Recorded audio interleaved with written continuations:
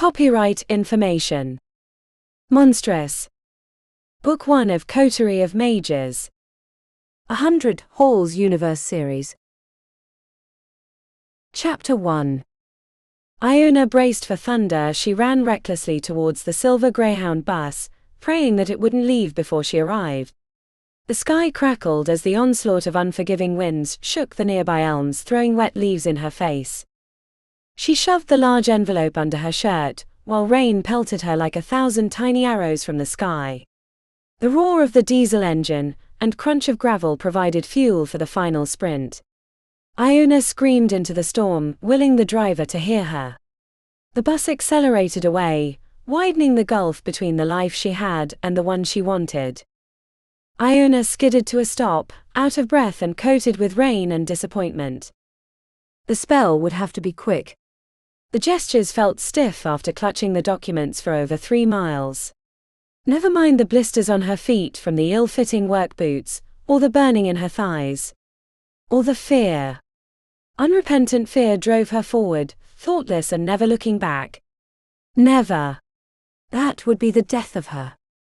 She made the gestures as she'd observed but rarely practiced except in darkness. She felt the icy chill at the base of her skull where phase, the raw stuff of magic, originated. Crimson sparks flew from her fingertips like cheap fireworks.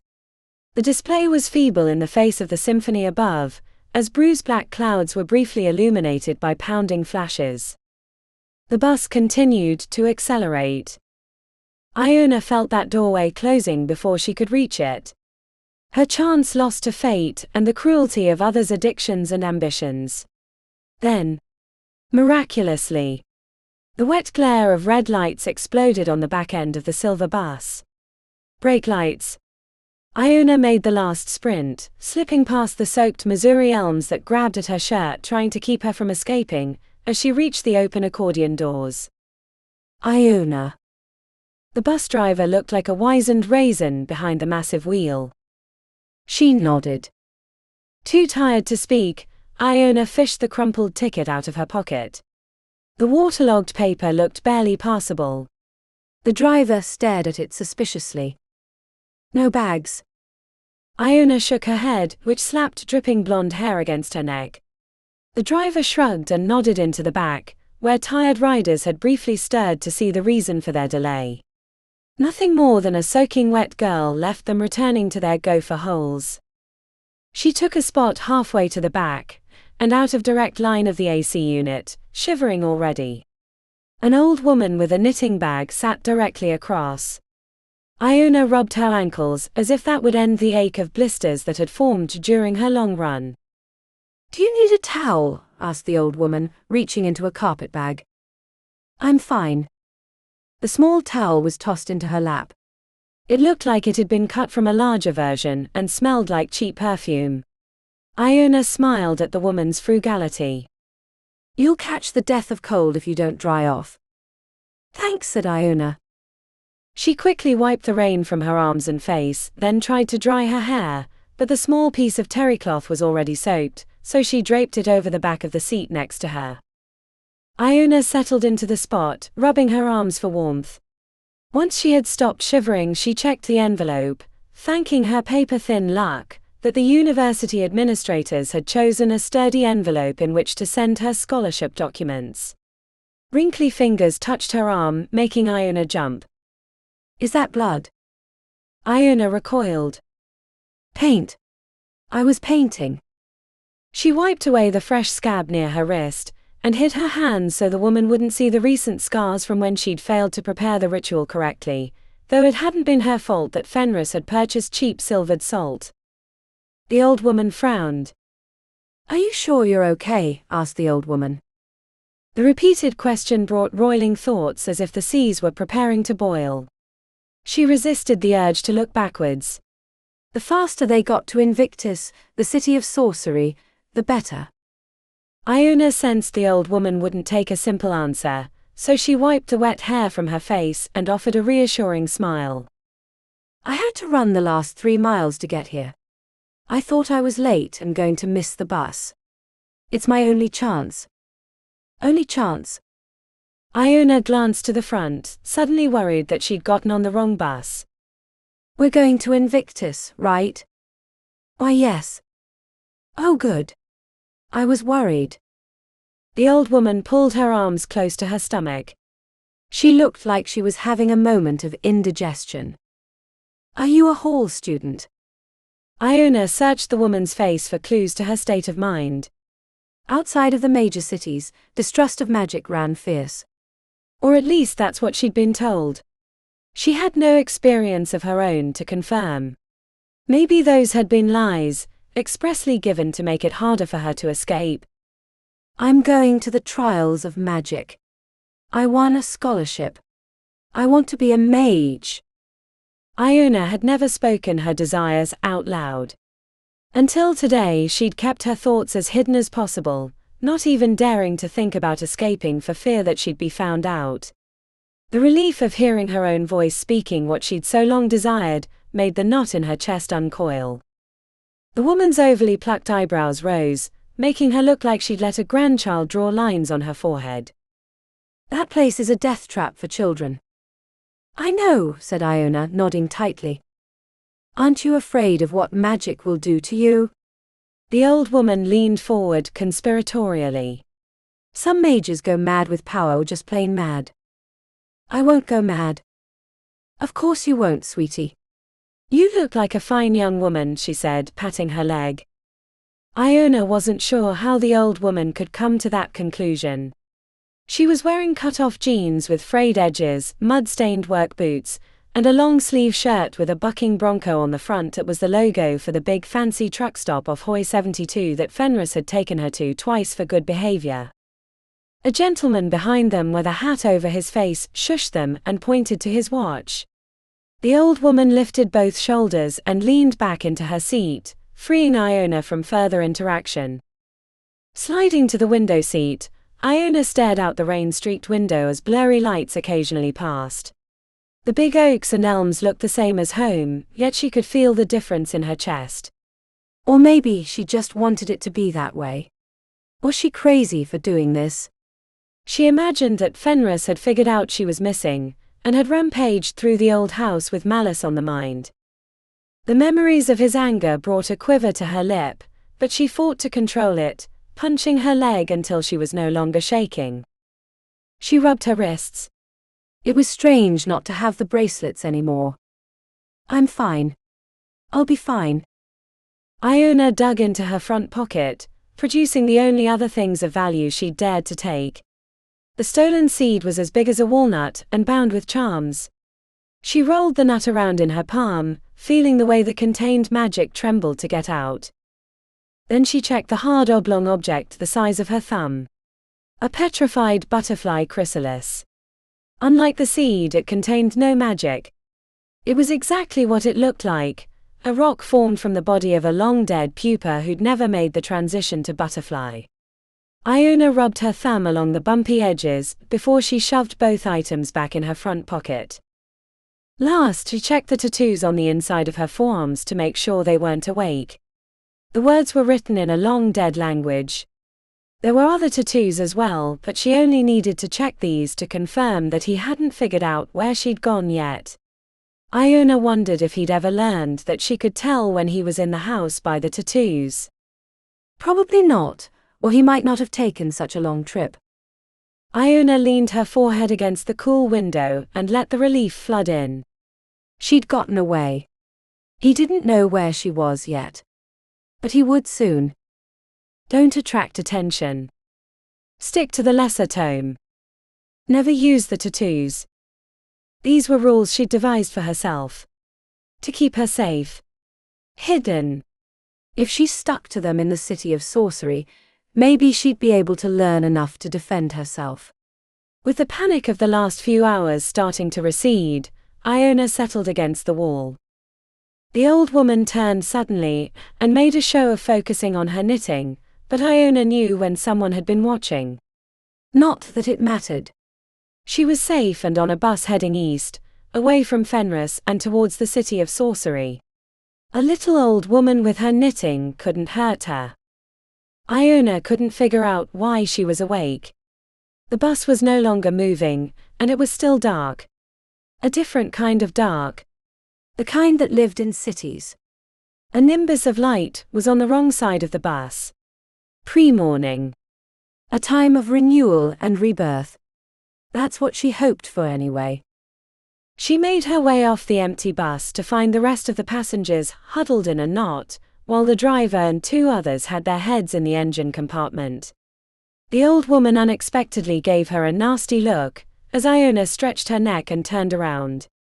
The sight made her stumble because she hadn't been expecting it. The spire. The enormous skyscraper touched the clouds. The impossibly lofty tower, twice as tall and nearly 3 times wider than the next largest, had caught the morning sun and was lit up like a candle at the very tip.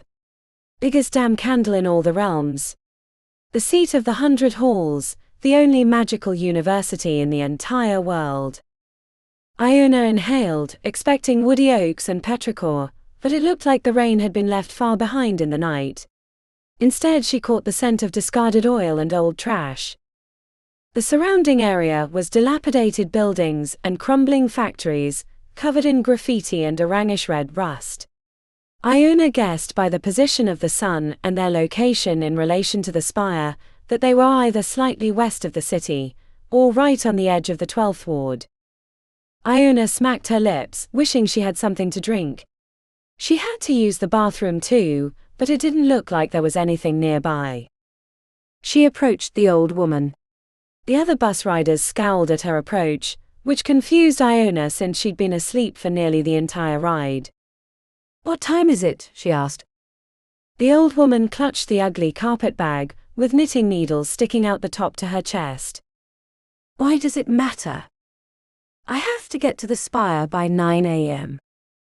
The old woman leaned forward, her grandmotherly expression twisted with anger until she looked like one of Fenris's drawings. "You did this. You ruined our trip with your sorcery." "What? Why would I do that? I need to get to the city, the same as you all. I saw those hex focuses in your pocket, and the tattoos." "You're not on the way to the trials, you're a beast who tricked their way onto the bus to ruin us." She made warding signs and spat on the ground.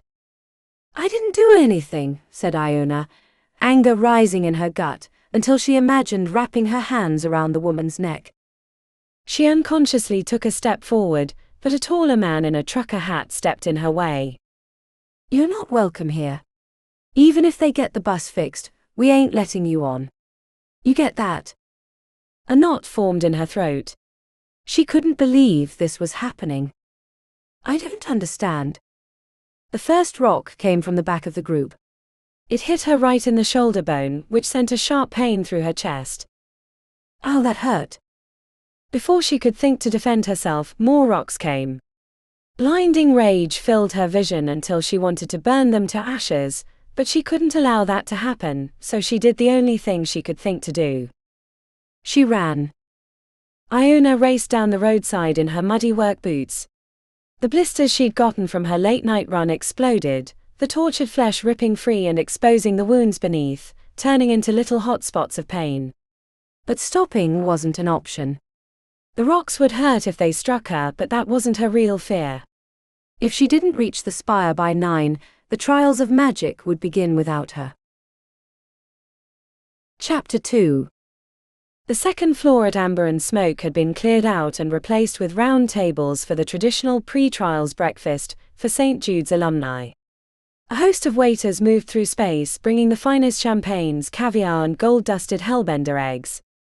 A string quartet played enchanting tunes for the small but elite crowd. Zuri hadn't wanted to attend, but she knew not showing up would make her look weak. She couldn't afford that. "Sorry, Mum and Dad couldn't make it," said Nandi as she sipped at the golden liquid, while silvery bangles collected around her wrist. "You know how it is. There's only a few months to enjoy the alpine sports in Icehold." Her sister's rich black skin glowed against her crimson top as she covertly reviewed the rest of the assembled. Probably to check if there was anyone more famous than her in attendance. The only one Zuri thought was remotely close was Justice Thornlock, but his shine had worn off decades ago. Zuri sipped her water and ignored the caviar on her plate. Her stomach wasn't quite up to eating, given she'd be entering the trials in a few hours. I wasn't expecting them, but I am glad you showed up. I know you're busy and all. Nandi gave an exaggerated eye roll. Busy? Hardly. The Foundation pays me an exorbitant amount of money, despite my expertise being practically null and void at this point. I thought a specialization in demonology would have set me up for life. Pity I didn't let them overrun the city, for my career's sake. You're not serious, are you? Don't be daft, sister. Of course not. There'd be no careers period if they'd won. A waiter opened one of the sliding doors for the private booths. Zuri spotted Blake sitting next to a gorgeous redhead as he laughed at some joke. She tried to look away, but he caught her staring and lifted his drink in her direction. What's wrong? Asked Nandi. Don't look. Damn it. Nandi turned back with a shrug as the sliding door closed. Is that? Yes. That was Blake. I see why you two were a thing at St. Jude's. He's quite the looker. He's a sociopath. I know, sister, said Nandi, reaching out and cupping her hand. If there was justice in the world, he'd be in prison right now. I hope he fails the trials, Zuri growled under her breath. You know that's not happening. The pass rate for St. Jude's students is what, 80 or 90%? And the ones that failed shouldn't have been there in the first place, trading on mummy and daddy's name and money. Though I still don't know why you specialized as you did. You know the saying, a good offense. That works great if you have a preset team already, but I had to go heavy ward. No one will even talk to me anymore. They think I sold them out when I testified against Blake.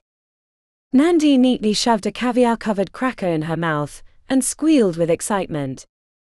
You know, I almost wish I could do it again. What?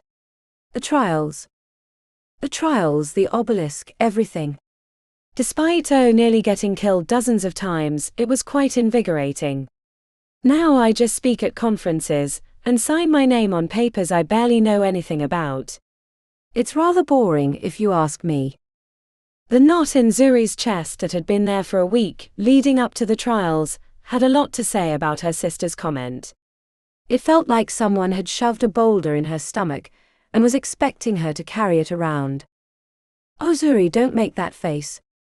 She leaned forward in a whisper.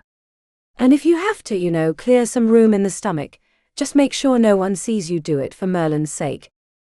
I wouldn't dare, said Zuri, then forced herself to take a drink of water. She couldn't wait for the trials to start. She'd spent her entire life preparing for this moment, and now it was almost upon her. I have to get in first time. Nandi raised an eyebrow. Maybe it would be good to fail. Then you wouldn't be in the same class as Blake. It wouldn't matter. He'd still come after me, even if I was in the next class. True. Any advice for when I'm in the obelisk? You know I'm forbidden to say anything. Those charms are pretty powerful. Then about the professors, said Zuri as she pushed her food around the plate, watching the little black eggs falling off the pristine cracker. Nandi raised an eyebrow. I don't see why. Oh, that's what it is. You need some distraction, sister. Nandi, please. Nandi sighed and took a long drink from her champagne flute. Let's see. There's Ilsa Kingsley, Enchantments and Wards, you'll love her. Everyone does, really. She's a doll. Then there's Professor Philip Sinclair, who was my mentor. My understanding is that he's acting patron since Malden is taking a long, well-earned vacation.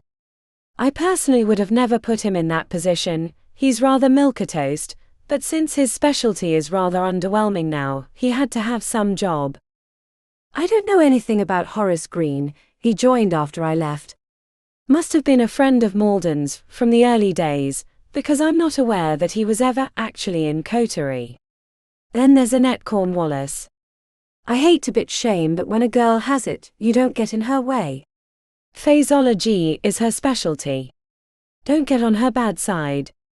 They say when she was a student, she personally killed nearly a fifth of her class.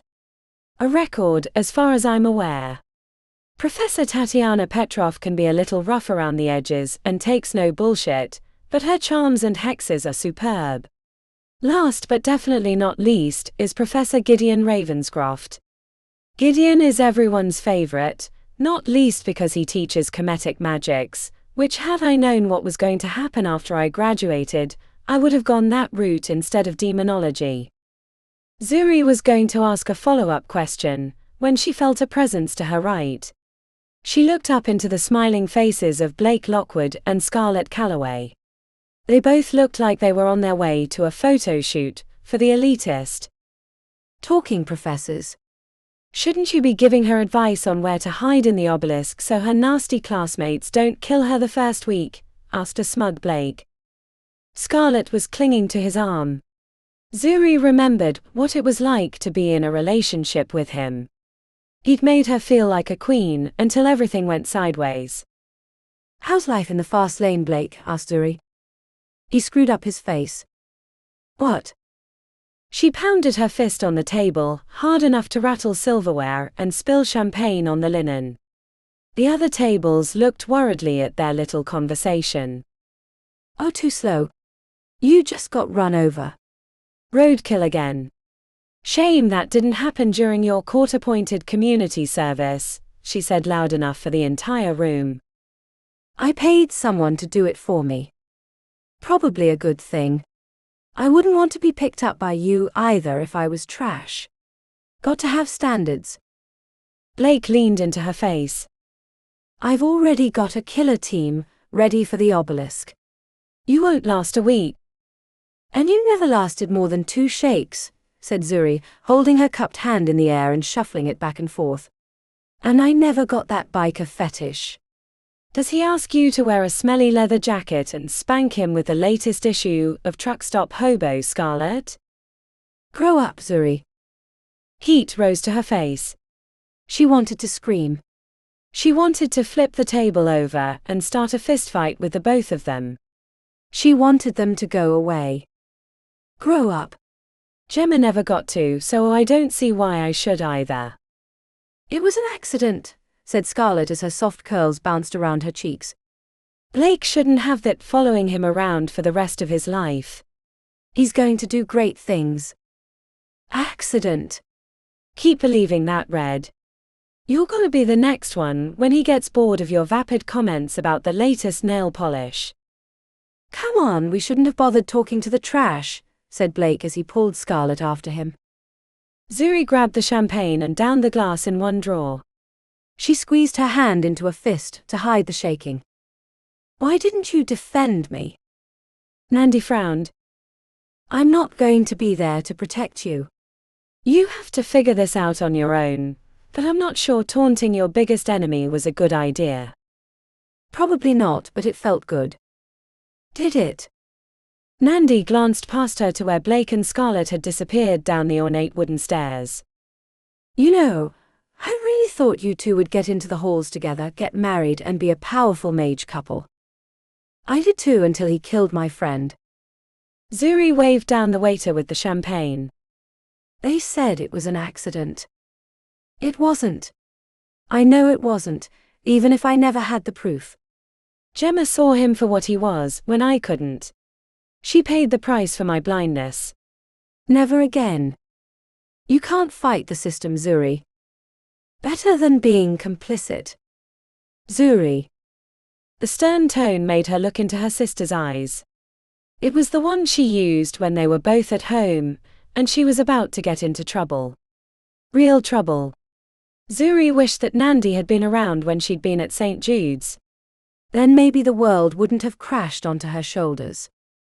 I need you to stop with this self-destructive behavior. Stop trying to get back at Blake, and focus on surviving at Coterie. You need allies and you need them fast. See if you can't find them at the trials. And kick ass. Everyone loves a winner. If you're top of the lists, then some of those other assholes will see past Blake's threats and team up with you. Zuri checked the time as she noticed other aspirants getting ready to leave. I should go. Nandi walked her to the street, where a black SUV was waiting to take her to the spire. Before she could say anything, Nandi pulled her into her arms and held her tight, which made the tension in her chest relax a hair. Focus on the trials. It's your best shot to get ahead of whatever Blake has planned for you. I will. Nandi kissed her on the cheek. And if that doesn't work, then you have to take someone down. Show the rest of your class you mean business. Nandi. I'm serious. I can't tell you much about the Obelisk, but I can tell you that it's a cutthroat business once you get in there. People turn into monsters in the Obelisk. Did you? Nandi looked her straight in the eyes. I did what I had to do. I'm not proud of it, but I survived. That's all that matters. And because of it, I was ready to face the real demons of this world. I don't want to be a monster. We're all monsters in the dark. Zuri climbed into the back of the black SUV. The driver pressed a button, closing the door behind her, and surged into traffic, heading towards the towering spire at the center of the City of Sorcery. Chapter 3. The city was so big. Iona felt like she'd been running for hours, and she was no closer to anything resembling civilization. She was still in the 12th ward, passing run-down buildings and graffiti-covered factories that looked like they hadn't been in service for 100 years. The spire was everything in her vision, but it grew no closer. She slowed to a stop and leaned on her knees, heaving with breath. She'd probably run more in the past 2 days than she had in her entire life. Thighs and lungs burned, but that wasn't the worst part. Her feet were on fire. But if she couldn't reach the spire in time, she'd be a sitting duck whenever Fenris found her. I'll walk a few minutes and then run again, she told herself when the agony grew to be too much. But she knew that was a lie. Every step felt like walking over hot coals. Iona couldn't imagine how many blisters she had on her feet. A rumble in her belly reminded her that she hadn't eaten since yesterday. She smacked her lips. Water would be good. Just a sip even. Iona was so focused on her thirst, she didn't see the men on the corner until she was almost upon them. A pea-green Chevy Phase rocket was parked on the sidewalk, still running with the radio on, while 4 guys covered in tattoos were smoking and watching her approach. "Hey sugar tits, did you get lost on your way to the hillbilly halfway house?" The smile was filled with gold-plated teeth. Iona felt like Little Red Riding Hood staring into the big bad wolf's toothy grin. Heart in her throat, she kept walking, hoping against hope that they would let her pass, but then they surged towards her like a pack of hyenas, cutting her off. "What are you supposed to be?" asked Goldteeth as he blocked her path. A part of her wanted to throw herself on their mercy, but she knew that would only encourage them. She reminded herself they were predators like Fenris. "On my way to the trials," she said with lifted chin. The immediate laughter nearly broke her. Goldteeth took a long drag from his cigarette as he turned towards the spire, which showed off the tattoo of a black widow on his neck. "The trials? You're going all the way there? I think that sounds like a load of bullshit." Someone grabbed her, so she spun around with a fist, but by the time she'd turned, another one of Goldteeth's gang squeezed her ass. Heat rose to her cheeks. She wanted to scream. She hadn't worked this hard to escape Fenris, only to get unlucky with her bus breaking down, and then getting caught by a bunch of street thugs. Iona wished she knew better spells and had been able to practice them. She'd be more likely to injure herself than hurt them. "Don't make me." "Don't make you what?" replied Goldteeth menacingly, as he flicked his cigarette into the street. He looked at her the way Fenris did when he was giving her instructions for a ritual. That long hard stare that said, "If you mess with me or screw anything up, I will make you pay now and forever." But she didn't have time to be meek and wait for a chance to escape. That time was now. She had to get to the spire. What's under her shirt? A hand grabbed for the bottom hem. At first she thought they were just trying to take her clothes off, until she remembered the manila envelope. Iona slapped the hand away. Don't you dare. Oh baby, I dare, said Goldteeth. Now, if you don't mind, I think you're either going to hand over everything you have that has any value, or you're going to come with us and we'll take it anyway. Why are you even giving her the option? Asked another thug. Shut up, said Goldteeth with his teeth bared. 4 of them. 1 of her. She wasn't going to get away without losing something. Iona eyed the rumbling car. Then she reached into her front pocket, digging out the seed. This is all I have worth anything to you. A walnut. You are batshit, asked one of the thugs. It's got weird writing on it, said another. Goldteeth leaned in close, examining the seed. I don't get it. Iona held her palm flat, letting him get a closer look. You will soon. She slammed the seed onto the ground as she shouted the command word. The explosion of smoke and light had the thugs throwing their arms up. Iona tried to break free of their circle, but someone grabbed her arm. She clawed at his face. What in the? Asked Goldteeth. Emerging from the smoke was a lanky creature with deep inset eyes and 2 long arms that ended in talons. Iona was a little stunned herself. She hadn't known what was in the seed, only that it potentially could help her against Fenris, should it come to that. A sharp hook went right into the guy holding her arm. He screamed and she ran straight to the car. Goldteeth was pulling out a handgun as she threw herself into the front seat, sliding across until she was behind the wheel. Bang! Bang! Bang! Iona ignored the screams as she frantically searched for the gear shifter. She'd never driven a car before. Everything she knew about them came from a handful of videos she'd watched out of curiosity. A glance over was horrifying, and a little exciting, as she saw Goldteeth being lifted up by a talon in his chest. He dropped the gun and the other thugs were fleeing. The lanky nightmare creature looked directly at Iona. It felt like it could see into her soul, but she stared right back at it. After all, it had become her unexpected ally. She should thank it for saving her. She found the shifter and threw it forward, pounding her foot on the gas. The acceleration was startling. The car fishtailed into a street lamp, before she managed to get control of the wheel and slide into the road. Iona checked the rearview mirror to see Goldteeth getting thrown onto the sidewalk, and the creature from the seed loping after the others. The thrill at seeing their demise lasted until she realized what had happened, and she pushed those thoughts down. Deep. That wasn't her. Couldn't be her. Then she saw the time. It was well after 8 o'clock. She had less than an hour to reach the spire and get into the trials. Despite her fear, Iona punched the gas pedal, accelerating down the street at frightening speeds.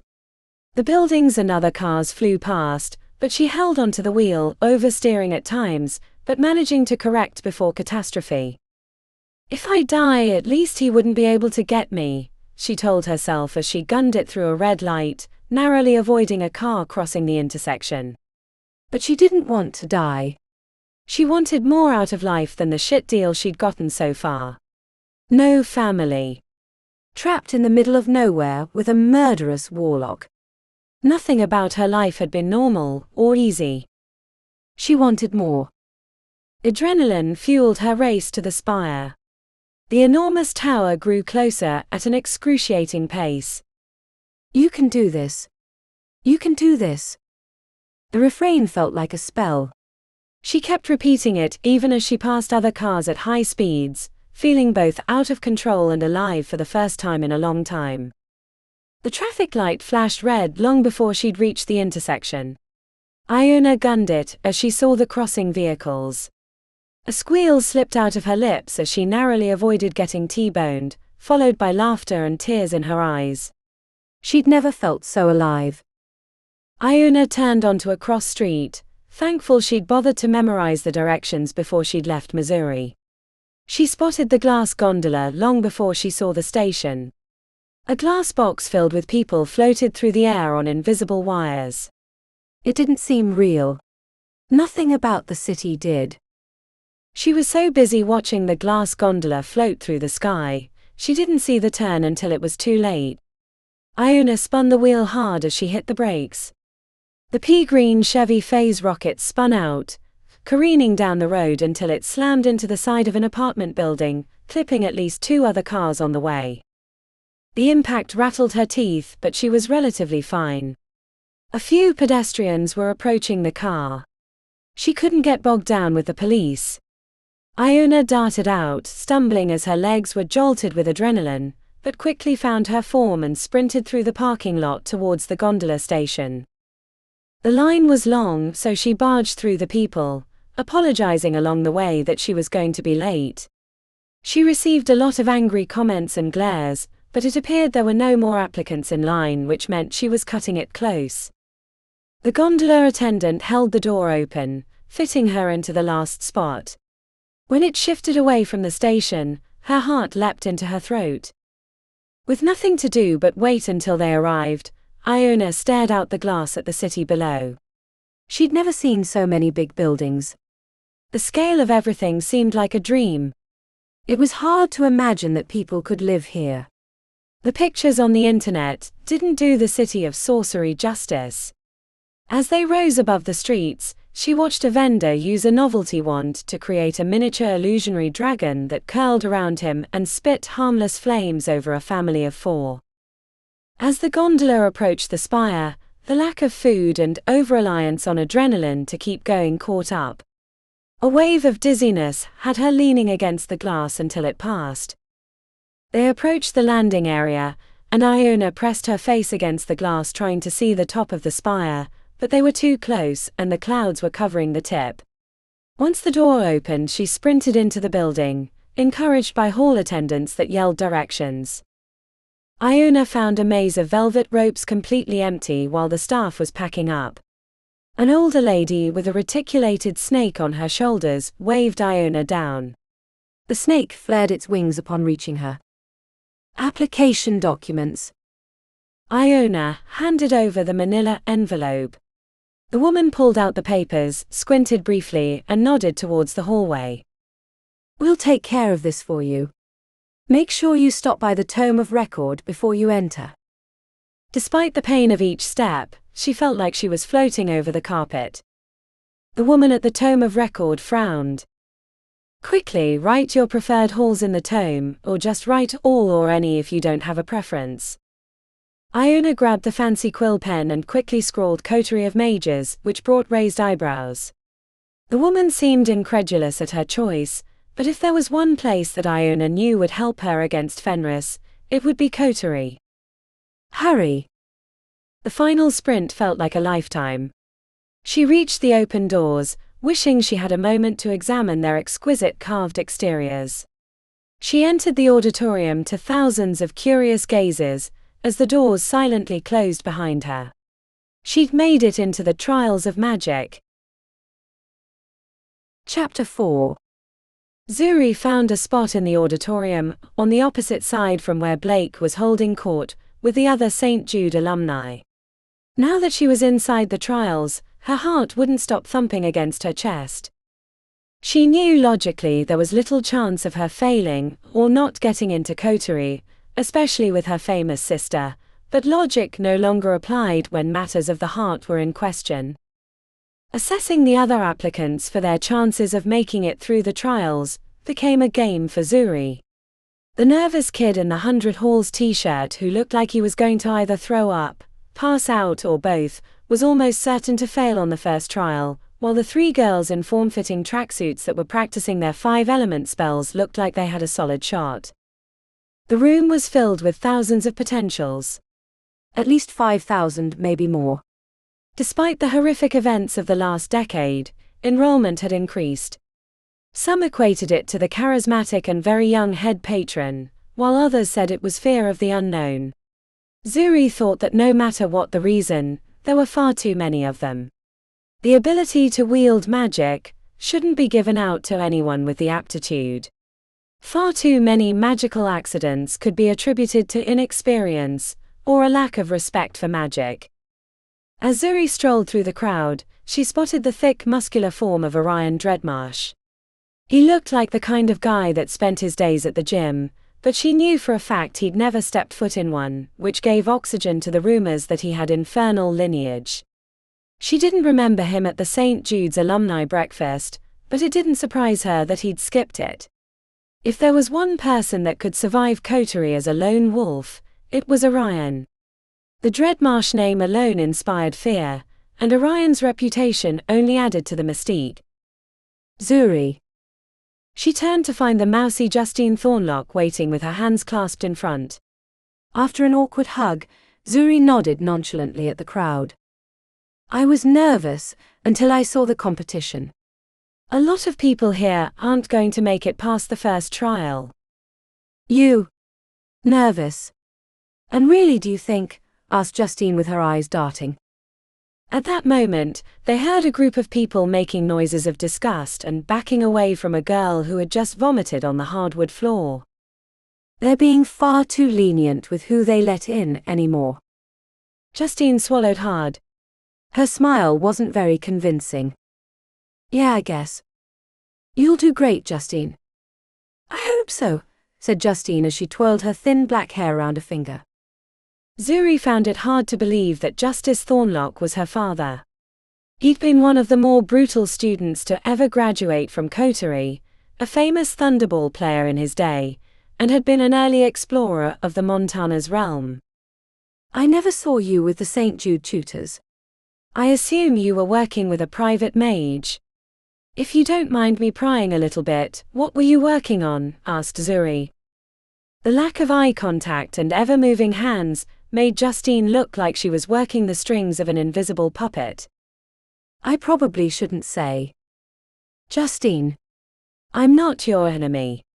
In fact, I'd love to work with you once we get into the Obelisk, said Zuri in her sweetest tone and offering the most welcoming smile she could muster.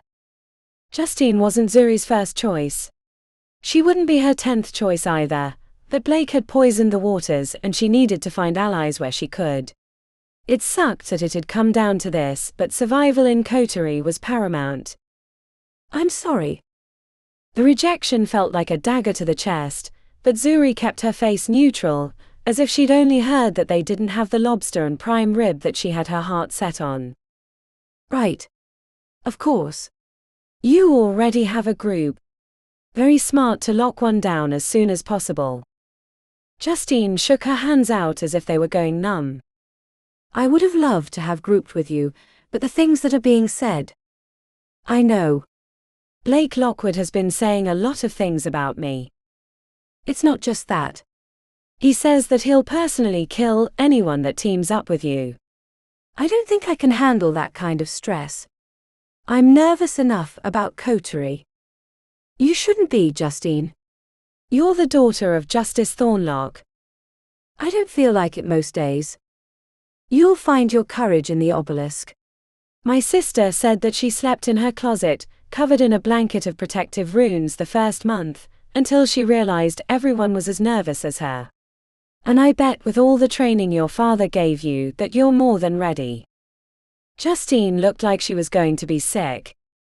He trained you right? Asked Zuri. Not exactly. It's not that he didn't want to, but our sessions were always a disaster. One time we were working in the backyard, and I flubbed a hex which blew the back wall off the servant's cottage. It didn't matter how much he worked with me. I just couldn't do what he wanted me to do. Then what did you train? I'm not trying to get an advantage over you. I specialized in wards. If that makes you feel better. Justine shoved her fidgeting hands into the pockets of her stylish blazer with a St. Jude's crest on the front. I probably shouldn't say. Justine. I know we haven't been close friends, but we've been friends. I'm going into Coterie to survive. I'm not like those other assholes, and you know it. A flash of pain crossed Justine's soft blue eyes. I know, Zuri. You stood up for Gemma when no one else did. I wanted. The girl's head snapped around as if she'd been spotted by a predator. I should go. I shouldn't have stopped to talk to you. Zuri had forgotten that Gemma and Justine had been best friends when they were in grade school, but had a falling out over something her father had said. Gemma had never been one to keep her mouth shut when it came to things she disagreed with. The night she died, she and Blake had been screaming at each other. Across the auditorium she spied Blake, with a circle of adoring sycophants, laughing at his every word. They didn't love him. They were afraid of him. She didn't know why she never saw that before. Gemma had tried to warn her that he was a sociopath, but she didn't see it until it was too late. Until Gemma was dead. Snatches of that night flickered through her mind, making her turn away as not to relive it again. Zuri squeezed her hands into fists. I'm sorry, Gemma. I should have listened. A trickle of laughter started at the entrance side of the auditorium, and quickly gained speed until the entire auditorium of applicants was chuckling, or at the very least, smiling with disdain. Zuri turned to find a curious sight standing right inside the doors as they closed. At first, Zuri couldn't believe what she was seeing. The pale blonde girl was wearing cut-off jeans, a truck-stop t-shirt, and muddy oversized work boots. She looked like she'd stepped out of a stereotype. I think we know who'll be the first to get knocked out, said a guy from somewhere behind, eliciting more laughter. Zuri studied the blonde newcomer. There was something odd and contradictory about her, and it wasn't just the tattoos peeking from her sleeves. That poor girl isn't going to last a minute. She had no more time to consider the newcomer, when the crowd started whooping and hollering at the appearance of the professor, who would be leading their trials. The gentleman in rune-lined robes wasn't visible until he stepped onto the dais, and then Zuri immediately recognized him. Gideon Ravenscroft. He was as handsome as Nandi had described, with thick dark hair and a mischievous twinkle to his brown eyes. The cheering trickled to silence when he raised his hand from the center of the dais. Congratulations. You made it. I'm Professor Gideon Ravenscroft from Coterie of Mages, and it is my great honor to be here with you on this auspicious day, the first day of the trials of magic. The crowd applauded his enthusiasm. Zuri added her own as she let a smile rest on her lips. She knew he was charismatic, but seeing him in action was a revelation. I know many of you are nervous. It's natural. I won't lie to you, the trials are difficult. Deadly even. But being a mage is much worse. That's why we put you through such challenging events. To test your resolve and cunning when it comes to the world of magic. But I don't want to stand up here and scare you. I want to applaud you. Celebrate you even. Professor Ravenscroft clapped his hands at the crowd as he spun in a slow circle. The crowd joined him until it was thunderous. To even be here this day is a triumph. Know that there are tens of thousands of other potentials who never dare to join the trials. You are an elite few. Be proud of that. And for those of you that are here for the first time, know that most do not pass, but the experience will give you the knowledge you need to come back next year and be successful in your trials. As for the trials themselves, I'm sure you all know what to expect. And if you don't, then I think I'll be seeing you again next year, he said, adding a playful wink. The crowd laughed at his easygoing banter. 3 trials. He held 3 fingers aloft. The first is a solo trial, pitting your fledgling magic and creativity against a challenging environment. The second is the partner round against an upperclassman. The third, well, this is where it all comes down. The group round.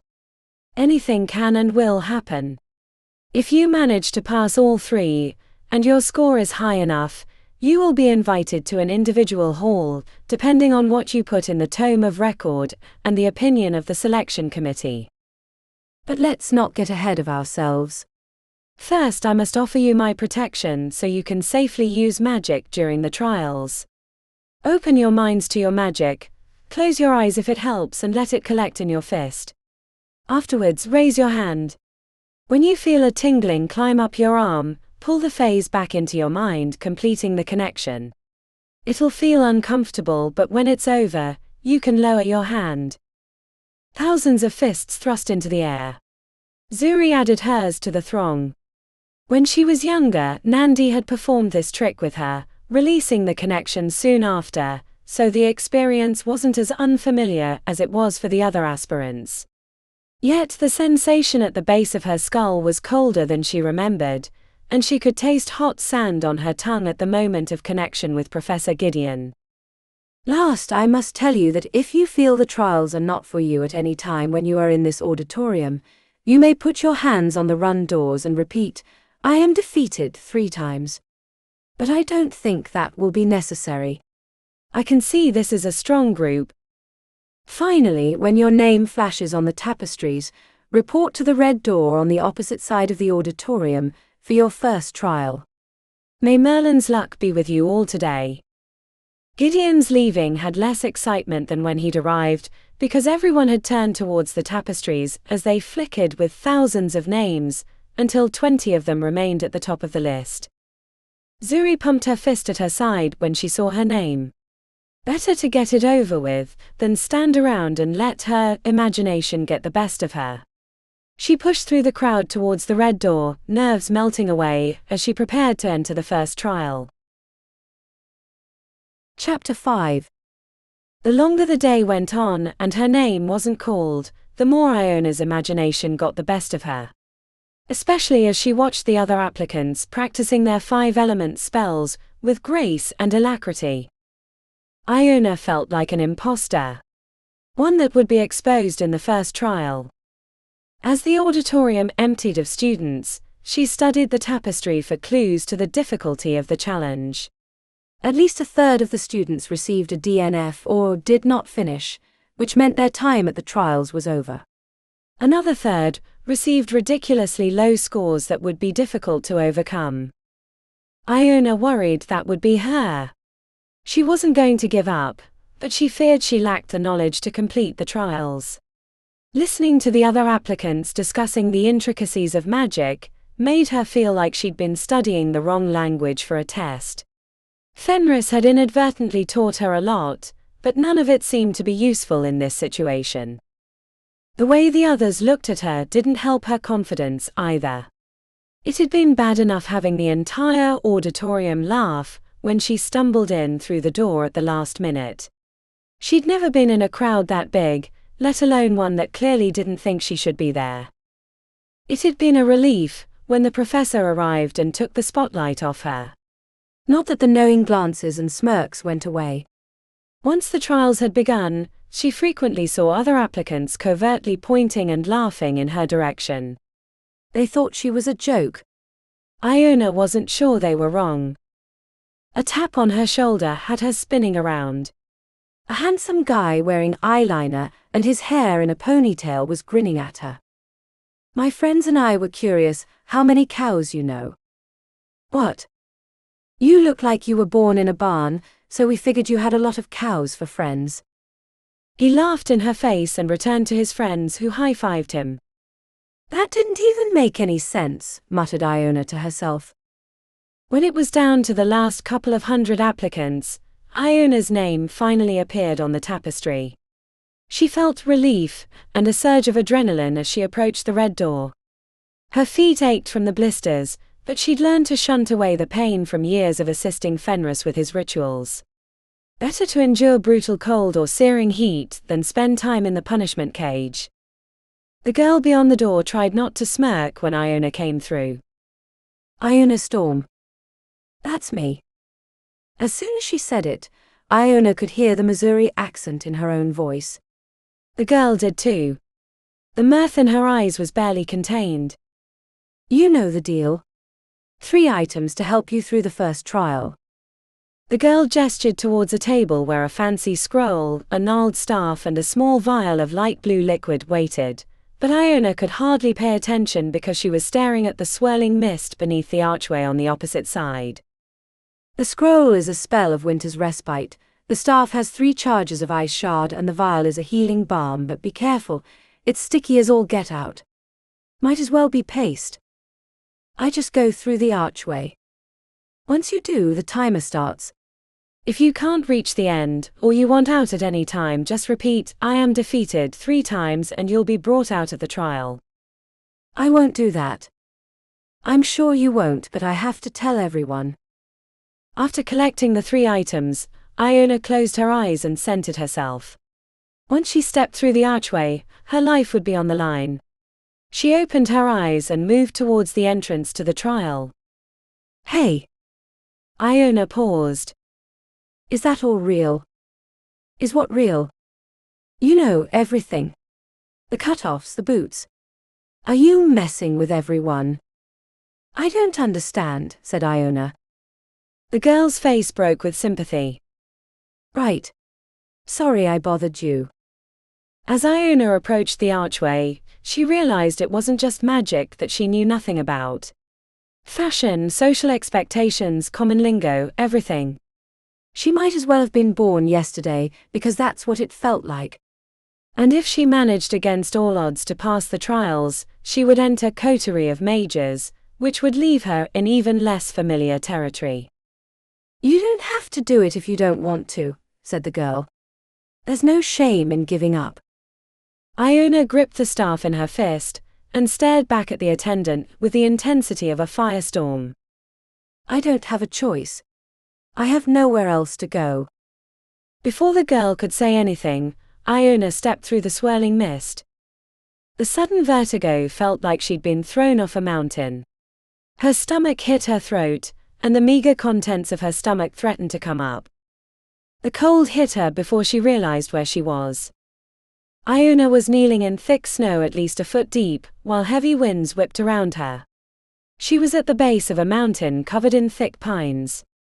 Already she was shivering from the chill, and wrapped her arms around her midsection for warmth. Maybe this was a mistake. Iona unrolled the parchment, only to find a spell with instructions she didn't understand. Figures. The tomes Fenris had were ancient, with languages and instructions that made little sense compared to modern conventions. But it was all she knew. The spell was clearly meant to protect her from the weather, but she'd never be able to cast it. A path headed out of the snowy clearing. Iona followed it until she came to a wide area with paths leading in 3 different directions. An icy blue humanoid in a black formal jacket and a top hat was waiting for her. "Jokal Boar at your service," said the figure as he tipped his hat. What are you? Asked Iona as her lower lip quivered. Your guide to the first trial. As you can see, there are 3 paths to the summit, which is your goal. To the left you'll find challenges befitting a scholar, to the right is best if you're clever with your spells, while the center is a good scrap. Iona tipped her head back to examine the summit. It was a long way up. The peak was lit up by the sun, even as she was in the middle of a brisk winter storm. What are those wires? She asked, pointing to the twin parallel lines that went from a location straight ahead to nearly the top of the mountain. You'll have to see for yourself, but each path provides a faster way to ascend if you can survive the challenge. Thanks, said Iona, trudging through the snow.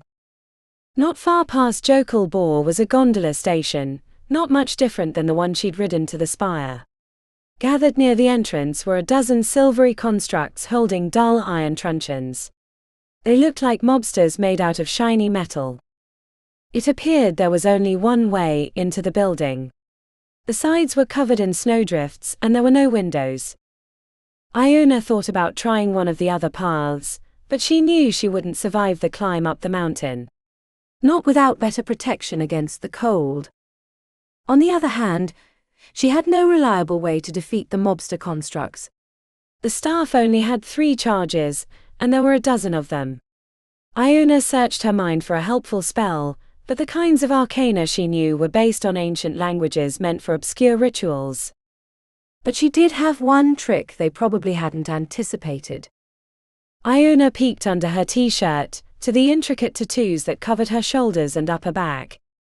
Fenris had given them to her less than 6 months ago, and she'd only gotten to use them a few times under his supervision. Much like the connection ceremony with Professor Ravenscroft, she closed her eyes and reached for the magic at the base of her skull. But instead of directing it into her fist, she diverted it into the tattoos, letting the phase charge up like a human battery. Don't use the tattoos.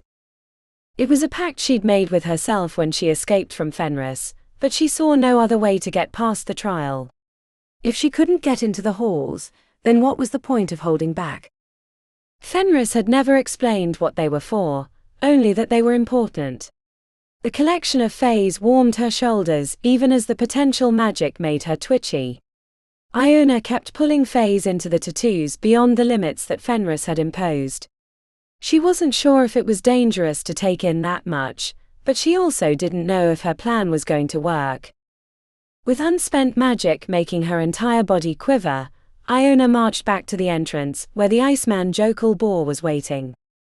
The paths are the other way, he told her. I know. Jokal's eyes widened as he stepped back.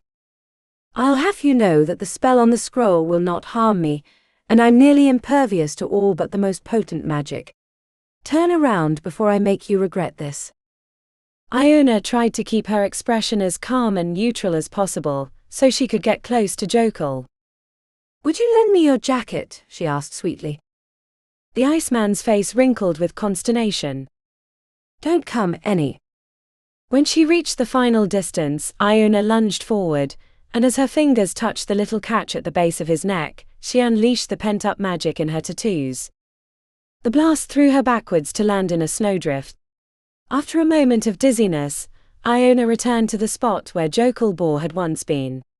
She found a mostly intact jacket and a top hat with the lid popped, but nothing else. The strange satisfaction at his total annihilation was mixed with the worry that it was a trap she couldn't afford to step into, so she pushed those feelings away and focused on survival.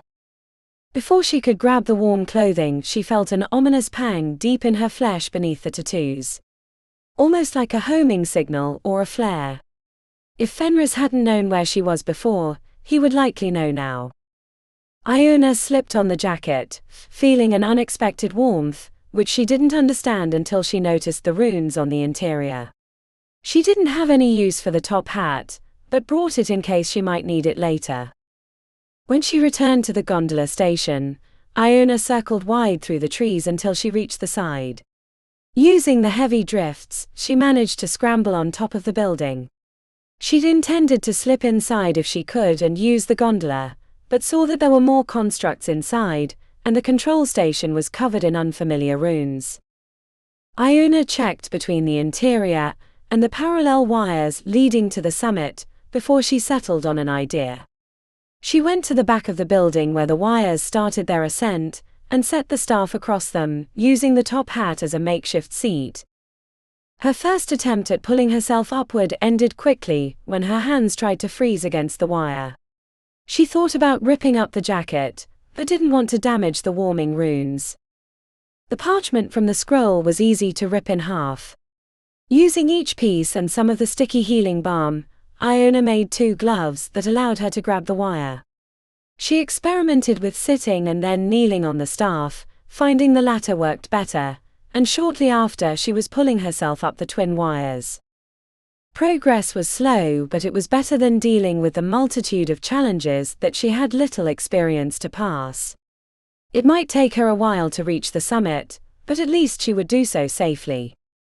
Iona was about 100 meters from the station when her hands wouldn't unclench.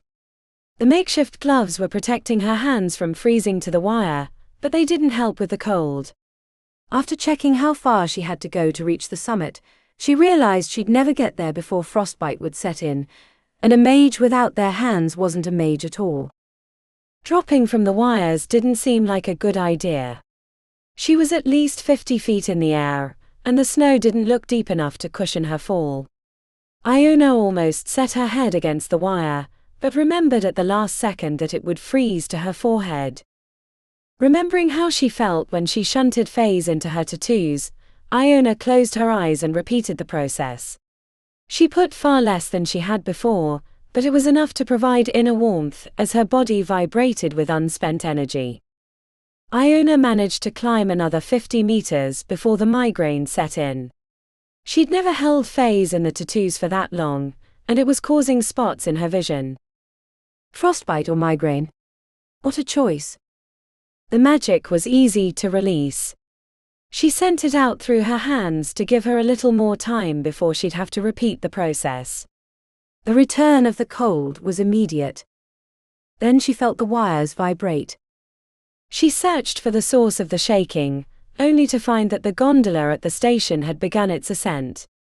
She'd somehow woken the machine with the magic she'd loosed. The gondola was ascending fast. The thought of jumping from the wires was ludicrous even as she contemplated it. She looked for a tree she could land in, but the space beneath the wires had been cleared for the passage of the gondola. Iona prepared herself for impact, bending her knees slightly, balancing on the staff and keeping her body loose. The gondola hit the bottom of her boots, like a slow-moving car. The impact threw her up the wire, only to be hit again as the gondola caught up. After a few unstable bounces in which she nearly toppled from the wires, Iona managed to get her feet against the car, which propelled her upward at a good speed. As she flew up the slope, she saw other obstacles that she would have had to pass had she climbed the mountain on foot. Strange creatures made of thick fur with long arms claimed one area, while pale wasps that shot ice from their stingers patrolled another. When the gondola neared the final station, Iona realized that if she didn't get down, the car would crush her. With no other way to get off, Iona pulled the staff off the wires, bouncing off the front of the gondola, and careened through the air to land in a thick snowdrift. Snow went everywhere. In her boots, under her cut-off jeans, in her mouth. She climbed out of the drift without the staff or the vial, clutching her arms around her chest for warmth as her lower lip shook.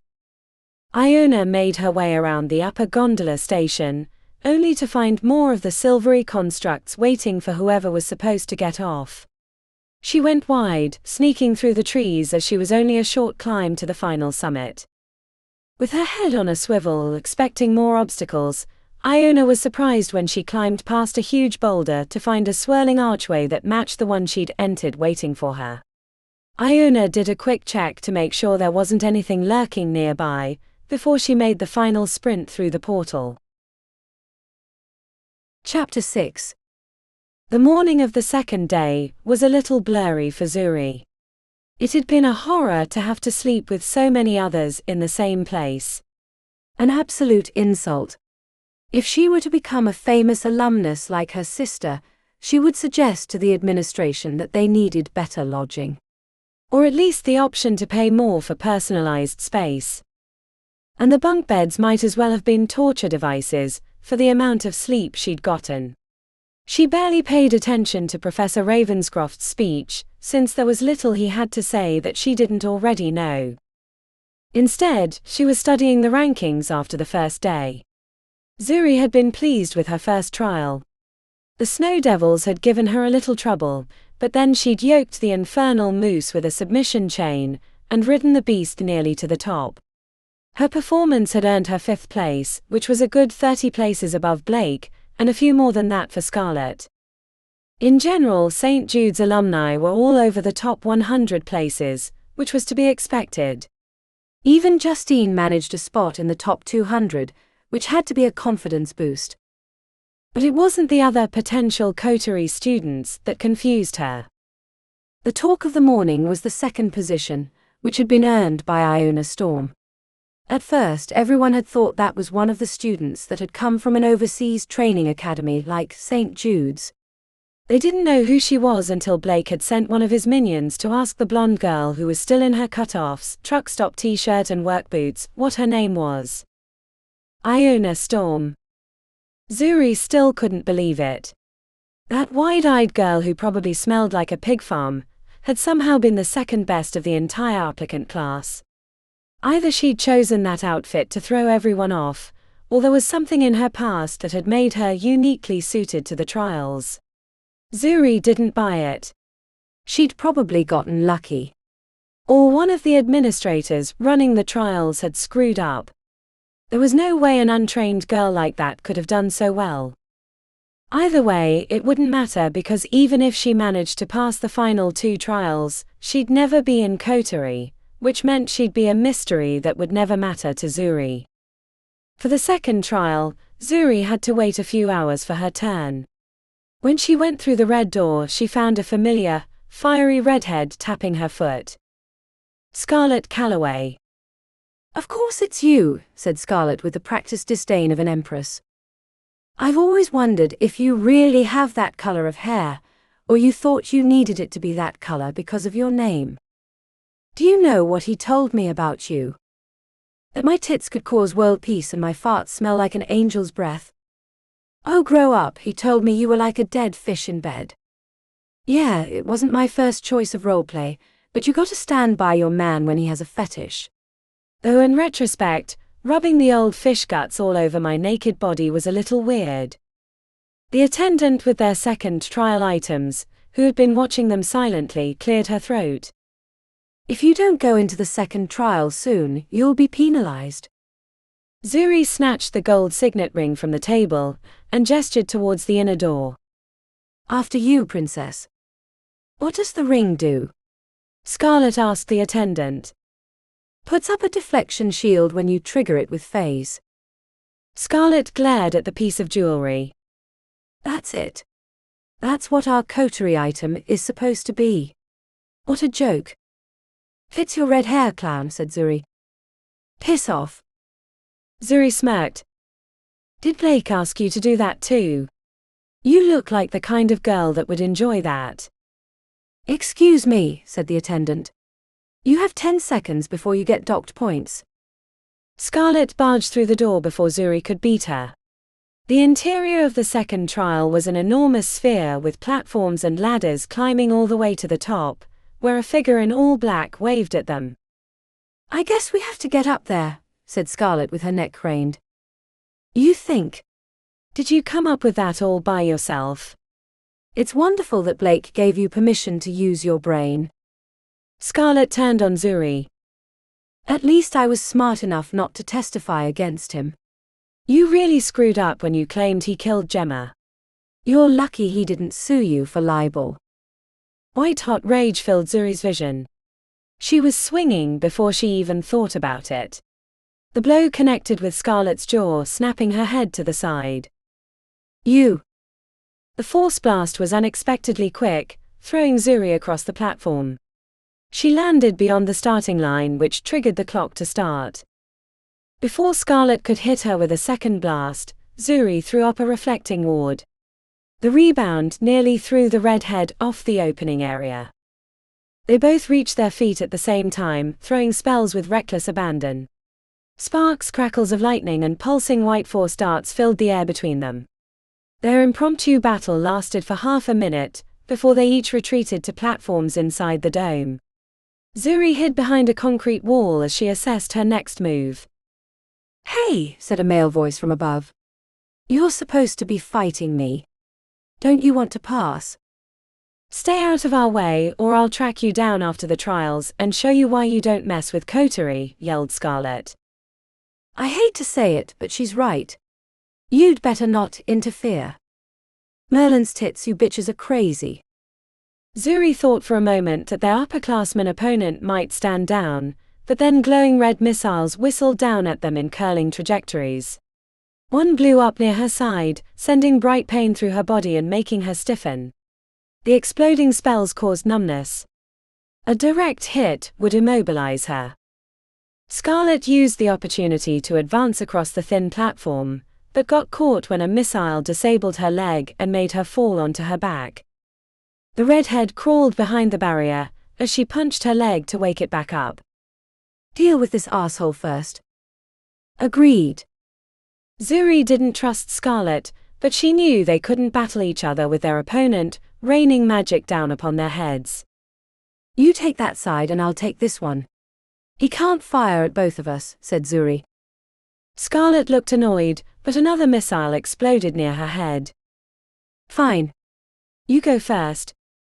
Using the golden signet ring, Zuri made a force barrier that hovered a few feet from her hand. She burst out from behind her hiding spot, rushing towards the ramp that led to the next level while missiles bounced off her shield. When she reached the next level, Zuri hid behind a short wall and sent covering fire at the upperclassmen while Scarlet ascended.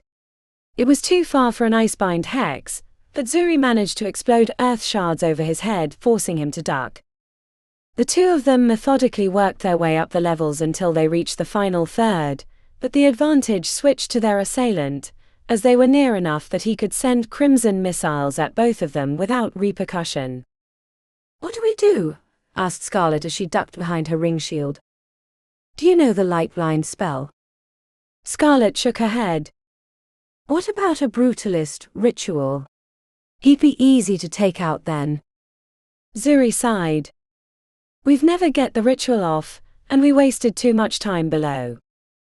"And you wonder why no one wants to work with you," said Scarlet. For the first time the quip stung. While Blake had poisoned the waters with potential allies for Coterie, it wasn't lost on her that except for Gemma she'd struggled to find friends. It was why she'd refused to let what Blake did to her pass unchallenged, because Gemma had been the one person who'd seen who she really was beneath the reputation. Being in an elite prep school hadn't been the party she'd thought it would be, as she listened to Nandy's stories growing up. Instead, it had been a constant battle of social expectations, with whispers and rumors foreshadowing the magic that they'd later use to undermine each other.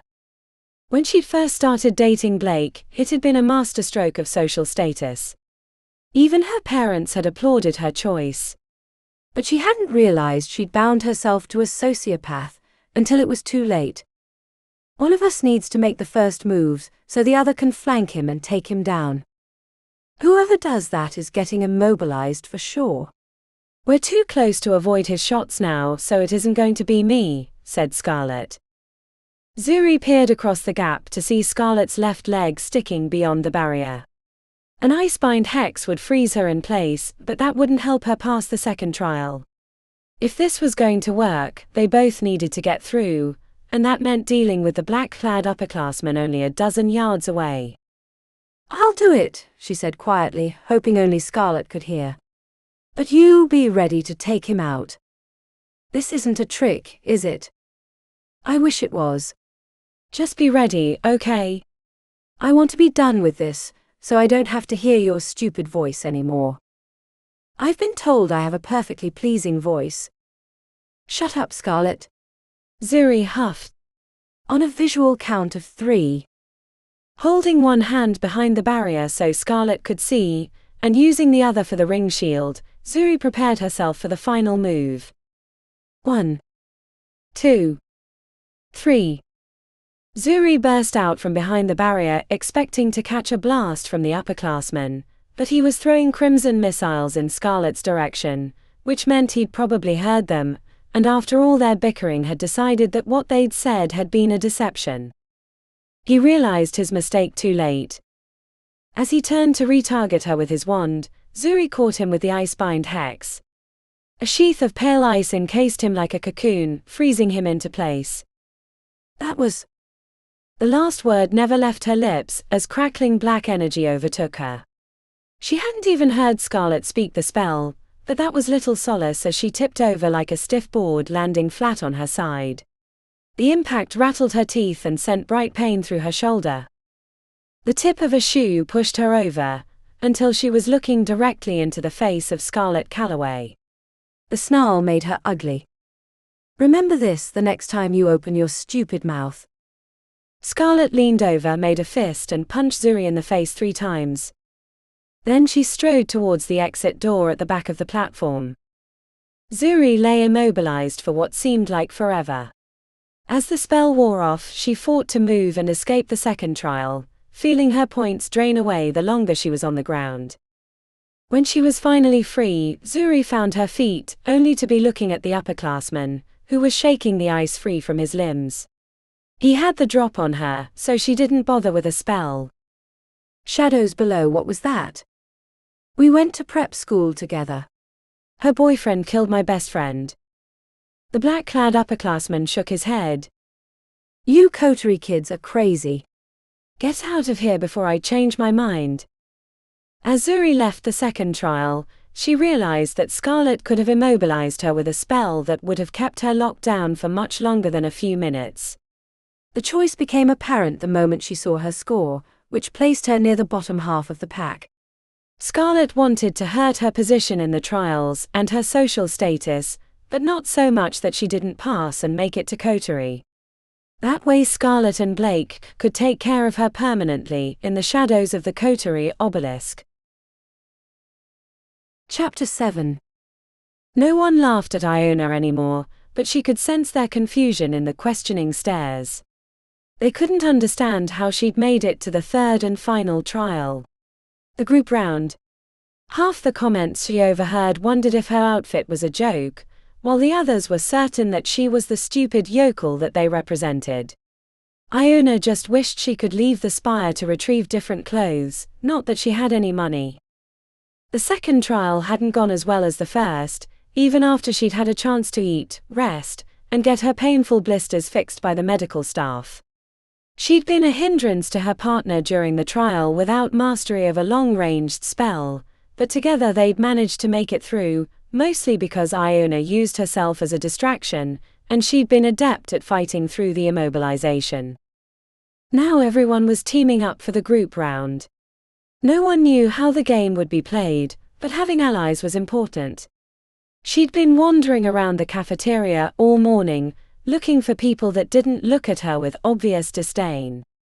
"Hey Barry," she said when she found her second trial partner with a group in a side room. She hated the way she could hear her accent, and the way they reacted with not very covert smirks. "Iona, hey." The flat tone made her stomach do backflips. "I was wondering if—" "I'm sorry, Iona. Our group is full. We don't want to make it too big in case there are limitations. You never know what to expect." "Right, yeah. That makes sense. Sorry to bother you." As Iona walked away, she could hear Barry's voice catch up to her. "Couldn't even make a simple force blast or wind dart." Iona continued making the rounds, peeking into side rooms and corners, looking for allies, but she was continually turned down. Some didn't even let her speak.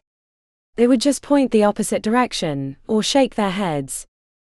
She found an empty spot near the pastry table, and picked at a chocolate croissant. At another time she would have devoured it whole, and gone back for more. She'd never had anything that tasted so divine.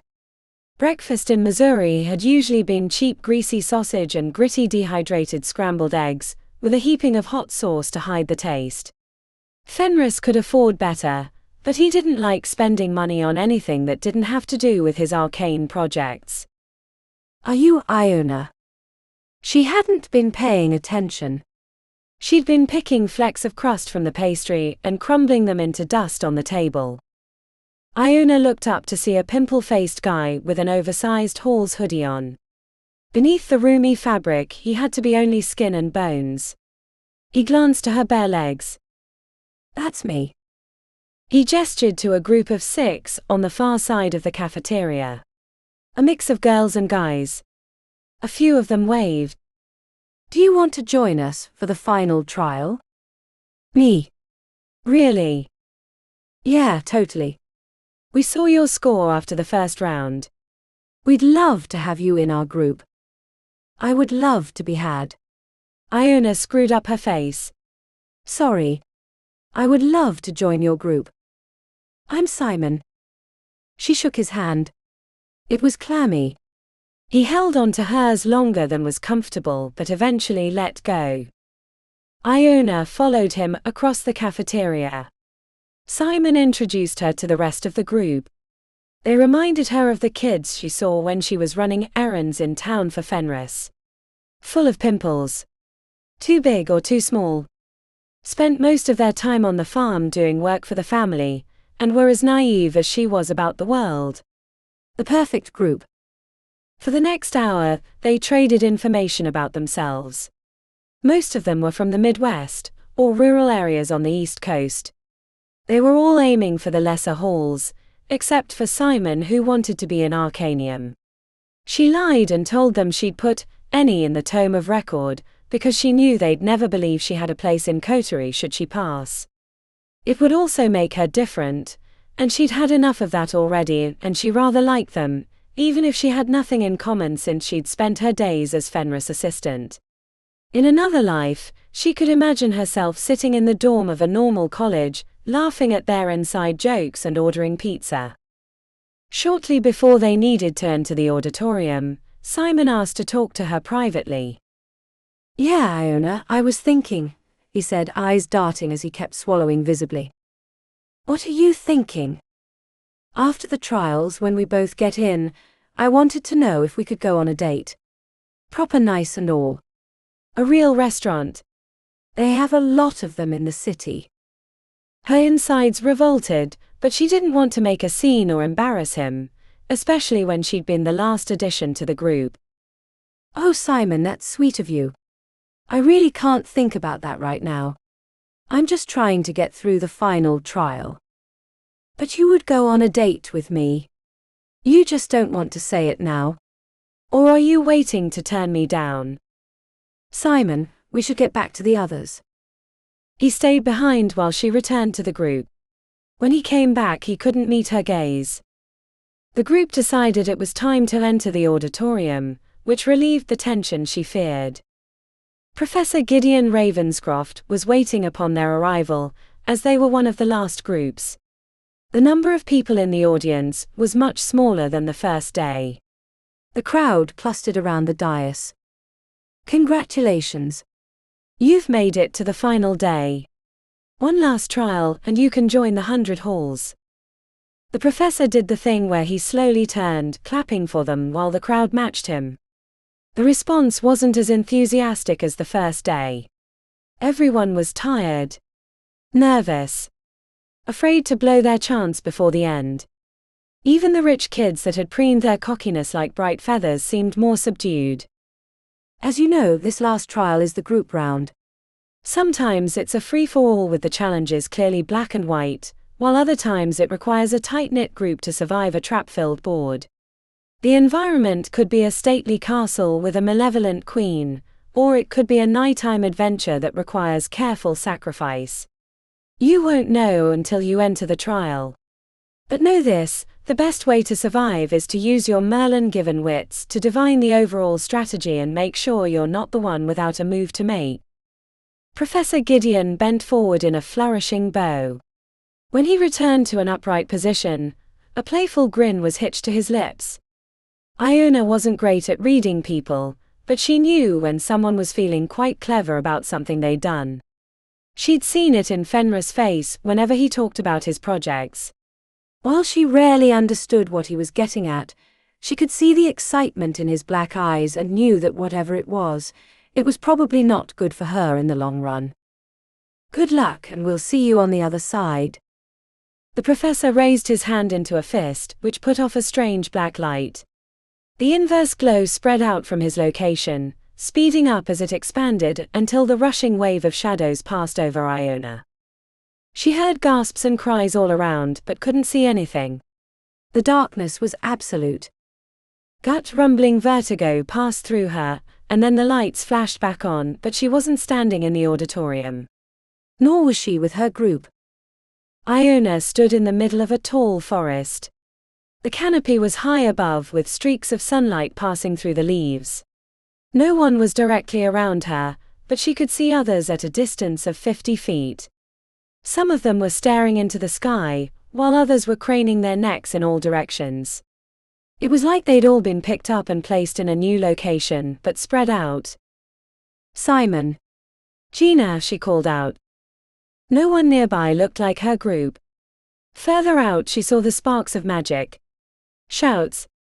The arcane displays had everyone within range, looking at each other like potential enemies. The good feeling she'd had coming into the third trial evaporated in the face of uncertainty. No explanation had been given. No rules or guidelines. Iona felt like they'd been left in the dark on purpose. "Hey," she said to the girl that was closest. She was short with black hair and a button nose. Eyes darted in all directions at her approach. "Do you want?" The words were half out her mouth when the girl started making complex gestures and mumbling under her breath. Iona knew when it was time to flee. She ran the other way, throwing herself around a tree trunk the moment the spell completed. A swirling black and green mist slammed into the tree, turning the bark to dust. Iona turned around in time to see a guy with lustrous black skin wearing a cut-off camo shirt, preparing to fire a spell at her defenseless back. She threw herself to the side as condensed white slices of air spun through the air, sending leaves from the undergrowth in all directions. Before either of her assailants could close the distance, she sprinted perpendicularly, racing forward with her head down. A swirl of black and green energy slammed into a trunk to her right, but then her pursuers quickly turned on each other. What is going on? Did I miss something? Iona crept from trunk to trunk, keeping an eye out for others. A squeak slipped out her lips when she came around a cluster of dense trees to find a small group talking amongst themselves. Simon. Hey. Thank Merlin I found you all. The group of 6 that she'd just spent the last hour before the trial with, laughing about the challenges so far and making vague plans for the third one, stared back as if they'd never invited her into the group. I'm sorry, Iona. You never really gelled with the team, said Simon. If this is about the date. She ran before she finished her sentence. The hardening glares were proof enough, she was no longer welcome. The crunch of leaves confirmed their pursuit as elemental magics exploded around her head, but she kept using the frequent trees to confuse and block their spells. Within the first 100 feet, she knew it was only a matter of time before they tracked her down and eliminated her from the game. At least half of them were faster than she was, and the heavy work boots were only slowing her down. Iona regretted that she knew such little magic, that she couldn't take one of them with her. Iona was so focused on escape and dodging their spells, she didn't realize where she was going until she burst into a clearing filled with high grass, where another group was quietly discussing their plans near a small lily-covered pond. Their surprise quickly turned to gestures and incantations. She was dead in their sights until the rest of her former group burst into the open area, which turned the hunt into open combat. As magic rained around her head, exploding rocks, swirling winds and bursts of flame followed by screams, Iona threw herself into the high grass, crawling furiously to escape the mayhem. Iona kept crawling until the sounds of battle were distant. She found a wide trunk and placed her back against it, relishing the moment to catch her breath, examining her scratched up and dirty palms as her limbs trembled from the hurried flight. Eventually, the sound of her own breathing wasn't the only thing she could hear. The forest sounded like a battleground or a fireworks display. Then a heavy rumble shook the earth, and Iona feared she was going to be swallowed whole. She peered into the distance towards the epicenter of the noise, but the forest was too thick. Eventually the rumbling stopped, but she had the impression that something bad had happened. Without a clear idea of what to do next, she thought back to Professor Gideon's speech. He'd said the best way to survive was to understand the overall strategy. Right now the only thing she understood was that everyone had gone mad. She cursed herself for ever trusting Simon. He'd probably convinced the rest of the group to invite her, because he wanted to ask her out. That was all he saw her as. A pretty face without friends. Pray. She should have known the moment he had sought her out that he didn't have the best of intentions. But she'd been so happy to have a group, that she didn't question it. Never again. The best way not to get used was to make sure you were the one doing the asking. If it wasn't on her terms, she had no interest. It was the best way to survive. She should have known that from Fenris. He hadn't taken her as an assistant out of the goodness of his heart. He had a plan for her, one that wasn't going to end well. That much she was certain. Screw Fenris. Screw Simon. And screw everyone else. Anger-fueled thoughts filled her mind with rage.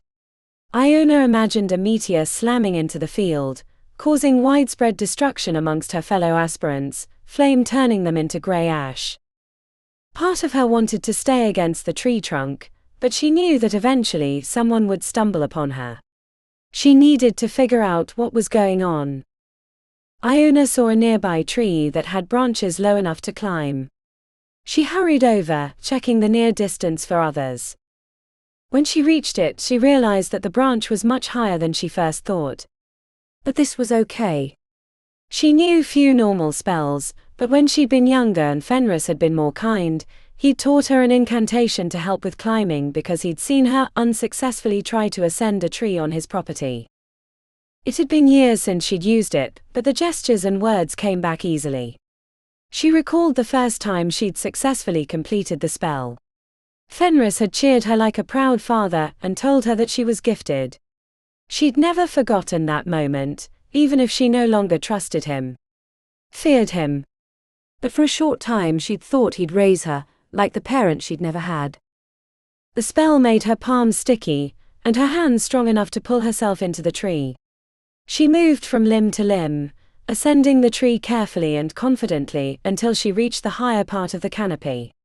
When she finally stopped and looked down, she was at least 100 feet above the forest floor.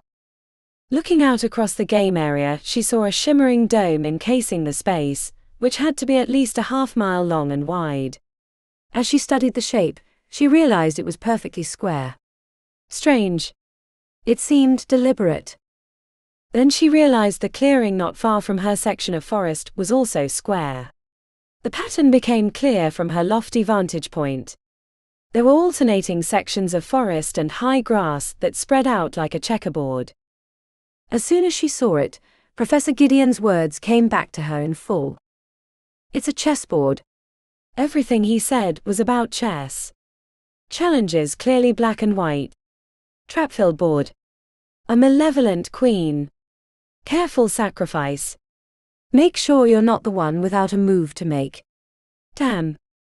If she weren't in the middle of it with her life on the line, should she not make it past the third trial, she might have thought it was cool. A high-pitched shrieking had Iona looking for the source of the noise. She had to circle around to the opposite side of the tree to see a square section of forest 2 positions away, shaking as if it were in the middle of a hurricane. Leaves were ascending into the sky in a cyclone, and then it stopped. Iona thought back to the rumbling in the earth. This had been different but felt like the same scale. It definitely hadn't been caused by a single student. No one, no matter how well trained at prep school, could pull off a spell of that magnitude. Which meant it was part of the game. Part of the chessboard. She rotated around the trunk until she could see the clearing right next to her section of forest.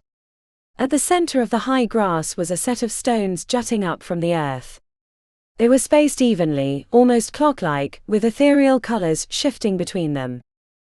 A group of aspirants milled about the stones, probably trying to figure out what they were. Iona couldn't imagine that they wouldn't have an impact on the game. Maybe that's why the other sections had turned into earthquake or hurricane zones. What are they for? It was a chessboard, that much she'd figured out. But what was it beyond that? I have to see the strategy. But how? Iona watched the group interacting with the stones. The colors were changing, shifting across them like a game of Simon Says. She could tell they were starting to figure out the puzzle. Their progress bothered Iona.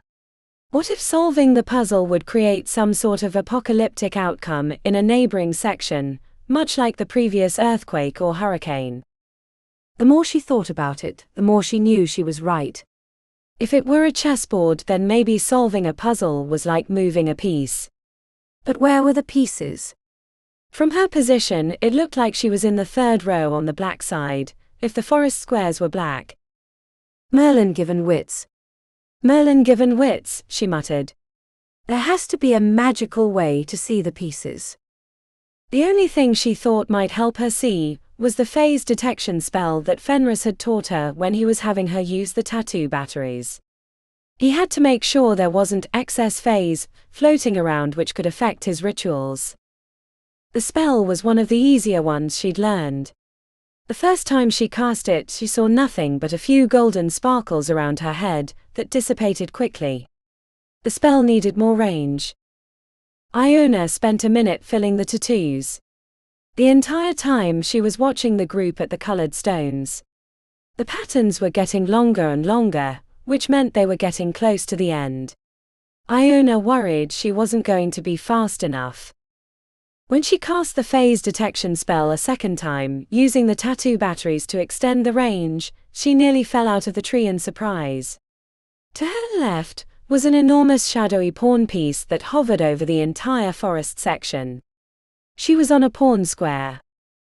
And forward and to the right, which was a diagonal from her square, where the other group was working through the puzzle, the ghostly image of a bishop piece floated over the field. If they managed to complete the challenge, the bishop would likely take her pawn.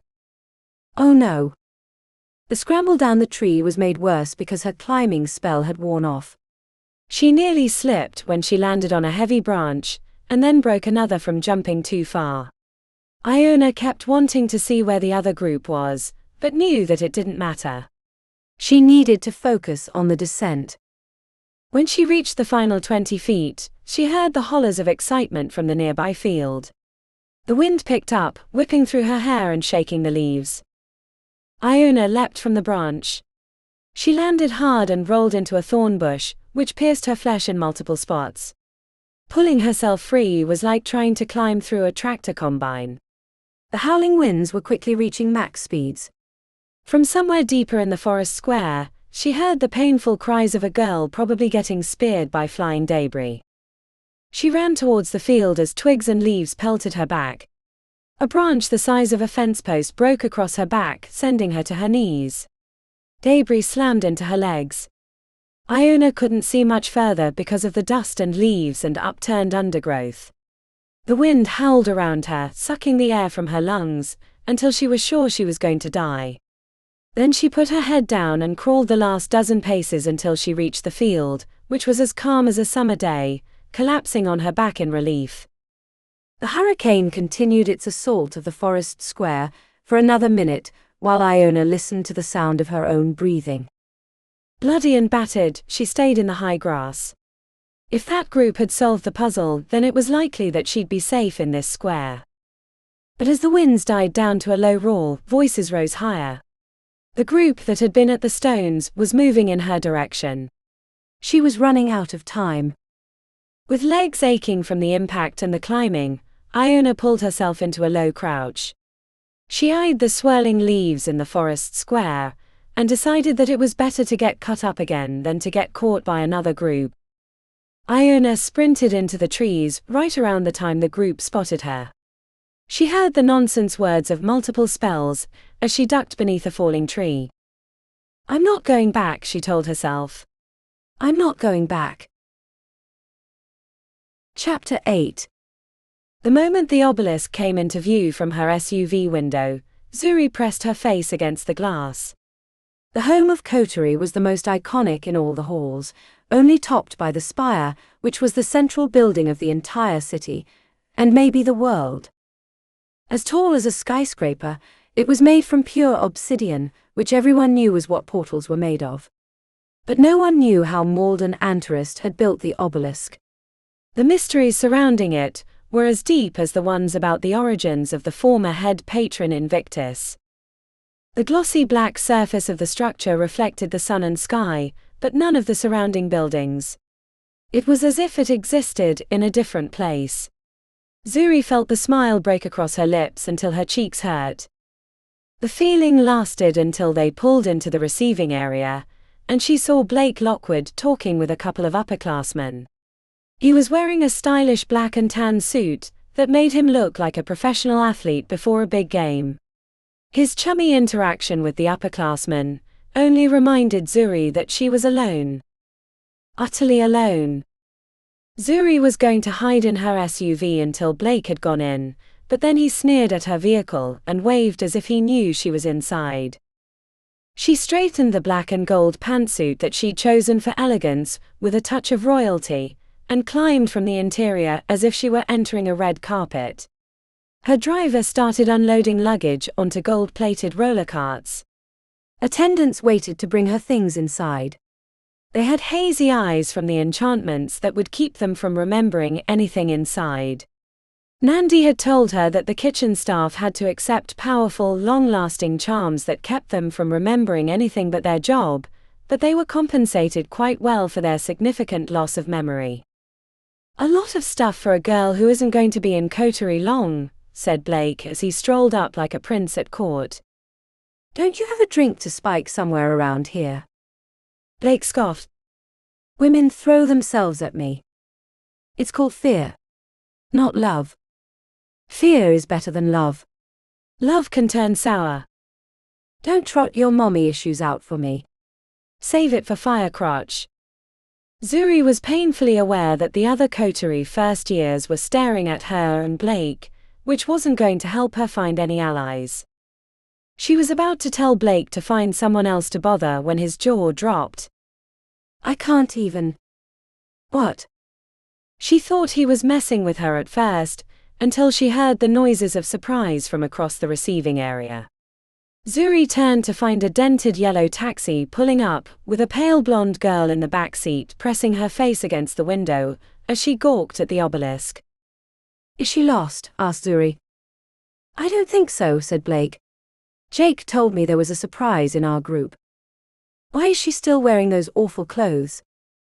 The girl stepped out of the taxi in the same outfit she'd been wearing during the trials. The driver yelled at her for payment. The two went back and forth while the entire unloading area stared in horror. What had the university inflicted on them?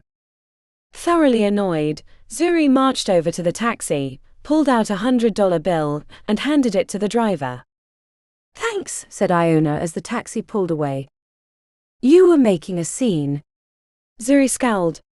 Are you sure you're in the right place? Iona clutched hands before her like a schoolgirl at the principal's office. Yet there was also unexpected fire in her gaze that made Zuri hesitate. I got into Coterie. The words didn't make sense. How? Further conversation was cut short when the acting patron, Professor Sinclair, appeared. Iona stormed. Wonderful, wonderful. So glad you could make it. This is quite the surprise. But the head patron assures me you're up to the challenge. Where is your luggage, young lady? I don't have any. Interesting. Anyway, come with me. I'll personally show you how to check in. Professor Sinclair led the newcomer towards the obelisk, while the entire receiving area stared as if she were a goat in a dress being led into a fancy restaurant. Zuri couldn't believe it either. How had this farm girl gotten into Coterie, the most exclusive hall in the world? The mystery was outweighed by her own problems. If she couldn't find a group within the first few weeks, her time at Coterie would be as short as Iona's.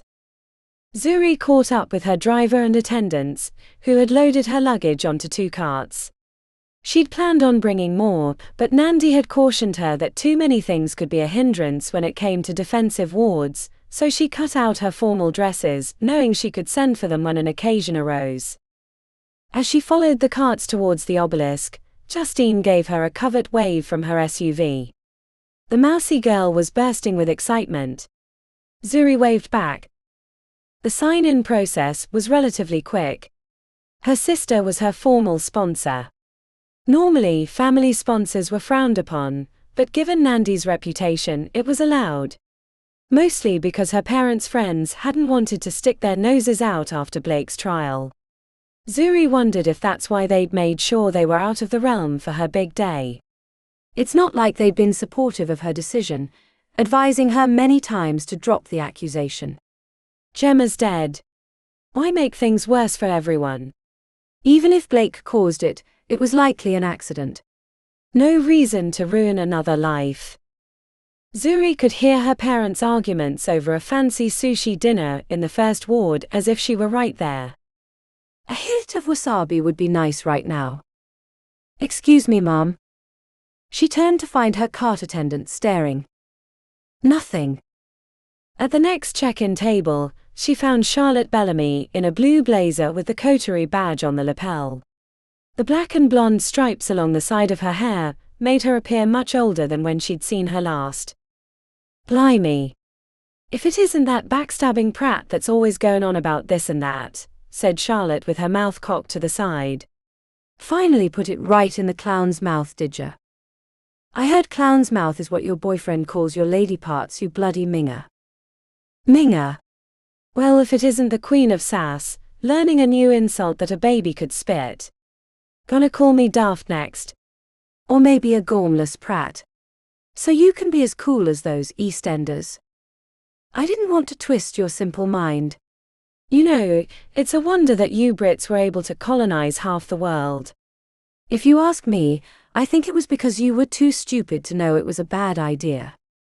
Charlotte broke into a broad grin as she checked to make sure no one was nearby. Good to see you, Zuri. Doing well. I've been better. Yeah, read all about it. Sorry I didn't message you, but I was in this shithole trying to keep the Brannigan twins from killing me. Didn't you date them? At the same time? Yeah, they're a little bitter about how it ended. I may or may not have slept with their auntie when I was staying at their house. Charlotte rolled her eyes. Anyway, love the fit. You look buttered and ready to eat. Zuri rolled back the hem at her wrist, revealing runes. Reinforced with reflectors. Charlotte's expression turned serious. You're gonna need it from what I hear. Shame about Gemma. She was a real bitch, and I loved her for it. Zuri ground her teeth. I miss her every day. Charlotte leaned forward. You ready for this? 'Cause I hear Blake's coming after you, and he's been talking to a lot of people. He wants to make an example of you. Burnish his reputation for being tough, if you know what I mean. He's informed me personally of his intent. What a bloody mess. I'm sorry, Zuri. Me too, but I'm not going to sulk about it. I've got shit to do. I'm not letting him take me down. Not without giving it back to him triple. That's the spirit, love. Charlotte checked to the side.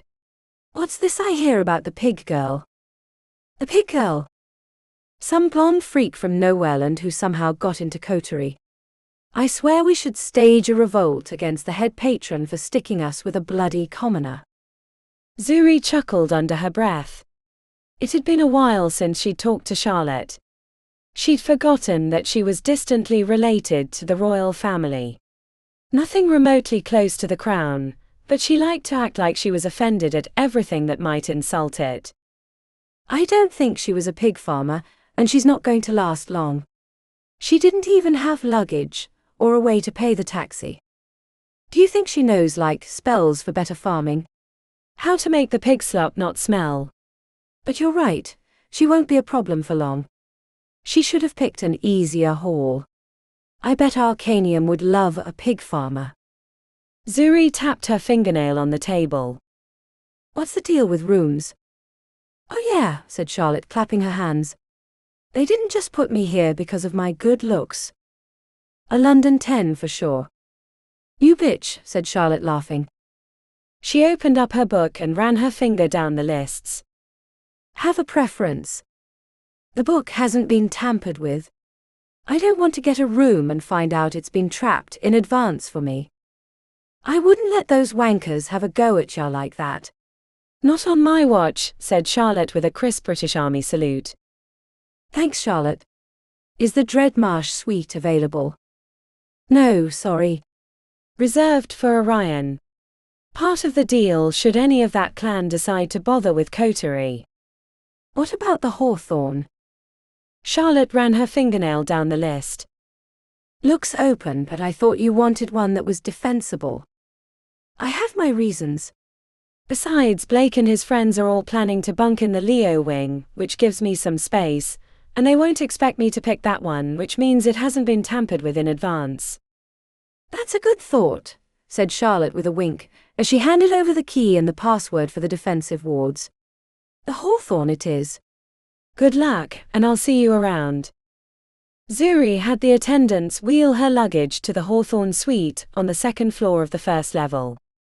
The description of the lower section had been confusing at first, until she understood that the floors were connected by stairs, while the levels differentiated the spaces that had to be traveled to by portal.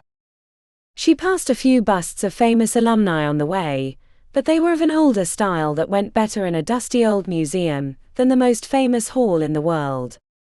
As she examined the Egyptian scrollwork and stone archways, she found the place wanting. The interior of the obelisk wasn't as exclusive as she'd thought it'd be, but maybe she'd heard too many stories from her sister. "Outside my room will be fine," she told the hazy-eyed attendants. They made a pile of her luggage. Zuri ran her fingertips over the carved wormwood. The fresco was of patron Malden Antarist, battling demons on a featureless plain. "You can go back now," she said, when she realized the attendants were still standing nearby, staring at the wall. It appeared the know-nothing enchantments had been layered too heavily. Once the attendants were gone, she disabled the defensive wards. Zuri didn't trust that Blake hadn't somehow tampered with them. Before the end of the day she would change the passwords and all the wards, but for now they would keep her safe until she finished her protections. While it was customary that the inter-student battles didn't commence until they'd been linked to the patron, Zuri didn't put it past Blake to try something early.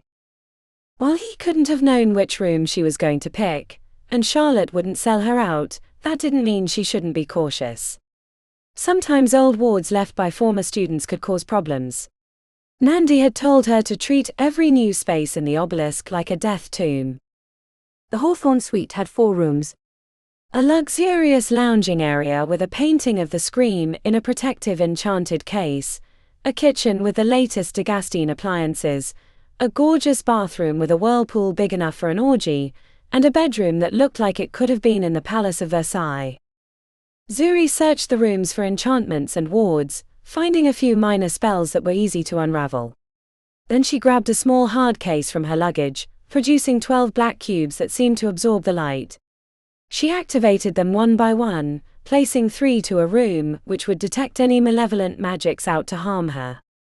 The warding cubes had been a personal project for the last 3 years, and she felt she'd perfected them. Once she'd finished setting the cubes, she placed another group of enchantments and wards around the suite. Some were defensive, while others were meant to make her life in Coterie more enjoyable. The patronage ceremony wasn't for a few more hours. Zuri thought about taking a bath, but decided that another round of detection spells was in order. She scoured the suite, opening every door, peeking into every nook and cranny, and checking every fixture for secret hexes. When she was finished, Zuri allowed herself to relax. A safe place to call home. For a little while at least. If she were as successful as she expected to be, she could move into the upper levels, and get away from Blake and his cronies. With thoughts of hidden traps no longer plaguing her mind, Zuri examined the Scream. It was the real deal.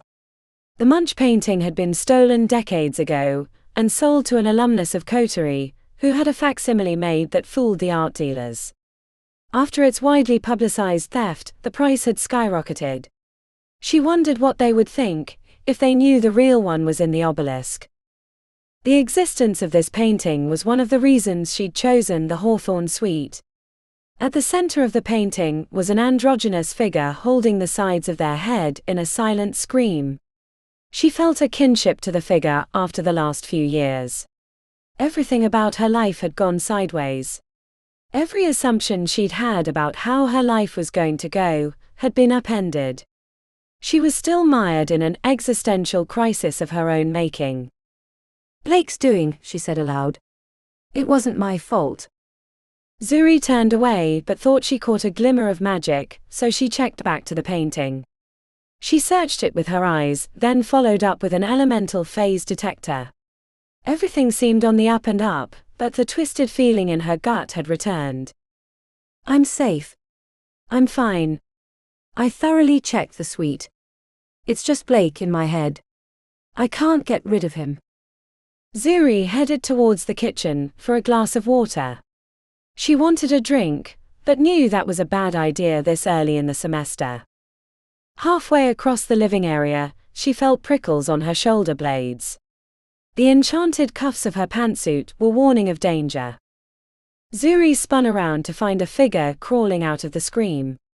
It looked like the person in the painting, except it reeked of sorcery and veil magic. The first hex she threw at it bounced off as if it were made of rubber, smashing a priceless vase on a side table. Black tentacles exploded from the Scream's amorphous body, whipping after her as she backed into the kitchen, throwing spell after spell ineffectively. A black tentacle caught her arm.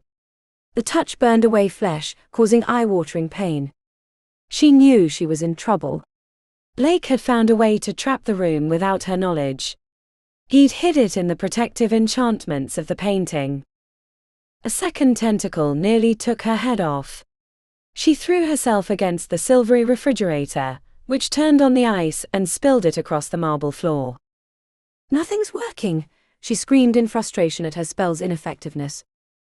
The scream approached in silent apathy, black tentacles undulating as they cut off any chance of escape. Then she realized why her wards and protections weren't working. Blake knew her inside and out. They dated almost the entirety of St. Jude's, which meant he knew exactly what spells she would use in a pinch. Celebratory. The dead language didn't roll off her tongue as easily as the spells she knew by heart, but it was a form of comedic magic she'd been studying in the last year, which meant Blake wouldn't have warded for it. The scream flinched with indecision. Zuri used the ancient hex again, which kept the tentacles from advancing. It was stopping it, but it wasn't potent enough to destroy the veil magic. The spell was one she'd only begun working on, but she knew it was best suited for the task. The phrasing was an awful tongue twister, but it was based on old Kemetic spells, which were known for their difficult elocution. The scream sensed its imminent demise and surged forward to finish the job. Tentacles ripped through cabinets and split marble countertops, as it raced to end her before the spell's completion. The scream was about to pounce, when Zuri gathered the potent energies and blasted them forward. The impact sent the apparition flying through the living room, tentacles destroying everything along the way. It exploded when it hit. Zuri was only saved by the distance, and the open door of the expensive refrigerator that had been reinforced for elixir explosions. Flames licked through the suite. She put out the fire with a dampener spell, but the smoke whipped around as the vents tried to clear out the pollution. When it was over, Zuri slumped against the destroyed kitchen. The living room was worse. The painting had been crisped by the explosion, with only the top half of the head visible within the char. The wounds on her arm burned with eye-watering pain, so she pulled out her medic kit and applied a potent salve. Rage filled her chest. Not at Blake. Her hatred for him had become a low simmer because she feared it would consume her, but she was mad at herself for not guessing that he would leave a cunning trap. He'd known she was going to pick the Hawthorne suite, exactly because of the scream. The only thing she didn't understand was how he'd gotten the passwords. Or maybe she was afraid of what it meant that he had. With half the suite destroyed, Zuri changed out of her mangled smoke-stained clothes. The patronage ceremony was in less than an hour. She wanted to look her best when Blake saw that she was still alive. Chapter 9. The whispers started the moment Iona stepped out of the taxi. Some didn't bother to keep their voices low. She could hear them speculating about her origins, calling her pig girl, or other names she didn't have the context to understand. On the surface, everyone was polite when she interacted with them. But she could see their silent smirks, feel the laughter behind their eyes. It hadn't helped that she was wearing the same clothes that she'd arrived in. Thankfully, one of the medics had taught her a simple cleaning spell, which kept the worst of the stink away, otherwise she wasn't sure she would have been able to get out of the taxi. Entering the Obelisk felt like getting whisked away to a foreign land. The City of Sorcery was imposing enough, with the constant noise and bustle. Iona had spent the entirety of her life in an expansive farmhouse in mid-Missouri. It had just been her and Fenris most days. She only saw other people when she went into town, for groceries or to pick up his packages at the post office. There was a whole thing with a British girl and room selection. It felt important even though she couldn't understand why. Iona let her pick, content that she even had a room. Did it really matter if it had a whirlpool tub or a 6-person shower? Directions to her room were confusing. The first level was made up of 5 floors on which the second was her lodging. At least it didn't require a portal to move between the floors. She hadn't gotten used to the way the instantaneous movement upset her stomach. Getting to her room took forever, only because she stopped every few feet to look at the next priceless work of art that was casually displayed on the walls or in little alcoves. A steel gauntleted fist with runes around the wrist was in a glass case at the top of the stairs. The plaque read, Rodrigo Diaz de Vivar. Then around the corner she found a painting of an old man in medieval garb in a battle of colorful magic, with a woman with flaming red hair and covered in snake tattoos. The painting was called An Inconvenient Breakup. Every few feet was a new marvel. It took her longer than she expected to find her room. The patronage ceremony was in a few hours. She figured she had time to find her room and take a quick nap, because she'd slept like crap during the trials. The dormitories had been so noisy. The entrance to the Titan suite overlooked a rock garden with a koi pond. Iona sensed someone on the other side, but when she looked up she didn't see them. A trick of imagination, she hoped. The dark corridors and labyrinth passages were spooky enough. Iona couldn't believe her eyes when she entered the suite. It looked like it belonged to a Roman emperor, with crimson curtains and flashes of gold. A fountain consisting of 3 mermaids took up the center of the main room. The kitchen was stocked with fresh fruit and other delicacies like caviar and cured mistraken meat. Iona grabbed a handful of cherries and spit the seeds into her hand as she checked out the rest of the suite. When she got to the master bathroom, she nearly fell over. The tiled shower had 8 separate heads, including 2 on the ceiling, for a 360-degree experience. Am I hallucinating? Iona stripped naked, kicking her clothes into the bedroom. A single button turned all 8 showerheads on. The water was the perfect temperature, without even having to adjust the dials. She stepped into the center, letting the gently pounding water soothe away the trials of the last few days. Eyes closed with her head hung, it was like she was suspended in time. Lines of dirty water snaked towards the drains. It was heaven if such a thing existed. She was so lost to the experience, she wasn't sure what she heard was real or her imagination, until she heard it a second time. Hello. Iona cursed herself the moment she spoke. No one should be in her suite, which meant that if she'd heard something they weren't supposed to be here. That much she understood from the British girl's little speech.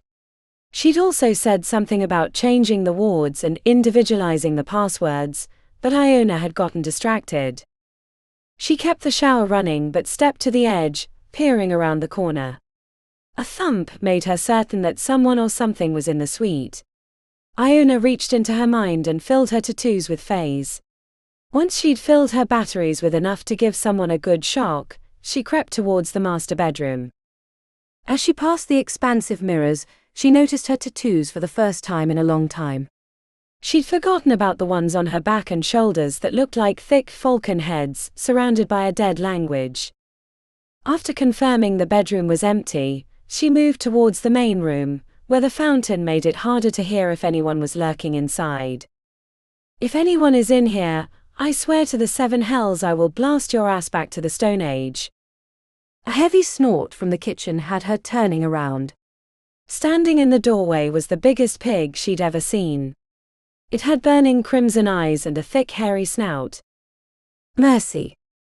The enormous pig snorted and pawed the tiled floor as if it were about to charge. The idea of blasting the pig with her charged-up magic went right out of her head.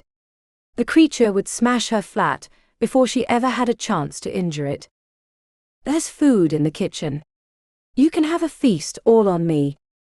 The pig snorted as it pawed the tiles for a 3rd time. Please don't. Before she finished speaking, the pig charged. Iona did the only thing she could think of. She threw herself out the front, slamming the door behind her. As she spun around, the wetness on her foot made her slip, and she landed hard on her side, which sent bright pain through her entire body. Iona groaned. Her bones had been rattled by the impact, and her teeth had clacked together so hard she worried she'd chipped a tooth. Lying naked outside her room while collecting her thoughts was the only thing she could do.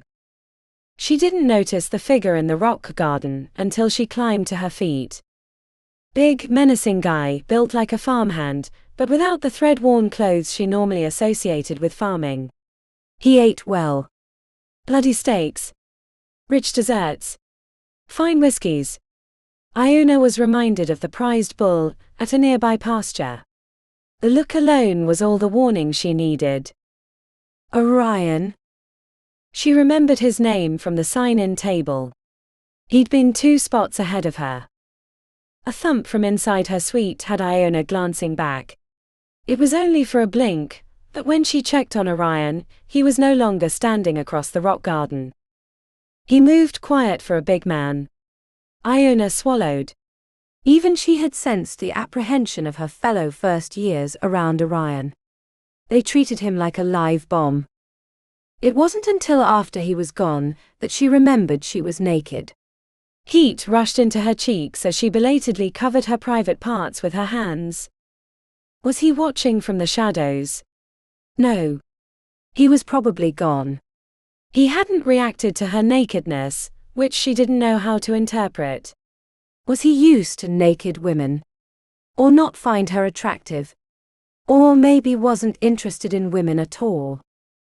But her lack of clothing wasn't the biggest problem.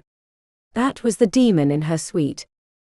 Iona peeked through the door to find no sign of the enormous pig. The only thing she saw was a trail of wet footsteps leading to her location. Here, piggy, piggy.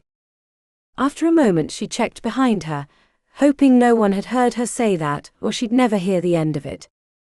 She repeated it again. Nothing. Iona crept into the suite and examined the floor. There was no sign of the demon pig. No scratches or pig shit. The room smelled like expensive fresheners. After a thorough examination of the suite, she found she was alone. The pig had been a trick. An illusion or something. She hated that she didn't know enough normal magic to know what was possible. The only things she knew how to do, well, she didn't even half know what they did. Iona cleaned her clothes with a spell and returned to the front area.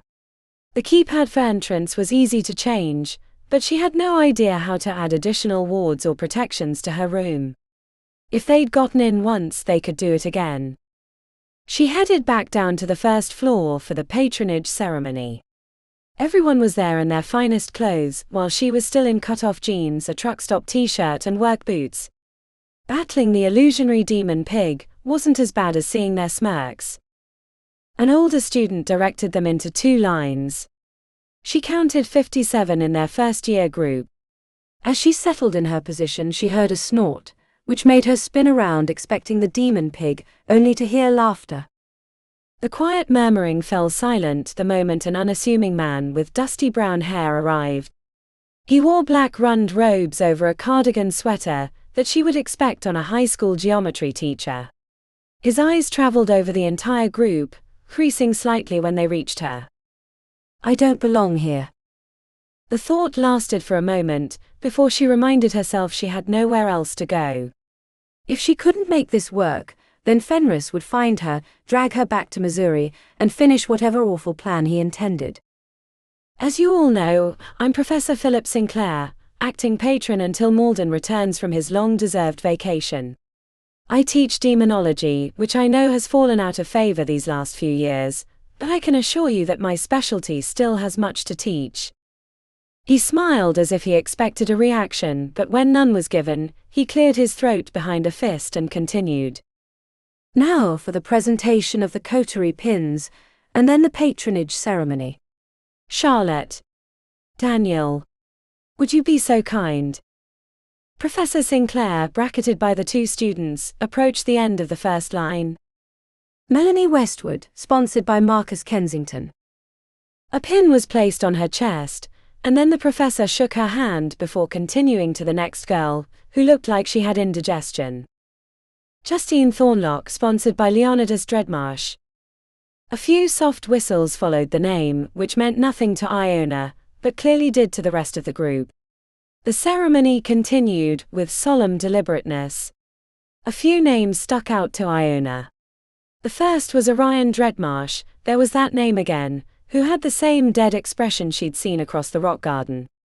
Had he been the one to put the demon pig in her room? The next was Zuri Musa, the girl who'd paid her taxi bill before storming away. She had rich black skin that glowed from within, and her elegant pantsuit made Iona feel like Zuri had descended from royalty. Everyone was impressive. Beautiful. Stylish. Extremely put together. Even the mousy Justine would have been a superstar in her hometown. Which made Iona dread the approach of Professor Sinclair even more. When he reached her, Iona sensed the resignation. Before he could open his mouth, someone made a pig snort from the back row. Pig girl. The name was repeated 2 more times from different people before the professor could call for calm. This is unacceptable. Must I remind you that I am acting patron and I will have order? This isn't St. Jude's prep. I can and will punish you severely for anything I deem necessary. His gaze cast over the 2 lines. Very well. Iona Storm, sponsored by Pythia Silverthorn. The boos were immediate and shocking after the tirade by the professor, but he tolerated them as he reached for the pin and placed it on her t-shirt. She was repellent. A creature not meant to be in the Obelisk. Iona had always thought she was cute at the very least. The way the boys at the grocery store followed her around had been proof of that, but now she felt like she had warts and facial disfigurements. When all the pins had been given, Professor Sinclair returned to the front of the group. Now you must swear your allegiance to your patron through me. Just as you did during the trials, raise your right hand and let the phase flow into it. 57 hands rose. Today you promise yourself to Coterie of Mages. He paused. A promise is a pact, a binding between 2 parties. A contract. As acting patron, I promise that you will learn to wield magics that can and will make the world tremble. You will learn things within these walls that others fear to even consider. Magic is a tool, a weapon to be wielded. But if you cannot master yourself, the magic will master you. For your part of the bargain you promise yourself to me, and through me this hall, the Coterie of Mages. You promise to protect its secrets, your fellow students and the hall itself. But most importantly, you promise yourself to your patron, who gives you the strength to wield your magics without fear of madness. I am your shield, your protector. And you must do as I say, now, and forever. His voice rose to a crescendo and he shouted, I bind you to me. The sensation had been difficult, almost painful during the trials. This time it was like she'd stuck her tongue in an electrical socket. The world exploded in pain. Bright lights flashed across her eyes and she was certain she was having a stroke. When she came to, she was kneeling on the hardwood floor. No one had moved to help. In fact, they were looking at her as if she'd grown a second head. A quiet refrain of Pig Girl was repeated in the back row, until Professor Sinclair glared in their direction. Are you well enough to continue, Iona? I am. The way her voice came out weak and uneven made her want to scream inside. Iona climbed to her feet even as flashes of white light appeared in her vision, and her stomach roiled like the shifting seas. The connection ceremony had made her feel like she'd been split in 2, which made her wonder what Fenris had done to her. Congratulations. You are now officially members of the Coterie of Mages. We'll have a celebratory meal in your honor. Please head to the eating hall. The grand hall looked big enough to hold 1,000 people easily. Long tables were covered in white napkins, fancy plates, and other eating accoutrements that Iona had never seen before. She tried to take a spot near the others, but everyone shook their heads or told her flat out the spot was taken. Iona had to sit at a table by herself. As soon as they were all seated, bleary-eyed waitstaff appeared with trays of delicious food. The aromas made her swoon with hunger. Her table was served last, but she didn't care because it meant it was all for her. Iona didn't recognize the savory meat in a thick, dark purple sauce, but she was ready to tear into it the moment it was on her plate. Iona loaded her dish with samples from every tray, even the foods that didn't look appetizing at first, as she was determined not to look like she was afraid. The entire time she was aware that others kept staring at her, and there were occasional calls of pig girl, but she'd already come to the decision that being made fun of was better than being sacrificed by a mad warlock in mid-Missouri. As she cut the steaming white meat in dark sauce, Iona felt an itching between her shoulder blades. She turned only to see the demonic pig standing right behind her. The surprise had her jumping backwards, knocking over the chair, and taking her plate of food with her.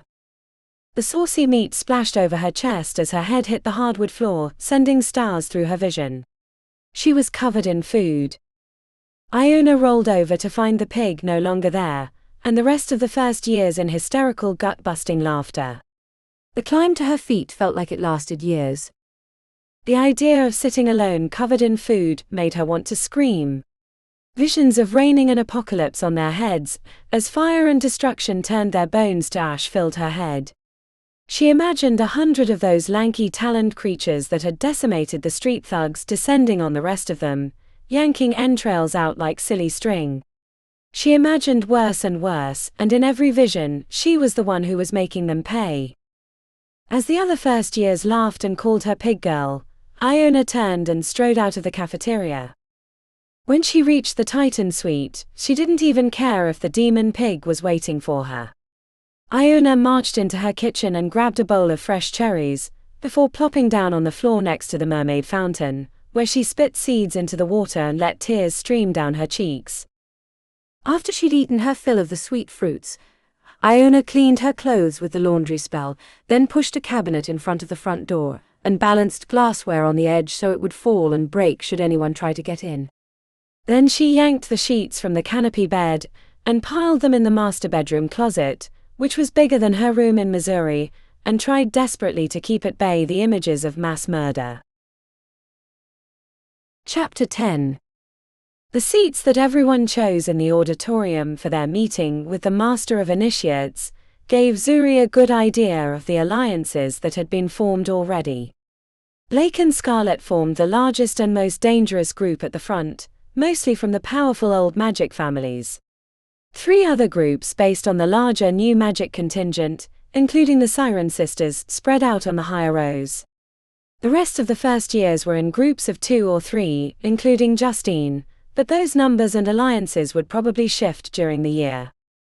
Then there were the loners, which she was unfortunately a part of. The only others in this category were Orion Dreadmarsh, and the girl who had no place in Coterie, Iona Storm. Zuri was surprised that Iona had shown up after the welcome dinner 2 days ago. The girl had been humiliated. Zuri wasn't sure who had created the illusionary pig, but it had clearly frightened Iona, and ensured that she'd be known as Pig Girl for the rest of her short time in Coterie. But there she sat in the back right section by herself in the same clothes she'd stumbled into the first trial wearing, and without an ounce of the shame that had been gouged into her face during dinner. If Zuri didn't have bigger problems, she might have informed the girl that if she was going to pretend to be a member of Coterie, she should at least look the part.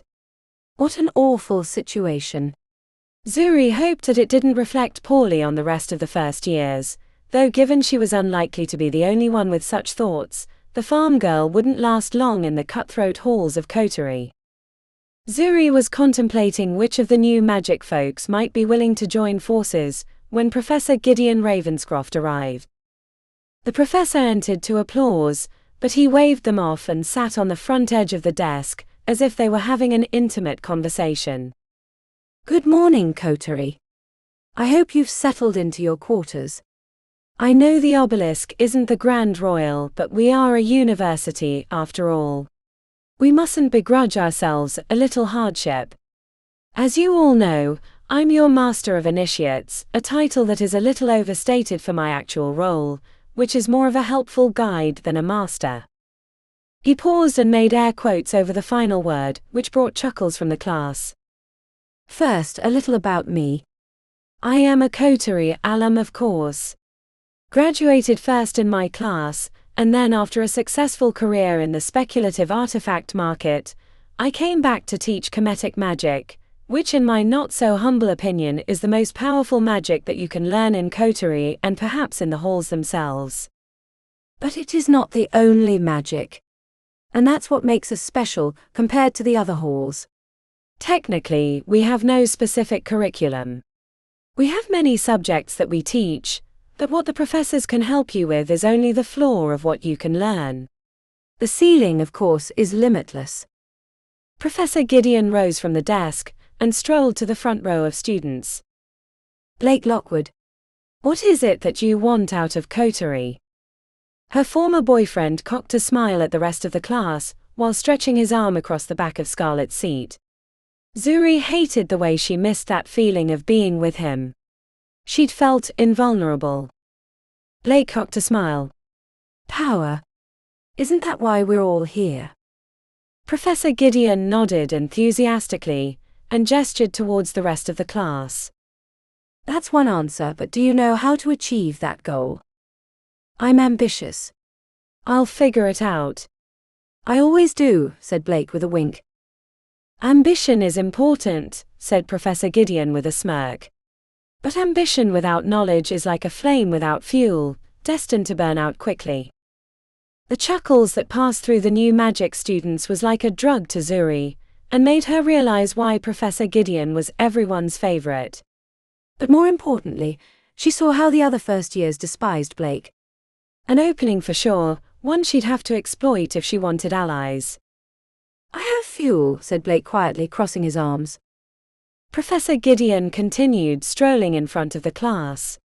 He stopped and spun around, extending his arm towards the back. Orion Dreadmarsh. Your family is maybe the most famous in the world for being associated with magic. What is it that you want out of Coterie? Are you like Blake and you want power? Or are you here for something different? The deadpan stare from the hulking Orion made Zuri uncomfortable, and she wasn't even the subject of his glare. It lasted for a good 10 seconds, until Orion rose out of his seat, and to gasps and head turns walked right out of the auditorium.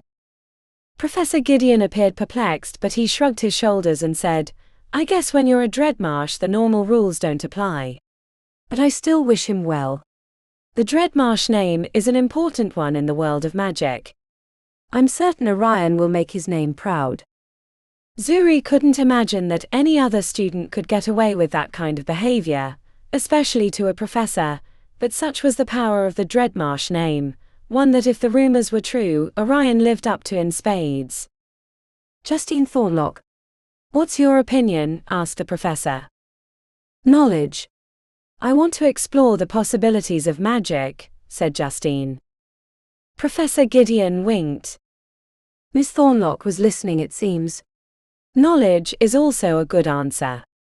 But without heat and pressure can be like weak iron, brittle and too soft to become a worthy blade. The mousy girl blushed and ducked her head like a turtle returning to her shell. Her hands worked the empty air as if she were knitting. Professor Gideon faced the class with his hands clasped in front. Would anyone else like to tell us why they're here? The urge to stay silent and unnoticed was strong. It took 2 tries before Zuri could get her hand up, but when she did, she raised it tall. Ms. Musa, I have to admit, I'm quite interested to hear your opinion. A warmth rose up from her belly.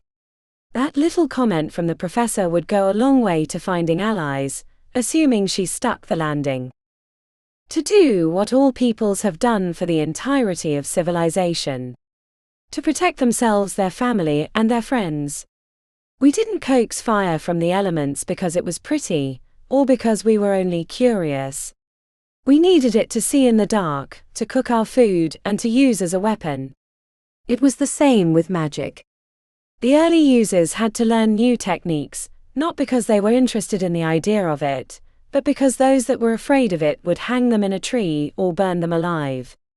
I'm here to learn because I want a better life for myself and my friends, and I'm willing to do anything to achieve that goal. The head nods and smiles from the majority of the class had her beaming inside. Even Professor Gideon seemed impressed, though he only gestured towards her like a game show host acknowledging a correct answer. As you can see, he said, there are many reasons to be in Coterie. But for all the differences in your answers, all the hopes you have about what you're going to learn here, the truth is usually quite different from the expectations. Know this. The Obelisk is not a place of traditional scholarship. Nor is it a hallowed hall of knowledge, with tome-filled libraries ready to fill your hungry minds with arcane expertise. We're not Arcanium, after all. The entire class broke into laughter. Nothing brought Coterie together more than their hatred of Arcanium Hall. Coterie of Mages, and particularly the Obelisk, your home for the next 5 years, is a crucible. It is heat and pressure. It is a forge upon which you will be hammered into a deadly blade. The Coterie motto is limitless, for a reason. But no one pushes the limits, because they are a little curious. No one delves into forbidden magics, because they're wondering what might be on the other side of that knowledge. The professor pantomimed a student lackadaisically strolling through a doorway, providing another round of good-natured laughter. No. He turned on the class, pointing directly at Blake. You will push the limits because you'll have no other choice. You'll face your fears because to ignore them will leave you open to retribution. The other halls produce such weak mages because they are afraid to hurt them. Afraid that if they lose a few students that no one else will join their hall. But in Coterie we're not losing a few students, we're losing the chaff. We're getting rid of the weak metal so we can forge the remaining into strong, healthy weapons.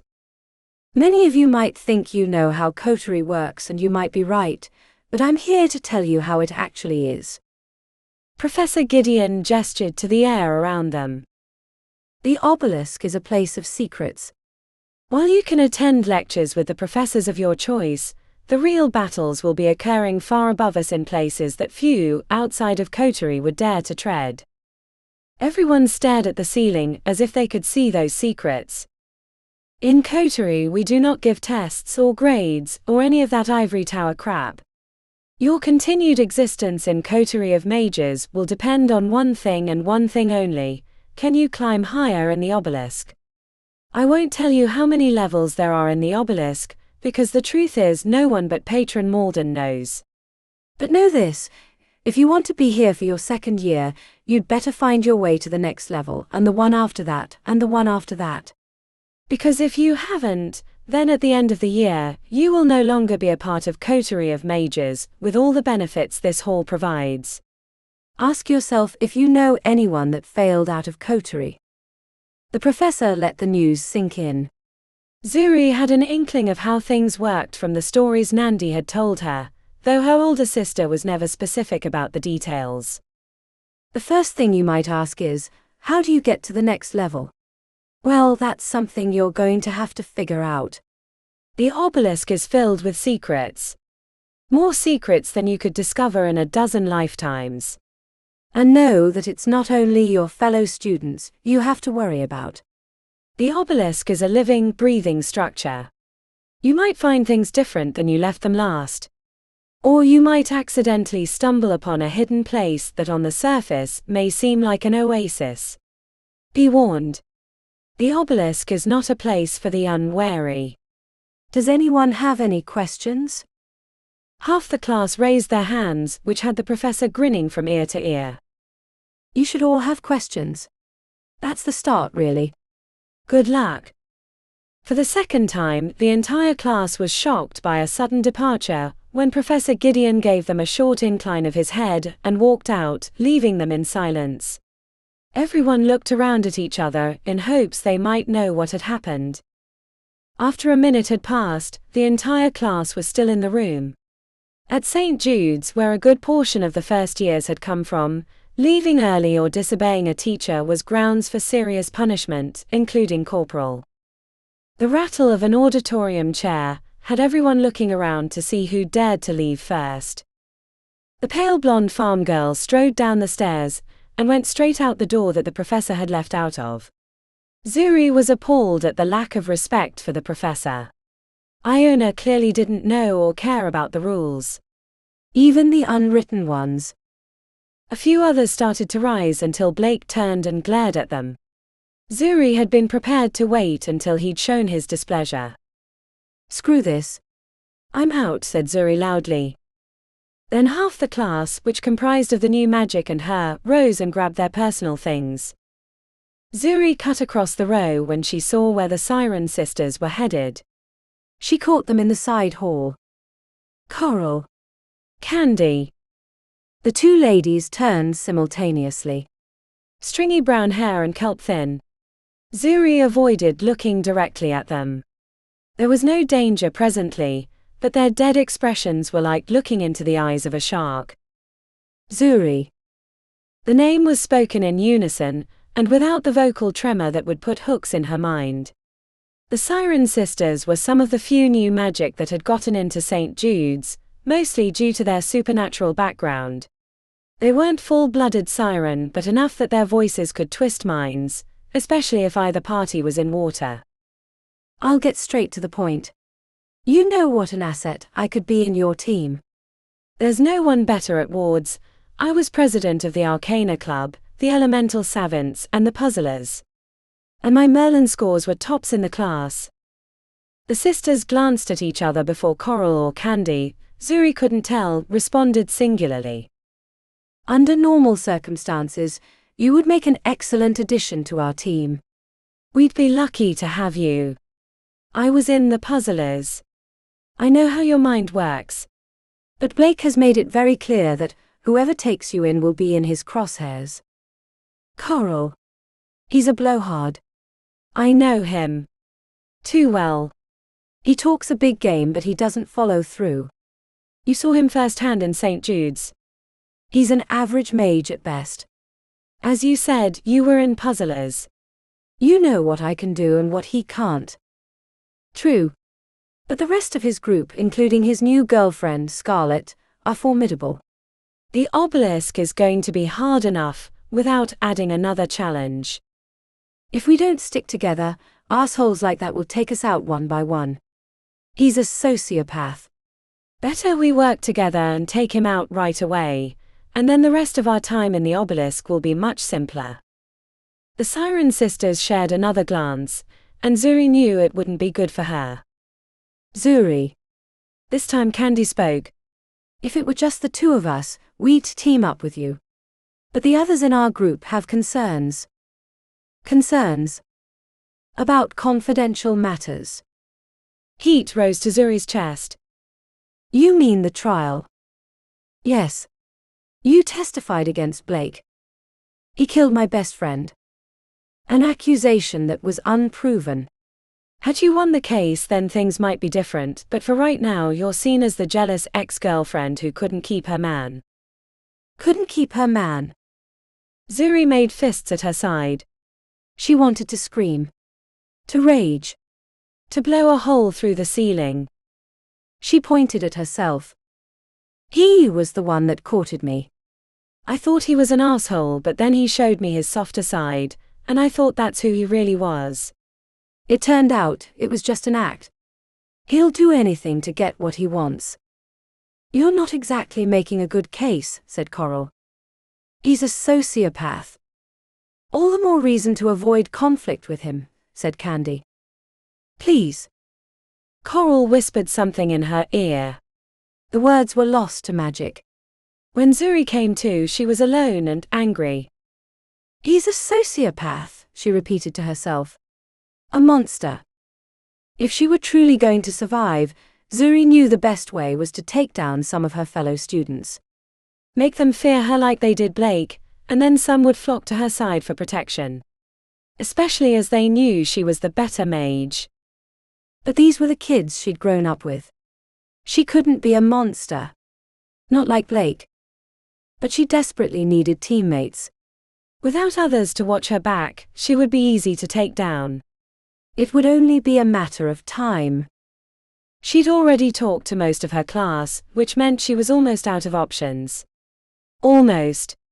There was one left, but it hurt her brain to even consider it. Grouping with the farm girl would tarnish her name, but what would it matter if she were dead? The only other option was to do what she didn't want to do. Then she remembered her sister's last words to her before she got into the SUV for the trials. We're all monsters in the dark. Chapter 11. Iona was rubbing her eyes when she left the suite, nearly tripping over a lumpy bag outside her door. She checked both ways before kicking it with her boot, which shifted the opening and revealed a pile of clothes. A quick phase detection spell revealed the clothes were mundane. No enchantments. No lingering spells. Iona carried them into her room and dumped them onto the floor. A half-dozen sets of clothing, including a pair of stylish sneakers, had been in the bag. She picked out a pair of turquoise slacks and a cream shirt with bunched sleeves before heading out to the lecture, taking a new route to reach the cluttered classroom.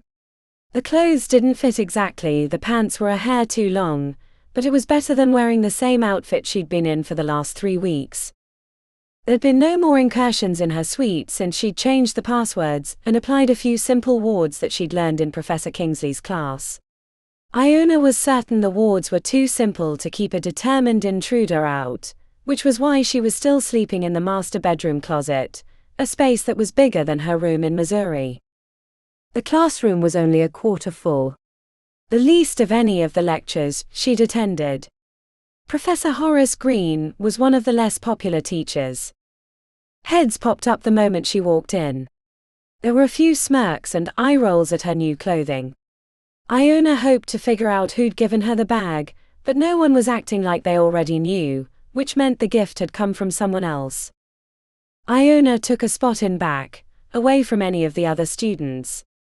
Early attempts to introduce herself had only resulted in more alienation, or outright animosity. While she waited for the professor to arrive, she examined the strange artifacts that were scattered amongst the shelves and tables lining the outer perimeter.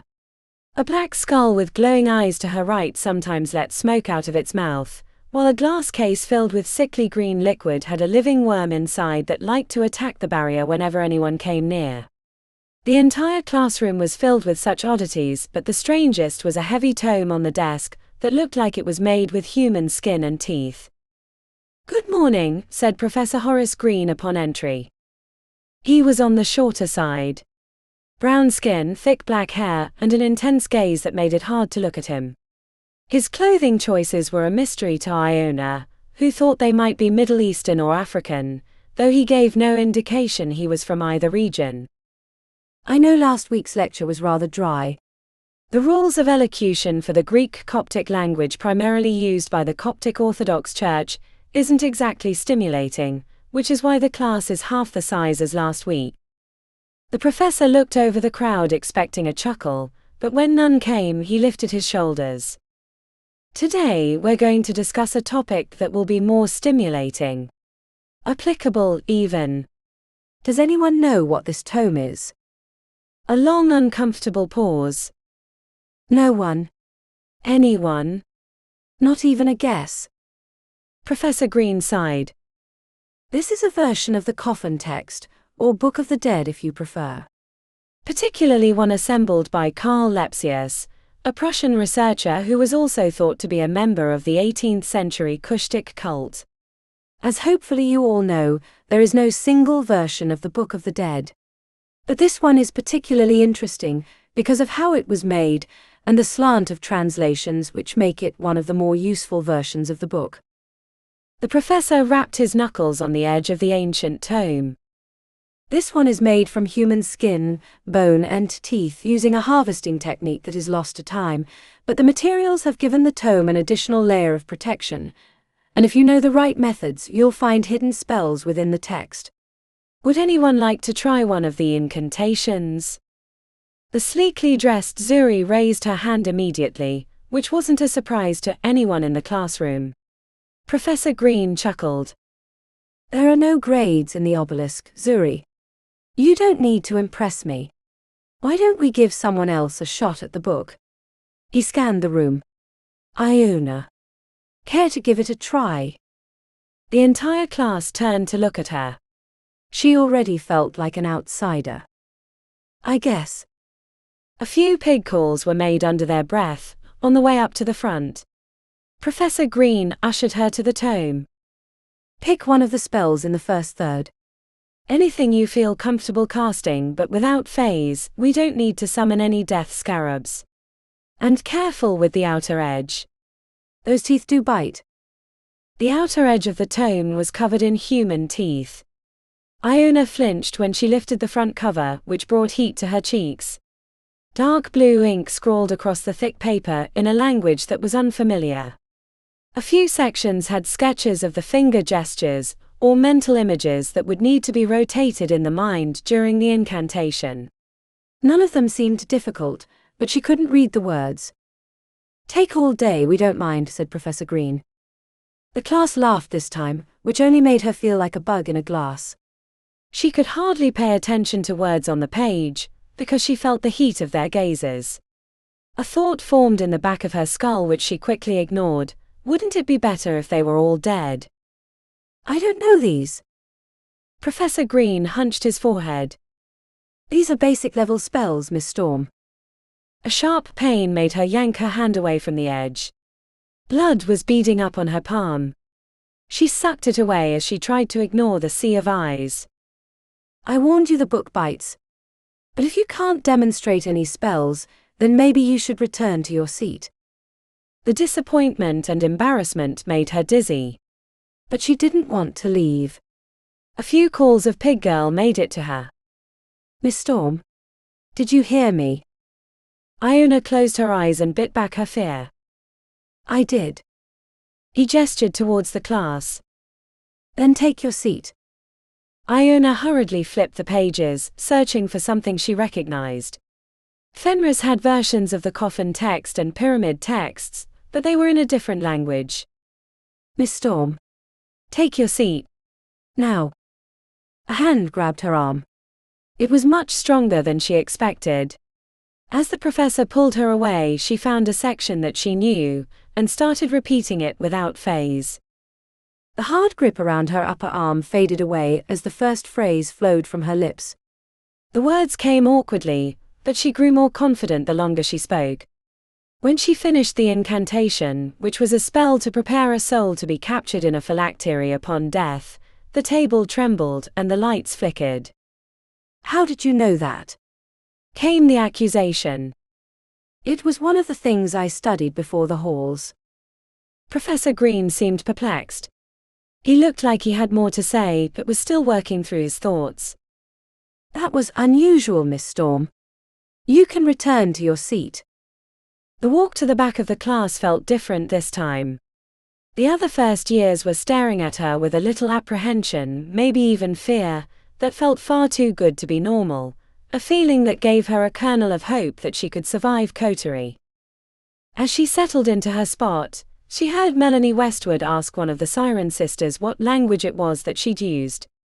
Iona didn't hear the answer because the professor continued his lecture, which mostly went over her head because it had more to do with the first third of the book. After class was over, Iona caught Dedra Billington at her desk while everyone else was leaving. She was tall, gorgeous, and looked like she'd been an athlete in prep school. Hey!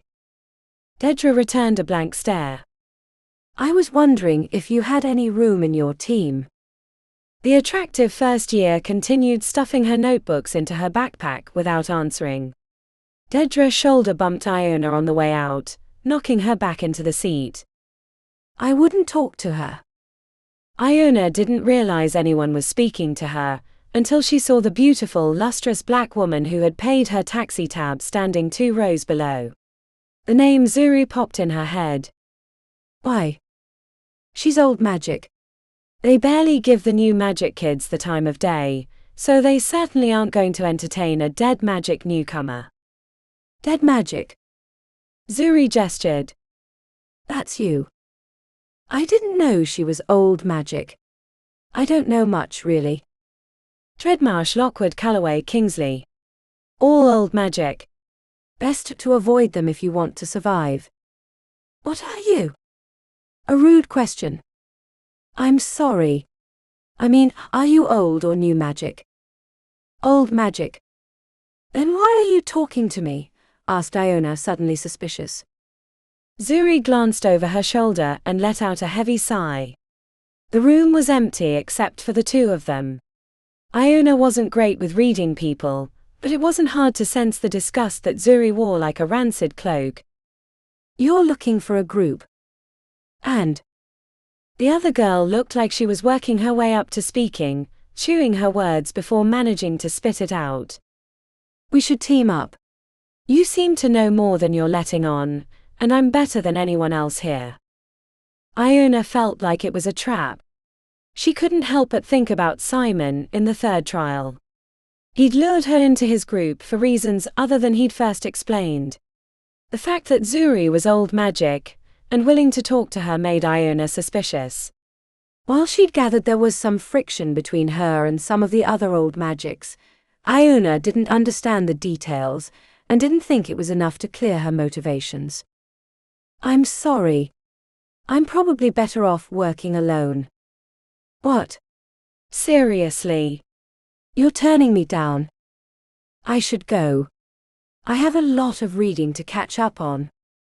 Iona hurried out of the room, leaving Zuri alone.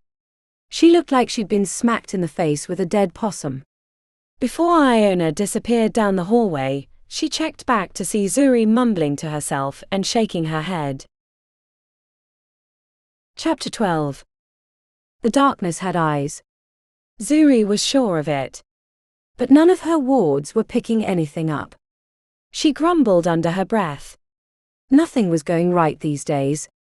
Zuri was still fuming about being turned down by the farm girl. "Focus, Zuri," she reminded herself. The smooth round stone covered in runes on her palm was dead. Not a flicker of light. Under normal circumstances it was a good sign, but she was certain someone had been lurking near the jackal-headed statue before she arrived. "Hello." She had yet to find the portal that would lead to the second level, but she thought it was near the statue. Too many of her fellow first years had been seen headed in this direction, and she'd already explored most of the other areas. It had been difficult to explore the obelisk as a loner. She feared running into Blake and his group, so she'd kept to the times when she knew they were in lecture or away in the city for an all-night rave. With the biggest and most experienced group, they could afford time off. Zuri didn't feel that way. It was the beginning of October, and she hadn't even found the portal to the second level. Zuri stopped at the base of the jackal-headed statue. "Hello, Anubis. Will you tell me your secrets?" "It has to be around here. You're the god of death." An empty metallic bowl lay at the base of Anubis' feet. Zuri ran her finger around the inside of the bowl and sniffed it. Nothing. A phase detection spell revealed transformative magics across the entire statue and bowl, but the auras were vague enough not to give a clue. Zuri crossed her arms and stared at the ancient god. She wondered if there'd been an actual Anubis. Not a god, but a powerful mage that could have been mistaken for one by superstitious peoples. Anubis is the god of death, and death is a metaphor for change. "What lesson are you trying to teach me?" The answer came quickly. Zuri reached into her pack and pulled out a folding knife. The tip pricked the meat of her palm, producing a few beads of dark red blood. She let them drip into the bowl. As soon as the crimson liquid hit the interior, a slight rumbling echoed through the balls of her feet. The statue shifted to the side, revealing a gap big enough for her to fit. Before heading through, she peeked back into the bowl to see the blood had evaporated or been absorbed by the material. Beyond the statue was a hallway covered in ancient Egyptian hieroglyphs. Zuri summoned a mage light to float beside her head. Once she was in the hallway, the statue shifted back to its previous position. On the backside of the wall, written in Latin, was a simple spell that she recognized as a way to open the statue without the use of her blood. The writings on the wall were stories about the Egyptian Empire, though the details deviated enough from the normal myths that it made her wonder if these stories were closer to the truth of what happened in those times. She read about Osiris being murdered by his brother Set, and then Isis giving birth to Horus so he could seek revenge. The god Ra and his skyboat. the berserker Sekhmet, and how she was tricked into drinking a lake of beer thinking it was blood to stop her rage-filled slaughter. There was even a story about how Bastet learned to shape-shift into a cat. She didn't linger long but made mental notes for later. On the other side of the hallway was a grand space with a ceiling that went beyond the reach of her light. At the opposite wall she spotted magical illumination and a lone figure. "It's me, Melanie," said Zuri upon approach. The fellow first year had her hands up as if she had a spell ready. They dropped as soon as Zuri stepped into the light. "Can't be too careful." Melanie had attended the Arcanus Academy of Prestige, which was the new magic version of St. Jude's. The two prep schools held a dance together every year. Melanie had her kinky black hair braided into a crown around her head. "Are you the only one here? Or is another of your group hiding in the shadows?"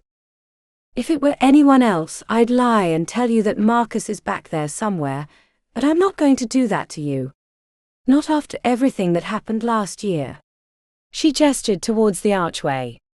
I figured with Blake and his crew out of the Obelisk, preparing for the party, it was safe to do a little research. Zuri checked the archway on the wall. The black stone looked like it was made out of obsidian. Complex and unknown runes covered the outer section. This is the portal to level 2. As far as anyone can tell, but no one has gotten through it yet. Some are close. Blake. Yeah. I've heard they have 4 of the 6 figured out. Can I? Asked Zuri, gesturing towards the archway. Be my guest. Zuri stepped closer, leaving her back to Melanie. There were 6 separate collections of runes. Each one a completely different style. I see. Phase Infernal Veil Cometic Warding Hexes. The 6 major topics of study in Coterie. Melanie shook her head. Of course you'd see that right away. How many years in a row did you kick our ass in the Arcanix competition? 3 of the 4 years. I would have won my first year, but our team leader didn't want to listen to me because I was a freshman and a girl. A buzz on her wrist had Zuri sighing. Time to go. Probably best. I'm sure Blake is headed back to the Obelisk to get ready for the party tonight. Are you going? Asked Melanie. Wouldn't miss it for the world. Melanie shook her head. I don't know how you do it. I would have skipped Coterie. Become a normal. Better than dealing with Blake Lockwood. He's a bully and a sociopath, but he's not that smart. Not like you, said Melanie with the corner of her generous lips curled upward. Is it still just Marcus and you? Yeah. Want a third? And yes, I know what Blake has told everyone. But he's all bluster. What about Gemma? Zuri's stomach tightened. He got lucky. I never thought he'd do that, but now that I know, he's easy to avoid. Melanie appeared pained by the decision. I want to. I really do. She checked back to the rund archway. Did you figure any of them out already? Zuri let a grin spread across her face. I'm pretty sure I know the ward one. Damn. That's one of the harder ones. Let me talk to Marcus. I'll let you know tonight at the party. We really could use you. Great, said Zuri. See you at the party. What are you coming dressed as? Asked Melanie as she gathered her notebooks and shoved them into a backpack. Don't want to give away the surprise. The pleated skirt barely fit through the door of the SUV, as the driver held it open. Zuri appeared on the sidewalk of the 10th ward, wrinkling her nose at the burning metallics in the air. Are you sure this is the right spot, Miss Musa?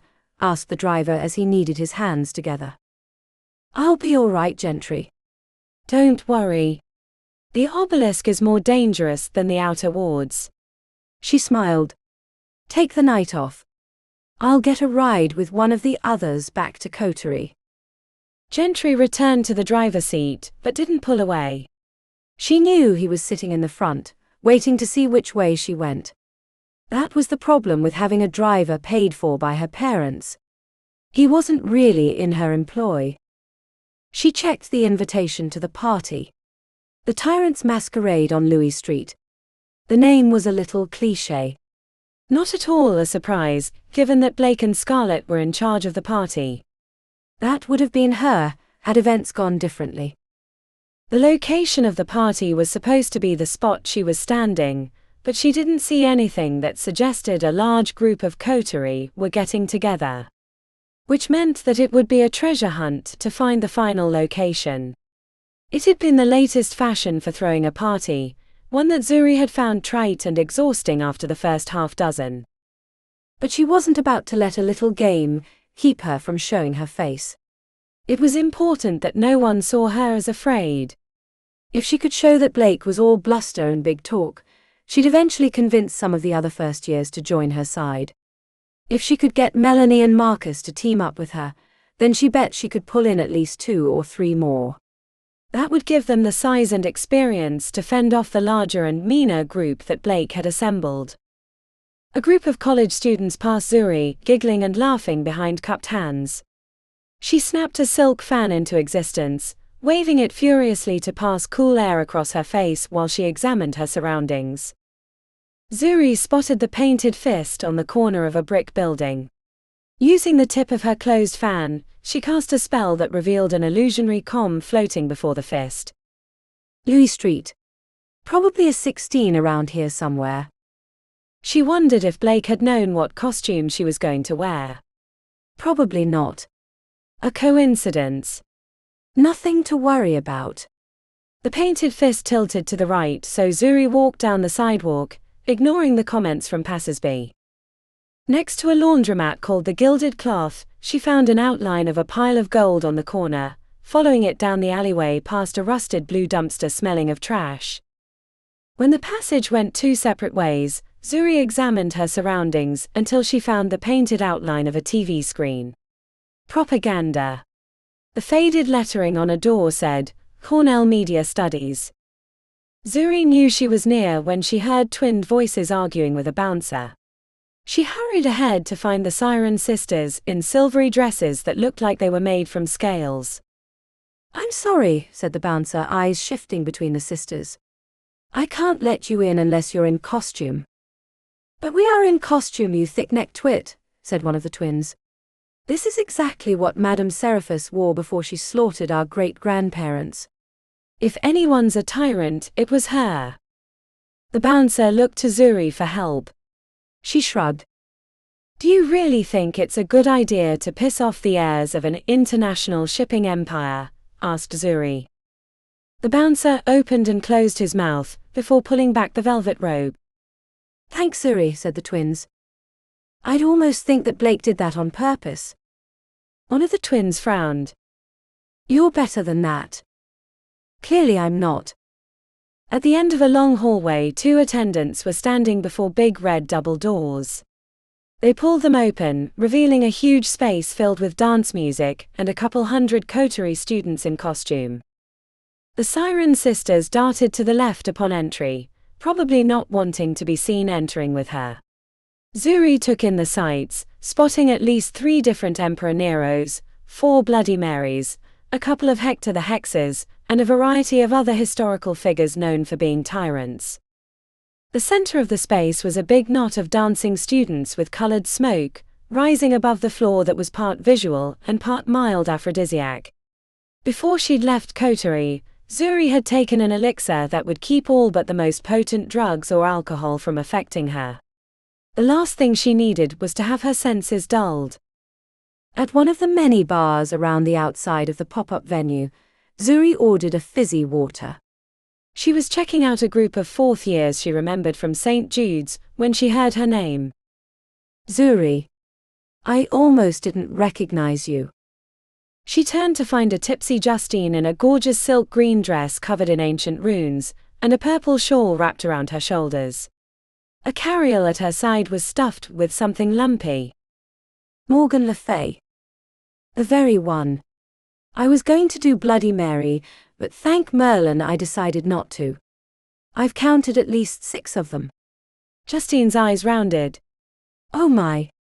I love it." Marie Antoinette. The very one. Justine rocked on her feet as she stared into a glass of bright blue liquid. This is stronger than I expected. Zuri reached out and took the drink from Justine. You've probably had enough already. Remember, they aren't your friends. But they're not supposed to do anything outside of the obelisk. A rule that no one will remember if you're dead. Justine sighed heavily. Being in Coterie is exhausting. I should have skipped the party like Pig Girl. She isn't here. Justine shook her head tightly as her eyes went unfocused. I saw her before we left. She asked where everyone was going.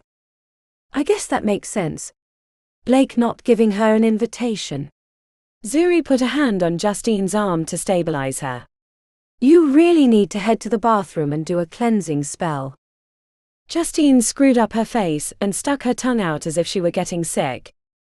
I hate that spell. It's almost worse than a hangover. Better than being dead. Thanks, Mom. To her relief, Justine headed to the bathroom. Zuri was a little surprised at the girl's naivety. Maybe having Justice as her father had insulated her from the rougher parts of magical prep school, but now she didn't have her father to protect her. Zuri worked the edges of the party, stopping to talk to anyone that made eye contact, but as soon as she tried to interact, they turned their back, or told her point blank they weren't interested. I should have known you'd pick her. The comment was made with thick derision. Zuri turned to find a matching Marie Antoinette, in a red silk dress, with a miniature obelisk built into the towering poof hairstyle. It was either Marie or Queen Ravenelona, but I doubted that most people here would have gotten the latter. But I do like your hair, Scarlet. It's not the first time you've had a giant dick in it. How's getting to the second level going? We'll be the first group to pass. Probably in a few weeks. I wouldn't be surprised if we're in the third level, while you're still stuck in the kiddie zone. I guess a million monkeys can write the works of Shakespeare. Did you recruit like half the class for your little group? I've never seen such a display of weakness. Yes, you're quite clever, said Scarlet. But you're stupid about the things that really matter. You could have had everything, but you chose that mouthy bitch over your boyfriend. Your loss was my gain. The urge to blast Scarlet with force magic was strong. Her rival's hand was twitching, readied for a ward. Zuri had to remind herself that doing that would be a mistake. So she let her hands relax and gave Scarlet a deep curtsy. Enjoy your party. Eat a dick, Zuri. She hated not standing up for Gemma. Especially with that bitch, but she knew she wasn't going to make gains with her fellow first years by picking a fight. Zuri went in search of Melanie. She found her in the back of the party on a section of couches, with Marcus sitting with his legs in her lap. He was dressed in a silk robe, covered in jewels with his hair in the Roman style, while Melanie was dressed in an ancient dress with bronze jewelry that wasn't easily recognized. Emperor Caligula, she said to Marcus, bowing her head. Your Marie is stunning. Best one here, said Melanie. Marcus punched her in the arm. Hey, shut up. You know there's only one other. I confess I don't know your costume, said Zuri. Melanie extended an arm into the air with a flourish. The Witch of Endor. Not much of a tyrant. Zuri checked to make sure no one else was around. Have you two spoken about our earlier conversation? Marcus shifted his feet off her lap, and immediately rose to his feet. I need a new drink. Don't be too long, he said with a glare. Zuri knew the answer as soon as she saw Melanie's face. I'm sorry, Zuri. I really am. We'd make a great team, but Marcus is scared shitless of Blake and his friends. Don't attract attention is his motto. He wasn't even sure he wanted to come tonight. What if you ditched Marcus? You know he's average at best. Zuri. He's my boyfriend. And the attention you attract is much worse than any of his inadequacies. Hopefully those don't extend to the bed.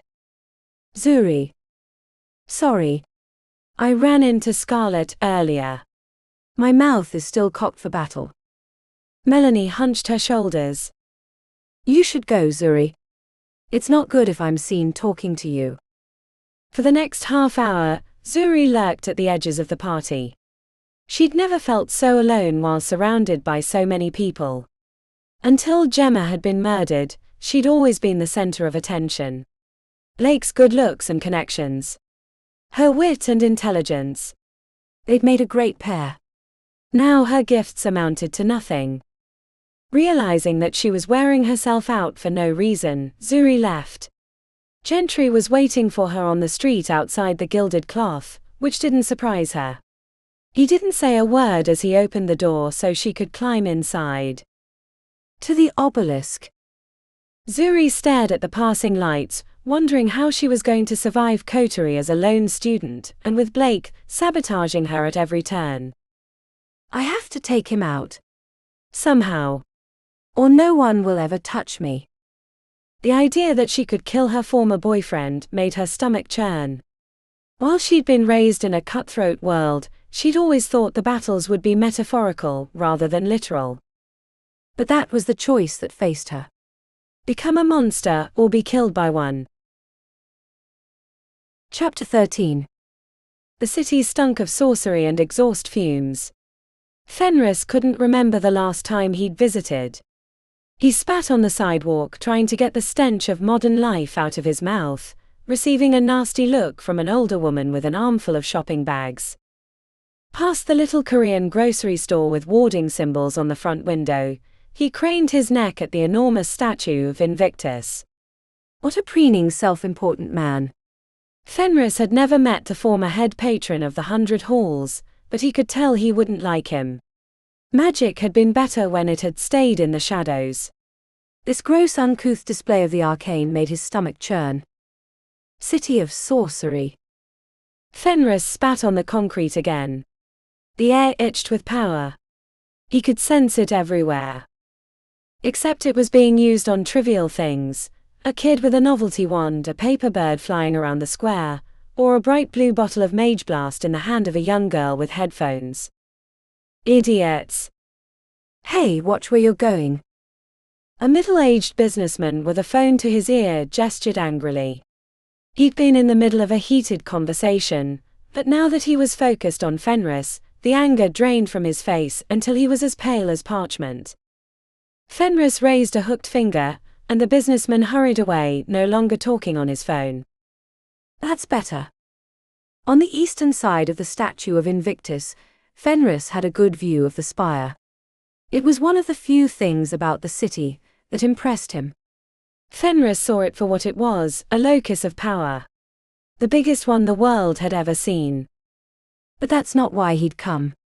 Not why he'd dragged himself across the country, away from his studies and his tomes. No.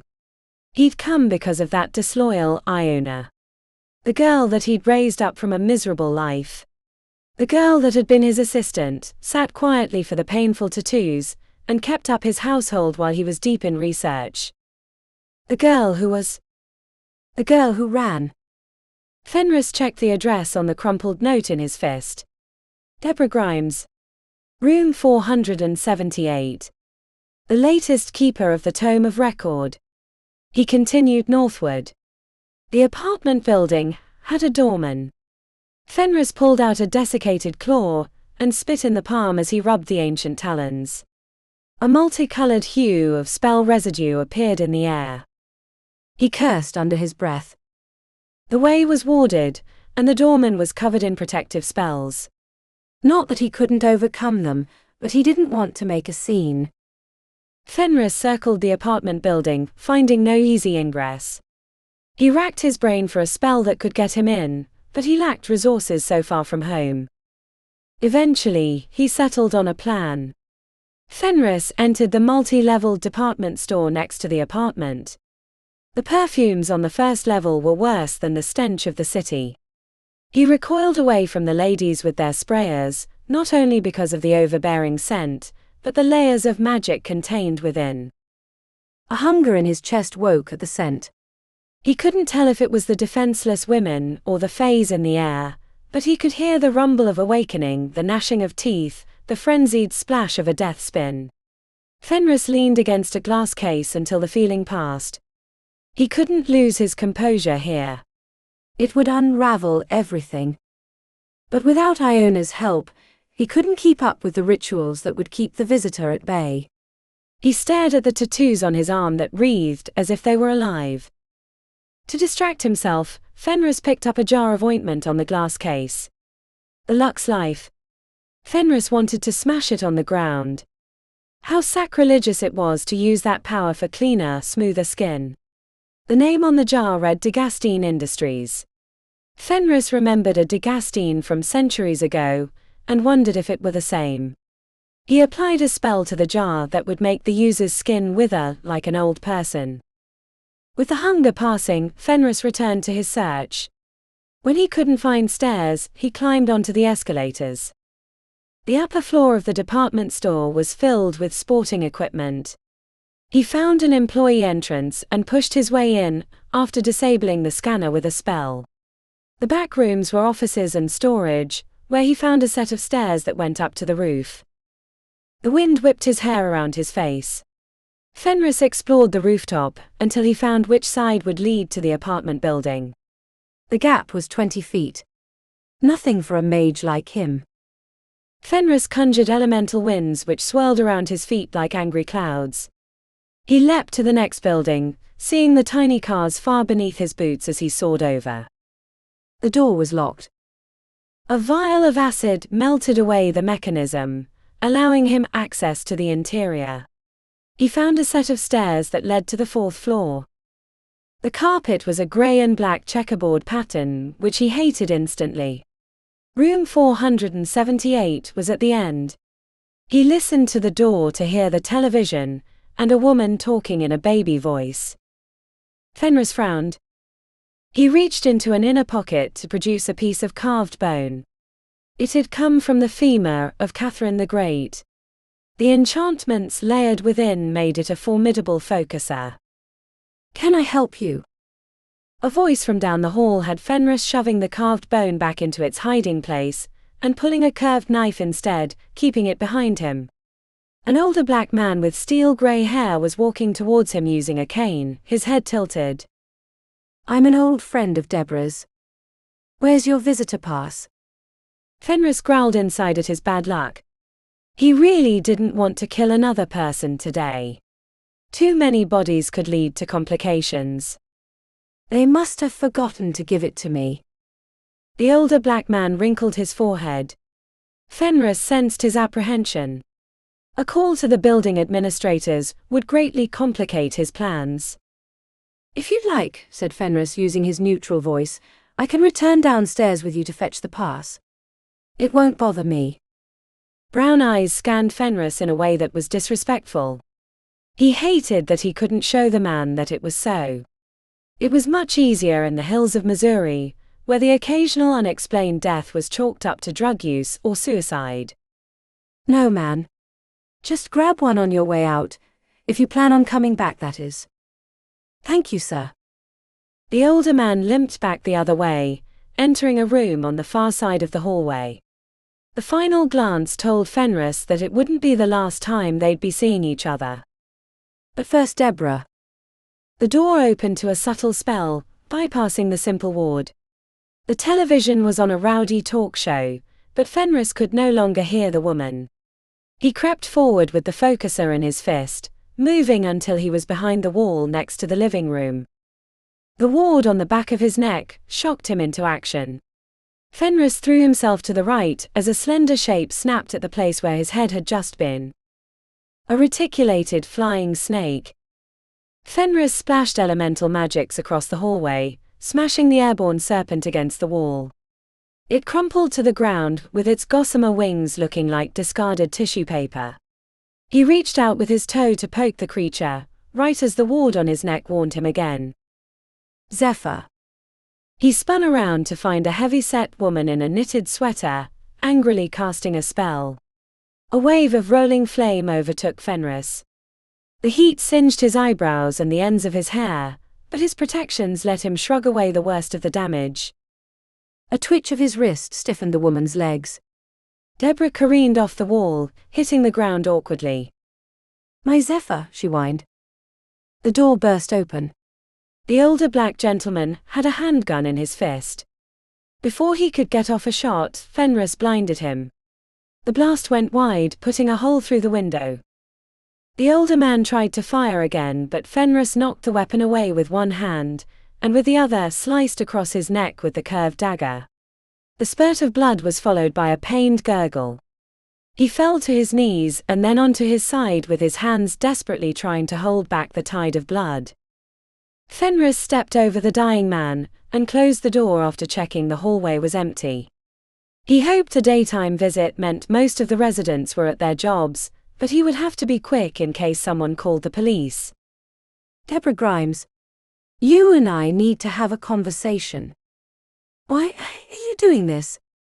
"Why did you kill my Zephyr?" she asked as she pulled herself backwards without the use of her legs.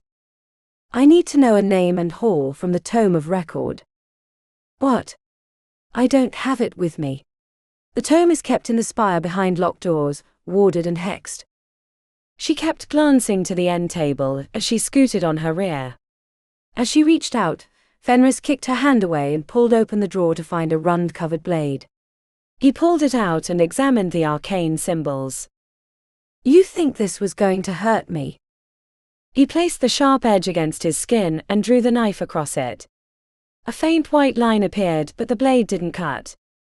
"Now that we've established who's in charge, you need to tell me a name and hall from the tome of record." Tears pooled up in Deborah's eyes as she shook her head. "There are over 5,000 names every year. I don't remember the names or the halls." "That's impossible." "Nothing is impossible." "I can't. I really can't." Fenris reached into an inner pocket to grasp something small, hard, and wriggling. "I can help you, Deborah," he said in a measured voice. No reason to scare her now. She'd given up. He'd shown her the extent of his power. A trickle of concern gave him pause. Iona had once been cowed too. He'd thought her the good little assistant, doing whatever he asked, even if it meant pain or tedium. She'd been quick too. A diamond in a coal mine. She wasn't his first assistant. Nor would she be the last. But Iona had shown herself more clever and resilient than he'd given her credit for. Maybe he should have known that with that much potential, she would eventually try to slip her bonds. A lesson for next time. Either he needed new ways of hobbling, or he needed to ensure that his next assistant had none of Iona's rebellious qualities. "I don't want it," said Deborah, shaking her head emphatically. "Please." "Whatever you're going to do, I don't want it." Fenris put his boot on the woman's chest, pinning her to the floor. The spell had weakened her. She was like a babe. He unfolded his hand, revealing a glistening black scarab. The legs twitched with excitement. "No, please no." Fenris set the scarab on her belly.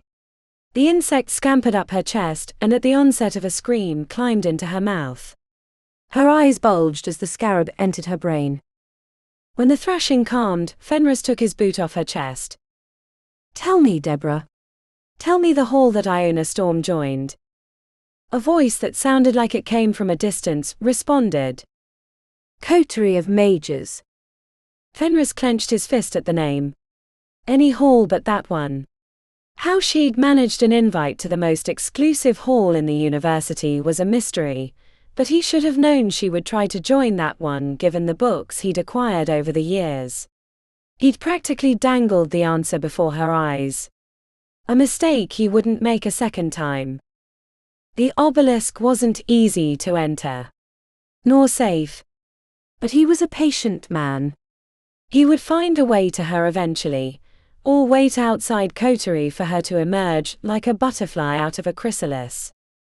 He knelt beside the older man with his throat cut. The metallic scent of his blood had awoken the hunger, but that had been his intent. Without Iona, he couldn't keep it away for long. He would need to feed, and besides he had a body to dispose of. Fenris unhinged his jaw. Chapter 14. The city felt different the second time. Iona had been in a panicked hurry before, driving the stolen car through the busy streets on the way to the trials. Now that she had time to enjoy the sights, she was overwhelmed by the busy streets and sidewalks, the shiny buildings and smells of hot dogs, cheap magic and exhaust fumes. Coterie was bad enough. Claustrophobic. But the City of Sorcery was overwhelming. Like the first time Fenris had etched a tattoo into her flesh. The heat and pain had been unbearable. The magic of the tattoo had cooked her from inside, making her feel like a lobster in a boiling pot. Iona checked the directions she'd written on a piece of paper that she'd gotten from the city library. The pawn shop was one of the few things that felt familiar to her. The grocery store in Licking had been across from one. Ozark Treasure's pawn. She'd watched so many defeated people enter that place. But what did that make her? Not defeated. Biding time. Preparing. Mystic Exchange looked nothing like the shop in Missouri. The owner wore a tailored suit and had a well-trimmed mustache. The glass cases looked like those in a regular shop, with magical trinkets and other valuable oddities resting in velvet catches. Good afternoon, how may I help you? Iona had worn the best of her donated clothing, and made sure the coterie pin was prominently displayed on her shirt. She wanted to make a good impression. I have something I want to sell. She hated the sound of her deep Missouri accent, but knew she could never get away with trying to talk like the other students in coterie. May I see it? He asked as he slipped on thin blue gloves. Iona handed over the small sculpture of an amorphous head with bulging eyes. It was a gift, but I don't really like the style. She'd stolen it from the Obelisk. It had been in a little cubby, away from the residential areas. She wasn't sure that anyone had seen it in some time, which meant they wouldn't miss it either. The owner turned the object and examined the bottom before sighing heavily. Mum, you should really take this to an art auction. This is outside of my usual budget. I'm afraid I'm in a bit of a pinch. Are you sure you can't offer me a respectable number? In cash, of course.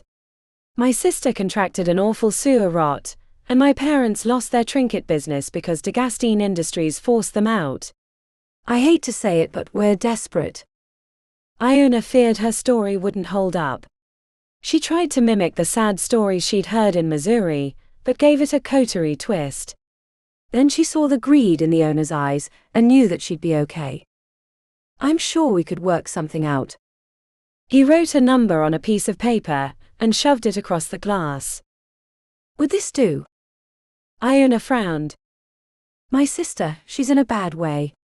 The bills are astronomical. Sir, I know you're going to make a killing. Surely you can do better than this. The owner closed his eyes for a moment, then smiled big. Of course. He adjusted the number, and Iona nodded. A few minutes later, she was walking out of Mystic Exchange with a thick wad of bills in her pocket. Iona's first stop was Enchante Couture. She'd heard the other first years talking about the shop, and thought it'd be a good place to upgrade her wardrobe. The donated clothes had helped take the worst of the shame away, but she wanted to wear outfits that actually fit. The sales representative practically fell over herself to help once she saw the coterie pin. Iona didn't catch her name. She had a strange accent she'd never heard before, but the woman was delighted and kept bringing new clothes for her to try on. The price tags were eye-bulging and would take a chunk out of her wad, but she knew she had to do better to fit in. The changing room had 2 mirrors, a chaise lounge, and a tea machine. Iona was stripping down to change into the next outfit when a sharp pain bent her over. The tattoos on her shoulders and back screamed in pain as if they'd been lit on fire. Iona collapsed to her knees and bit the soft fabric of the chair to keep from screaming. When it was over, she was covered in a patina of sweat and exhausted as if she'd just run a dozen blocks. Iona probed her flesh with her fingers, trying to determine the reason for the sudden pain. Fenris had called them circuits. Had one of them malfunctioned? A voice from inside the store had her turning her head. Scarlett Calloway. Iona should have known she might show up. She climbed onto the couch in fear that someone might notice that she was in the changing room. She'll be dead before Thanksgiving. Mark my words. Laughter followed with more conversation that Iona could only partially hear. What about Pig Girl? Asked a woman's voice. More laughter. I don't know, said Scarlett. Have you seen those tattoos? They're kind of badass. Remind me of Kemetic runes in a sexier way. If that poor girl had been born into money, she might actually know how gorgeous she was. Iona nearly fell off the couch. She probed her face and pulled on her hair while looking into the mirror. She'd always thought her lips were too big, her cheekbones too sharp.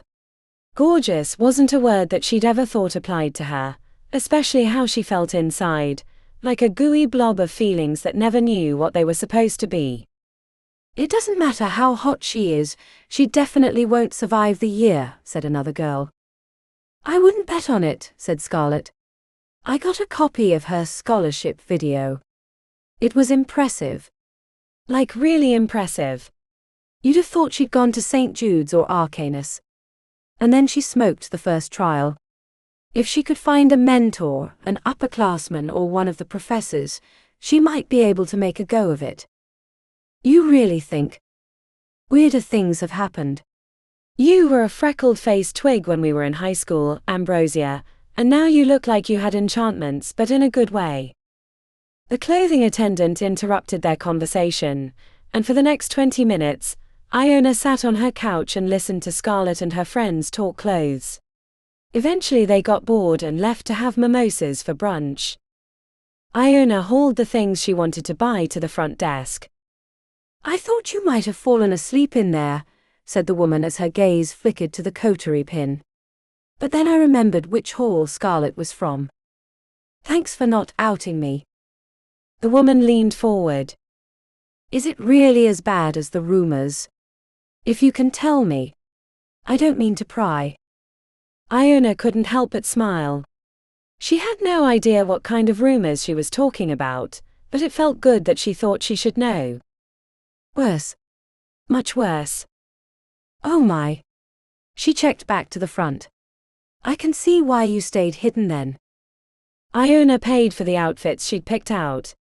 The number didn't feel real. The attendant gave her a hug afterwards and her card, which all felt weird, but Iona supposed that rich people led a different life than normals. Especially those with magic. When she was on the sidewalk with bags in her hand, Iona remembered the tattoo pain that she'd suffered in the changing room. She felt exposed. She checked over her shoulder, but saw no one familiar on the crowded sidewalk. But she couldn't shake the feeling that she shouldn't be there. That Fenris had found his way to the city, and was trying to find her. She wouldn't put it past him to have etched a way to track her down in the tattoos, which made her vulnerable in public. She'd planned on making a few more purchases, but now she just wanted to get back to the Obelisk. Iona looked for a taxi, but there were none in view. The train station was a block away. Iona hurried with the bags in her hand, pushing past people who cursed her on the way. But she didn't care. The feeling of doom followed her to the station. Iona stood on the platform, willing the train to arrive. She kept checking over her shoulder. Come on. Come on. A trickle of relief crawled in the moment she saw the approaching train.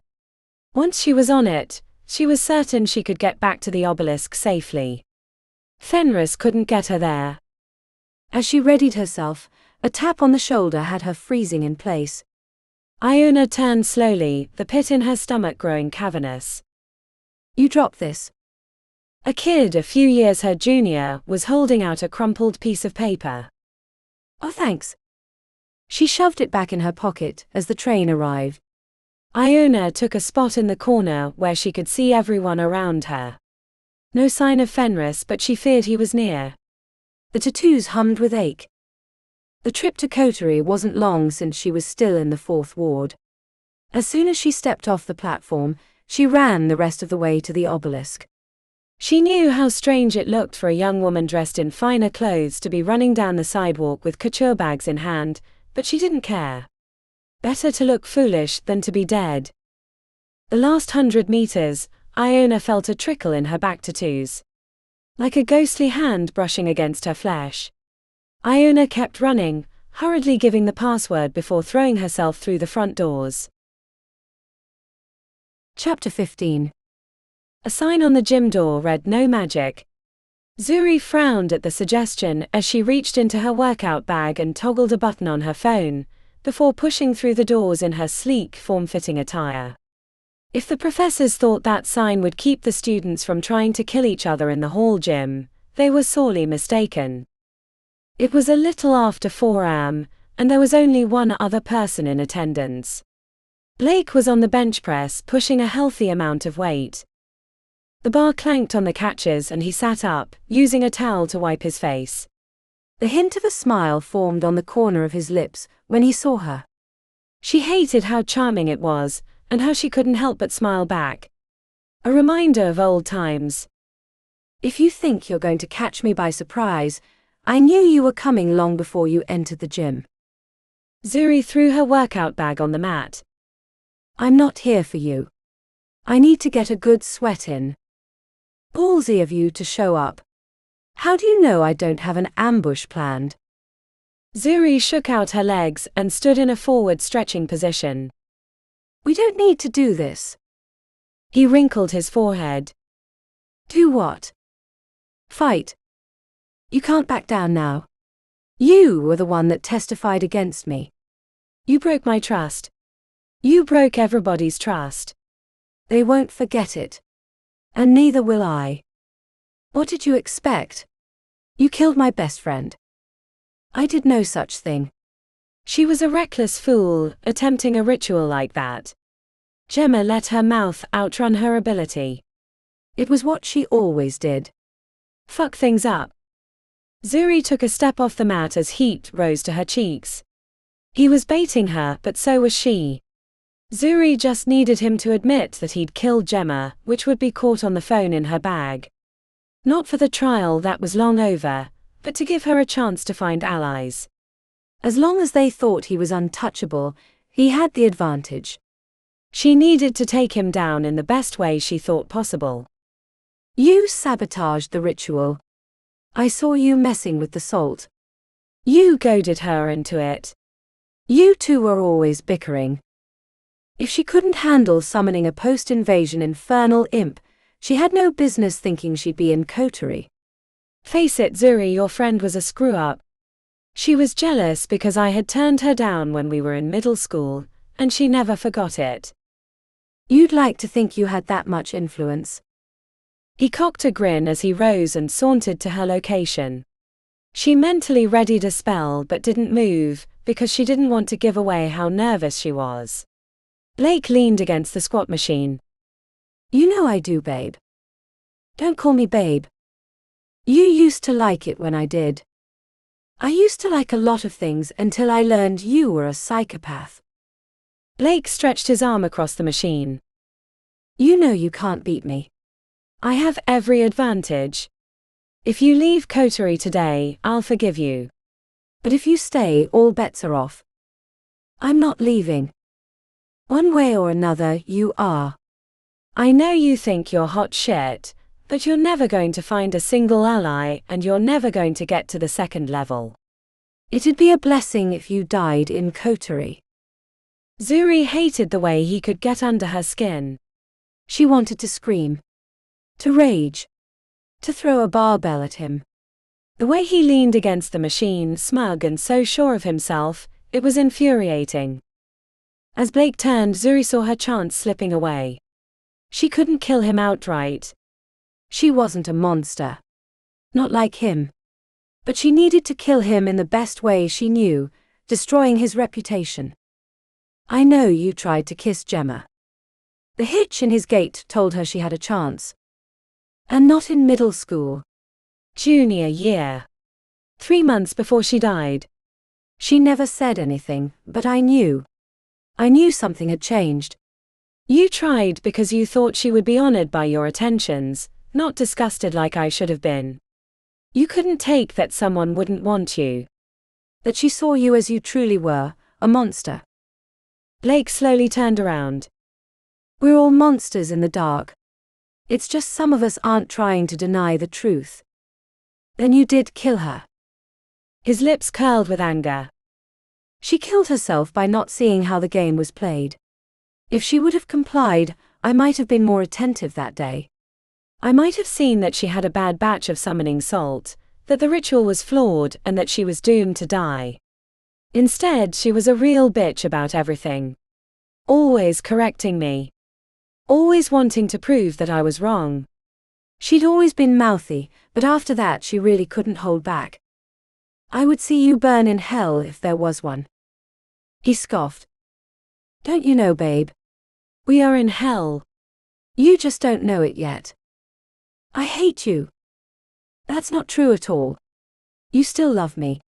I can see it in your eyes. What you're mad about is that you no longer have the life you wanted. That's what you're mad about.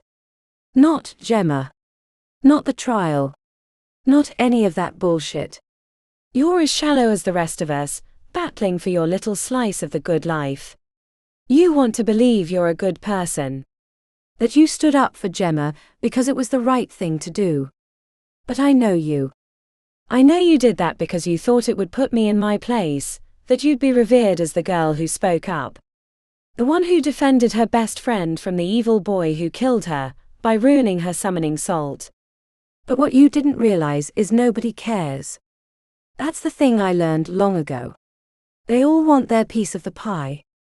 They'll do anything to get it, even if it means killing a rival. Or a friend. Or a former girlfriend. When you testified against me, you were really testifying against them. You told everyone you no longer had their backs. That's the thing. You can knife them. You can lie, cheat and steal. You can even kill them. But you can never expose them. You can never rock the system that keeps them in power. Once you did that, you made yourself expendable. Face it, babe, I'm not going to kill you because I want to. I'm going to do it, because they expect me to. For the same reason I killed Gemma when I switched out her salt. She was making me look bad. And if I hadn't, everyone would have seen me as weak. Face it, babe. It's either you or me. And I have no intention of dying in this place. A single tear formed and broke free from her cheek. Zuri hated how it made her look. She thumbed the tear away as she ground her teeth. I hate you. You're a monster. You don't hate me. You hate that the only way you can survive is if you become like me. The person you know you are deep down inside. That's why you're so mad. You knew something was wrong between me and Gemma. You could have broken it off. Saved her from me. But you wanted it all. You wanted to be the center of attention and feel like a good person. Face it, Zuri. You're at fault as much as I am. Blake turned to leave, but slowed and spoke over his shoulder as he gestured towards her gym bag. And I know you're recording me. I know you want to expose me as Gemma's killer. Feel free to if you want, but it's not going to work out the way you think it will. That recording will only prove to people that you don't have the guts to take me down yourself. That you expect them to do it for you, but that's never going to happen. Especially not in the Obelisk. You might as well cut your own throat if you play that. Before she knew it, Blake was gone, leaving her stewing in her own regrets. What she hated most was that he was right. She'd thought that if she could prove he'd killed Gemma, that his teammates would turn their backs on him. But it would only pull them closer to him, because not only had he killed her, but he'd gotten away with it. Zuri marched over to her gym bag, pulled out the phone, and erased the recording. Blake was right about one thing. She couldn't expect anyone else to do her dirty work for her. If she was going to survive, no, not survive, but thrive, then she needed to embrace the darkness. Chapter 16. The doorway to Professor Cornwallis' office might as well have been a wall, as far as Iona was concerned. She raised her hand twice before letting it fall by her side. Iona checked her surroundings. This was as safe as she'd ever be. It's not that the administration area was off limits, but catching a professor in crossfire was akin to suicide. But that didn't help with her distrust of doors. Twice this year she'd found the entrance to her suite trapped with a void-bound tangler. The first time she had no idea how to disable it, and slept in the library until she found a solution. This is a mistake. As she turned her heel, a crisp voice from the other side called out. Whoever you are outside my door, you'd either better leave or come in, otherwise I'm going to put a very painful curse on your bones. Iona pushed through the door. I'm sorry, Professor Cornwallis, I was gathering my thoughts. She'd never been in the professor's office before, and couldn't help but gawk at the pictures and other displays on the wall. A huge map of the world marked with the countries that had once been a part of the English Empire took up the central space, while another section showed the professor with various members of the royal family. Why are you here? Asked Professor Cornwallis, sitting back in her chair, inexplicably with a riding crop in her hand. Iona had a good idea that question wasn't about the visit to her office. I enjoy studying magic. I enjoy my rose garden, but if I were in charge they would likely wither and die. That job is more suited for my gardener. They've spent their entire life clipping leaves and digging in the dirt. The same is true, the other way around. I would never ask their opinion on a matter of magic. They might have read a few books about the subject, but they would be a fool to open their mouth and call themselves a mage. I've spent my entire life studying magic. The professor smoothed her hand across her immaculate desk, while her smile reeked of condescension. My dear, I'm sure you think you've expended a lot of effort on this matter, but the problem is you didn't have the right upbringing. The right teachers. You're standing well behind the starting line, while the others are already halfway to the goal. This is cruelty allowing you to be here. It's only going to end in tragedy. Iona stepped forward, which received an eyebrow raise. That's why I need a mentor. A guiding hand. To teach me the things that I don't understand. I know I can do serious magic. Advanced comedic magic, even. Ask Professor Green or Ravenscroft. I cast spells for both of them no one else in my class could manage. I just need the gaps filled in. I swear to you, you won't regret it. I know I can be a valuable member of Coterie, and you're the best professor to help me do it. Professor Cornwallis leaned back in her chair with a slight smile. Amusement. Iona could feel the hook in her gut, even before the woman spoke. You're right about one thing. I am the only professor who would have a chance to turn you into a passable mage. The kind that would do quite well at Arcanium, or one of the other halls. She slapped a riding crop into her other hand. But this is Coterie of Mages. We have a legacy, a tradition to uphold. Our students have already had many years of preparatory school to ready them for the unique challenges our hall presents. You might as well be asking me to teach a monkey to tap dance. Professor Cornwallis. If you would just talk to Professors Green or Ravenscroft, then you would understand that I know a lot of magic, that I know a lot of magic. Is that how you speak? As for Professors Green and Ravenscroft, they're hardly the paragons of arcane scholarship. Gideon is far too enamored of what you students think of him to provide the proper leadership this hall needs, while Horace, I don't even know where to begin. It's like he just showed up one day. I know he's a friend of our head patron, but had Malden consulted me, I would have strongly advised him not to allow Horace to teach in this hall. The air chilled between them. Iona averted her eyes. I'm sorry, Professor, for wasting your time. I will try to find another professor to be my mentor. A fist banging on the table startled Iona. It surprised and angered her, even in the face of the professor's disdain. My dear, you're not wasting my time. You're wasting this hall's time. Under no circumstances should you be seeking a mentor from the professors of this great hall. What you should be doing is taking whatever weird clothes you wore here and marching right out the front of the obelisk. While I cannot make you leave, I can certainly advise some of your fellow first years in ways that may prove detrimental to your continued health should you decide to seek mentorship within the rest of the coterie staff. Do I make myself clear? Iona imagined holding a knife that was buried in the professor's chest, ready to split her guts open, much as she did to the rabbits caught in her snares. Yes.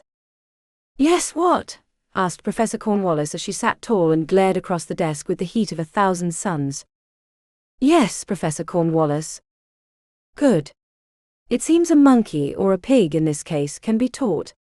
Now remove yourself from my sight before I take your life personally in my hands. Iona hurried from the room, cringing when she shut the door too hard, then ran directly down the hallway to get as far away from Professor Cornwallis' office and her own thoughts as possible. Once she was out of the administrative area, Iona leaned against one of the many alumni statues that graced the obelisk. Rubit Tallywag, or some pretentious asshole that had graced the halls of Coterie decades ago. Are you okay? The appearance of another student startled Iona.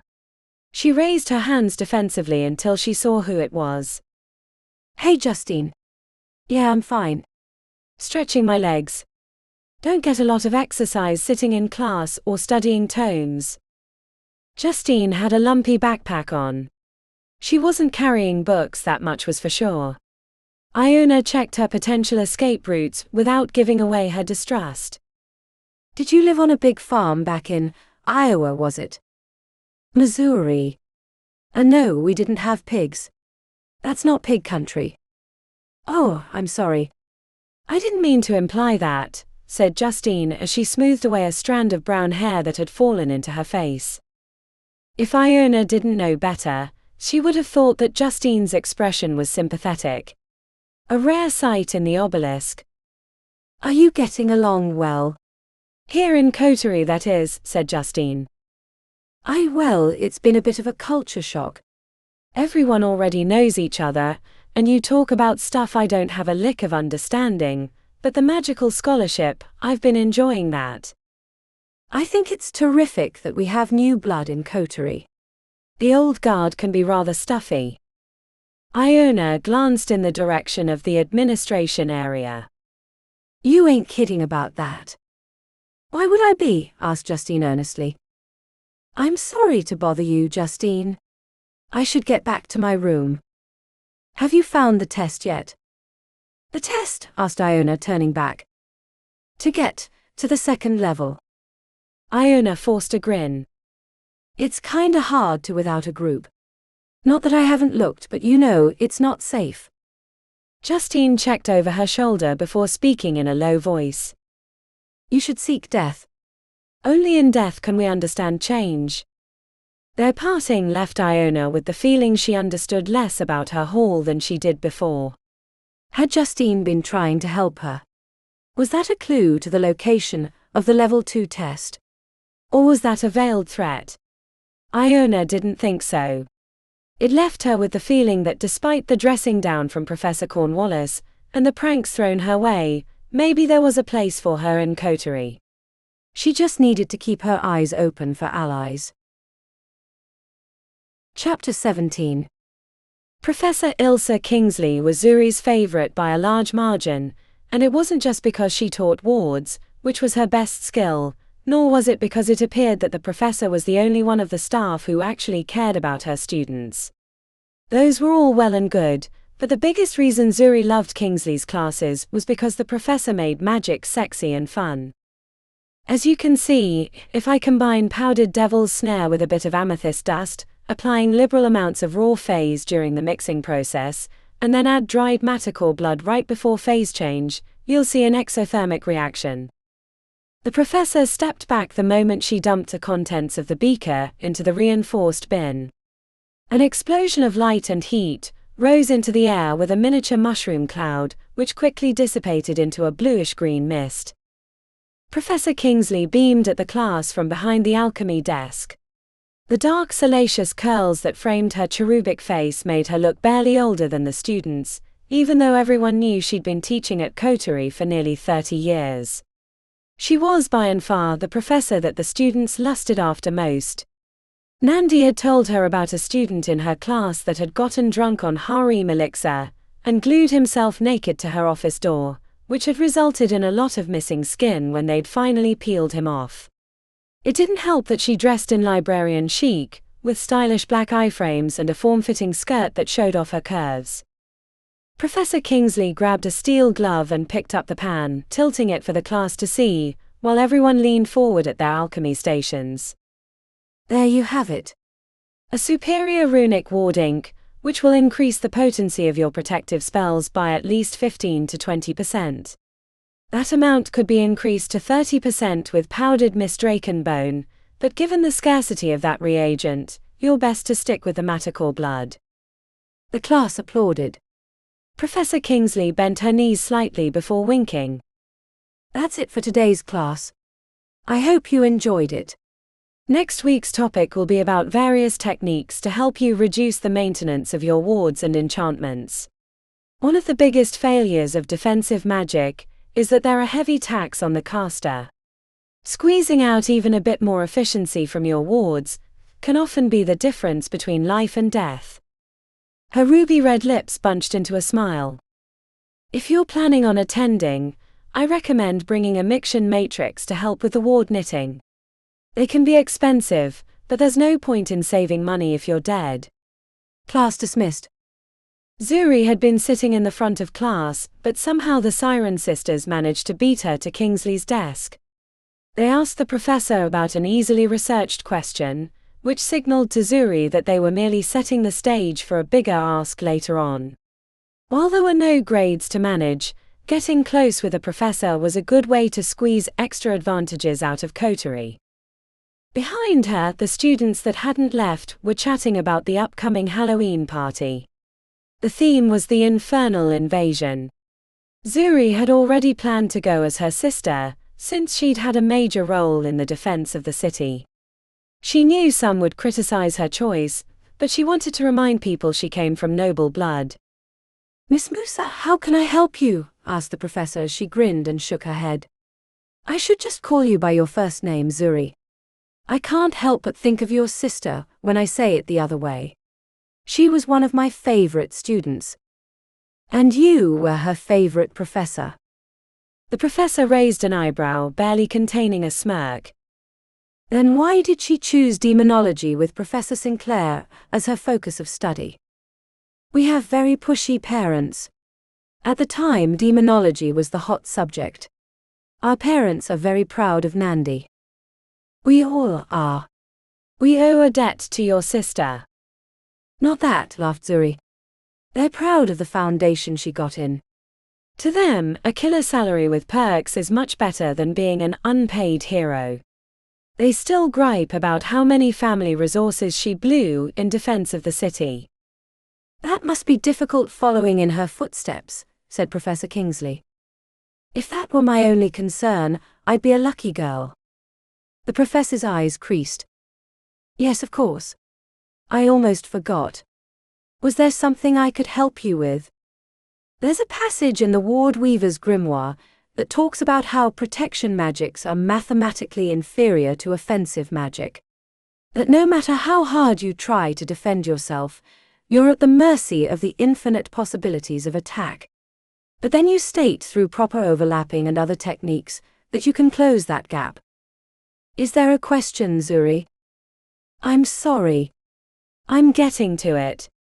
So I was doing the math on Le Fay's paradox using your theory, and no matter how I massage the numbers, I can't get them to equal out. Not even close. Professor Kingsley chuckled. You are aware that the Grimoire was my graduation thesis. Of course, Professor. I'm not suggesting that it's incorrect, but I can't figure out what I'm doing wrong. You know, you're the first student to ever try to confirm the math. I am. Wards have never been an exciting subject of study. As you just stated, the best defense can't beat a good offense, but not for the reasons you think. They're opposite sides of the same coin. Does that have to do with LaFay's paradox? Professor Kingsley tilted her head. Sometimes too much theory is a bad thing, and the answer is right before our eyes. Now I must excuse myself, Miss Zuri. I have a dinner date tonight, and it's going to take me hours to get ready. Zuri chuckled to herself after the professor left. If she'd shown up as is, she'd cause 99% of the human population to lose their minds. Leaving the alchemy laboratory, Zuri took a roundabout way back to the student quarters so no one could ambush her, but the way was unfamiliar as it seemed the route had changed. They'd been warned that the obelisk could shift or rework itself to open up old passages, or create entirely new ones. Once Zuri realized this, she took a more cautious approach to the exploration. An older section might contain leftover magics, or creatures that had gotten trapped when the obelisk shifted. But this was an opportunity too. In a lighted alcove that would have looked appropriate in a museum, Zuri found a painting titled Drum Death Darkness. The imagery was disturbing, and the painter was unknown as far as she remembered from her studies. It showed a grim battlefield full of the aftereffects of potent sorcery.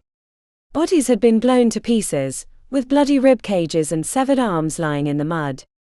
Others had been turned to slime or char. She'd only seen the painting in a book, and that had been disturbing enough. The author had suggested that it had been painted as a warning to the effects of magic on war, but now that she'd seen it in person, she wasn't so sure about that, because at the back left of the painting, standing on a hill, was a figure in bloody grey robes, preparing another volley of ball lightning at an enemy that was suggested to be off the frame. The mage was triumphant in their gestures, and the litter of bodies around them appeared more as a warning about the potency of mages, rather than the horrors of war. Zuri could only think of Professor Kingsley's words about a good offense. Further into the unexplored area, Zuri found a symbol etched into the wall with what appeared to be gold. She checked behind her, because it was similar to the topic that she'd just discussed with Professor Kingsley. Had the obelisk been listening? Was that even possible? She knew from her sister's stories that the home of Coterie could be capricious and cruel, but also provide unexpected gifts. Zuri didn't think the obelisk was alive, as some of her fellow students suggested, but advanced magics operated in ways that were unfathomable to the uninitiated. As she studied the symbol, Zuri realized it was incomplete. Like an almost finished Sudoku puzzle, it was waiting for the last pieces to be filled in. She dug through her carryall to find a fresh purple paint marker, but hesitated to use it in case the material was as important as the design. Using 3 different analytical spells, 2 were in Sumerian while the third was in a language that had been made up by monks in the 5th century, Zuri managed to decipher the purpose of the gold. The transmutation of ordinary objects into valuable metals was impossible, but a rough approximation was often enough to satisfy the spell's requirements. Zuri applied a calcifier to the tip of her marker, which transformed the paint, before she filled in the rest of the symbol, completing the hidden circuit in the design. A rumbling in the floor had Zuri jumping back, expecting a trap or the release of a dangerous critter. Dedra had nearly lost her arm when a crystalline spider had jumped out of an old rubbish bin she'd found in a new area. The spiders were only as big as her hand, but were hardened against magic and took blunt force to destroy. The story was that a student many years ago had smuggled one in as a way to take down an enemy, not realizing it was covered in egg sacs. He kept the spider in a cage, but then the hatchlings escaped while he was asleep, and he woke in a cocoon of crystalline silk while the babies sucked the magic from his mind until he was a brainless husk. Nothing came from the darkness exposed by the shifting wall. A passage led deeper into the unexplored section, which filled Zuri with nervous excitement. If she found an old lab or power nexus, she might be able to convince Melanie or one of the other new magics that the find was worth the attention from Blake. Zuri sent a floating mage light into the space, scanning for potential dangers at the same time as her mind raced with possibilities. If the rumors were true, she'd heard that the Siren Sisters had found an old alchemy lab that had been left with numerous half-finished projects. No one could figure if it had been left by former students or was a creation of the Obelisk, but the find had convinced Tristan Hollow to switch to their group. After she revealed there were no lingering magics, Zuri cautiously stepped into the space. 2 steps past the entrance, the door slammed shut behind her. Zuri banged on the door as her heart bounced around her chest. She feared she was trapped until she noticed the round button on the inner frame. Using the meat of her palm, she depressed it. The hidden door slid open. Content that she could leave when she wanted, Zuri triggered the door to close and continued her exploration. The floating mage light suggested that the passage was a dead end about 3 meters from her location. The walls were cold stone and covered in sloppy writing that she recognized as an older form of Kemetic that she could only half translate. What is this? Zuri ran her fingers across the words as she deciphered their meaning. Kemetic was not her strongest language. Not only was it notoriously difficult to master, but there were numerous offshoots which were different enough to almost make them their own language. The words didn't feel magical either. Zuri couldn't quite figure out what they were intending, until she saw the sketch at the lower right-hand corner. The protruding member was unmistakable, and gave her the context to complete the message. The entire thing reminded her of wandering off the main subway lines in London, and finding gang tags spray-painted on old concrete barriers set up for construction. It's graffiti, she said, shaking her head. The Siren Sisters get an old lab filled with half-finished magics, and I find a place that someone thought was good for casual sex. Zuri finished her examination of the space, but could find no other messages or designs that suggested it was anything other than old graffiti, ancient graffiti if her linguistics analysis was correct. Which didn't make sense to Zuri. It felt the same as the gang tags in the London subway, but the obelisk had been built a century ago, not millennia, like the writings suggested. But the obelisk was filled with mysteries. As Professor Ravenscroft had said, it would take many lifetimes to uncover all of the mysteries that existed in the obelisk. Disappointed that she'd found nothing useful, Zuri closed up the hidden chamber and continued through the passages until she found herself back in familiar territory. Chapter 18. The library was the least popular area in the obelisk. Coterie's hatred of Arcanium Hall had made it anathema for the students. It wasn't that they didn't like books or magical tomes, every student had their own private collection brought from home, but the idea of putting them together in a common public area turned them into communism or something like it for Coterie students. This made the library a good place to hide out for Iona, since it was rarely frequented by the other students. She was sick of having to check her door for traps or dangerous critters. The week before, a gloomrend had been left in the rock garden outside her room. She hadn't noticed the puffy ball of shadow with glinting claws that was floating across the white rocks, until Orion had called out from across the garden. The warning had given her enough time to destroy the gloomrend with a simple force bolt. Orion left before she had a chance to thank him. Nestled into a comfy couch, which she was sure had to have been brought in by a student because everything in the obelisk was made for stiff backs, Iona was reading a tome on the veil. The Imprints of Our Lives. It had been a suggestion from Professor Green when she'd admitted to him after class that she wasn't very knowledgeable about the land between the living and the dead. The book was dry. A lot of theory about how the veil wasn't really dead people, but the faded imprints of their lives, captured by the Queen of the Dead for whatever nefarious purposes she intended. Ghosts, apparitions and the like could still be dangerous as they tried to complete some missing piece of themselves in the real world, but they were not alive. Iona was deep into a passage about cursed items related to the veil, when she heard the soft scuff of footsteps. She looked up to see a shock of red hair coming around the stacks. "Oh," said Scarlet. She was wearing a sleek black and crimson outfit that Iona assumed was trendy. It looked like something she'd wear out to a private club, complete with 3-inch heels. I wasn't expecting to find you here. The urge to flee took hold. Iona closed her book and started reaching for her backpack when Scarlet held out her hand. You don't have to leave on my account. I was just looking for a specific title that I swore I had brought, but I guess I left it at home in our private library. Private library? Scarlet screwed up her face. Don't you have one? Iona started to say no, but then she remembered Fenris' collection of tomes, which wasn't huge, but after a few months in Coterie she gathered it was filled with rare and very difficult to find arcana. I guess I did. Iona squeezed the tome to her chest like a shield. Scarlet was looking at her in a way that reminded her of an old woman picking out good fruit at the grocery store.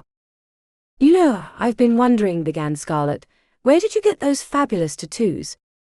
Iona held out her forearms, revealing the 2 lines of ancient text that Fenris had etched into her skin.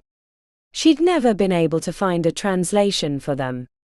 They were a language she'd never encountered, though sometimes she thought they might be some strange deviation of Kemetic. My teacher gave them to me. So they are magical. Iona tried to hide her grimace. She hated that she'd given a piece of information away. He never told me what they were for. What does your teacher think of you joining the halls? Iona wanted to leave, but Scarlet was blocking the little cubby. He doesn't know. How is that even possible? Oh wait, he's not a hall mage, is he? Iona hated how quickly Scarlet deduced that fact. It's okay, Iona, continued Scarlet. When you travel in the circles we travel in, you'll find a lot of people that found their patronage outside the hall system. Look at the Dread Marshes. They were mages for centuries before Invictus came along. Rumors of commingling with infernal beings has followed them for as long as the family has been around. They have. Scarlet let her tongue rest on the top of her red lips. You know, sometimes I think you're like a long-lost relative to one of the old magic families. I really doubt that. She shrugged. Maybe, but you never know. I've seen the kinds of magic you can do. And those tattoos? That's not new magic shit.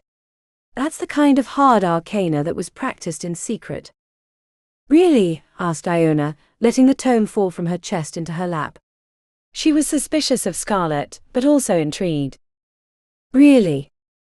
Feeling like she needed to return a compliment, Iona blurted out, I really like your outfit. Scarlet chewed on her lower lip. This old thing. You never know when things will go sideways here, so I try not to wear too many fresh outfits. I definitely brought too many clothes with me. I've been desperate to get rid of the excess. A realization hit Iona like a board to the forehead. Scarlet reacted by checking behind her. What? Is there something creeping up on me? No, I just realized we're the same size. We are. You gave me those clothes, didn't you? Scarlet blinked before a smile widened on her lips. I did, didn't I? Thank you. I've been able to find some of my own since, but wearing the clothes that I came to Coterie in wasn't exactly making me a favorite around here. Scarlet leaned against the shelves as if they were old friends. You shouldn't worry too much about all that pig girl stuff. They're just testing you. Finding out what you're made of. It's a cutthroat business being in Coterie. You have to develop thick skin and even thicker wards. It has gotten better these last few weeks. Scarlet reached out with the toe of her high heels and nudged her leg.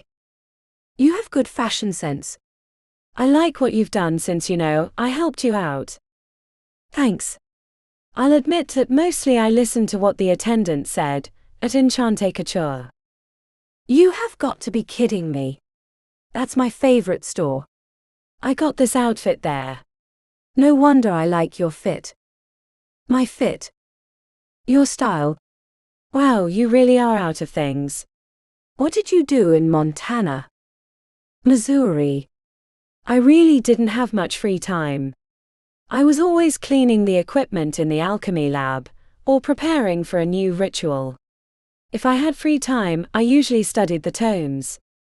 That's right. You know some wicked spells. I heard what you did in Professor Green's class.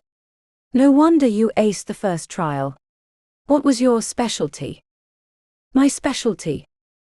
Yeah, were you wards, curses, hexes, demonology, phasology, whatever? My teacher had very esoteric tastes. Which is why I've struggled at times. I have a lot of gaps in my magical knowledge. She caught Scarlet frowning. But if I had to say, it would be advanced comedic magics. Iona told herself to shut up, that Scarlet was the enemy and she was giving her free information, but she hadn't realized how desperate she was for human interaction. And Scarlet didn't seem as bad as she first thought. While she was part of Blake's old magic group, she didn't seem like the rest of them. It helped that Iona had overheard Scarlet in Enchante Couture, which confirmed that she was being honest in her communication. Advanced comedic.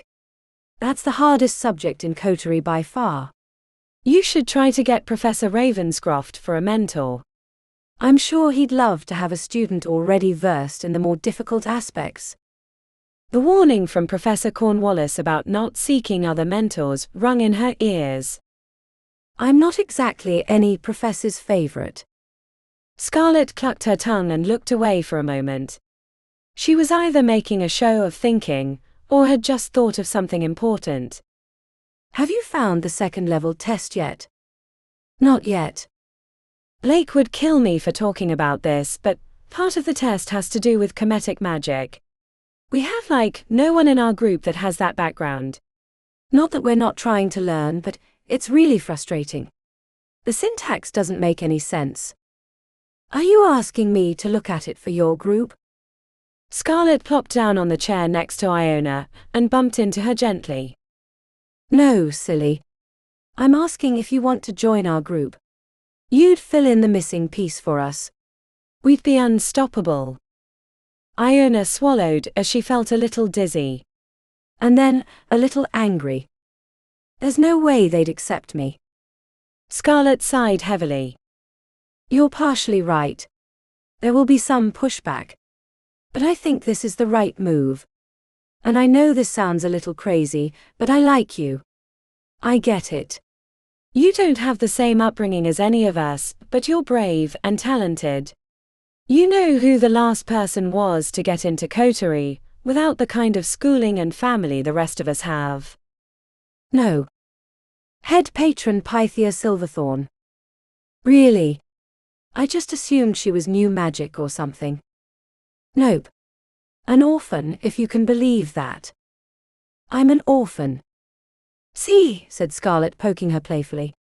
Maybe you're the next head patron. Come on, said Iona. Okay, that one is a bit far-fetched, but I really think you could be great for our group. A kernel of hope blossomed in Iona's chest. She didn't want it to be there, but Scarlet's beaming smile was like oxygen to the flame. It burned and brightened, until Iona was matching the other girl's grin. We'll have to convince Blake, though. He can be a bit of a stuffy asshole at times, but he'll come around. Especially when you show them what you can do. I guess. Scarlet shook her mane of gorgeous red hair. Not a guess. I know people. That's what I'm good at. And I know you're going to kick ass. How? Scarlet reached out and grabbed Iona's hands. Her first instinct was to flinch away, but she didn't want to insult her, so Iona kept calm.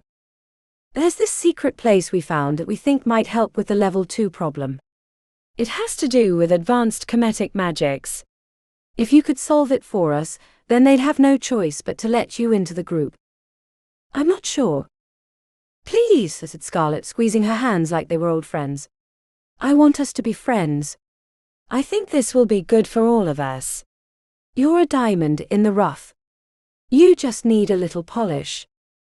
Every fiber of her being was screaming no, but logically, Iona knew that she'd never reach the second level on her own. She lacked too much knowledge, and it was never safe enough for her to explore the obelisk on her own. She stuck to a few locations she'd learned, and nothing else. Okay. Scarlet squealed and threw her arms around Iona's shoulders. You won't regret this. I can't wait. What do I do? Do you know where the pool with the Cthulhu jellies is? Past the statue of Grendel Blunderbuss. I think so, lied Iona. Meet us there at midnight. Do I need to bring anything? Whatever you think is prudent, said Scarlet as she rose. I can't wait for you to show them what you can do. This is gonna be great. Oh, and wear a top that shows off your tattoos. Yeah. Great. Scarlet checked her watch. I have to go. Meeting Dedra for brunch in the city. She winked. See you tonight. After Scarlet was gone, Iona slumped on the chair filled with regrets. How was she going to solve this mysterious, kemetic problem? Sure, she knew some advanced kemetic magics, but none of it seemed relevant to the challenges the first years faced. It felt like she knew calculus, while the class was working on algebra. But if she could solve the problem for them, then she'd be in with the best group in the Obelisk. It would fix everything that had gone wrong since she'd gotten to Coterie, and set her up for continued success. Iona slammed the book shut. Veil magic was all well and good, but she needed to brush up on anything related to kemetic magics before midnight. Chapter 19. Iona felt naked without sleeves. The top had a weird tiger on the front, and had been something she'd picked out to wear in the privacy of her suite. She reviewed herself in the mirror, turning back and forth to examine the tattoos. The ones on her shoulders looked like falcon heads, with more of the dead language written along the edges. Maybe one of Scarlet's group could tell her what they meant. Leaving her suite took more will than she thought it should. On one hand, she didn't quite trust the old magic group to give her an honest chance at joining them, but on the other, she desperately needed to find allies or she'd never get to stay in the Obelisk. And if she couldn't stay, then she'd be an easy target for Fenris. Finding the fountain took longer than expected, and when she arrived, the group of old magic students were talking about her. She's not going to show up. Why do you think this was a good idea, Scarlet? Iona scuffed her foot. They spun on her. 7 sets of eyes bored into her like daggers until Scarlet broke free, throwing her arms around Iona. I'm so glad you came. I got lost on the way here. Scarlet hooked her arm. Everyone, this is Iona Storm. Iona, this is everyone. Iona raised her hand to wave, but it never made it past her waist. Hi. Do you need introductions? I know who everyone is. Blake didn't seem pleased about her presence. He was staring as if he was deciding how he might kill her, which made Iona want to shrink into herself, but she kept her chin up, refusing to let them intimidate her. She'd survived worse with Fenris. Surely this wouldn't be as bad. Whoa. Those tattoos are killer, said Jakob in a thick German accent. Suddenly she was surrounded as everyone examined her tattoos, making noises of amazement. What do they do? Asked the drop-dead gorgeous Dedra. They're like a battery. That's so fade, said Dedra. What's on your back? Asked Jakob.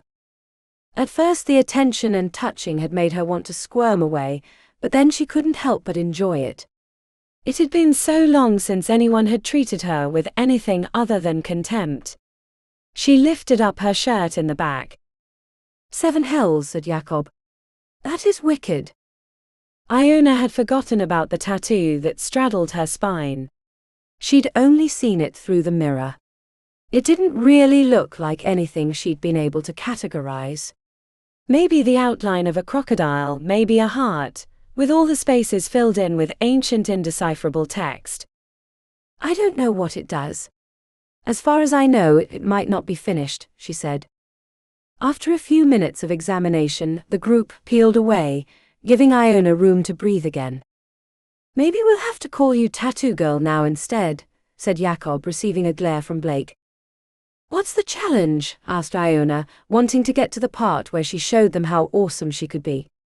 The first part of the introduction had gone as well as it could have, but she knew that none of it would matter if she couldn't help them. You know how there are secret places all over the Obelisk? Asked Scarlet. And how some of them have hidden treasures. We think we found another one. The redhead strode forward to a stretch of blank marble wall, and released twin mage lights into the air that brightened enough to illuminate the entire area. Iona had been so focused on her fellow first years, she hadn't really paid attention to her surroundings. The fountain lay on one side of the room, while the other was remarkably empty. I don't see anything. Scarlet pumped her eyebrows. Exactly. She made a gesture that looked like a triangle made with her fingers, and pushed forward as she spoke a 6-word phrase in Coptic. The air crackled with golden sparkles, which collected on the wall in lines and symbols until the outline of a rund doorway was revealed. Sand and stone, she muttered. Wikile? Asked Scarlet.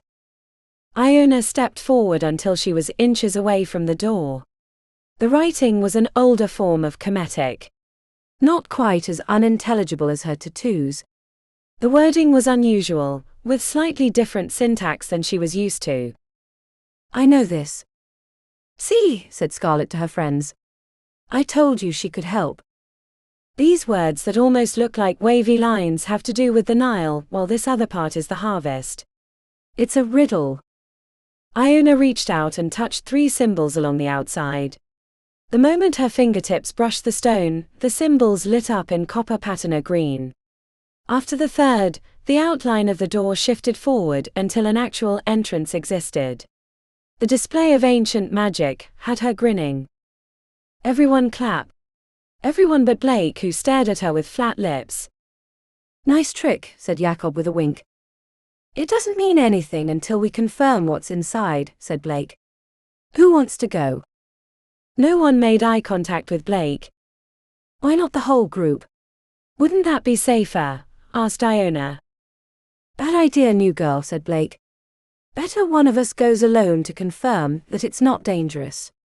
Some of these spaces are trap-filled. Hate to have the entire group wiped out because one person touched what was clearly an obvious lever. It looked like a phallic symbol, said Jacob, holding out his hands, palms up. The Munich Arcana Museum has many. I was intrigued. See. Blake checked to the group. Who's going? I'll go, said Iona. Blake frowned. Are you sure? You don't have to. You got us through the door, which is the part we didn't understand. It might be dangerous, said Scarlet. Iona checked back to Blake, who had seemed unimpressed by the display. If she was going to win him over, she needed him to believe she would be an asset. I'm sure. The ambivalent shrug from Blake was answer enough. Give me a moment to charge the tattoos. Iona closed her eyes and opened the conduit for her phase. The trickle felt icy at first but warmed as she let more into the tattoos. She could have filled them faster, but was nervous enough she didn't want to overdo it. When she was finished, her body felt tingly and her hands fidgety. I'm ready now. When she opened her eyes, Blake was staring at her strangely, with apprehension maybe. You got this tattoo, girl, said Jacob, grinning. Scarlet gave her a nod.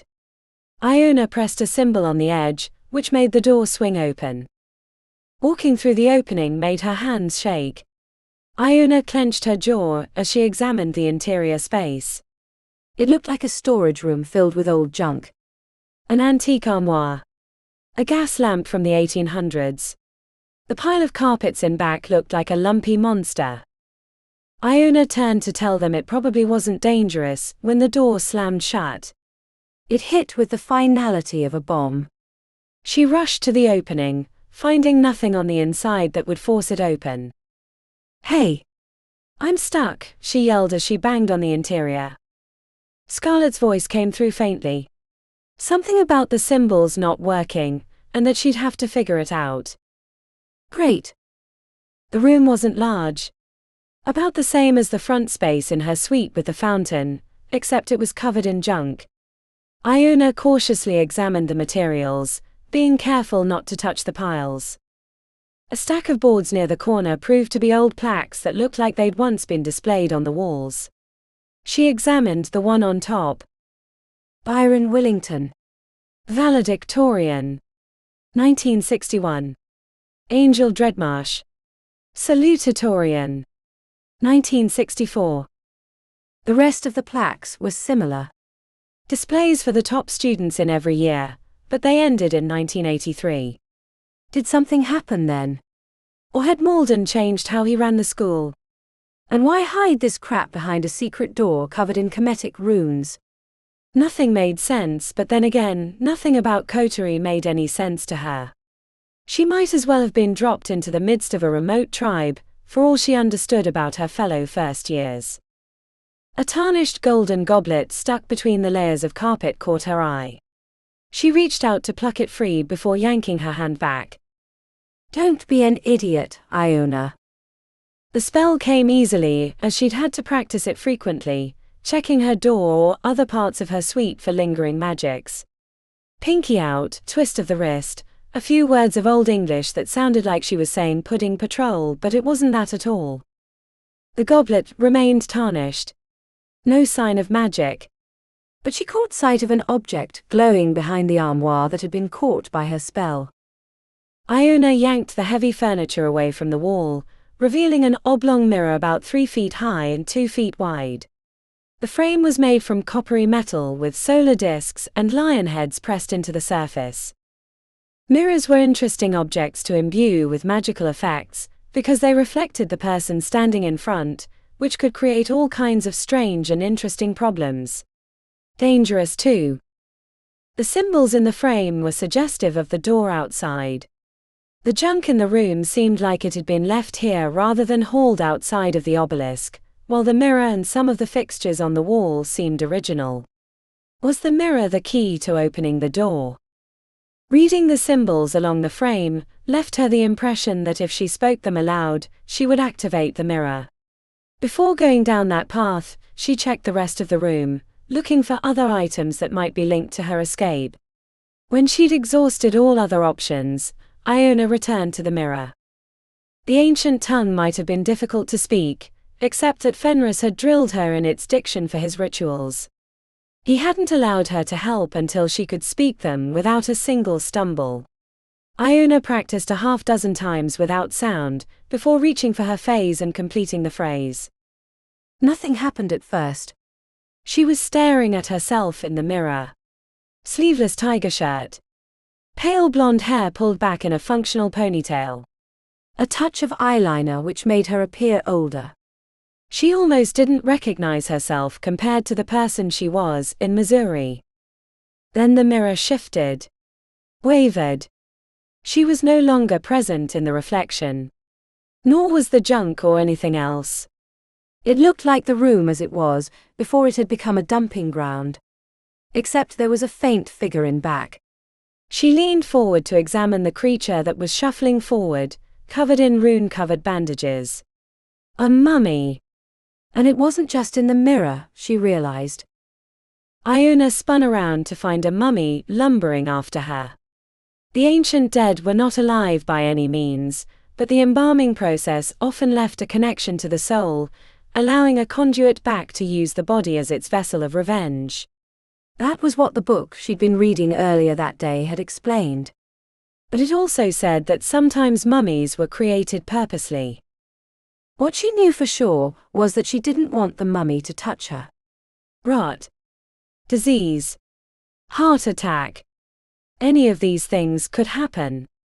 The mix of death and magic was potent, especially if it had been allowed to linger. But there was no room to run. The room was so small. She threw herself against the door, hoping that something had changed. A blast of force magic staggered the mummy.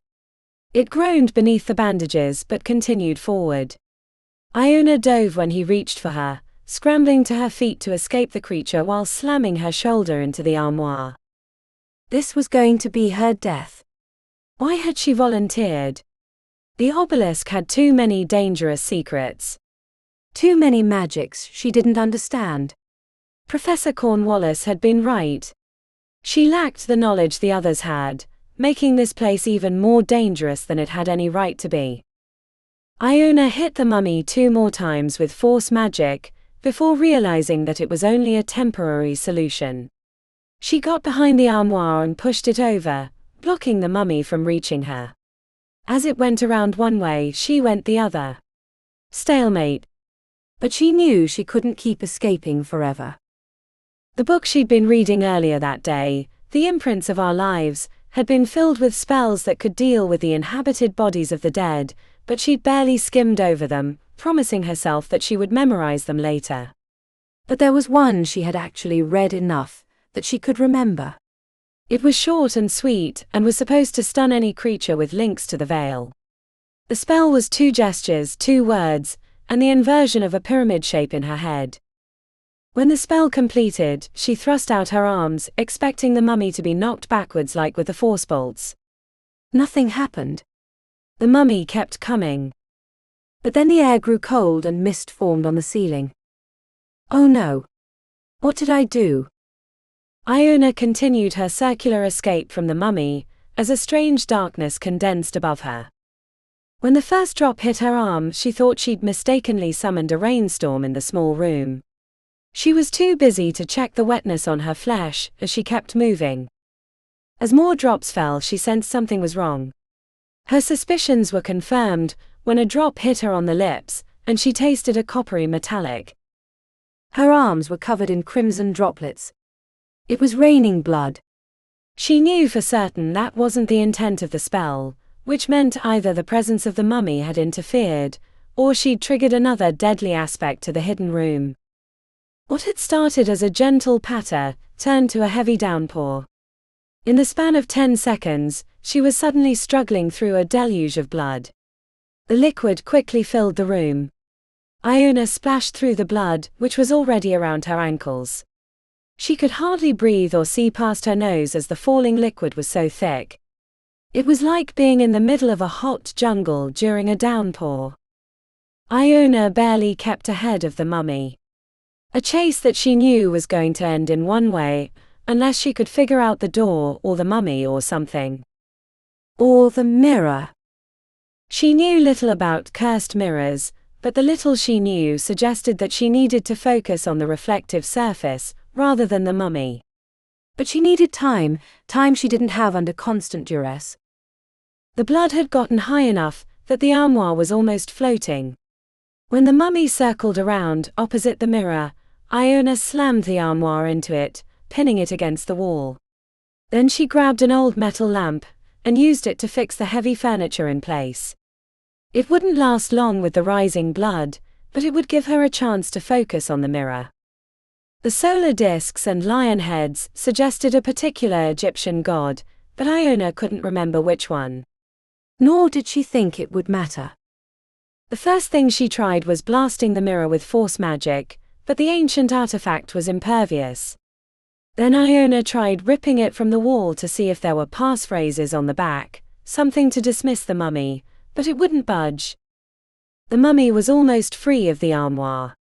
Covered in blood, the wrappings looked pink.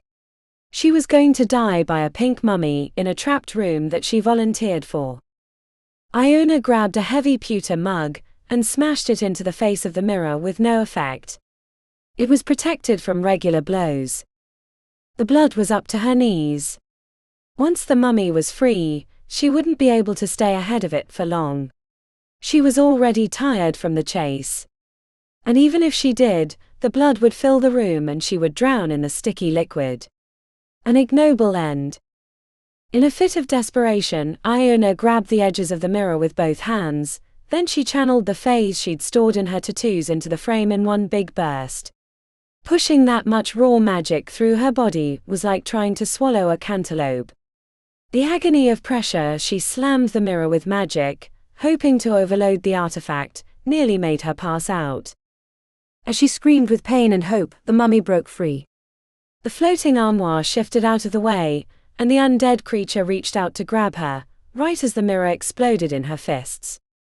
The waist-deep blood rushed out of the room as the warded door flew open. Iona was carried out, slamming against the armoire, her hands screaming in pain from the explosion. She came to by the fountain, lying in a puddle of blood, dizzy and disoriented. Iona checked her hands to find the skin on her palms mauled, and before she could consider what was happening, she rolled onto her knees and vomited out a stomachful of crimson liquid. It took her a while of panting and moaning to realize that she wasn't the only one in the space. Iona raised her weary head to see Blake Lockwood sitting on the far edge of the empty fountain in clothes that would have looked appropriate on a yacht, peering at her with his head tilted. Iona struggled to her knees and raised her hands defensively. The smirk. The finely coiffed hair. The air of supreme arrogance. They all sent warning signs through her head. That and the absence of the others.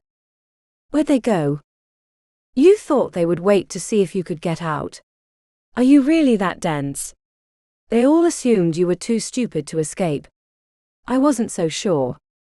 There's something about you that reminds me of, it doesn't matter. You should have died in there, but you didn't. A heavy fist clung to her heart. You were never going to let me into your group. I can't believe you even thought it was possible. You. Pig girl. You're nothing. You're a joke. Worse than white trash, because you actually believe you matter. I would rather fail Coterie than help a nothing like you climb even one rung. Scarlet thought it'd be a fun little game to see how far you could go, but I didn't like it. Not one bit. The idea that you would even think that you could join us made me sick, but I have to say, watching you get washed out of the room in a river of blood was quite the experience. He hopped off the edge of the fountain, staying clear of the blood. But now I think our little game is at an end. No more playtime for Pig Girl. Blake began muttering and making arcane gestures. He was going to kill her. She'd survived the mummy, only to be murdered in a pool of blood that wasn't her own. Try me, she said, climbing to her feet. I'm still charged up with magic and ready to go. The words she spoke were nonsense. Old poems written in Kemetic that she'd memorized because they'd been interesting, and there was little else to do in Fenris Place. Blake's eyes went white. He stumbled backwards as he left his spell unfinished. He ran into the darkness, letting the shadows hide his escape. Iona kept up her muttering until she was certain he was gone. Coward. The absence of distractions intensified the pain in her hands. It looked like she tried to pick up handfuls of broken glass. The rips in her flesh were deep. She was still covered in blood, so couldn't tell how bad the wounds were. Iona yanked her soaking wet shirt off and ripped it into pieces, wrapping her hands to stop the bleeding until she could get back to her room and apply real healing magics. When she was finished with her hands, Iona spotted a smooth black stone the size of her thumb. It was either an enormous onyx, or a leftover piece of the mummy. Or both. Using the remainder of her shirt, Iona wrapped it up for examination later, then trudged back through the obelisk, taking back passages to avoid any chance of running into Blake or his friends. Back in her suite, after laboriously reinforcing the wards, Iona went straight to the shower and let warm water run over her naked body until she was certain not a single drop of blood remained. Then she pulled out the healer kit that she'd assembled from her classes, and repaired the worst of the damage to her palms, though she assumed she'd have permanent scarring. Once her hands were fixed, Iona opened the hidden catch she'd found in the closet and placed the onyx inside. The urge to examine it magically was strong, but her hunger and exhaustion from the ordeal was worse.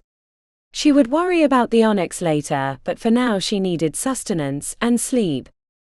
And a new set of brains, Iona.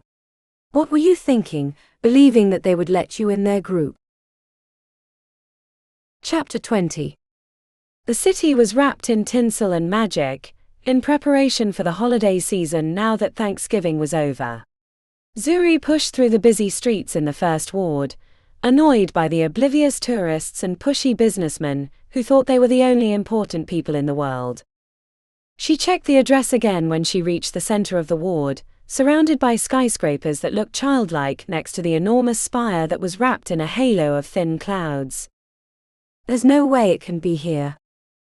Zuri had messaged her sister about a bookstore she'd overheard a couple of third years talking about at dinner the other night. Grimoire and Gold. She'd found no listings online, or other information that might lead her to the location. Even her sister had ignored her questions for nearly a week, before responding cryptically, and warning her that the place might not be worth the trouble. But Zuri was desperate. Already 3 groups had passed through the level 2 portal, and most of the others were close to the solution. The only benefit of their success was that it left the archway free to examine, whereas before she'd had to worry about being attacked. Of the 6 parts of the problem, she'd solved the ward portion right away, had a decent start on the infernal, and was currently stuck on the phase riddle. Using references she'd found in her personal library, she was looking for a tome called Cordis Simul Magus. The problem was no one had a copy. She'd inquired with some of the groups that would still talk to her, but they were tight-lipped about its existence. A confirmation that she was on the right path, if there was any. A scouring of the city's bookstores had proved to be a waste. The only one that had given her any indication that the tome actually existed was Seppi's Rare Books and Tea House, but the proprietor, a former warlord from the realm of Brodaria, wanted a lock of her hair for information only. A price that was too high in Zuri's mind.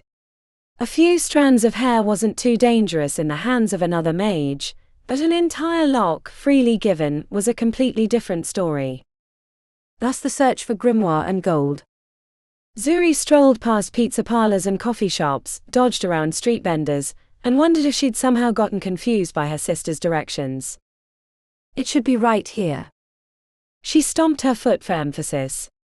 Neither the ice cream shop or haberdashery looked like they were hiding a rare book depository in back.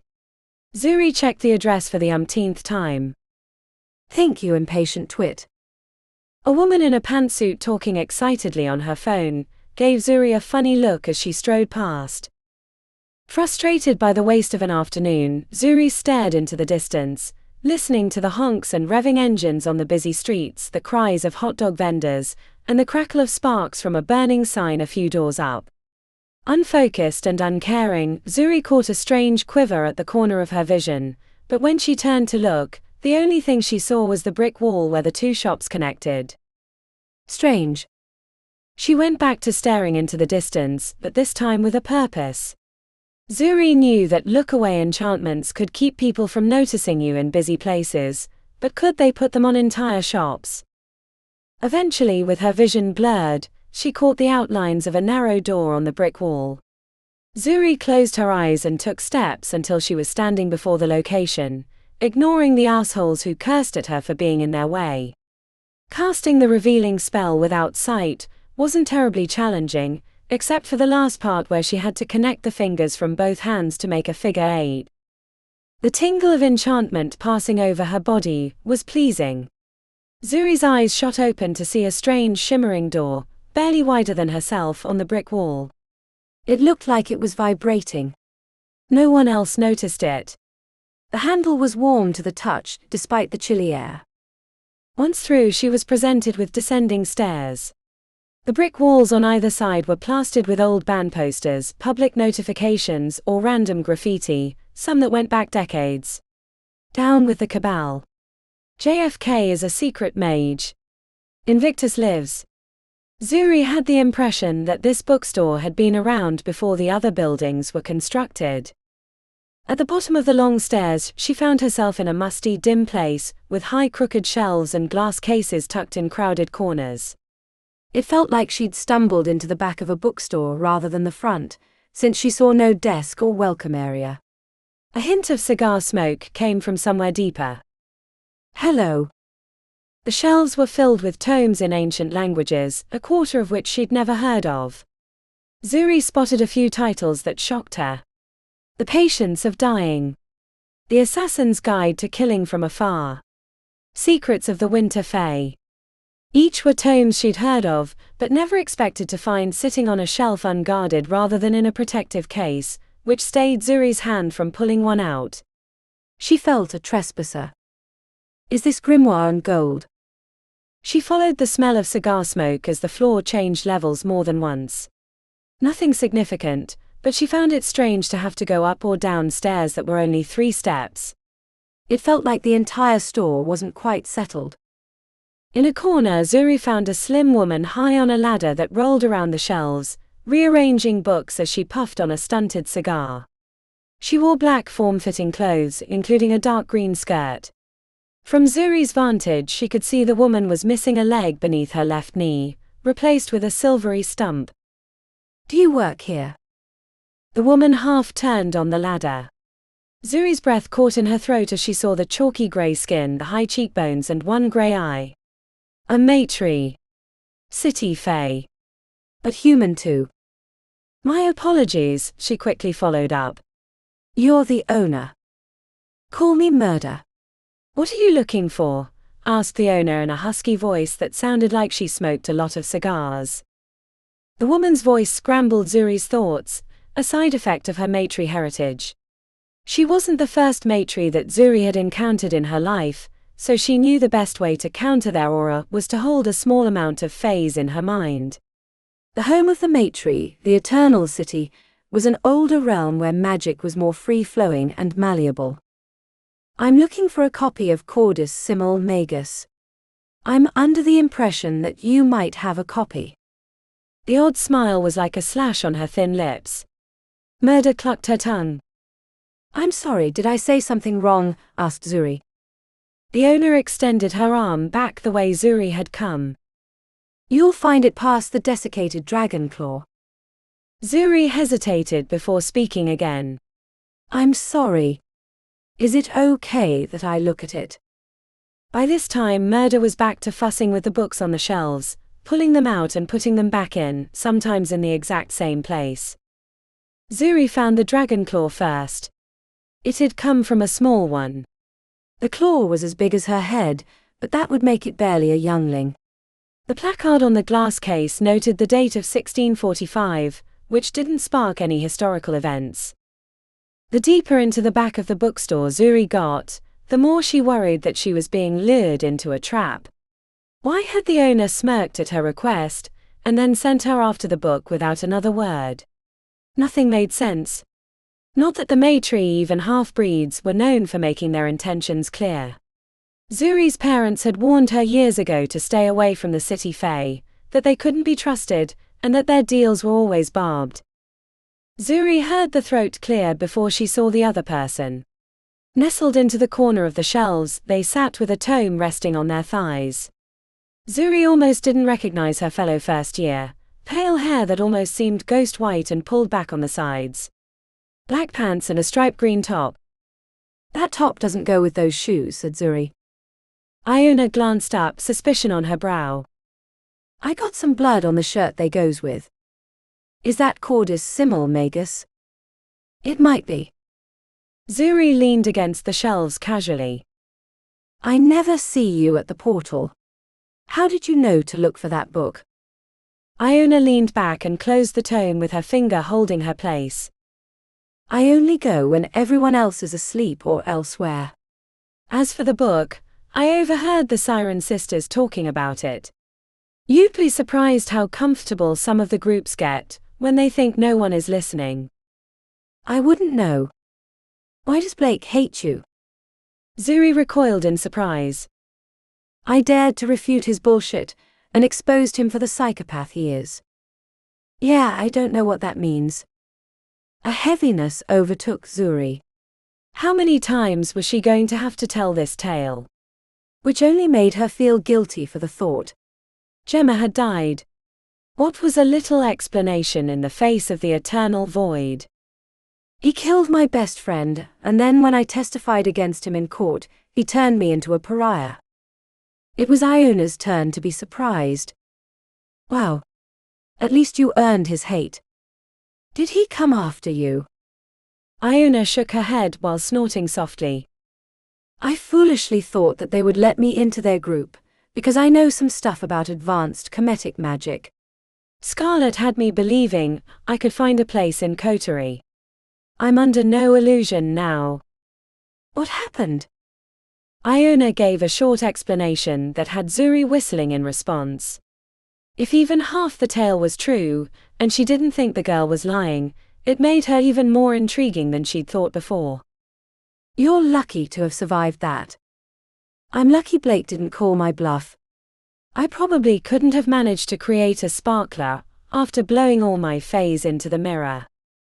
For all his bluster, he's a coward. Nothing he hates more than being stood up to or embarrassed. A mistake I made when I went against him. He killed your friend, said Iona, exasperated.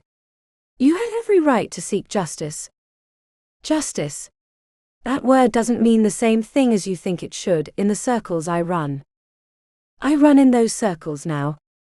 No, you don't. No offense, Iona. But they'll never see you as one of them. Look at head patron Pythia. She was a member of Coterie for a year, and they despise her because she came from nothing. Iona stared straight at her. What do you think of me? The accusation in her voice stung. I don't know why you're here. Not the halls, but Coterie. Again, no offense, but this isn't your world. Coterie is hard enough if you were born into it, but coming from a little town in Missouri with no formal prep or real mentorship. It's insane. Offense taken, said Iona flatly. I'm not judging, said Zuri. I'm just stating facts. A convenient excuse to be an asshole. Iona sighed. But at least you remembered where I came from. A half-dozen quips formed on her tongue, but Zuri swallowed them. She'd already insulted the poor girl, assuming that was possible, and didn't want to antagonize her further. Besides, Zuri had few other options yet, and this ignorant farm girl was her only option remaining.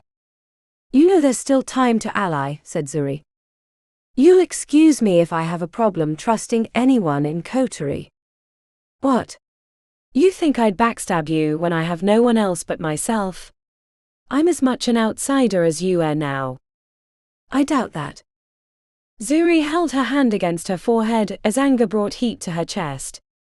She tried not to let the emotion thread her voice, but it cracked as the first words came out. I stood up to Blake when no one else did, costing me everything. My life, my friends, my future. Despite everything I'd done before. Despite all my accomplishments. My sister is a hero of the invasion, and that meant nothing when it came to my word against Blake's. They didn't want to hurt his future. Mine was irrelevant. Iona squeezed her knees against her chest, trapping the book as she studied Zuri. Did you know everyone was going to turn on you, or did you think they'd have your back?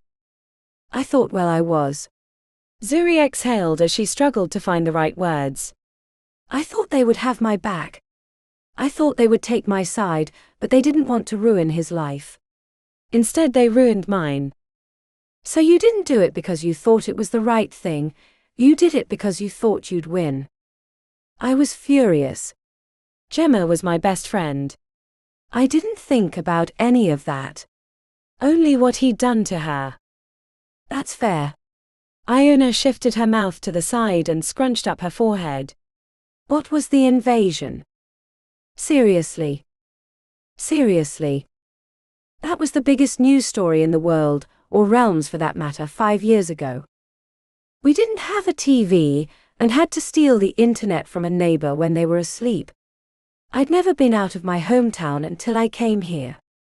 Hell, I'd barely been out of the farmhouse except for short trips to town for groceries or the post office. Seriously. Seriously. Merlin's tits, I don't even know how to take that.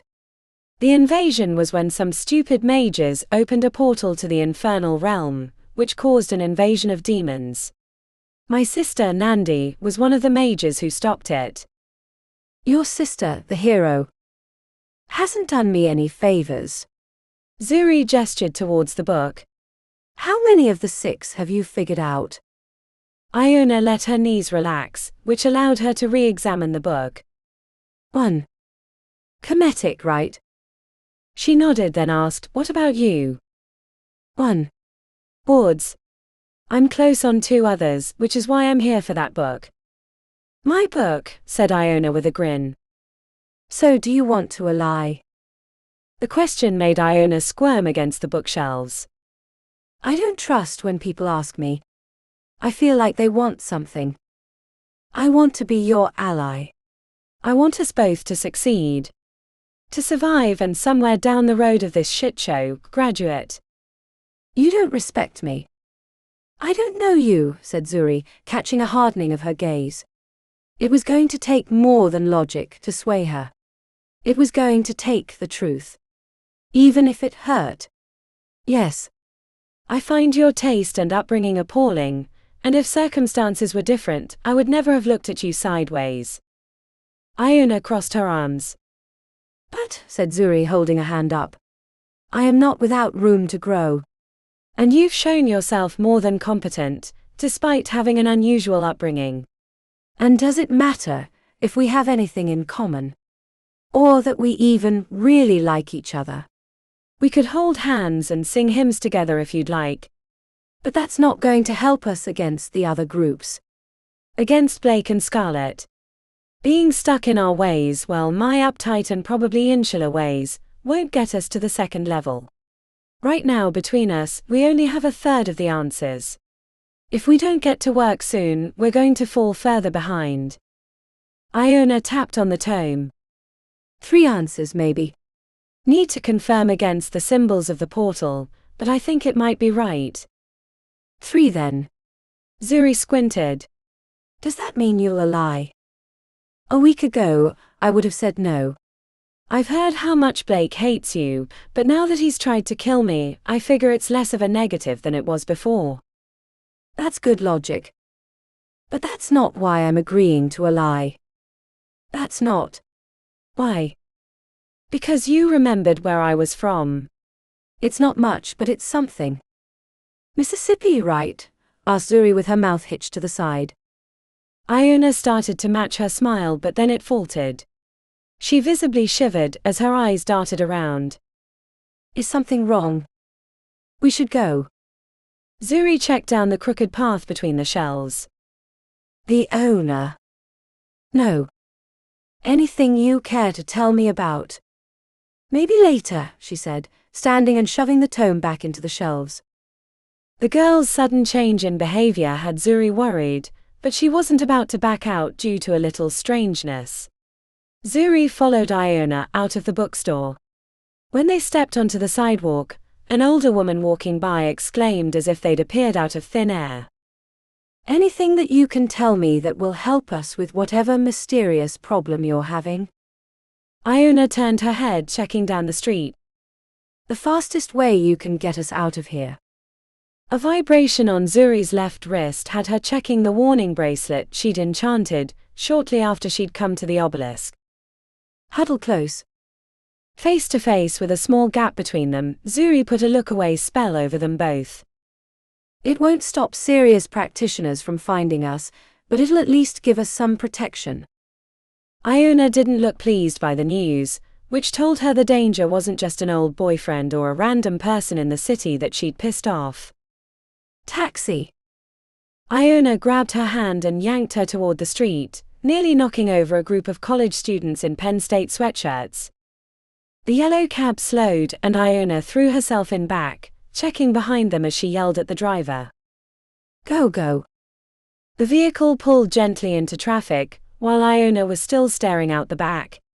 Zuri couldn't see anything, but the bracelet on her wrist was vibrating more intensely. Once they were a block away, Iona relaxed into the back seat, exhaling with her eyes closed. Care to tell me? No. Not now. Not in the city, where he can hear.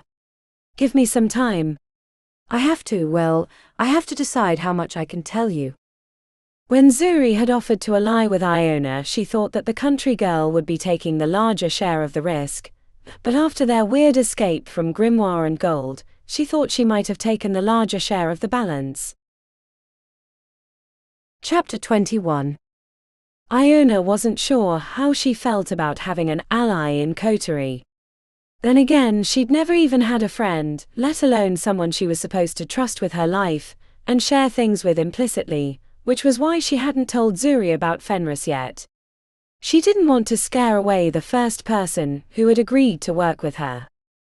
The first week after the fateful meeting in Grimoire and Gold had been awkward. Iona nearly blasted Zuri when she came to her room, thinking it was one of the weird, stalkery creatures that could sometimes be found in the main level.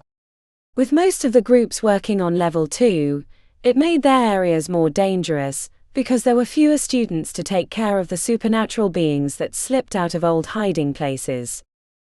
The phase problem for the portal had proved more challenging than she'd first thought. Iona had taken the right notes from the tome, but they required calculation and arcane math. Thankfully, Zuri seemed to know a lot about the theoretical aspects of magic, but even still, it was going to require some experimentation.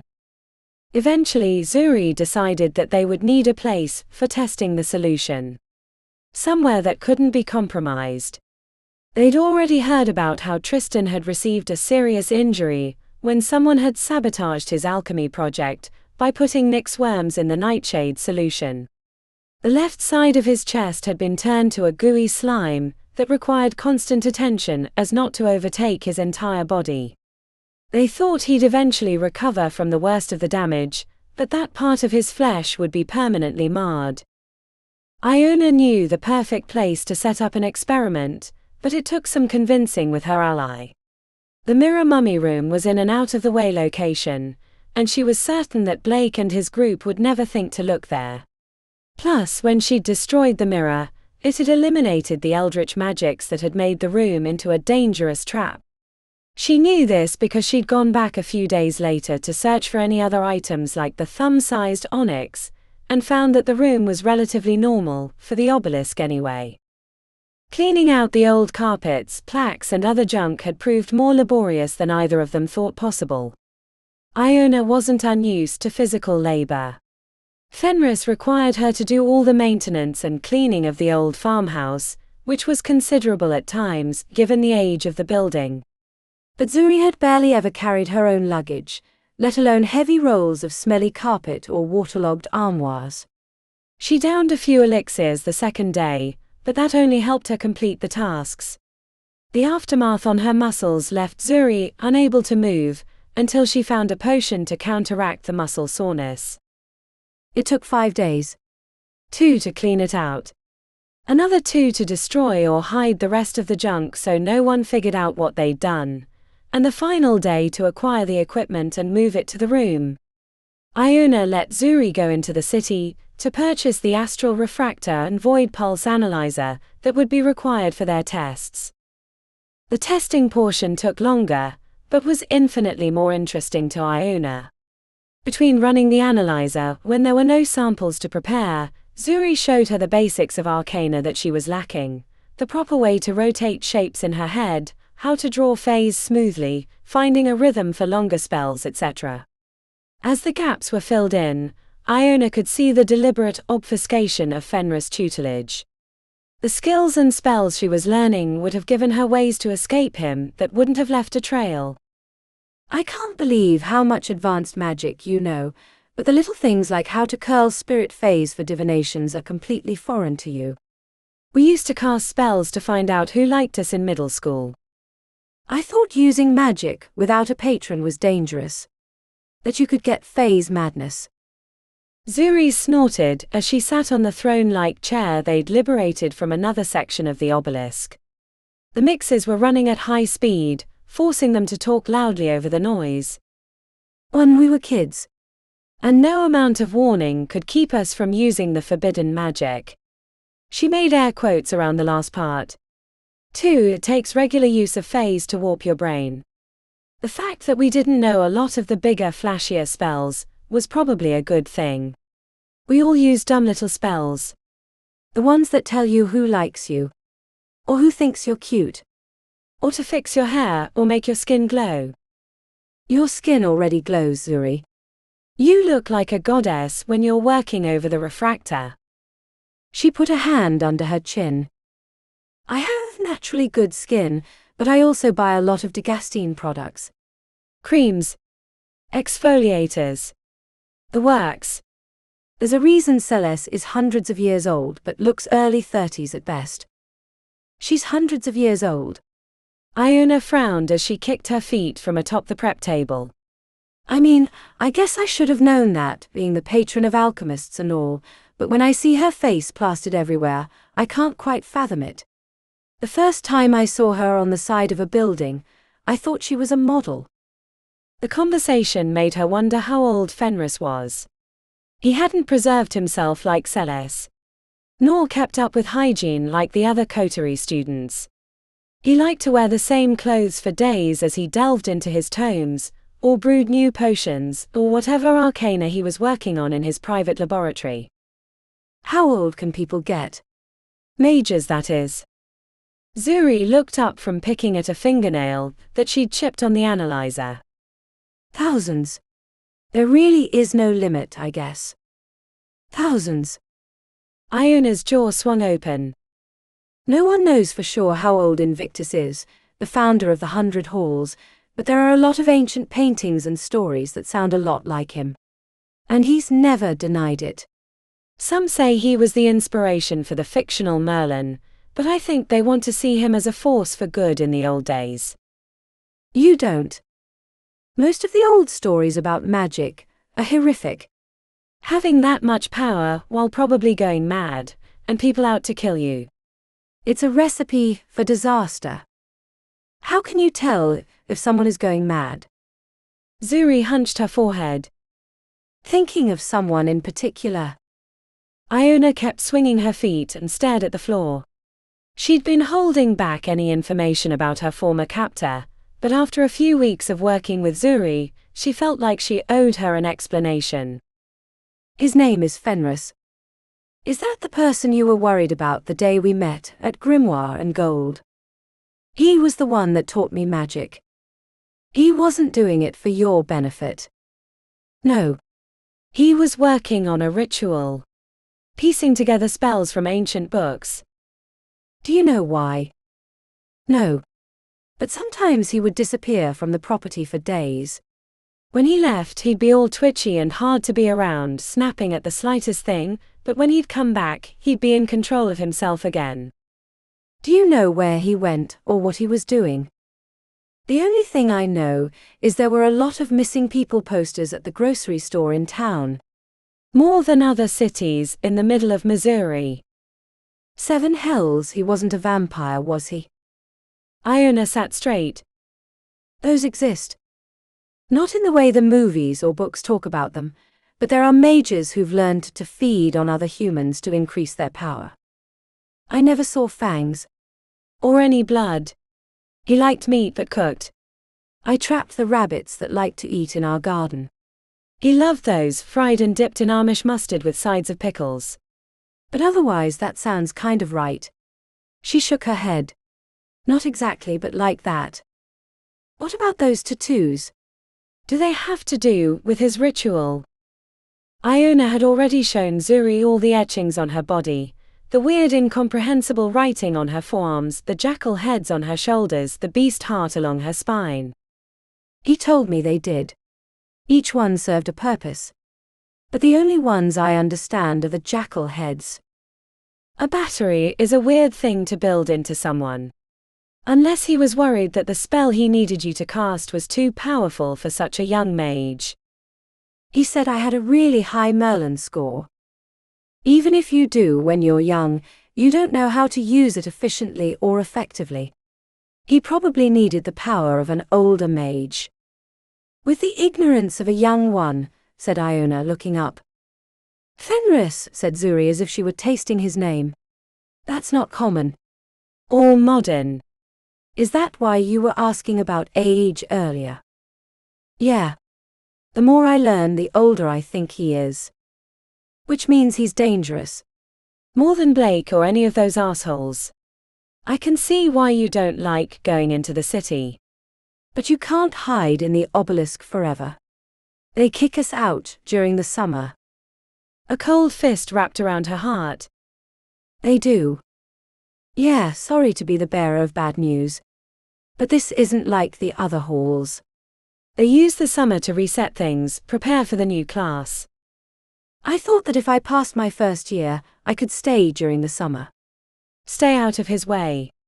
This changes everything. I'll help. Iona shared a smile with Zuri, even as she didn't quite believe her. It was one thing to take on the dangers of the Obelisk, It was an entirely different thing to take on a powerful mage of possibly ancient origins. The analyzer dinged. They rushed to the machine. Zuri pored over the numbers, checking them against the chart they'd copied from Cordus Simul Magus. 17.8. 39. Zuri ran her fingers down the columns of numbers, then leaned back and closed her eyes. What's wrong? Asked Iona, leaning over her shoulder. Zuri turned and placed her hands on Iona's shoulders as her eyes widened. We got it. First and hardest step is done. Oh, thank Merlin. If I had to mix another lidocaine solution, I was going to scream. We're not done yet. But the next steps are much easier. We should be able to finish the last part, and know the answer for the phase section of the sixfold trial. Zuri stretched her arms. We should call it. Especially given what day it is. What day is it? Seriously. It's Christmas, you dope. And, I know it's a holiday. I saw all the stuff at the grocery store in the winter, but is it important everywhere? I didn't know if it was just a local tradition. Oh bloody hell, Iona. You are a marvel of ignorance. Come now. Everyone else is out of the Obelisk for the holidays. Let's go down and have ourselves a proper Christmas feast. They each went back to their rooms and dressed for the occasion, meeting up in the massive dining hall when they were finished. Iona chose a pleated crimson skirt and a sleeveless cream top. Zuri was in a body-hugging gold dress that looked painted on, with her hair straightened and woven into pleats. She'd already put an order in with the kitchen staff, who had been kept on for the holidays despite the lack of students in attendance. The only ones they knew were in the Obelisk were some of the upperclassmen who were probably not even aware that it was the holidays, as they were in the highest levels, and a few of the professors who generally stayed in the Obelisk to work on their private projects. The meal was a whirlwind of tastes that Iona was little prepared for. They started with oysters Rockefeller served in a bed of ice with champagne mignonette, then were treated with foie gras canapés with truffle honey and edible gold leaf. An hour into their feast, a rich and creamy lobster bisque with a hint of cognac left Iona reeling. The main course was roast goose, more than enough for an entire family, but they picked off the best parts themselves, dark, greasy and dripping juice while laughing and toasting with champagne. There were sides and sorbets between rounds. By the end, Iona could scarcely see straight, but Zuri showed her a spell that would allow her to gorge without feeling sick. When Iona thought she couldn't eat another bite, dessert arrived. Macaroons. Christmas pudding. Yule log decorated with meringue mushrooms and dusted with edible gold. I probably shouldn't have drank so much, said Iona, hearing her country accent thicken after too many glasses of wine, as she leaned her head against the back of the chair. But it tastes so damn good. Zuri had her feet on the table with a glass of brandy nestled against her chest. There's a spell for that too. I don't want it to go away. I've never been drunk before. I feel at peace for once. We'll have to get our minds right before we return to our rooms. I know. But let me revel in the illusion for a little bit longer. Iona felt a glowing tranquility. As if she were finally set free of her bonds, and was expanding at a comfortable pace. Happiness in the old farmhouse had been getting a spell right and not getting shocked, or Fenris gone for a few days leaving her to her duties without his overbearing presence, or the joy of catching a fat rabbit in the garden snare.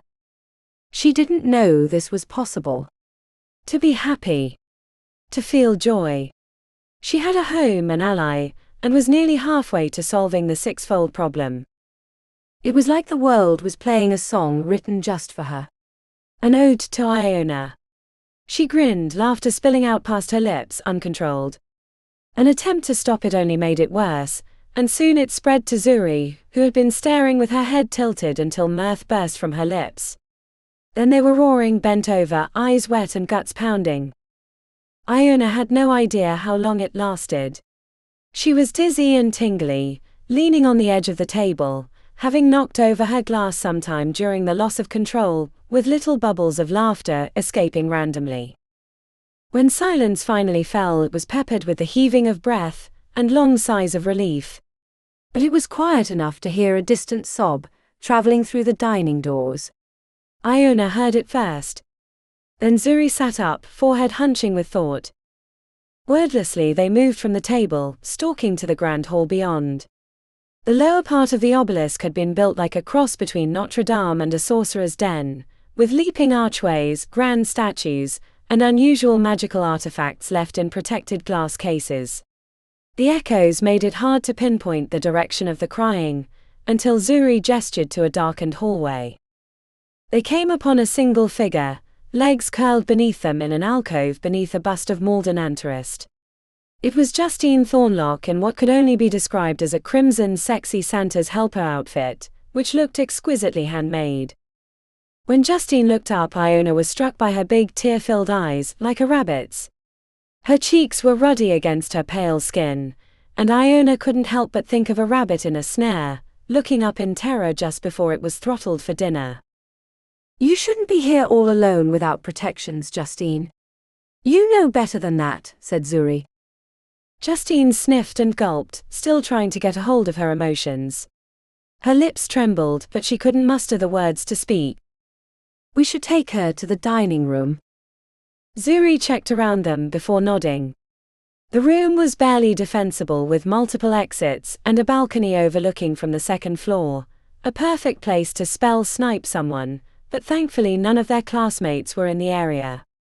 They half led, half carried Justine back to the feast and let her sit in a chair across from them while she settled down. At least 3 different times, Iona thought she'd gotten herself under control before the trembles and sobbing started again. The idea that Justine was a defenseless rabbit in a snare wouldn't leave Iona's mind. Ready to be strangled, then gutted and served for dinner.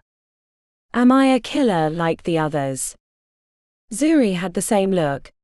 Like they'd found a wounded animal that wouldn't survive a return to the forest.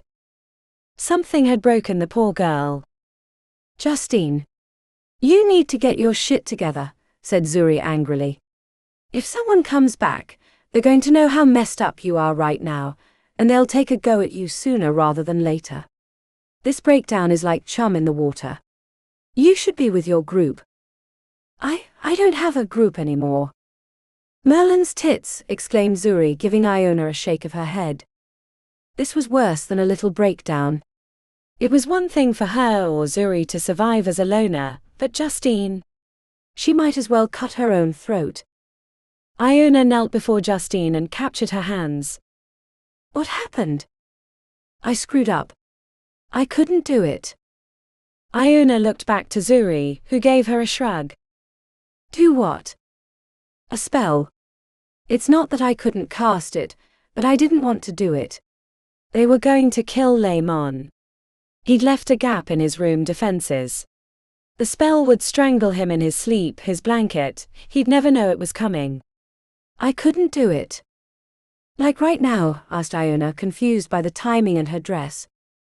"Yesterday. But my group kicked me out during dinner in the city. Said they'd had a vote before I arrived, and told me I couldn't be trusted to have their backs." "Why'd they want to kill Lemon?" asked Iona. "He insulted Declan." Someone overheard him saying that Declan had cheated his way into Coterie, so he said this was an insult that had to be repaid in kind. "By killing him?" "Yes, by killing him. He's probably dead already." Zuri crossed her arms. "Come on, Justine. You know this is the deal. Your father was legendary for how he killed the other students in horrific ways.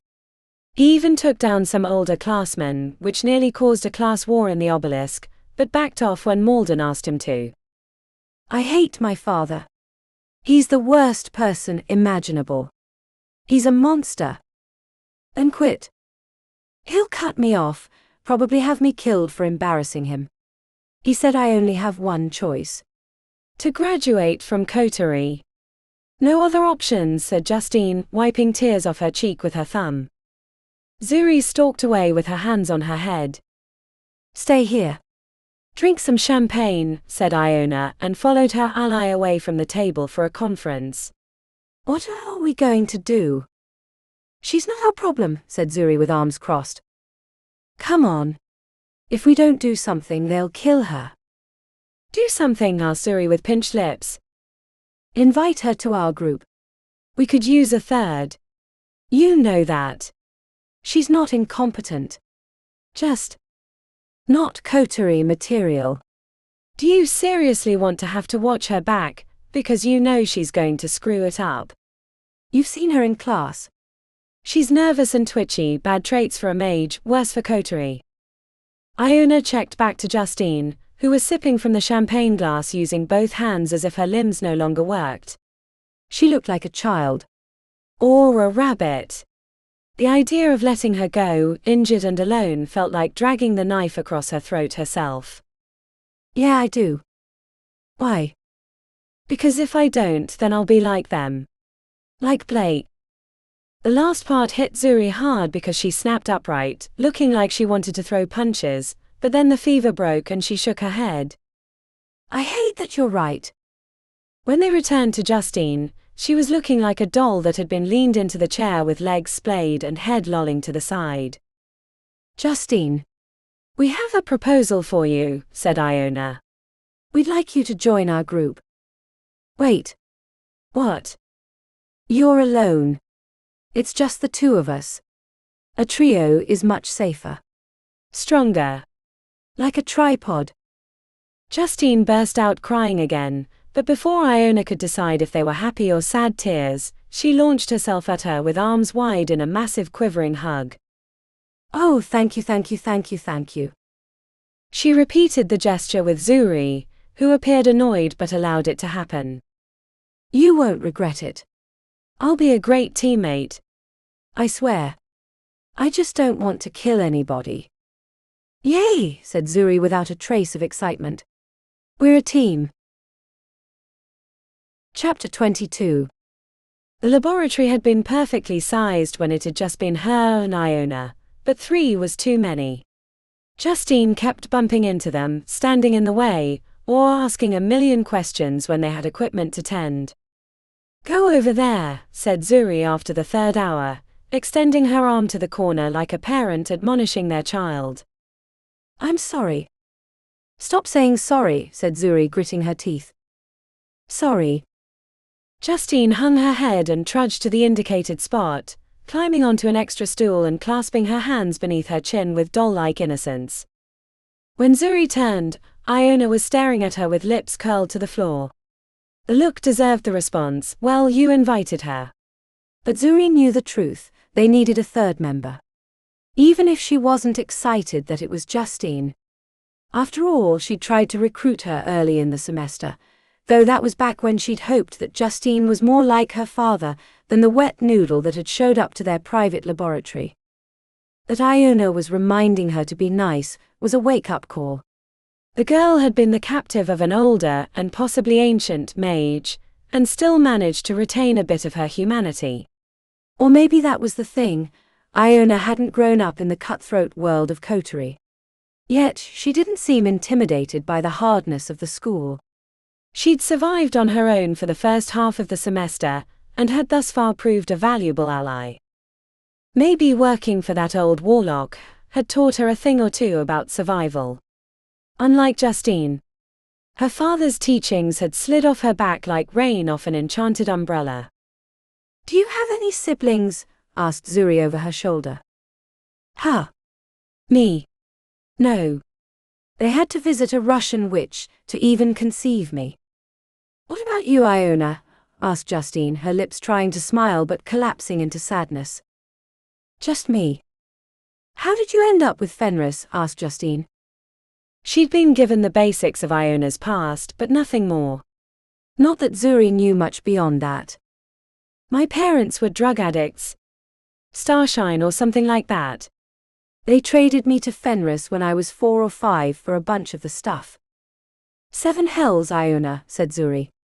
That's horrific. As horrible as it sounds, I think I was lucky that it happened. I don't remember much, but I remember trash piled up in the old house, rats giving birth beneath my bed, the smell of formaldehyde, always being hungry. Are they still alive?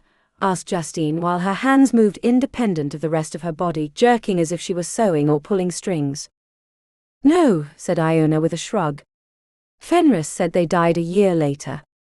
Overdose. Probably for the better. Zuri shared a glance with Justine. Neither of them could believe it. They'd each heard stories on the internet about awful, neglectful parents, but never expected to be confronted or by someone who survived that. The heavy subject forced them into silence while they worked the machines, whirling and beeping, the occasional gurgle followed by a burst of sulfur. Anyone seen Orion in a while? Asked Iona. The less you see of him, the better, said Zuri while leaning over the void pulse analyzer. He's not that bad. When no one spoke, Iona followed up with, right. The Dreadmarsh family is not to be messed with. They consorted with demons centuries ago to acquire their supernatural gifts, and it made them odd. Dangerous. Justine cleared her throat. Even my dad said to stay away from Orion. Or any Dreadmarsh for that matter. He doesn't seem that bad. Did he kill someone at St. Jude's or something? Asked Iona. He was there for class but nothing else. He never attended dances, events, parent-teacher meetings, anything, said Zuri. I heard when he wasn't at school that he worked as a mercenary in Krakatoa or Broderian, killing for hire, said Justine. Really? That sounds a little far-fetched, said Iona, checking to Zuri for confirmation. I heard rumors, and not just the shit you hear in middle school. Even the parents talked about him in hushed tones. When he would be gone for a while, break or whatever, he usually returned with new scars or burns. One time the teacher made him join our Thunderball game because we were short a person. He broke Jakob's arm in 3 places when he ran into him, then stormed off the pitch. When he was back in the building, he screamed or something, and every piece of glass in the entire wing shattered. We never asked him to play again. Okay, said Iona, holding her hands up. I'll stay away. But my suite is near his, and he's never caused me any problems. He probably doesn't see you as worth his time, said Zuri. Sorry. It's just the way people like us think. Especially people like him or Blake. Zuri, that's pretty rude, said Justine. How can I take offense? Asked Iona, lifting a single shoulder. I did grow up with pigs. Did you really? Asked Justine. No, she didn't, said Zuri with a sigh. Oh shit, said Iona, checking the clock they'd fixed to the wall where the mirror had been before. Professor Petrov's class is in 15. The professor was the resident expert on hexes, and she'd hinted the subject would be related to the sixfold problem. The analyzer is almost done. You two go on, I'll finish this, swing by my room and meet you in class. Iona grabbed her backpack, slung it over her shoulder, and followed Justine out of their private laboratory. Don't be late. You know how Petrov hates it, said Iona on the way out. The solution in the analyzer came out in the red shift, which meant it was related to the fire element of phase. Another failure. But it crossed another possibility off the list. Maybe a few dozen more, and they'd finally get the answer they were looking for. Zuri renewed her wards before she left the room. Traveling alone in the Obelisk was never safe. Having a team to rely on had made things easier, and the rest of their class was on the 2nd level, but she wasn't about to let her guard down. Using a secret passage that went behind the kill rooms in Telkeen's circle, brought her to the stairs that led back to the student living quarters. Early in the Obelisk's existence, there had been elevators, but they became such an easy way to kill other students that they were removed. The stairs were no joke either. Zuri released a mouse construct made of cardboard, silver wire, and sculptor's putty to lead the way. It had been enchanted with her presence, which should trigger any traps specifically designed for her. The Hawthorne suite hadn't been her first choice, but now that she'd been there for over a semester, it felt like a weird kind of home. Safe at least. She passed the balcony that looked down to the 1st floor to the big room near the dining area, where Professor Horace Green was walking through with an unknown upperclassman at his side, chatting quietly. It was rare that the 4th and 5th years made appearances in the lower floors, because of the difficulty of the upper levels. Zuri wondered what those higher spaces in the Obelisk were like. More danger, of course, but her sister had hinted that her experiences there were the ones that made her the mage she was today. Zuri was busy thinking about what she needed to grab on her way to Professor Petrov's class, when the charms on her wrist tingled with warning. A heavy footfall alerted her to the presence of another person. Blake Lockwood. As soon as she saw him stepping around the corner, muttering and gesturing, she knew it was an ambush. Zuri burst towards her doorway, determined to throw herself through the door and into the safety of her suite. Her fingertips almost brushed the handle before she realized it would be a mistake. She didn't need a spell to know that they'd trapped her door. The stairs were the next best escape route, but as she turned to flee that direction, Scarlet Calloway appeared, blocking her path. Going somewhere. Her arrogance was proof enough that they'd tampered with her door.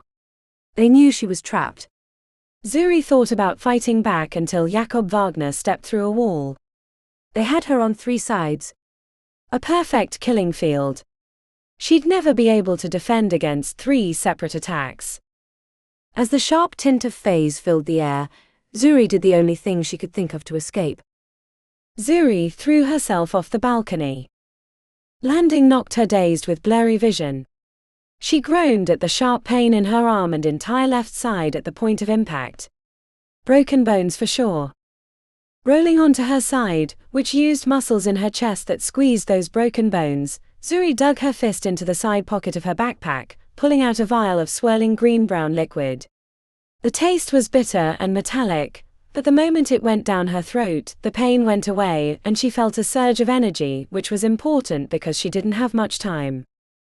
Back on her feet, numb and a little light-headed, Zuri ran for the stairs on the opposite side of the first floor. "She's going the other way," yelled Jakob from the balcony. A hardwood chair exploded right behind her. One of Blake's spells, but it had missed by a few feet.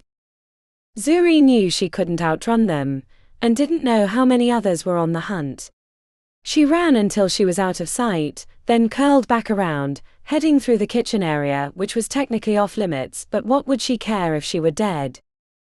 The white-coated staff looked up with dead eyes at her entrance but said nothing, as she hurried past chefs cutting vegetables for the evening meal.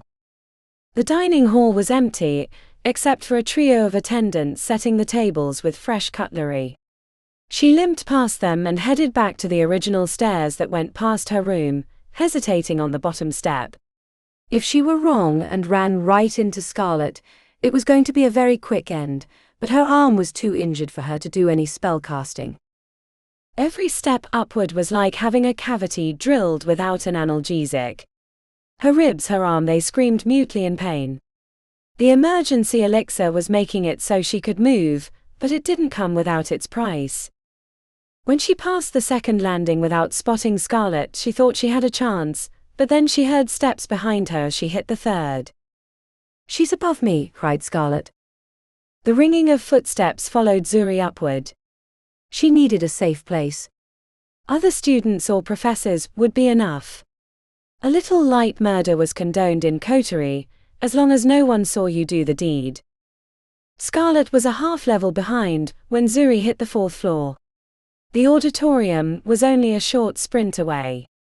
She saw Blake running from the opposite direction, a snarl on his lips, trying to cut her off. Zuri pushed past the pain and made the final sprint to Professor Petrov's class, throwing herself through the door. The professor had been pacing before the front row of the sparsely attended class. Her teammates were 2 of only 9, and they immediately rose to their feet when she arrived. "Miss Musa, glad you were finally able to make it," said Professor Petrov. She was the embodiment of the stern teacher, with her brown hair pulled into a tight bun.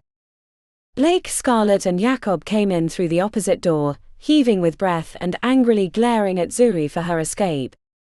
The professor took one look at them and then back to Zuri. "Miss Musa, it appears that you require some medical attention. Your arm is at an unusual angle, And you have blood on your lips. Wetness came away on her fingertips as Zuri pulled them away. The reminder that she'd survived a 30-foot fall wasn't lost on her. Justine, why don't you and your friend take Miss Musa to have that taken care of? As soon as she'd spoken, Blake and the other two started to back out of class, but Professor Petrov snapped her fingers. Mr. Lockwood, I don't think I gave you or your friends permission to leave my class. I'm sorry, Professor, we didn't mean to join. We went to the wrong room. We'll be leaving now. Professor Petrov slapped her hand on the desk, stopping him in his tracks. I don't think I gave you permission to leave, Blake. Come sit down here. Front row, please. It seems you have a thing or two to learn about manners. Then the professor turned her head and winked, which was their sign to leave. Outside the classroom, Zuri almost collapsed, but her friends managed to prop her up.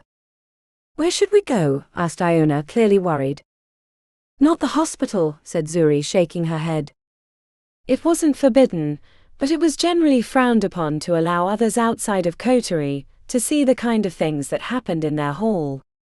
If too many students went to the hospital, eventually the medical professionals would figure out that something was amiss in Coterie.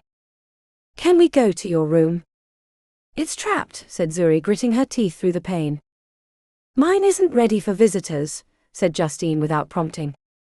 I guess we'll head to mine, said Iona. Just enough to get me stable and not in pain.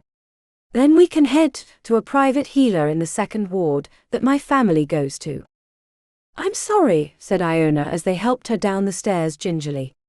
We never should have left you alone. We won't make that mistake again. Zuri agreed, even though she knew it was likely they'd make a different, equally fatal mistake at one point, unless she took care of Blake Lockwood once and for all. Chapter 23. 12 sets of black eyes stared at Justine from the 2 wormwood shelves she'd built onto the wall of her bedroom. She wasn't wearing a skirt, but she mimed a curtsy. Okay, ladies, which one of you would like to join me today? It's going to be a special day. You're going to help me with a secret, a special secret. One that can help me and my new friends. But we can't tell them how we found it. I like them, all well and good, but they don't know me like you do. Isn't that right? Justine looked from left to right and back again. Black eyes followed her. Waiting. Hoping. They all wanted to be her special friend. Come on now. Don't be shy. I need a volunteer. Will it be you, Margaret? Or how about you, Abigail? 12 handmade dolls 6 to a row sat on the shelves with their legs hanging over. Not all, some of the dolls were smaller, so their little feet went right to the edge. A few of them, like Jasmine, were larger, and they barely fit, so she had to keep them on the top row. You know I don't like picking, she said as her head rotated back and forth. But I will, if I have to. I promise you that while it might be a little frightening, it will be equally and more exciting. Justine rocked on her heels, grinning at the dolls as her hands twitched. She never felt so alive as when she was alone with them. When she'd lived with her parents, she'd had to wait until they were on vacation to pull out her dolls, because her father didn't approve. He didn't understand how important they were. She was the doll maker, which was better than any mean magics he tried to instill in her. Eeny meeny miny mo. She went through the choosing ceremony, landing on Abigail, but as soon as her finger touched the cloth doll, she knew it was the wrong choice. I won't make you do it, Abigail. Her heart knew exactly which one she should choose, but her mind was afraid. When she'd first started making the dolls, she crafted them out of cloth and plastic, held together with thread and glue. They wore pretty dresses and were like hugging a kitten when she squeezed them to her chest. But none of those were going to work for what she needed to do next. There were 3 dolls that had been made with hand-carved and polished darkwood, titanium rods and silk threads from Purpura domina arania spiders, dressed in clothes Justine had sewn herself. The rods had been cast by an alumnus of Metallum Nocturne as a favor that he thought was for her father, and the runes, meticulously etched into the substructure, were from a tome dating to the Middle Ages that had no known origin. While 3 were of that make, only 1 made her heart flutter when she looked at it. It was the same as the other 2 in all ways, except 1. It had a tiny seed heart that had been harvested from a nekia tree. Ludmilla. The doll had straight black hair, cherub-like cheeks and 2 different colored eyes, one coal black and the other silver gray. The glass eye hadn't been that color when she'd first installed it, but a week later she'd found that it had turned. Justine carefully lifted Ludmilla from the top shelf and set her on the bed, then smoothed her black smock so it lay ladylike on her body. The doll was the largest of her collection, nearly 2 feet tall, and could sit up on her own. Her heart fluttered in her chest as she locked gazes with Ludmilla. I'm not afraid. I'm really not. Not for me. Maybe we shouldn't jump into this all at once. We could start small if that's what you'd like. The spell was full of jerky motions, barely any somatic components, but the mind pictures were some of the more difficult she'd had to master, as they helped connect the limbs of the doll to her own. The moment of connection was like a piece of ice getting shoved into her mind, shock then comfortable coolness. With a twitch of her wrist, the doll jumped off the bed, landing with knees bent and then striding forward. The first part had taken months to learn, how to translate her own bodily movements into the doll. Ludmilla strolled around the room, confidently marching in a way that made Justine jealous.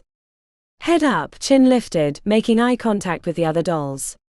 Justine wished she could be like Ludmilla. Cool. Confident. A bit of an extrovert. That's good, Ludmilla. Thank you. I didn't realize I needed that as much as you did. Justine bowed to the 2-foot doll, and Ludmilla returned the gesture. This next part might be a little scary, she said, realizing that she was probably more worried than Ludmilla. First, Justine broke the connection. She didn't want to confuse the poor doll with multiple command structures. That way lay madness. And she wasn't mad. No matter what her father had screamed at her before she left for the halls. No matter that he'd torn his shirt and broken the doorframe with a heavy punch. This time she cast a proper spell. One with many difficult, tricksy words. Speaking had never been her strong suit. Not when others were around. They made her think about every syllable, every word, and how it flowed across her tongue. They made it impossible. She was better in the privacy of her own suite. It was one of the reasons she enjoyed the company of her dolls. They didn't judge her. Not like her classmates at St. Jude's or the other Coterie students. Even Zuri judged her, though Justine suspected there was a kind heart beneath that bristling exterior. The only one who hadn't was Iona, even though she frightened Justine. Not for her own safety, but for everyone else's. There was something feral in Iona, like a wild beast loosed in a dark cage. Only Justine saw it because she saw people's true selves. That warlock had changed Iona, twisted the wiring with those tattoos. That's how Justine knew. She saw the person they wanted to be, just as she knew in her heart who she wanted to be too. Justine knew it would hurt. For her, and for Ludmilla. But it was the only way she knew to get the answer to the veil problem. If they couldn't get past the 6-fold problem, then they wouldn't pass, and she'd have to return home a failure. Her father wouldn't abide that. He'd made that clear, very, very clear. And besides, except for all the killing, she liked Coterie. She got to spend her time working on her dolls, without anyone telling her that she couldn't. She hadn't told any of the professors about her project, but she knew they would approve. Coterie was about pushing past limits, going places that magic wasn't supposed to go, and she was about to step over one of those lines. As Justine came close to completing the spell, she realized she might have made a mistake. She was still standing, and didn't know what would happen afterwards. When it finished, she felt a sudden vertigo. Nothing terrible like the time her father took her through a portal to Ice Hold, when she fell on her knees and vomited on the nice carpet. He hadn't been happy about that, but it made her dizzy, so she closed her eyes. Justine rocked on her feet. She felt different. More purposeful. Before she could tumble over, Justine opened her eyes. only to find herself staring at her own midsection. The body that she'd existed in for nearly the entirety of her life was rocking on its heels without her consciousness. Justine intended to speak, but no words came out. She'd neglected to install a voice box or some other arcana into the doll, so she couldn't speak. But that was okay. Today's exercise wasn't about communication. She could add that capability later. Using Ludmilla's doll body, Justine ambled around the bedroom stiffly. It was the same awkward gait that she'd had to learn when she first controlled a doll with the string spell method. It would get better with time and practice. There was a spell for a higher level of control that she could perform, but she didn't need that one now, and it was kind of dangerous because it involved a bit of her soul. Comfortable that she'd made the connection, Justine pulled herself onto the bed, crawling to the pillows where she made a throne. It was strange seeing her body at the end of the bed, blankly staring into space, but it wasn't like she'd ever felt comfortable in that meat suit. Justine rapped her knuckles against her wooden thigh, smiling at the hard, hollow sound. Legs crossed with her hands resting on the knees in a lotus position, Justine closed her eyes and concentrated on Ludmilla's heart. All dolls made for control had a heart. It was the center, the germ of its personality. A Nekia tree was a natural portal to the veil, the place between the living and the dead. She'd been given the seed by an admirer of her father, who tried to garner favor by buttering up to his daughter. Little did he know how fruitless an exercise that was. But the seed had been a priceless gift. And now it would help her find the answer in the veil. Justine had gotten the idea when Iona told her the story about the mummy mirror. The preserved corpse had been left with a connection to the veil. No one knew if it was linked to the actual soul that had once inhabited the body, but it didn't matter. Any old imprint of life could animate a corpse purposely made for that. The Nekia seed wasn't linked to a specific soul imprint, but the tree's existence as a portal between the two realms had primed it with the essence of many, many souls. Alive and dead. Justine Ludmilla reached out to that other place. A realm that wasn't safe for the living. But as a doll, she could inhabit that space without the same fears. Not that it wasn't dangerous, but much less so. When she opened her doll eyes, she saw a featureless plain covered in skeletal trees, while swirling dark green mist hid the lower half of her little body. The ground was spongy. She spotted a burned glove not far from her left foot, but she hadn't come to investigate the old memories, but solve a troublesome problem. The veil portion of the sixfold problem was part riddle and part spell. But it had to be cast inside the veil, or so they thought. A trip that was dangerous for a living soul. Head, feet, heart, toes. Sinew, song, treble, woes. Living, dead, no one knows. Curl the fist, anger your foes. The incantation created black sparks in the air like negative energy. Justine performed the rest of the spell that they'd deciphered from the runes, her hard little doll hands moving with spastic grace. This was the part she wasn't sure would work. Could she complete a spell using the doll body and not her own?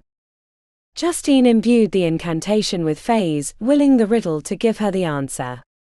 The shadowy sparks grew more frequent and thicker, connecting at points before disappearing into the ether. She worried that it hadn't worked before she realized that the miniature explosions of negative energy were forming a symbol. A rune. An answer. She waited patiently as it formed before her eyes. It looked like the old Draugr runes she'd learned in middle school. The answer. Justine memorized it, and forced herself to draw it in mid-air to confirm before the rune dissipated into the veil air. A mournful howl sent shivers down her spine. She'd been discovered. With the answer firmly in her head, Justine dismissed the connection to the veil and returned to her suite. She had a moment of confusion, forgetting that she was in Ludmilla's body, not her own.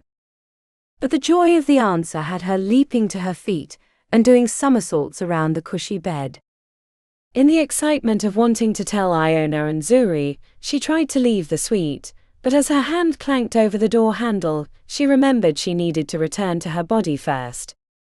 Cutting the connection was harder than she expected. Justine felt real for once. Perfectly placed in a body that she'd created herself. When she returned to her meat suit, Justine fell to one knee. The separation had been harder on her mind than she'd expected. But eventually the ache passed, and she gathered her things for a trip across the obelisk. She'd found the answer and she had to tell her new friends. Chapter 24. The last part of the sixfold problem was the hex. For Zuri, it made sense that this was the final part for them to solve. Hexes were offensive. An attack. They rarely had any purpose except to hurt others. Which was why she'd never been a fan, even when Blake had been her boyfriend. She'd thought it was just the male's predilection to be edgy and slightly cruel. A proving ground.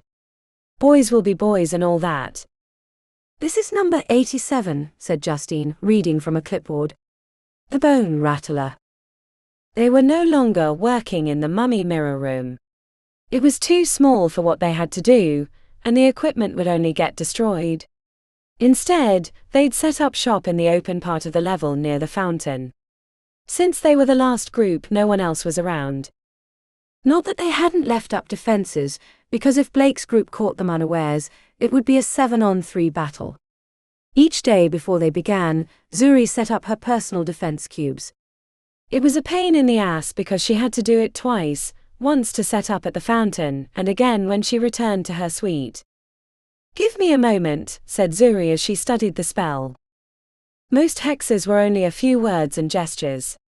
They were meant to be used in battle, and a long drawn-out ritual would only leave you exposed to the enemy's attacks. Okay, got it. The language was an offshoot of Sumerian. Zuri stood 30 paces away from the sensor wall with her hands up, mentally reviewing the words before she spat them out.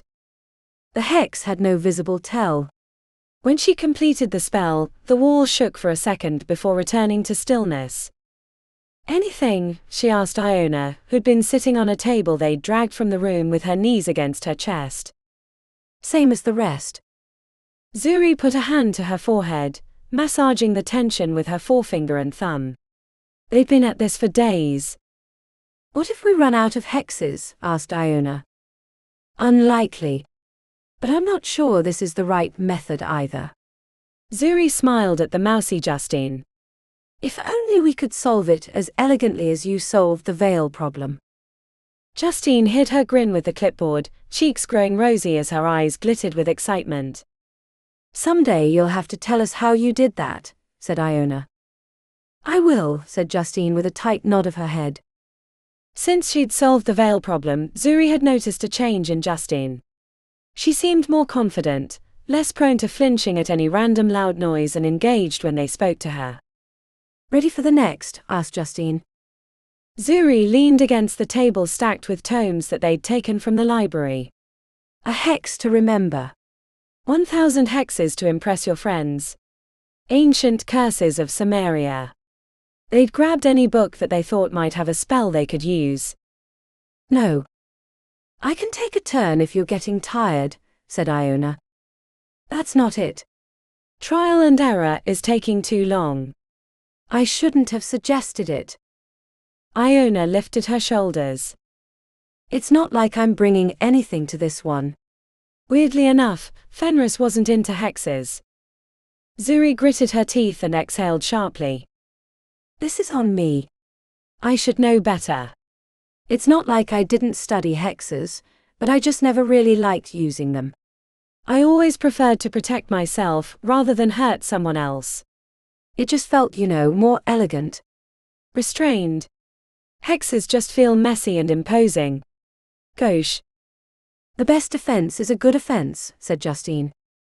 The phrase sparked a memory in Zuri. Where had she heard that before? Problem? Asked Iona, but Zuri waved her off. She didn't want to interrupt her thoughts, so she paced around the tables while her friends watched her carefully as if she'd gone mad. Professor Kingsley said that to me last semester, when I was asking her a question about Le Fay's paradox. Wait. No. She didn't say that, exactly. What she said was, the best defense can't beat a good offense, but not for the reasons you think. They're opposite sides of the same coin. I literally have no idea what that means, said Iona. Neither did I at the time. I was asking her about the math of her thesis. She said no one had ever tried to confirm it, and that practice was better than theory or something like that. By why opposite sides of the same coin? What is she? The answer hit like a sledgehammer. Zuri had never experienced a eureka moment. She'd thought the descriptions of them a little overdone, but now she understood. It was as if her entire body had been lit up with fireworks. That's it. Why didn't I see that before? See what before? Asked Justine. The professor was giving me a hint, and I completely missed it. Zuri pulled out her phone and scrolled through her notes back from the beginning of the semester, when she'd first encountered the six-fold problem. She'd solved the ward almost on sight. Two sides of the same coin. The ward answer was a clue to the hex. The protection spell was based on ancient Egyptian, derived from hieroglyphs found inside the hidden chambers in the Great Pyramid of Giza. Which means the hex needs to be the opposite of that. Seven hells, why didn't I see that before? There was a whole line of thinking that her mind raced after about the connection between hexes and wards, but she couldn't express it to her allies, nor did she want to interrupt her thoughts. Instead, Zuri gestured into the darkness, and ran headlong into it without regard for her safety. She had to get to the six-fold problem to test her theory. After squeezing past the statue of Anubis and hurrying down the hieroglyph-covered hallway, Zuri stood across from the rune-covered archway. 6 runes. 6 problems. Are we doing it? Asked Iona when she arrived out of breath. I'm ready if you two are, said Zuri. 3 people. 6 runes. They settled on each of them performing 2 of the answers. When they concluded their spells, the matching rune on the archway lit up with a strange purple-black glow. A faint hum filled the air. Each new rune increased the frequency until the hairs on Zuri's arms were standing at attention. She saved the hex for last. When she completed the rune, the entire circuitry around the archway lit up, and the flat stone beneath it changed to swirling mist. We did it, sighed Zuri. She'd been so worried that they'd never make it to the next level.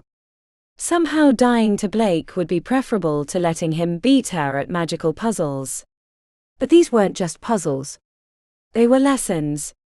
And now she knew something about the relationship between hexes and wards that had already begun to unlock ideas. Hands together. The archway was wide enough for 3 to squeeze through. Zuri was at the center. Portal travel was familiar, but her heart rate doubled at the approach. It wasn't the journey, but what was on the other side. The moment they touched the swirling mist, they were thrown somewhere else. Travel was instantaneous and gut-wrenching. Zuri came to on the other side with Iona already on her knees, while Justine seemed strangely unaffected. Why is that so terrible? Said Iona, but Zuri was barely paying attention because she couldn't believe her eyes. The place that they'd come from had been a study in darkness, with shadow-filled hallways and hidden alcoves, while the air itself seemed to absorb any light. Sometimes it took conjuring 2 or 3 mage lights to equal the output of a single one. This place was the opposite. Zuri held her arm up over her eyes because the glare was almost sun-like. High in the cathedral ceiling was a burning orb that shone across a wide space covered in sand and white buildings. Where are we? Asked Iona. For a moment a stab of fear made Zuri think that perhaps they'd gotten the runes wrong, and sent themselves to another place entirely. It's the obelisk still. This is bigger than the interior of the obelisk, said Iona. I know. I walked the outside perimeter. This is at least twice as big or bigger. Justine cleared her throat and spoke in an accurate imitation of Professor Ravenscroft, who'd given them their first lecture in Coterie. The obelisk is filled with secrets. More secrets than you could discover in a dozen lifetimes. That's pretty good, Justine, said Iona, smiling. This is like ancient Egypt but different, said Zuri. She walked onto the sands, feeling the silky crunch beneath her shoes. I hate the beach, the sand gets into everything, said Justine, still grinning. I've never been on the beach, said Iona, crouching down and running the sand through her hands. It feels weird. They walked towards the first building, its white walls adorned with hieroglyphs along the roofline. There were larger buildings further in, but Zuri didn't want to rush into danger, not when they understood little about the new location. Oh shit, it is them, came a voice from their right. A dusty-looking Melanie with a headband and a shovel over her shoulder trotted into view. Her boyfriend Marcus appeared from behind. Hey Zuri, said Melanie, waving. Glad to see you finally made it. Was starting to worry about you. Me too. She craned her neck in all directions. What is this place? Asked Iona. Melanie and Marcus shared a glance, clearly not interested in answering questions from the newcomer. Since they'd been stuck on the sixfold problem with none of the other groups around, Zuri had forgotten how much the rest of her class disliked a Missouri girl. Not trying to expose your hard-earned secrets, but what is everyone calling it? Asked Zuri. The Oasis. Seems big. Melanie pulled the shovel off her shoulder and dug it into the sand. Bigger than you think. What about places to work? Asked Zuri. Lots of spots to claim if you can claim them, said Melanie with a smirk. Zuri was clued to the arrival of Blake and his group when Marcus cursed under his breath. From their left, the 7 members of Blake's group appeared on a stone road that looked like it wove through the buildings. I told you it was them, said Jakob, which made Zuri want to check for sensors they'd left near the entrance. A concern for future exploration. Blake was wearing a tan explorer's outfit, looking like he was leading an archaeological dig. I thought I said anyone caught helping them would pay a price, said Blake, glaring at Melanie and Marcus. I'm not helping, said Melanie. We just came to see who'd come through the portal. You gave them information. What this place is called is hardly secret-worthy. Blake crossed his arms. I thought I was perfectly clear. Any help, no matter how small, would be punished. Melanie rolled her eyes, then turned and disappeared the way they'd come. You have such a way with the ladies, said Zuri. It worked on you. Sometimes you have to cut something open to learn that it's rotten inside. You shut your dirty mouth, scab, said Jakob, stepping forward with his fingers working the beginnings of a spell. Blake reached out and put his hand over Jakob's arms, pulling them down. Not here, Jakob. But. I said. Not. Here. A sudden awareness came over Jakob, and he stepped back, shaking his head as if waking from a dream. Yeah, sorry, I forgot. Shut up, you dolt, said Blake under his breath, then turned back to them. Good luck keeping up with us. We're almost to the 3rd level. Her former boyfriend walked back through his group, leading them around the tall white building where they quickly disappeared from sight. Well, that wasn't ominous, said Iona. Why was he so cautious about attacking us here? Zuri looked around but saw nothing obvious. Maybe this is a protected place. The professors didn't want the portal to be an easy place for an ambush or something. Where do we go now? Asked Justine. My sister told me there were great places to hole up on the 2nd level, because it has great ward anchors. We should try to find one. Did she tell you where to look? Asked Iona. I wish it worked like that, but things change in the Obelisk. Then let's find a new home, said Justine cheerily. Hold up, said Zuri. We need to treat this place as hostile. I think we've gotten too complacent about our old setup. Reapply your wards. They spent the next 10 minutes casting protective spells, layering them until it felt like having invisible magical armor. The direction they picked to explore was opposite of where Blake and his friends had gone. While it was certainly possible they'd hurried around to ambush them, Zuri wasn't so sure he was that decisive about action. Not everything was covered in sand. Fitted white stone paths made travel easier. The buildings varied in size and shape, from longhouses to miniature pyramids. At the entrance to a cube-shaped house, burn scars outlined the doorway, which they thought was either a clever way to keep other curious first-years away, or the result of a trap explosion. Exploration took many hours, as it was slow going through unfamiliar territory. After reviewing the area, they decided on 3 different candidates for their oasis home. The first was a longhouse that had a nest of stone scarabs inside, which had taken a fair amount of firepower to clear out. The second was a pyramid, but after a brief review they decided that it held too many secrets to make it their base. In the end, they chose an old tomb that expanded into a big open space at the back, where the traps were easy to unravel. By the end of a long day, probably more like a day and a half, they'd made the old tomb their new home. It had taken a few trips back to the first level for clothes and other living supplies, and they'd had to set up new wards and the protective cubes. Eventually they'd have to go into the city to purchase cots and other camping stuff, but for now they'd use the big comforters from their suites. Zuri wasn't sure how the other 2 felt about their new abode, but for her, it was a major milestone. She'd heard the stories from her sister about the challenges of the Obelisk, and how they'd shaped her to be the mage she was today. Passing the 6-fold problem with an unorthodox group, and with Blake and his sycophants always on the lookout to take her down, felt like a big step. It certainly wasn't success. She had nearly 4.5 years more to survive, but after the rough start to her coterie experience, making it to the oasis and finding a good spot to hole up felt pretty damn good. Chapter 25. The black wig made Iona's scalp itch. She'd never worn one before. Nor worn a costume. Or gone to a big party. Her friends, could she call them friends, allies for sure, but she wasn't sure if their connection would extend out of the obelisk or would have happened if they hadn't a choice, wanted her to go. Not that Iona was worried. They needed her as much as she needed them. The only thing that mattered was survival. Not a hypothetical timeline in which none of them would have given her a passing glance had she not joined Coterie.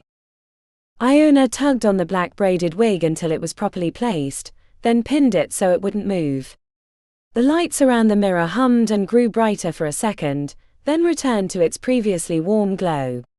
The entire electrical system of the tomb, as they'd come to call it, had been designed by Justine, who had tapped into the latent magic that seemed to run everywhere on the oasis level. The strange mousy girl had been full of surprises since she'd joined the team. There seemed to be more lurking in the boxes she'd hauled up from her suite and never said word one about the contents of, but given her solving the veil problem without input from either her or Zuri, they decided they could let her have her secrets. "Does this look right?" she asked. Zuri was adjusting a golden headdress with an ankh on her forehead. She'd already squeezed into a white dress that made her black skin glow from within. "Smashing. Your Cleopatra is going to kill. Straight up murder." Iona hadn't been so sure about attending the sanctuary party. It seemed like a bad idea, imbibing drinks and letting their guard down, but Zuri had assured her that any shenanigans would be dealt with by the entire class. If Blake tried to kill one of them, the rest of the first years would annihilate him and his team. But more importantly, she'd argued, they needed to talk with the other groups without creating an excuse for Blake to seek retribution. While they couldn't ally with any of the others, it would be possible to trade information, or strange reagents or items they'd discovered in the obelisk. Iona pulled the thumb-sized piece of onyx from her pouch. It wasn't just any gemstone. The fact that it had come from the mummy after she destroyed it confirmed it was a heart seed, which gave it more value than a normal stone. Zuri had suggested that it could either be turned into something she could use, or traded for an item already made. The clop-clop of heavy steps had Iona turning to find a jackal-headed figure, holding a golden staff. When the mouth moved with the voice, Iona nearly fell over. "How do I look?" asked Justine from beneath the jackal mask. "Seven hells," said Zuri, shaking her head incredulously. "Like the ancient god set come to life." "Creepy and cool," said Iona. Justine gave an ungodlike curtsy, and they finished up their preparations, heading to the party on the white stone paths that everyone used to get around the oasis. They headed for the center of the huge space, which had a small blue pond. The outer ring had been covered in open tents with elixir and smoke stations. "Remember," said Zuri. "No trouble.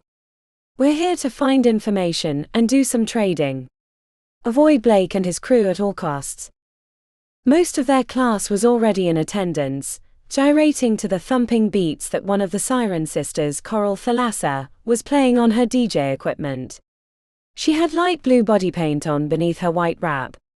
The headphones matched her skin tone. Word was that she did late-night sets in the second ward a few times a month. Zuri had warned there were at least 4 other Cleopatras, but Iona didn't care if theirs were better. They'd come to make deals and acquire information, not win a costume contest. But that didn't mean she didn't find herself nodding to the music. When they weren't working on the next ritual, Fenris would play the local stations on a cheap radio that tended to static. But that was simple music that grew repetitive the more she heard it.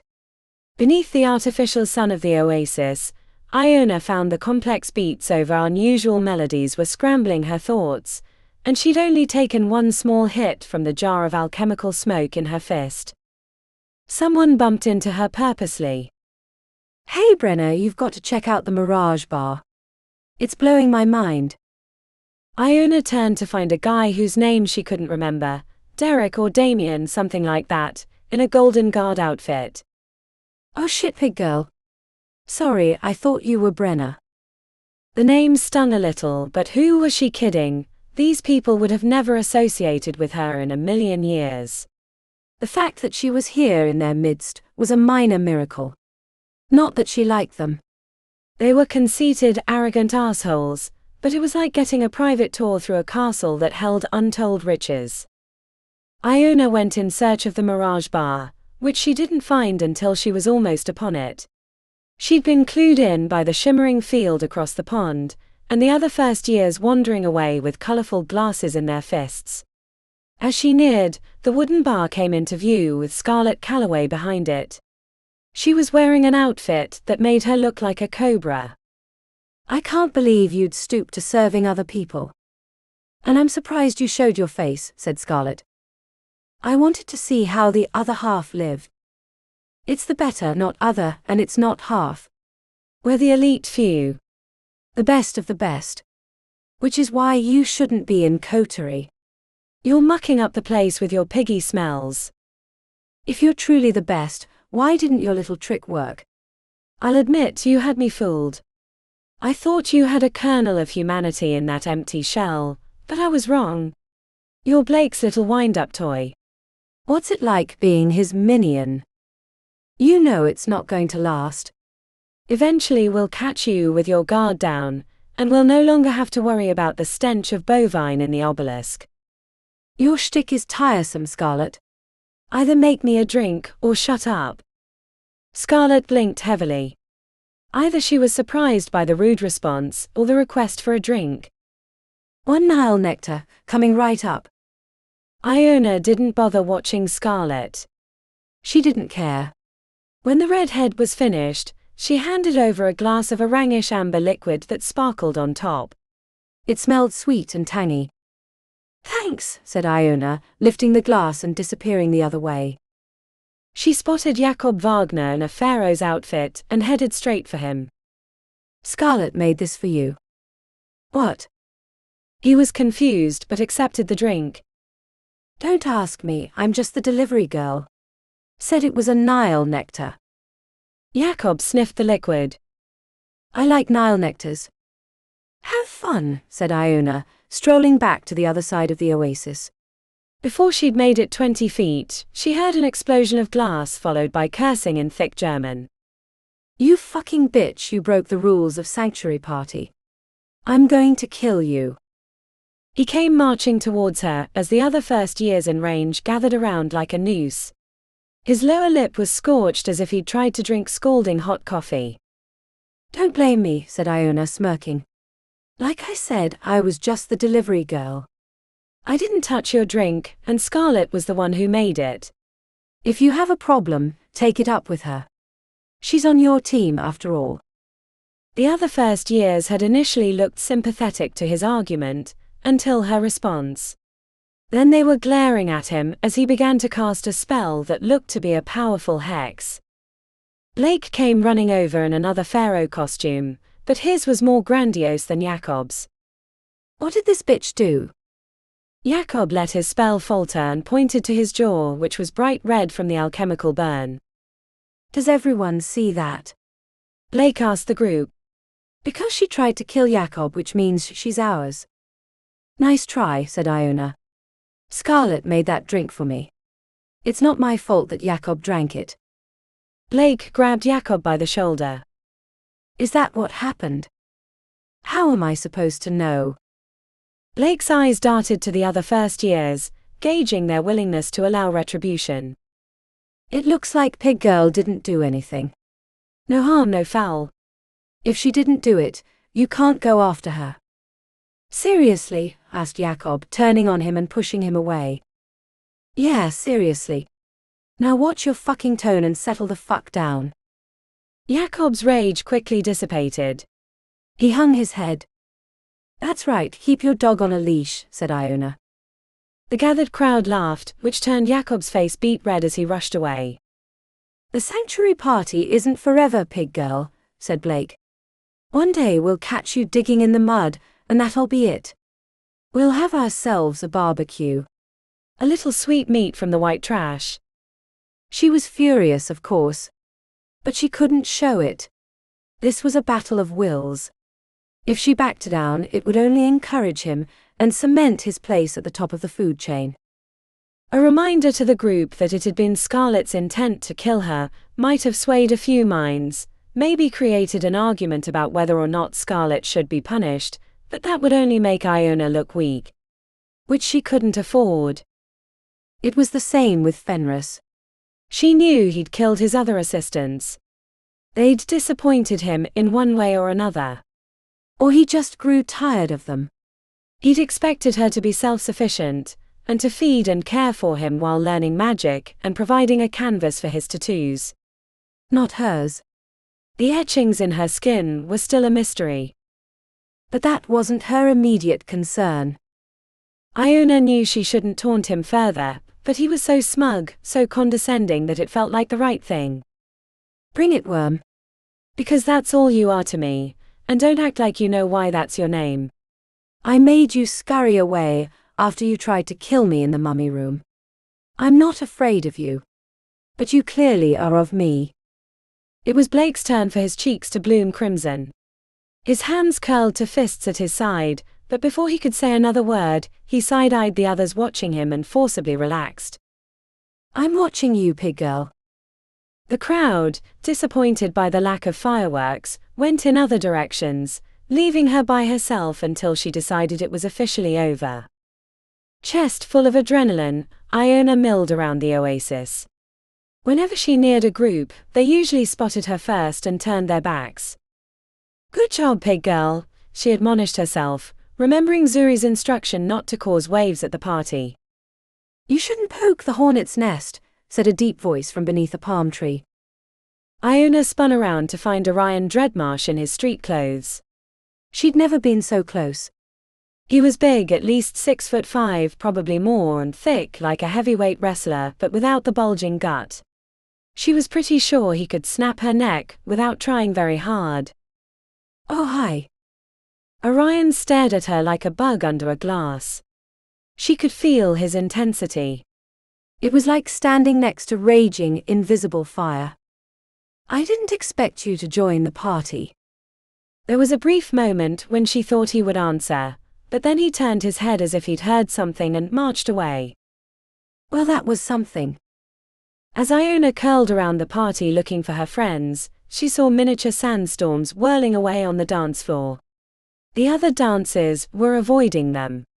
She wasn't sure who was controlling the sandstorms, but they gave the party an otherworldly feel, which would have been more enjoyable had she not tangled with Blake and his friends. What have I got myself into? Iona spotted the jackal-headed set across the party, leaning against a palm tree. She was going to join Justine, when she heard someone trying to get her attention. Iona. Her first instinct was that it was a trap, but when she turned she found Melanie leaning around the corner of a white building covered in moving hieroglyphs. "Hey, Melanie," said Iona, checking over her shoulder. The girl seemed nervous and didn't know what to do with her hands. "You really showed Blake and Jakob back there.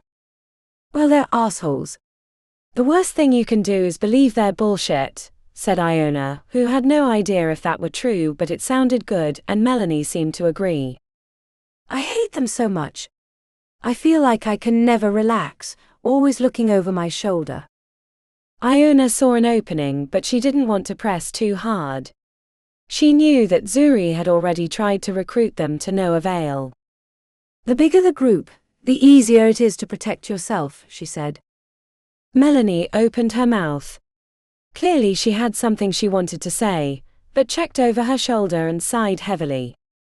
"It would be, but you know, Marcus has a hard time trusting others.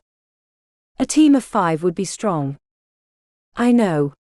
Melanie closed her eyes for a moment, as if she were in pain. "I heard you found a heart seed onyx from that mummy." "I did." "Is it for trade?"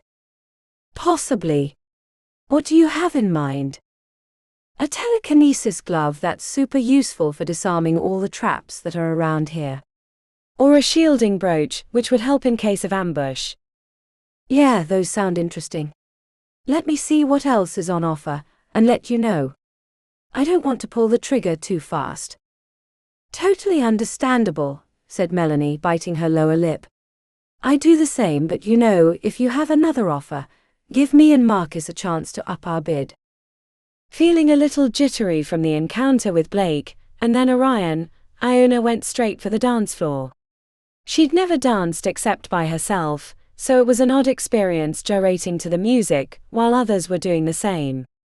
While no one came near her during the dance session, a few people made eye contact and gave her subtle nods, which was more interaction than she'd had with any of them since she'd arrived at Coterie.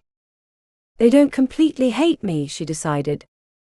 Or maybe they liked what she'd done with Blake. To be fair, she was making herself a lightning rod, which was good for them. Not for her. She'd only ever had to deal with a bully once, when a kid a few years older than her knocked the bags of groceries out of her hands, smashing at least 2 jars, and spilling the vegetables over the concrete. She'd been so mad.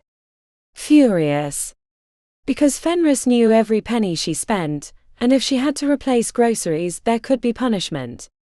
Iona had done the first thing that came to mind, and swung the bag in her other hand against the bully's head. The cans of beans smashed him in the temple, knocking him down, but she didn't stop there and kicked him over and over until a parent came over and pulled her off. They'd never messed with her again, and she was glad because in the heat of the moment, she'd felt like she could have killed him. When she grew tired of dancing, Iona grabbed another smoke from the bar and found a spot to sit. I thought I said not to cause a scene, said Zuri, who came up from behind and leaned against the same boulder. A raging bull will miss its target in its haste for revenge. Bullshit, Iona. I mean, you might not be wrong, but you didn't learn that in Missouri. You've already told me enough about your life, that I know you never messed with any bulls. I saw a few on the way into town. Big balls. Big horns. No brains.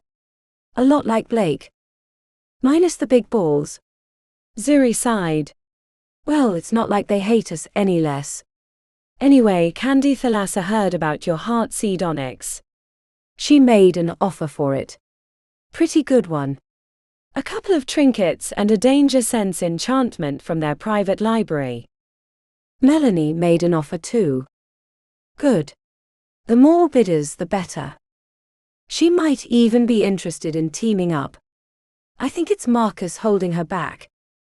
Zuri swirled a neon green drink around her glass while Iona looked on. She could never quite tell what the other girl was thinking.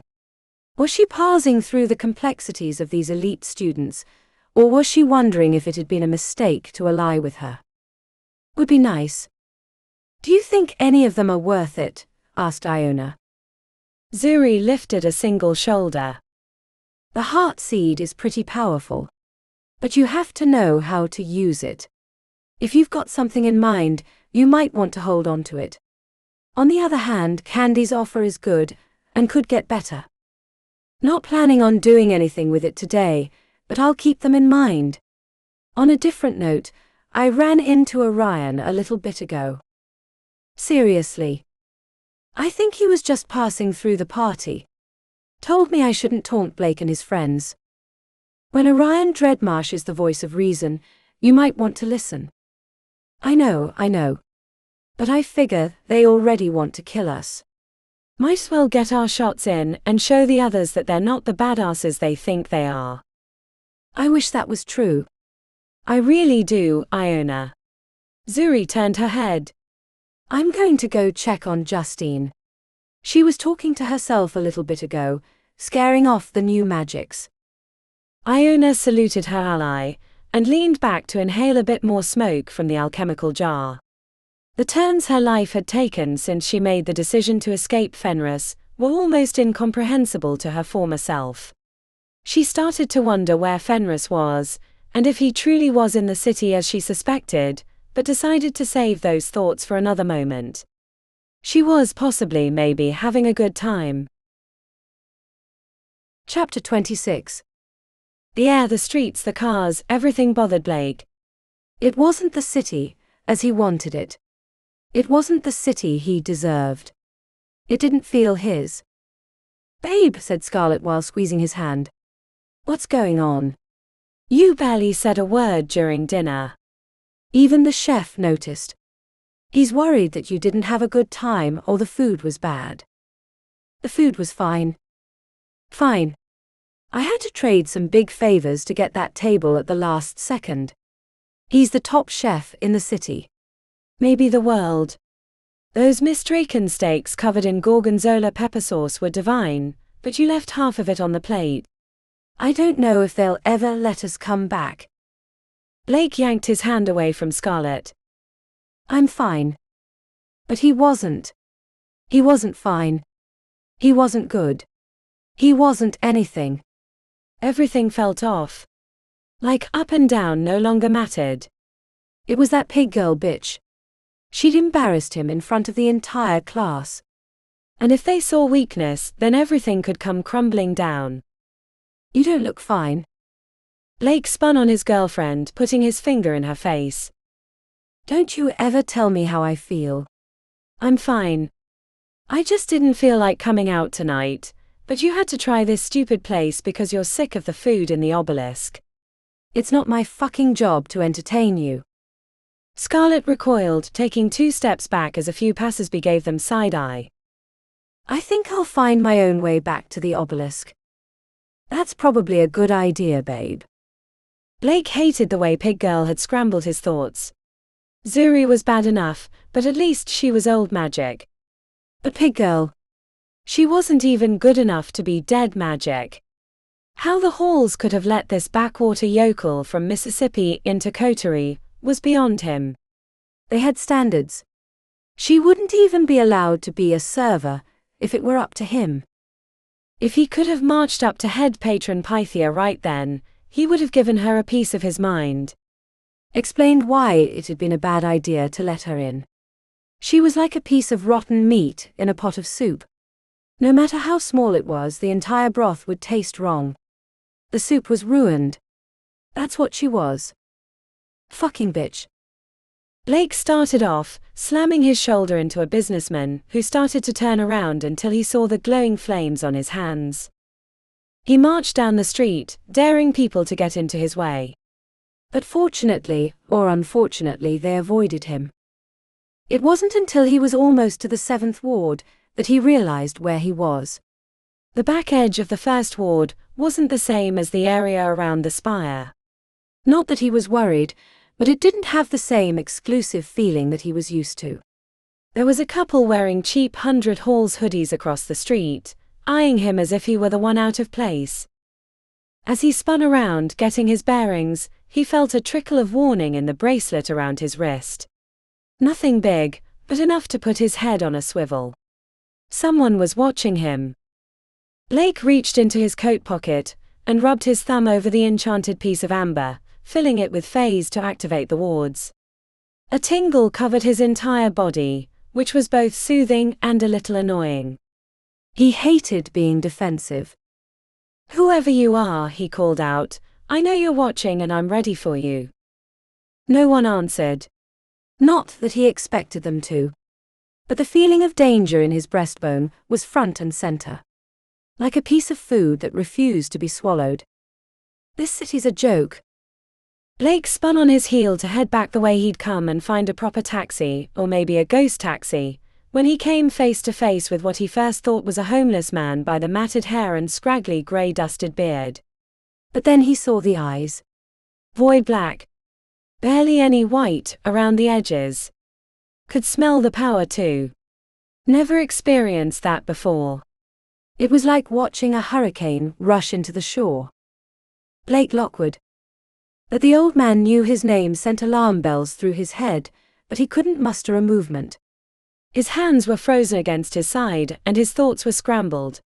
Blake knew he was in danger, but he couldn't do anything to stop it.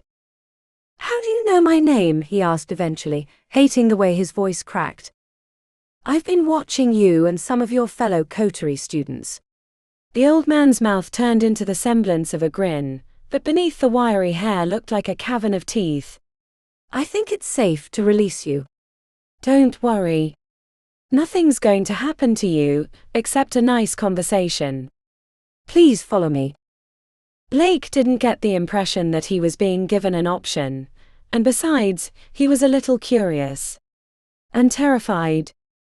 "No," he said, surprising himself. "Not unless you tell me what this is about." The old man leaned in close enough that he could see the color of his hair was mostly dirt, with specks of pale beneath.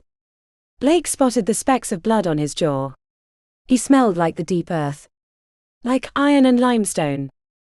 Pig girl. Hearing that name didn't surprise Blake, even if he didn't understand why. As the old man turned and headed towards a doorway, not even bothering to look back, Blake steeled himself and followed. It took 2 seconds for Blake to realize that the old man wasn't the owner of the building. A middle-aged man and woman were sitting on the couch with their throats cut, eyes staring vacantly. There was no blood on their necks or clothes, and the knives were in their hands. Drawn by the fresh kills, Blake approached the couch while the old man watched. The couple had strange, almost familiar runes on their arms. Burnt in. But not from the outside.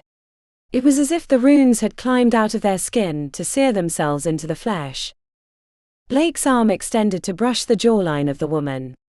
She wasn't pretty by any means, but something about the absence of a soul made her beautiful. "Don't touch. It's not polite." "I'm sorry," said Blake, facing the old man, feeling a bit of the spell wearing off. "What's your name?" "Fenris." Blake looked to the symbols burnt into the flesh and back to Fenris. "Iona worked for you." "I recognize those from her tattoos." "Very good. You're not as stupid as I first thought," said Fenris. In any other situation, he would have made him pay for an insult like that, but Blake knew when he was outclassed. He'd been invited into the monster's den, and hopefully he wasn't on the menu. "I've been watching you, Blake Lockwood. We share a desire. You want Iona. What did she do to you?" The sour grin on Fenris' lips made Blake want to retch. It was like staring into a bloody, infected wound. "She's my property. I want her back." This made Blake smile. He could understand property. "You've come to the right person then. She doesn't belong in Coterie. She's been stinking up the obelisk with her piggy blood. She doesn't even deserve to look at it, let alone be a member. She has more power in her little finger than you have in your entire body, but that's neither here nor there. She's mine and managed to get away. She had no right, after all I've given to her. She must be returned. I have plans." Blake had a good idea that those plans were not going to end well for Iona, a fact that he couldn't help but enjoy. "What do you need me to do?" "I need in the obelisk." "I can't do that." We don't allow visitors. Fenris stepped forward with his fingers extending like claws. The feeling of immobility returned to Blake's limbs. Then I have no need for you. Wait, said Blake, forcing his hands up. I have an idea. Good. I like ideas. I would hate to think you're not as clever as Iona. This made Blake mad, but he did his best work when he was angry. Gemma had been a royal bitch until she'd pushed him too far, and then he'd managed to take care of her and get rid of Zuri, who'd become too mouthy for her own good. Scarlet was a superior girlfriend in every way. I can get you in as kitchen staff. The badges they wear will get you past the entry wards. It'll take me a few days, but I can manage it. And then? A plan came to mind immediately. Getting Fenris through the portals would be easy since they'd already solved the puzzles. Then it would be a matter of setting up the perfect ambush. He was proud of himself. It would rid him of Iona and Zuri. The perfect plan. And he wouldn't even have to get his hands dirty, though everyone would know it was him. They'd see the result and fear him more. His hold over his fellow classmates would be complete. This is how we're going to do it. Chapter 27. The meeting was at an all-night diner across the Ring Road in the 5th Ward. It wasn't too far from the Obelisk, and also wasn't a place that Blake or his cronies would ever set foot in. Zuri wasn't even sure she wanted to be there. It smelled like grease and sadness. The only one who seemed to be enjoying herself was Iona, who was shoveling a forkful of pancakes into her mouth while humming to some inane song playing over a jukebox. "Do you really have to make a scene with those?" asked Zuri as she stared at Iona with disgust. Iona looked up with a mouthful of pancakes, eyebrows stretching upward. "You're missing out," she said around the food. Justine was on the opposite side, poking her plate as if it were a live snake. "Are they really that good? They look so plain." Iona swallowed and leaned back. "Come on, you two, they're pancakes." "We're not eating cobra livers or some weird shit that they serve in the Obelisk. It's basically bread and sugar. The two best food groups. Well, on cheese." Justine sighed and placed the smallest piece of pancake on her tongue, and after eventually swallowing, her eyes lit up. "Those are good." Zuri wasn't sure she trusted Justine, given her tendency towards strangeness. "Come on, Zuri," said Iona with her mouth stretched into an odd grin. "Try some." For the first time in months, Zuri was reminded of Iona's peasant background. While she wasn't a pig farmer like her fellow first years taunted her, she was equally as unknowable as Justine. "I'd rather not. I doubt the chef has won any awards here." Iona chuckled. "They're not chefs, they're cooks." Zuri pushed the plate away from her as Justine picked up speed, eating larger and larger bites, making noises of enjoyment. The dinging of a bell announced newcomers to the nearly empty diner. "Oh, thank Merlin," said Zuri with a sigh as Melanie and Marcus approached. She wanted to get out of the diner as quickly as possible. "What is this place?" asked Marcus with his hands in his pockets. It was Iona's suggestion. The pair joined them in the booth. The waitress appeared moments later with a pot of coffee. Zuri eyed the pair as they settled into the booth. Melanie looked nervous, while Marcus appeared ready to bolt at a moment's notice. "How's progress?" Melanie shared a glance with Marcus, who gave a half-assed shrug. "We found the portal." "Any luck?" "Nothing yet, but we know Blake and his friends made it through a few weeks ago." "Good," said Justine. "I hate looking over my shoulder all the time." "I hate to say it, but Blake wants you bad," said Melanie. "Which is why I didn't think we should meet, but Mel talked me into it. So don't drag this out. Let's get to the meat of it. I'd rather not be seen with the three of you if I can help it." "Assuming they didn't follow you here, I think we'll be all right," said Zuri. "Blake's group went into the third portal a couple of hours ago. We're good. For now anyway," said Marcus. "So get on with it. I'll make it simple. There aren't any small groups anymore. Well, minus Orion, but he doesn't count. Everyone else has gotten big enough that they can afford to play offense and defense while researching the next problem. We're idiots if we don't group up. Why would we want to catch Blake's heat? Asked Marcus with his arm draped over the back of the booth. Because if he takes us out, then you know he'll come for you next. Better to team up now so that never happens. But I don't want to make this just about fear of that asshole. We have a lot to offer too. Marcus stared back dead-eyed. Your pedigree is impeccable, Zuri, but these two. No offense, but Iona's from nowhere anyone cares about, and most of the class is convinced Justine is adopted. I'm sitting right here, said Iona, dropping her fork on the plate. The clatter turned a few heads in the diner. Hey, said Marcus. I'm just laying it all out. I don't know anything about you or what you're made of. At this point, I think the only reason you're allied with Zuri is because she was desperate. Not a great position to negotiate from. I can vouch for her. And Justine too. We may not look like a normal coterie team, but I assure you we know our shit. I don't know, I don't get it, said Marcus, clearly unmoved. Melanie turned to him. Hun, shouldn't we consider it? He stretched as if he were about to get up. Marcus, said Zuri. We need each other. You know it as much as I do. Blake's a sociopath. He won't stop after us. No, you need us.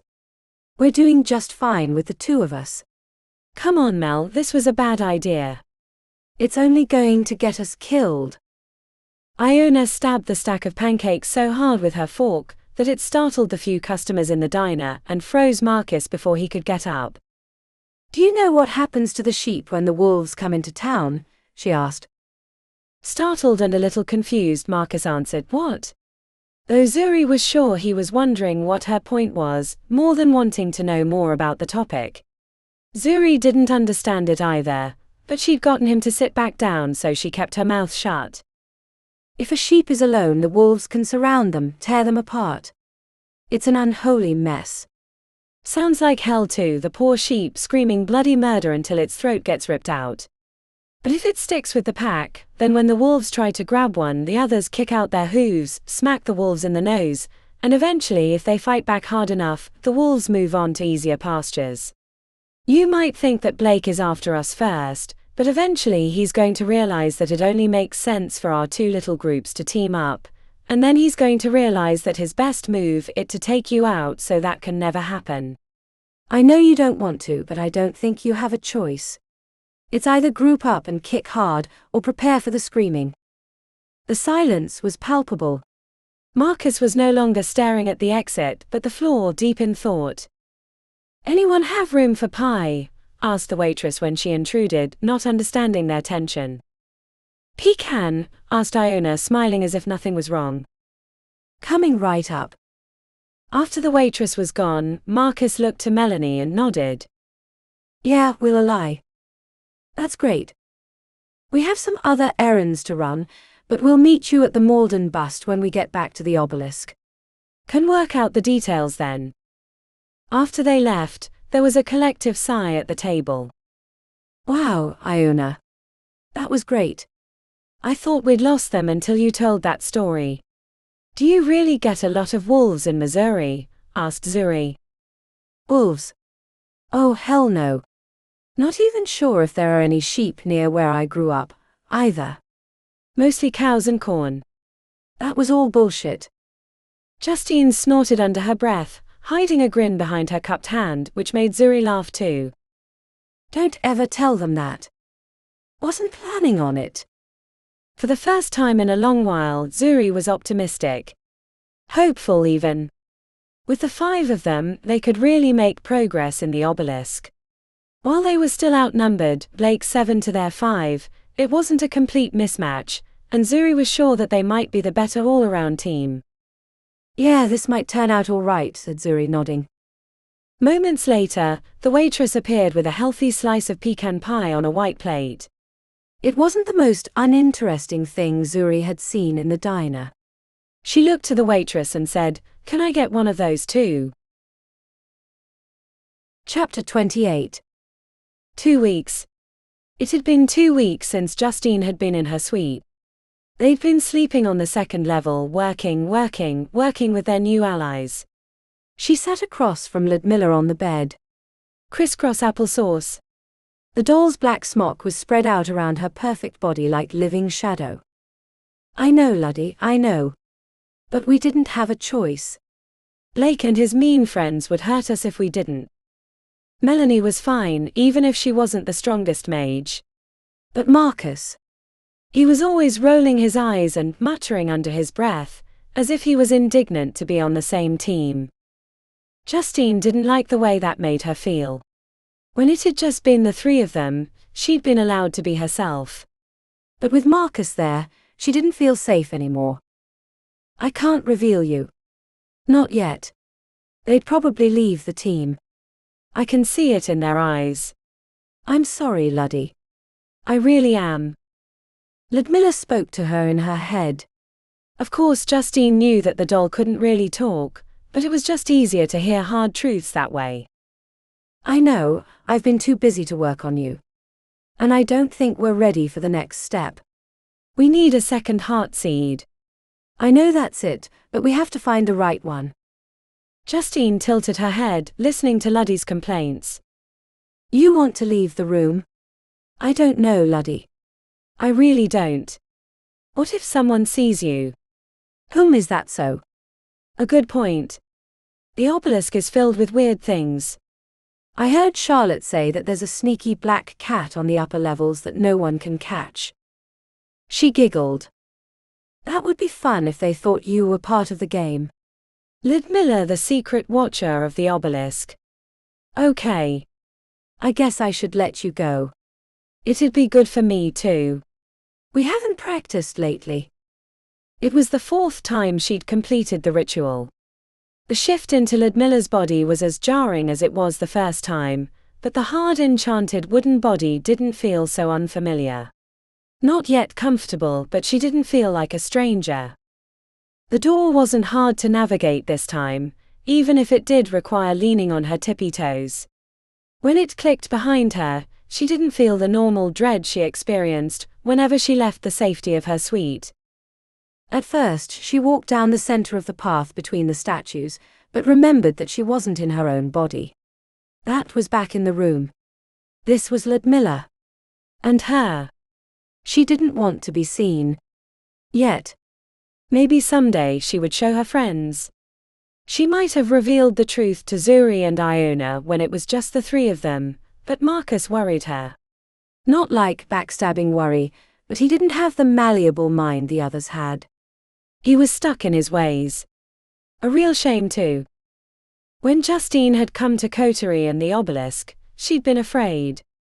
Real afraid. The kind of fear that woke her in the middle of the night screaming. But despite the danger, the Obelisk had another thing she'd never experienced. Freedom. The freedom to push herself in directions she wanted to go. Not her father's. She would have never had the freedom to bring Ludmilla and the other dolls to life if she'd been at home. Or stuck with her old group. It was a blessing that they'd kicked her out, and that Zuri and Iona had found her crying in the Great Hall. Anyone else, and they might have ended her right there. It wasn't that they weren't hard people. If they weren't on her side, Justine would be very afraid of Zuri and Iona.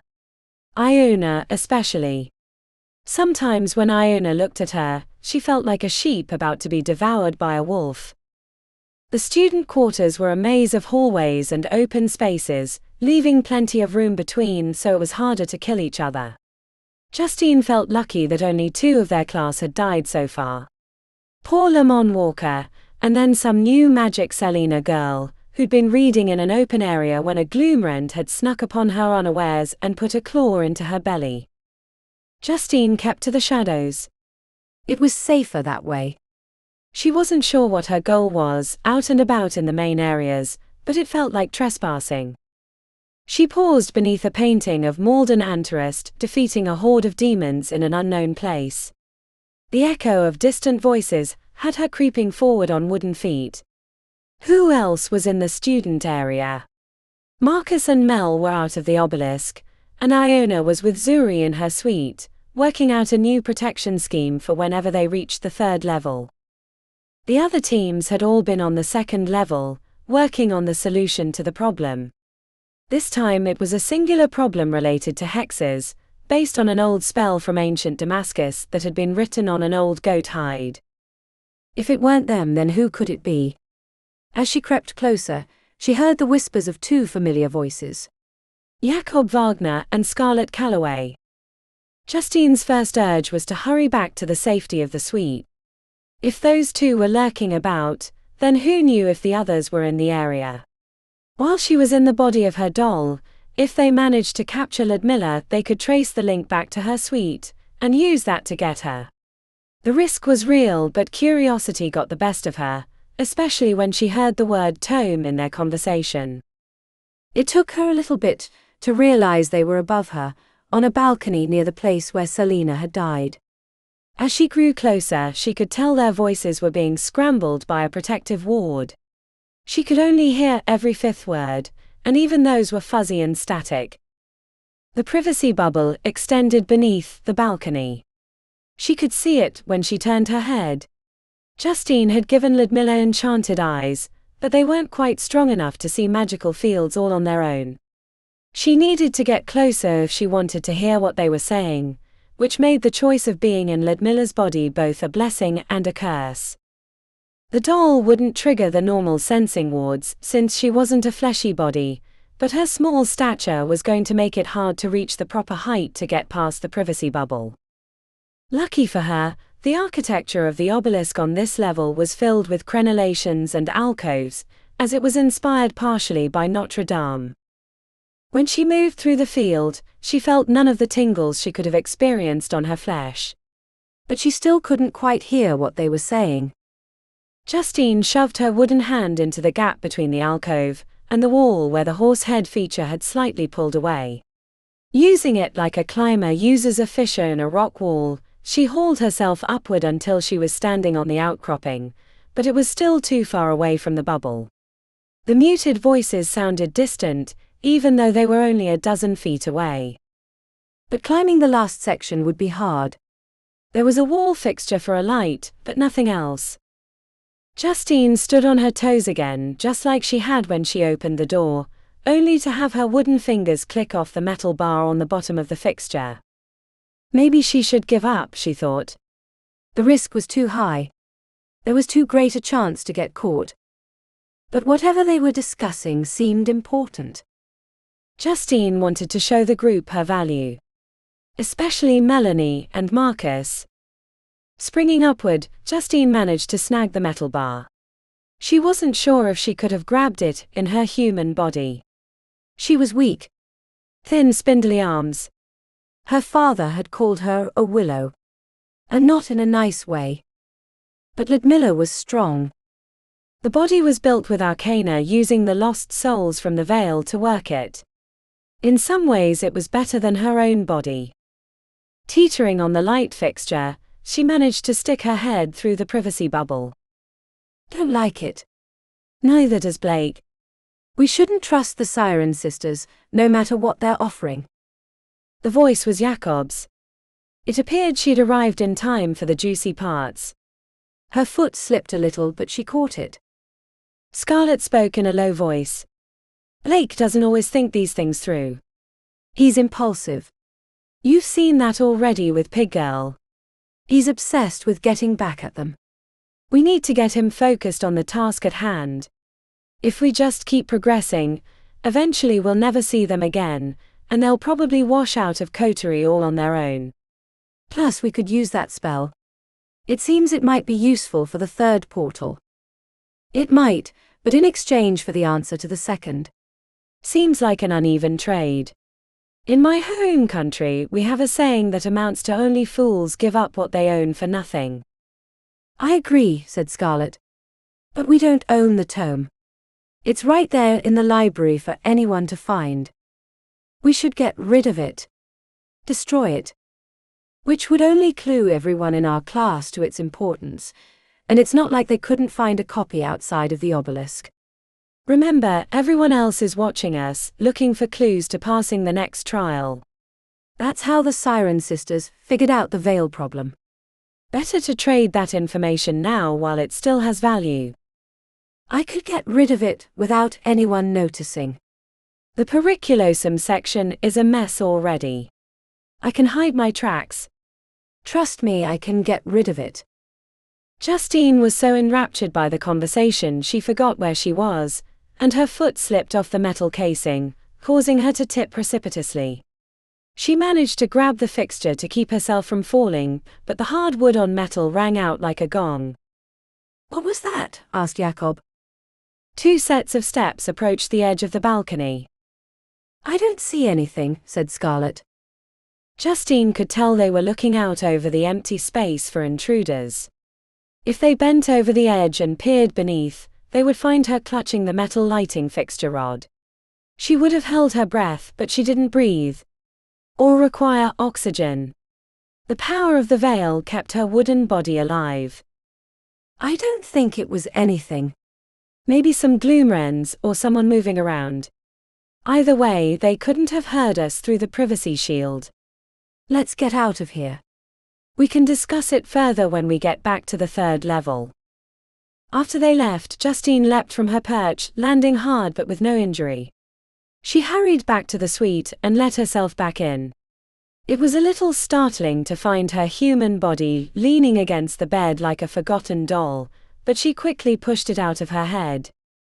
I have a book to find. Chapter 29. No one believed it. Even as Zuri had the tome in her hand, with the spell that seemed to fix the level 2 portal problem. I don't understand, said Justine. Why don't you believe it? Zuri didn't have the heart to tell the sweet girl. Not even Iona believed that it was the gift she said it was. Because it seems too convenient, too easy, said Zuri. Iona tapped the book in Zuri's hands. I trusted them in the mummy room, and it nearly got me killed. It's probably a trap. Even if it looks right, it isn't. They couldn't have known I was listening. Come on, Justine. You know as well as any of us how easy it is to detect when someone else is around, especially if you're in their privacy bubble, said Zuri. But I wasn't in their bubble, Justine said emphatically.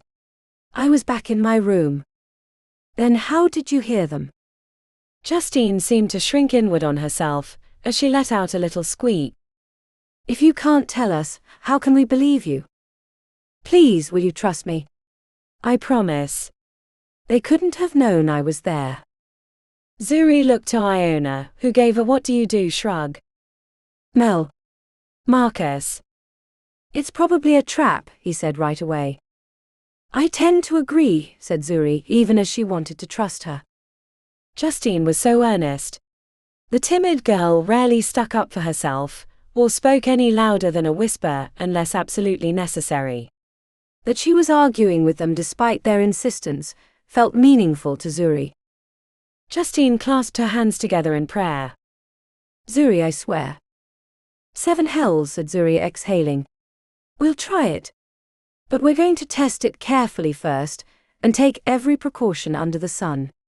We have to assume this spell is trouble, and act accordingly. Yay, said Justine, clapping her hands in tiny motions. Zuri pointed at the girl. But eventually, you have to tell us what this secret is that you've clearly been keeping. We're a team. We need to trust each other. Okay, said Justine meekly. The journey to the 2nd level where the portal was located felt like a doomed procession. Zuri was certain that this was going to be a bust. She couldn't imagine that Scarlet of all people would have been that sloppy. Blake, maybe. He was so sure of himself that he had blind spots for days, but the redhead. She'd shown herself to be cunning. Zuri didn't trust it. The portal to the 3rd level wasn't on a wall like the previous one. A dark pit surrounded by runes that glistened in the mage light made it look like an awake eye. Iona crouched by the edge, peering into the darkness. Anyone else hear whistling wind? Marcus crossed his arms. Let's get this over with so we can get back to the real investigation, he said. Justine watched meekly from the side, twirling a strand of her hair. Let me confirm this first. I want to make sure we didn't miss anything. The spell was relatively simple. Unusually so, which added to Zuri's concern. But on the other hand, it was an elegant solution to the problem. The runes around the outside asked a simple question: what is the nature of a soul? The spell didn't answer that question directly. What it did was take an etching of what magic thought of as the soul. It was like taking paper and charcoal to a tombstone to record the information. Much as it was thought that dying released the soul from the mortal coil only to have it pass through the veil, sometimes pieces of it got stuck, or an imprint was left on the beings that lived there, becoming a facsimile of the original person. The spell required a lot of subvocal grunting. Sometimes the older arcane writings weren't as elegant as one would have assumed. But Zuri had long ago gotten over her embarrassment at the oddness of spellcasting. When it was finished, a strange sensation started in her stomach. Like a stomach ache, or when the body was getting ready to vomit, but hadn't quite moved to the violent stage. Everyone watched her with concern. Had they replaced the original spell with something awful? The word was cut off as her stomach muscles twisted into a knot, bending her at the waist. She didn't feel sick or nauseous, but the convulsions continued. Do we need to stop this? Asked Iona. Zuri shook her head. She wanted this to work. For the team's sake. For Justine's sake. Then her stomach felt like a giant hand was squeezing it upward, pushing something both cold and hot towards her throat. It came out like a paper bird made from black crepe paper, not quite wings, not quite a creature. Zuri grabbed it with her hands. Her stomach no longer hurt, but she felt empty. Touching it was like hearing an echo of herself in her head. Within the ephemeral element was the imprint of her soul, not the complete thing but random moments in time. The memory of a time when she was 7 years old came bubbling up. She'd gotten mad at her sister during breakfast, and every bowl on the table exploded due to an unexpected surge of magic. It was then she knew that she would be a mage. The memory both scary because her father had been furious and joyous because she knew then who she truly was. She released the imprint into the pit.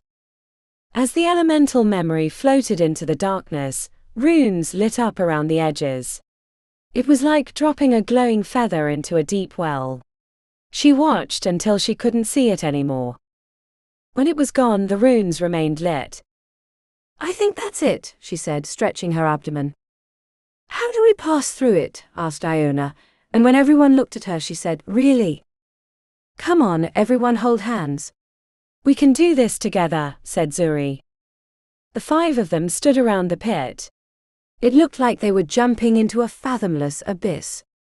1, 2, 3. The fall was rapid, accelerating quickly, and then they were somewhere else. As the vertigo passed, she opened her eyes to find they were in a twilight space. Unlike the last level, which had its own artificial sun, this place had a faint ever-present glow that seemed to come from nowhere and everywhere at once. Whoa, said Melanie, releasing her hand and walking towards the center of the huge space. Don't touch or do anything until we know what we're dealing with, said Zuri. But she found herself quickly enthralled by what Melanie had sighted. They'd landed in a big space, not as large as the last level, which had been cavernous, but they couldn't see the far wall. At the center, or what appeared to be the center, was a black pyramid, and it was putting off that twilight glow. Mel, stop, yelled Iona. But it was too late. Melanie had stepped onto a line of runes, which immediately lit up. The lights continued outward along a maze of runes, like a marquee lighting up before a big concert. In the span of 30 seconds, the glow traveled around the main section of the room, then from the 4 corners, shot towards the center, and briefly lit up the pyramid like a beacon before returning to gloom. That was beautiful, and scary. No one move from where we're at, said Zuri, holding her hands out. You were locked in, said Iona. But it didn't seem to affect you. Nope. But the important thing was that Justine was right, said Iona, smiling at the mousy girl. These runes are chemetic, said Marcus, crouching by the area that Melanie had triggered. The whole place looks like it's built on chemetic circuits. Zuri summoned a mage light to her fingertips and then released it, pushing it towards the pyramid, which was about 100 meters away. The soft light floated over the ground, revealing more chemetic circuits and black pools of water that didn't reflect. Long before it reached the black pyramid, it winked out as if it were being suppressed. Should we explore? Asked Iona. Yeah. There's no sign of Blake's group, and we'll need to find a defensive spot. Let's check things out, but we're going to do it systematically. No wandering off. The warning proved right as they found there were frequent magical traps designed into the chemetic circuits. These were an older, more advanced version of the chemetic symbols they'd been learning in classes. The ancient Egyptian magic had always been a bit of a contradiction, because it was equally or more powerful than some of the modern magics. Whatever secrets they'd uncovered to design the chemetic system had been lost to time. The group disabled what they could and avoided the rest.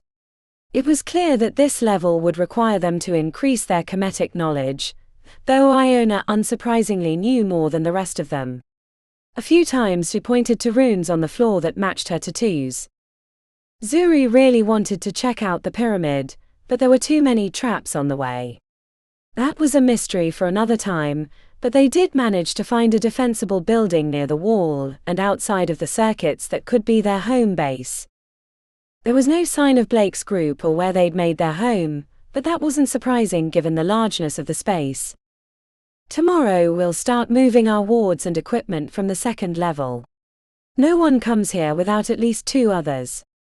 In fact, until we know the deal with Blake's group, we probably shouldn't come here with any less than the full team. Hey, said Iona, grinning. You all know what this means? Zuri looked among the smiles and nods. Yep. We're passing our first year, said Zuri. Which means we should celebrate. We've been working hard for months. I think it's time to take a day or 2 off. After we get set up here, but I think we've earned it. You especially, Justine. The mousy girl beamed with pride as everyone patted her on the back. Maybe things were looking up. It had been a rough start to the year, but now she had a good team and they were making progress. Zuri was starting to feel good about her first year. It was going to be great. Chapter 30. The limousine could have fit a dozen, but it was only the 5 of them wearing their finest as they pulled away from the obelisk. Melanie was laughing and pouring drinks while Iona sat in the corner, peering out of the darkened glass as the city streets passed in a blur, much like her life for the last year. It was nearly unrecognizable from when she was trapped in the farmhouse with the warlock, Fenris. Iona dug into the clutch purse Zuri had picked out for her, which matched her crimson silk dress, and found the hard little piece of petrified chrysalis that was one of the few things that she'd been given by her parents. You'll become a beautiful butterfly. They told her that when they'd sold her to Fenris. At the time she'd been confused about why any of it was happening, so it had sounded nice. What little girl didn't want to become a beautiful butterfly? Later, once she realized she was stuck with Fenris, she looked at the chrysalis in a new light. It was petrified. Stone. It wouldn't ever become anything just like her. Stuck in the lair of an ancient warlock who had mad designs on her life, never to grow, never to change. But look at her now. She rubbed the rough edges, the smooth curved sections, and wondered if there was a spell that could bring forth a butterfly. It might be stone, but it could fly. Just like her. The question now was, where was Fenris? She sensed he was in the city somewhere. Waiting. Not patiently. He was not a patient man. If he was a man at all, he would come after her. It was only a matter of time. Iona. Zuri threw herself into the spot next to her, bumping into Iona with a grin plastered on her face. It's a party, remember? Iona shoved the petrified chrysalis into her purse before her friend could spy it. I was thinking about how much my life has changed in the last year. I don't recognize myself. A hand touched her pale white hair, smoothing it past her ear. Except for your hair, I don't recognize you either. You clean up pretty good for a farm girl. The black pantsuit with the deep V jacket made Zuri look like a model, and Iona told her as much. It helps having a fashion designer on call. Luxie is divine. I trust her with all my difficult decisions. Where are we going tonight? Zuri hooked her and leaned against as if they were old friends who'd known each other since childhood. Iona didn't know how to react except to smile back in a way that she hoped looked normal. Don't worry about it and just have fun, said Zuri, clearly sensing her unease. Are you worried about being seen with me in public? Asked Iona. Zuri rolled her eyes dramatically and held a hand to her chest with mocking disdain. It was a struggle, but I've learned to suffer with the lower class. I should get a medal for it when all is said and done. Helping the lonely, the downtrodden. They're ready for you to be done blathering so you can hand me one of those drinks, Iona said. It was still light when they left the Obelisk on that early March day. The limousine dropped them off at a private screening of the new Garbage Kings movie, which wasn't even out yet.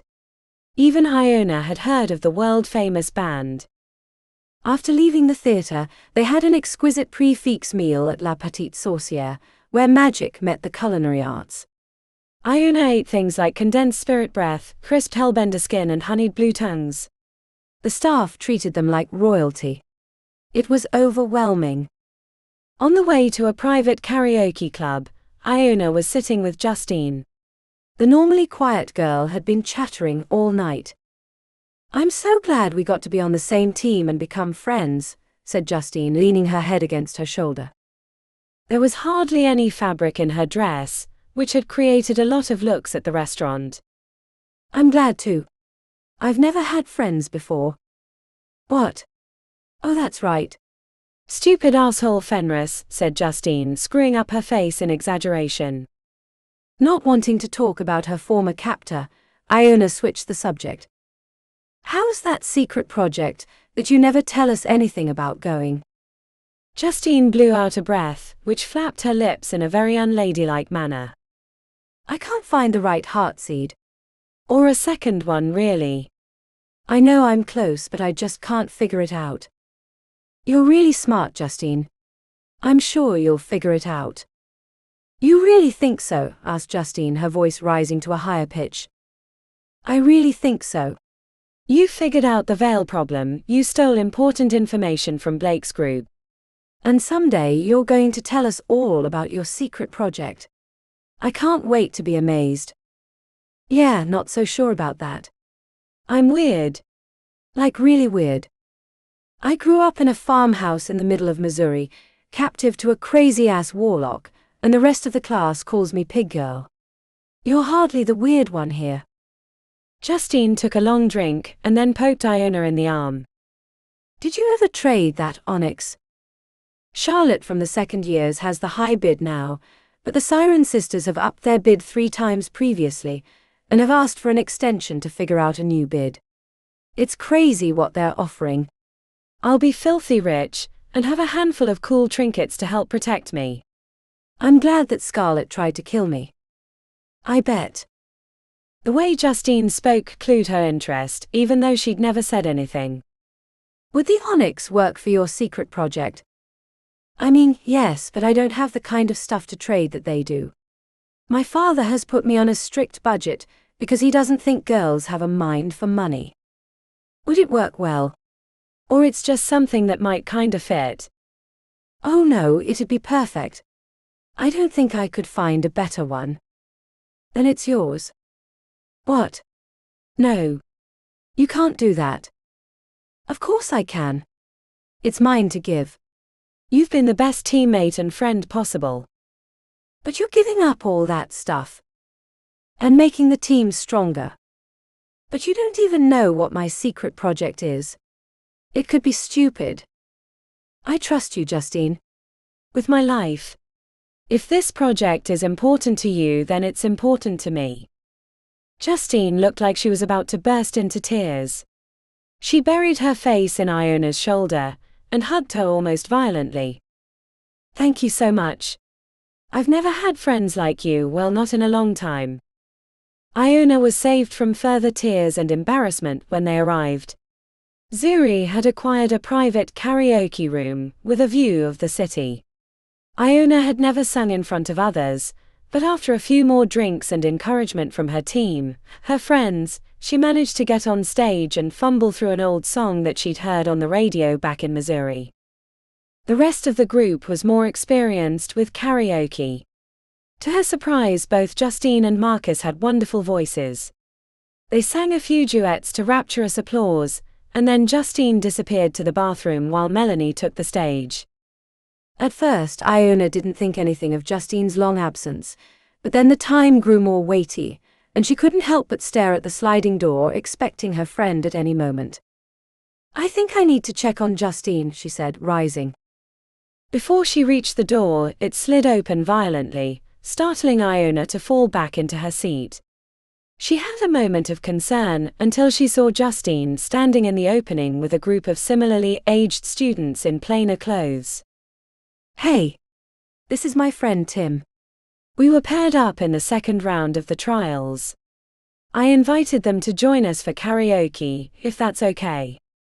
Zuri looked a little miffed, but she clearly didn't want to upset the evening and welcomed them in. Introductions went all around, though Iona wasn't sure she could remember half their names. A tall athletic guy with dimples who seemed kind of shy sat next to her. Scott or something like that. The drinks and confusion scrambled her thoughts. Before long, Iona forgot about the nervousness. Dimples. That's how she thought of him, as he made her feel interesting. He spent most of the time between their cheering, asking questions. The party took a weird twist when they realized the other group was from Arcanium. Coterie and Arcanium drinking and doing karaoke together. Who would have thought? But the reveal didn't seem to impact the festivities. In fact, Dimples seemed even more interested in Iona afterwards. Near the end of karaoke, when it seemed like various members of the party were pairing up, Zuri pulled Iona outside their private room. I need to teach you a spell. What? Why? Zuri bunched up her lips. Come on. You two have been hanging all over each other. Your hand was in his lap just 5 minutes ago. Iona blushed. You noticed. Everyone noticed. But if you're planning on taking him back to the suite upstairs, you need this spell. It'll protect you from STDs and those nasty little spermies. The heat in Iona's cheeks wouldn't subside. She didn't know how to tell Zuri, but then she recognized the look. Oh shit. You've never. With who? It's not like I went to school or anything. Fenris. No. Never showed any interest, thank Merlin. The spell will help with that too. Any first-time pains? Thanks, Zuri. Anything else I should know? Zuri chuckled. Have fun. The party broke up as soon as they returned. Melanie and Marcus disappeared on their own. Justine had 2 guys hooked on her arms as they headed up to the suite, while Zuri was whispering in this girl's ear who had been sitting on her lap for the last 3 songs. Do you want? Iona barely got the words out before Dimples was nodding enthusiastically. She led him upstairs, heart leaping around in her chest like a jackrabbit. She'd never been so nervous. Not even at the trials or her first day at Coterie. A million things were going through her mind as she brought him to her room in the suite. Can you give me a second? I have a spell, she said as she avoided his gaze. Me too. They stepped away from each other. Iona pulled up the spell Zuri had sent her, and as she started casting, she couldn't help but hear the moans coming from next door in Justine's room. All done, she said, not knowing what to do with her hands. Now what? He jammed his lips against hers, and every thought and concern about how the night would unfold went out the window. Chapter 31. The trio of powerful lights dimmed with a high-pitched buzz, the furthest one going nearly dark before the bulb exploded, shattering glass over the stone floor. They'd set up about 100 meters from the pyramid near a brass gyroscope that had been the focus of their attention for the last 2 days. No buildings stood near their location, which gave them a clear line of sight to everything nearby, making it a safer spot for investigation than some of the others they'd found. The maze of cometic circuits went past the area with a single length connecting the gyroscope, which was why they'd decided to investigate. Occasionally they saw signs of the other group, but they were on the far side of the level, and only their faint outlines were visible in the dim. Marcus asked Zuri. On it, he said, reaching into the storage box. We can't keep replacing them. Isn't there a spell we can use? Asked Melanie. Zuri put a hand to her forehead. Progress on the 3rd level had been painfully slow.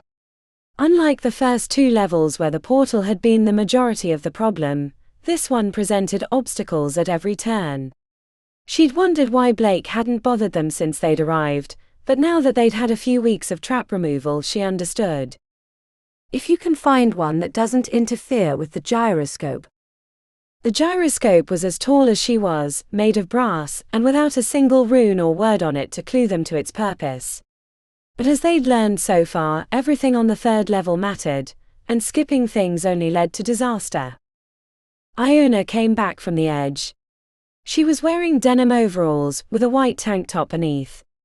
Melanie had given her trouble the first day she'd worn them, telling her that she was only going to encourage more name-calling.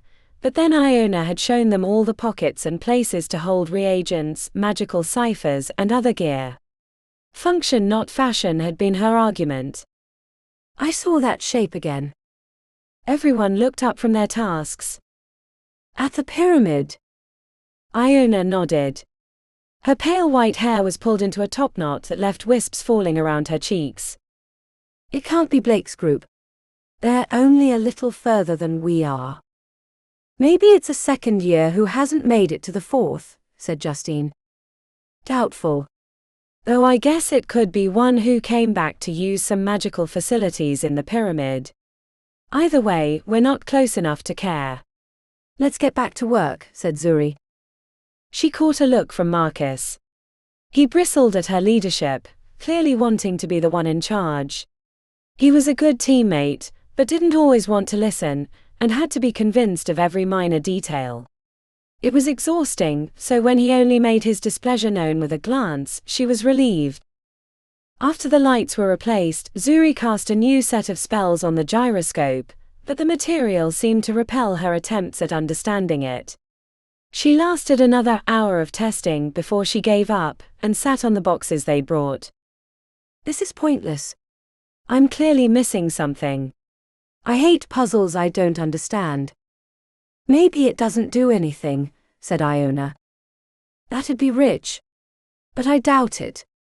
Everything seems to have a purpose. Melanie had been quiet for the last half hour, staring from the side with her forehead hunched. Technically she was in charge of combing through the tomes for new spells to try, but she clearly was thinking about something, so Zuri let her cook. When she approached the gyroscope, everyone looked up but no one said a word. Zuri could sense that Melanie was deep in thought. She reached out and spun the gyroscope. A few quick tugs had it blurring into motion. Mel, began Marcus, but Zuri shushed him. Melanie stared into the whirling rings, which could maintain their momentum for quite a while. Zuri was expecting her to cast a spell on the gyroscope while it was in motion, something they'd tried previously to no effect. Instead, she drew lines on her arms with her fingernails, muttering an incantation. It was a minor ritual. Rituals were different from spells, which tended to be quick and to the point. The longer version of casting was more powerful, but required weaving together more complex phrases and gestures. Most rituals were meant to be performed in concert with others, but Melanie seemed to be handling it quite well on her own. Within a minute, her arms were glowing with golden light, radiating to the point of making everyone squint. Melanie looked like she was working herself up to something, once the ritual was complete. She stared into the heart of the spinning gyroscope, and before anyone could stop her, shoved her arms into the center. The whirling brass discs should have ripped her arms off. Zuri leapt to her feet, thinking that Melanie had made a fatal mistake, but despite the logic of physics, her arms were still inside the gyroscope. "How is?" asked Iona, her words trailing off. Melanie was moving her arms, suggesting she was manipulating something inside the gyroscope. A pop and a hiss from nearby, a spot close to where Marcus was standing, and a plate slid out of the way, revealing a dark passage into the ground.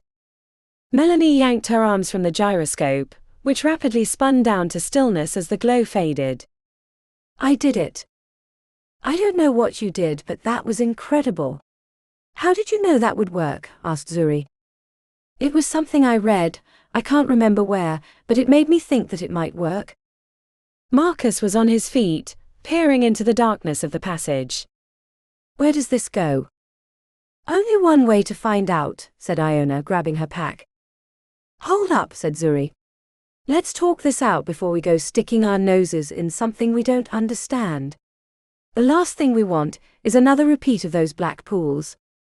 Using a floating mage light, they explored the passage to find that it led to a doorway covered in Egyptian hieroglyphics that presented a riddle Zuri was fairly certain she knew the answer to. Zuri made the decision to explore the passage herself, along with Iona and Justine. Everyone grabbed extra gear in case they ran into problems. Melanie and Marcus would stay up top and communicate with them using enchanted comstones. "Everyone stand back, I'm going to trigger the hieroglyphs," she said. The sandstone was rough under her fingertips. The answer had to do with the rising and falling of the Nile. It wasn't a particularly difficult riddle, not after years of competing in the Arcanics competition for St. Jude's, but the penalty for getting it wrong was much worse in the Obelisk. To her relief, the door slid into the wall, revealing a diorama of a city on a stone pad in the center of the room. The three of them entered, spreading around the miniatures. The city was nothing like she'd expected, with raised roads that looked like their elevated trains, and the buildings were much taller than the ones known to have been built by the Egyptians. "It looks like an Egyptian city if they'd become modern," said Zuri, leaning down and examining the tiny buildings. "What do you think this room is for?" asked Justine. "It doesn't look like any of the others we've seen so far." A building at the center of the diorama looked a lot like the Obelisk. As she crouched to examine it, she noticed Kemetic runes on the walls of the buildings. They weren't as easy to notice from a standing position. "I found some runes," she told the others. "Which means this is probably another puzzle, except this one looks a little harder." "Can you see the runes on the other side?" Justine leaned on the stone table with a heavy backpack on. She'd been wearing it the last few weeks without ever explaining its purpose or what was inside. "I can see a raquette, and another I don't recognize that looks like a crook with a weird star thing." "Weird star thing? Let me take a look." Before she could circle the table, Iona pointed to the corner. "I don't think we want to be here." Waving her hand, Zuri made her mage lights glow brighter so she could see what Iona was indicating. Scrawled on the wall in what appeared to be blood or something that looked like blood was a phrase, "Don't touch anything. Get out." A pang of worry was quickly replaced with suspicion. "That can't be real." They clean out the levels during the summer. They would have never left a message like that, so either it was made by the professors, or Blake's gang did it. "I don't know," said Iona. "Looks kinda real to me." A crackle came over the comstone. Zuri lifted it to her ear. "Everything okay in there?" asked Marcus through the stone. "Found a diorama with runes working out the riddle," she responded. "Okay, 'cause it got darker out here." "That was weird." "Are you sure?" "Positive," he responded. "Maybe we should leave until we figure that out," said Justine. "Got to be a coincidence," said Zuri, then she spoke into the stone. "Keep an eye out, and let us know if anything changes." "We'll keep on the runes." "Roger that, but don't be long. It's getting darker and darker by the second. The urge to leave was strong, but so was the desire to stay and figure out the riddle. She hadn't said it to the others, but she really wanted to get to the 4th level before Blake, because she knew how crazy it would make him. If she managed to get the group there before the end of the school year, he'd have to stew on it all summer. "Are you sure?" asked Iona. "Something doesn't feel right. Even if Blake didn't write that message, it's a warning. I'd make a large bet that it was Blake, which means this room is important. He's trying to scare us off. What about the dark outside?" Coincidence. "This isn't a race." Not anymore. We can take our time, said Iona. "Better safe than dead." Hey, the runes are glowing brighter, said Justine, who'd continued to examine the diorama. True to her word, the entire miniature city was glowing intensely. Either they'd triggered something, or it had started once they'd entered the room. Her desire to figure out the riddle was quickly being overtaken by concern. "Okay, maybe we can step outside with." The words fell dead in her mouth when the door slid shut with a grinding finality. She ran over to search for a lever or button but found nothing. 7 hells. "Oh no. This isn't good," said Iona. Zuri saw it immediately. Tiny holes had opened around the entire room, including the floor and ceiling. She feared that they would be inundated with scarabs of some dangerous kind, but in a way it was almost worse. At a couple of points around the walls, spearheads started to extend out of the holes. This was followed by a crackle from the comm stone. "What's going on?" We heard the door close. "It's nearly pitch black out here." Not even the floodlights are working, said Marcus frantically. "Yeah, we're definitely trapped and there are spears coming out of the wall." Can you answer the riddle on the door for us? "A moment." They waited while the spears continued to poke out. There were a dozen so far, but given the holes there could be hundreds waiting. "Nope. Nothing lit up. It's not working." "That's okay. We probably have to figure it out from in here. I'm confident we can do it." "I'm not excited about being out here," said Marcus. "Stay in the tunnel and put some wards up until we know what's going on. The darkness might be related or it might not." "Roger that." "Oh fuck," muttered Iona as she shook her hand. "They don't break easy." "How many are there?" asked Zuri, trying to keep her voice calm so her fear wouldn't trigger the others. "There are 3 on my side," said Justine, who looked near to tears. Iona hurried to the other section, peering around buildings. 2 here. Another 4, which makes 9 total. That's a lot of combinations, which means we can't just guess. A clicking sound alerted them to a new set of spears exiting the walls. There weren't enough to be an issue yet, but things would get real hairy soon. "Focus on the runes, we can't do anything about the spears," said Zuri. "Let's see about that," said Iona, fingers articulating for a quick 5-element spell. A condensed blast of force hit the spear shaft, making the entire thing quiver but not even coming close to breaking it. In the aftermath of her spell they heard more clicking, and not only did new spears appear but the ones that were out sped up. "Oh shit. That's not good. It appears they react to magic." Which means we have to figure this out without it. Everyone described their runes.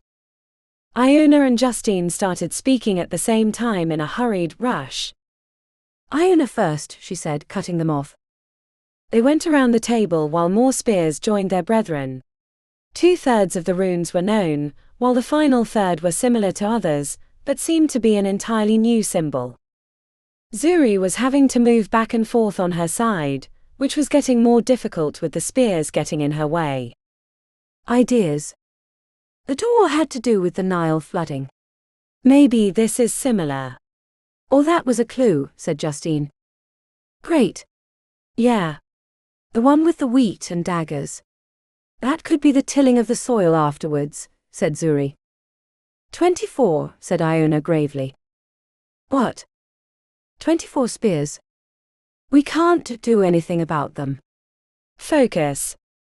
They continued their discussion of the runes, while occasionally Iona spat out a new figure. The spears were increasing in both speed and number. Zuri could hear a clock ticking in her head. Come on, ideas. I don't know, said Iona. These aren't the Kemetic runes I know. They're not like anything we know. Even the familiar ones are slightly off. Ask the others, said Justine as she had to shift out of the way of a spear. The room was quickly looking like a torture device, with spears crisscrossing at various heights and sections of the wall. At some point, they'd no longer be able to maneuver out of the way and they'd get skewered in slow motion. Not an end she was looking forward to. Marcus, got a moment? She asked through the comstone. A crackle of static, and then a whisper returned. She asked again, but there was no response. Not even the suggestion that the message had gone through. I think he turned it off, said Iona. That's not good. Well, we can't help him from here. We have our own problem. Justine snapped her fingers. What if this is like the Agamor problem? Yeah, could be, said Zuri. Good idea. I don't know that one, said Iona.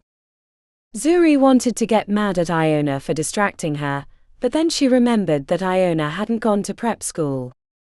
It's a famous problem about a small town that had celebrated the use of magic, rather than fearing it as most did at the time. They used magic to grow crops, to keep their irrigation lines full and things like that. But then they lost half their mages when an awful sickness came through the town. It wasn't just them, it killed people all over. But without the mages, they couldn't keep up with the crops and the fresh water, and their town collapsed and many died. The moral of the story is a warning about relying on magic, when regular methods will work equally as good. I don't get it, said Iona, scrunching up her face. It's not an arcane problem. We were punished for the use of magic, which means it's a different kind of solution. Linguistic. Logical. Something that I haven't yet figured out, but it's right at the tip of my brain. We'd better hurry, said Iona. Pretty soon we're not going to be able to reach the runes. Iona was right. Time was down to the quick. To reach the 4 runes on her side, Zuri was having to grab a spear that had crossed the room, and throw herself over the others sliding beneath. There were fewer and fewer free spaces in the room, and there were still runes that needed to be activated to solve the puzzle. Not magic, huh, said Iona, crouching down. I almost hate to say this, but I think the runes have to do with farming. The door riddle was about the rise and fall of the Nile, which was what made that region so plentiful. They were the breadbasket of the world. That's it. Don't ever let anyone call you pig girl as an insult.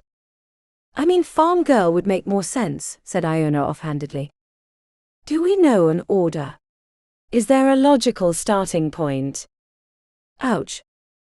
Justine was examining her side, where a spear edge had sliced through her clothes. Sorry, I was looking for the runes. I didn't see it. The first one. Anyone? I don't think it's on my side, said Zuri. Maybe it doesn't matter. We just have to get them in order, said Iona. Zuri nodded. I think I have 2 in order over here. I'll try them and see if you're right. The runes were warm to the touch. The first one lit up in a silvery glow, which gave her hope.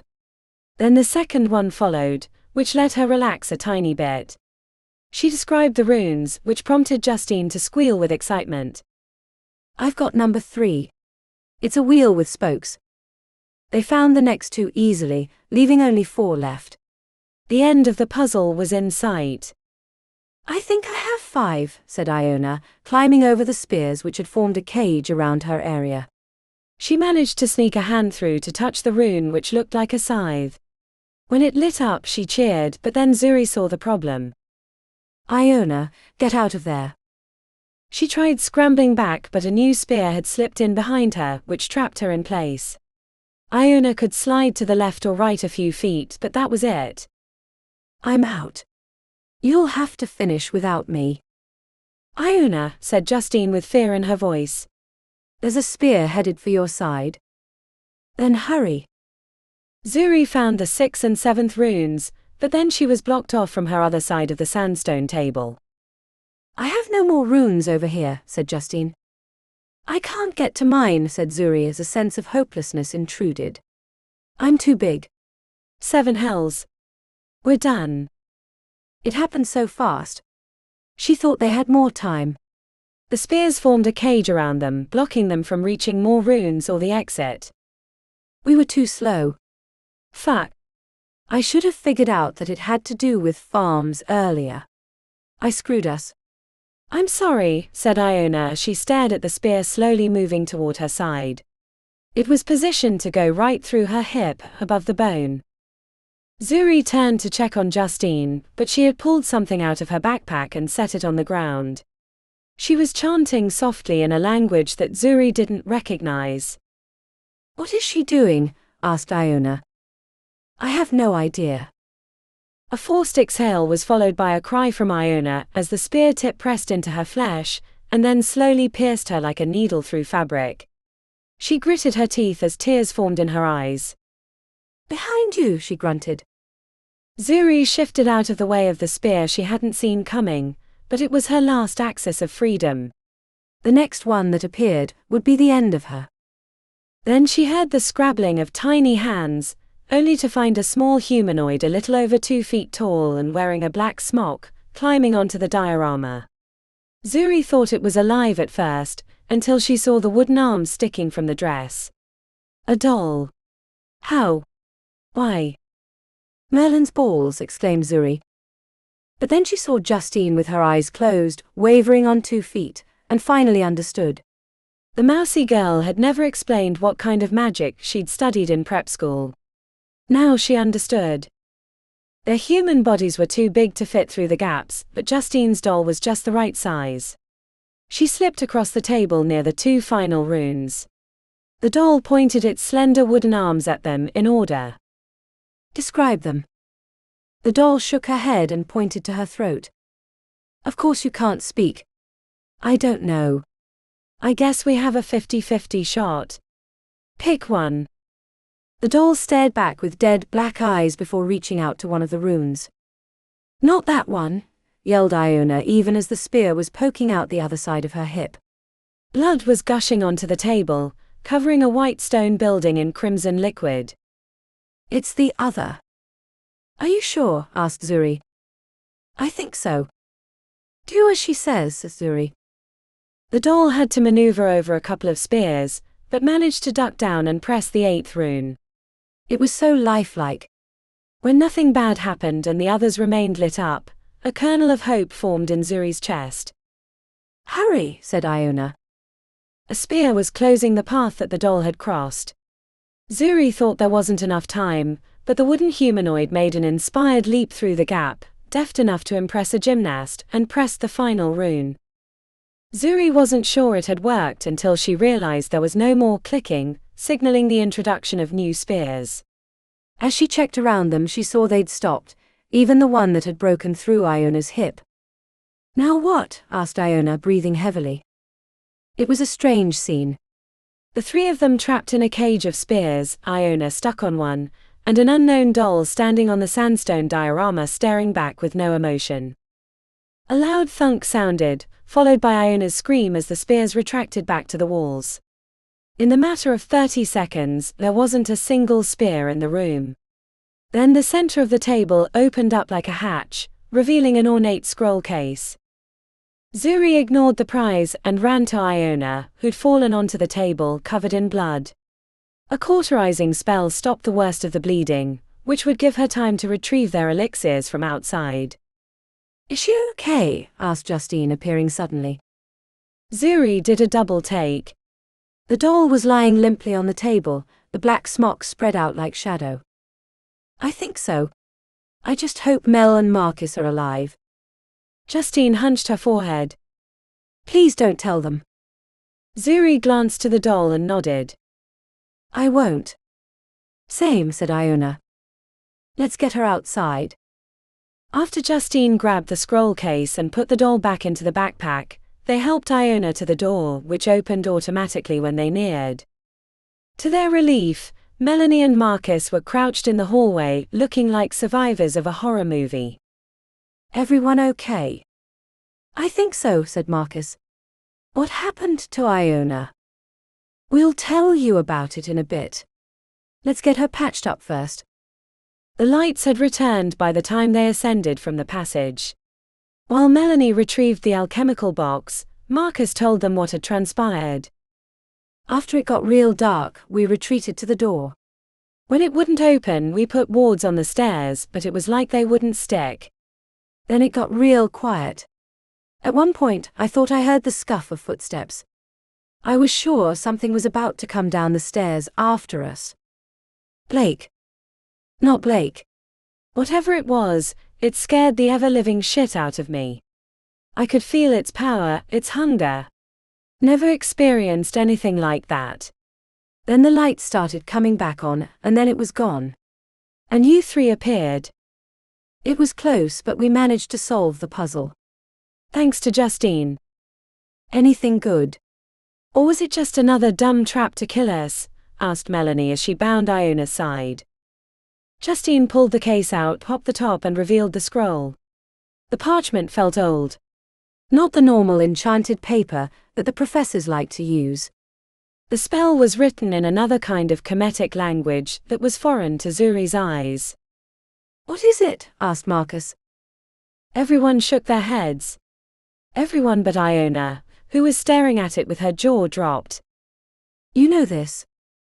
Iona nodded. Her blank look turned to a smile. "It's a solution to the circuit problem. Maybe not the whole solution, but it might get us to the pyramid." Chapter 32. Somewhere on level 3, a flash of arcane lit up the dome-like structure, crackling like lightning before fading to darkness. Fenris smirked from his perch on the pyramid. It was the Little Prince's group. They'd figured out the tomb shaft problem. It wouldn't be long before they could reach his hiding place. Not that it mattered.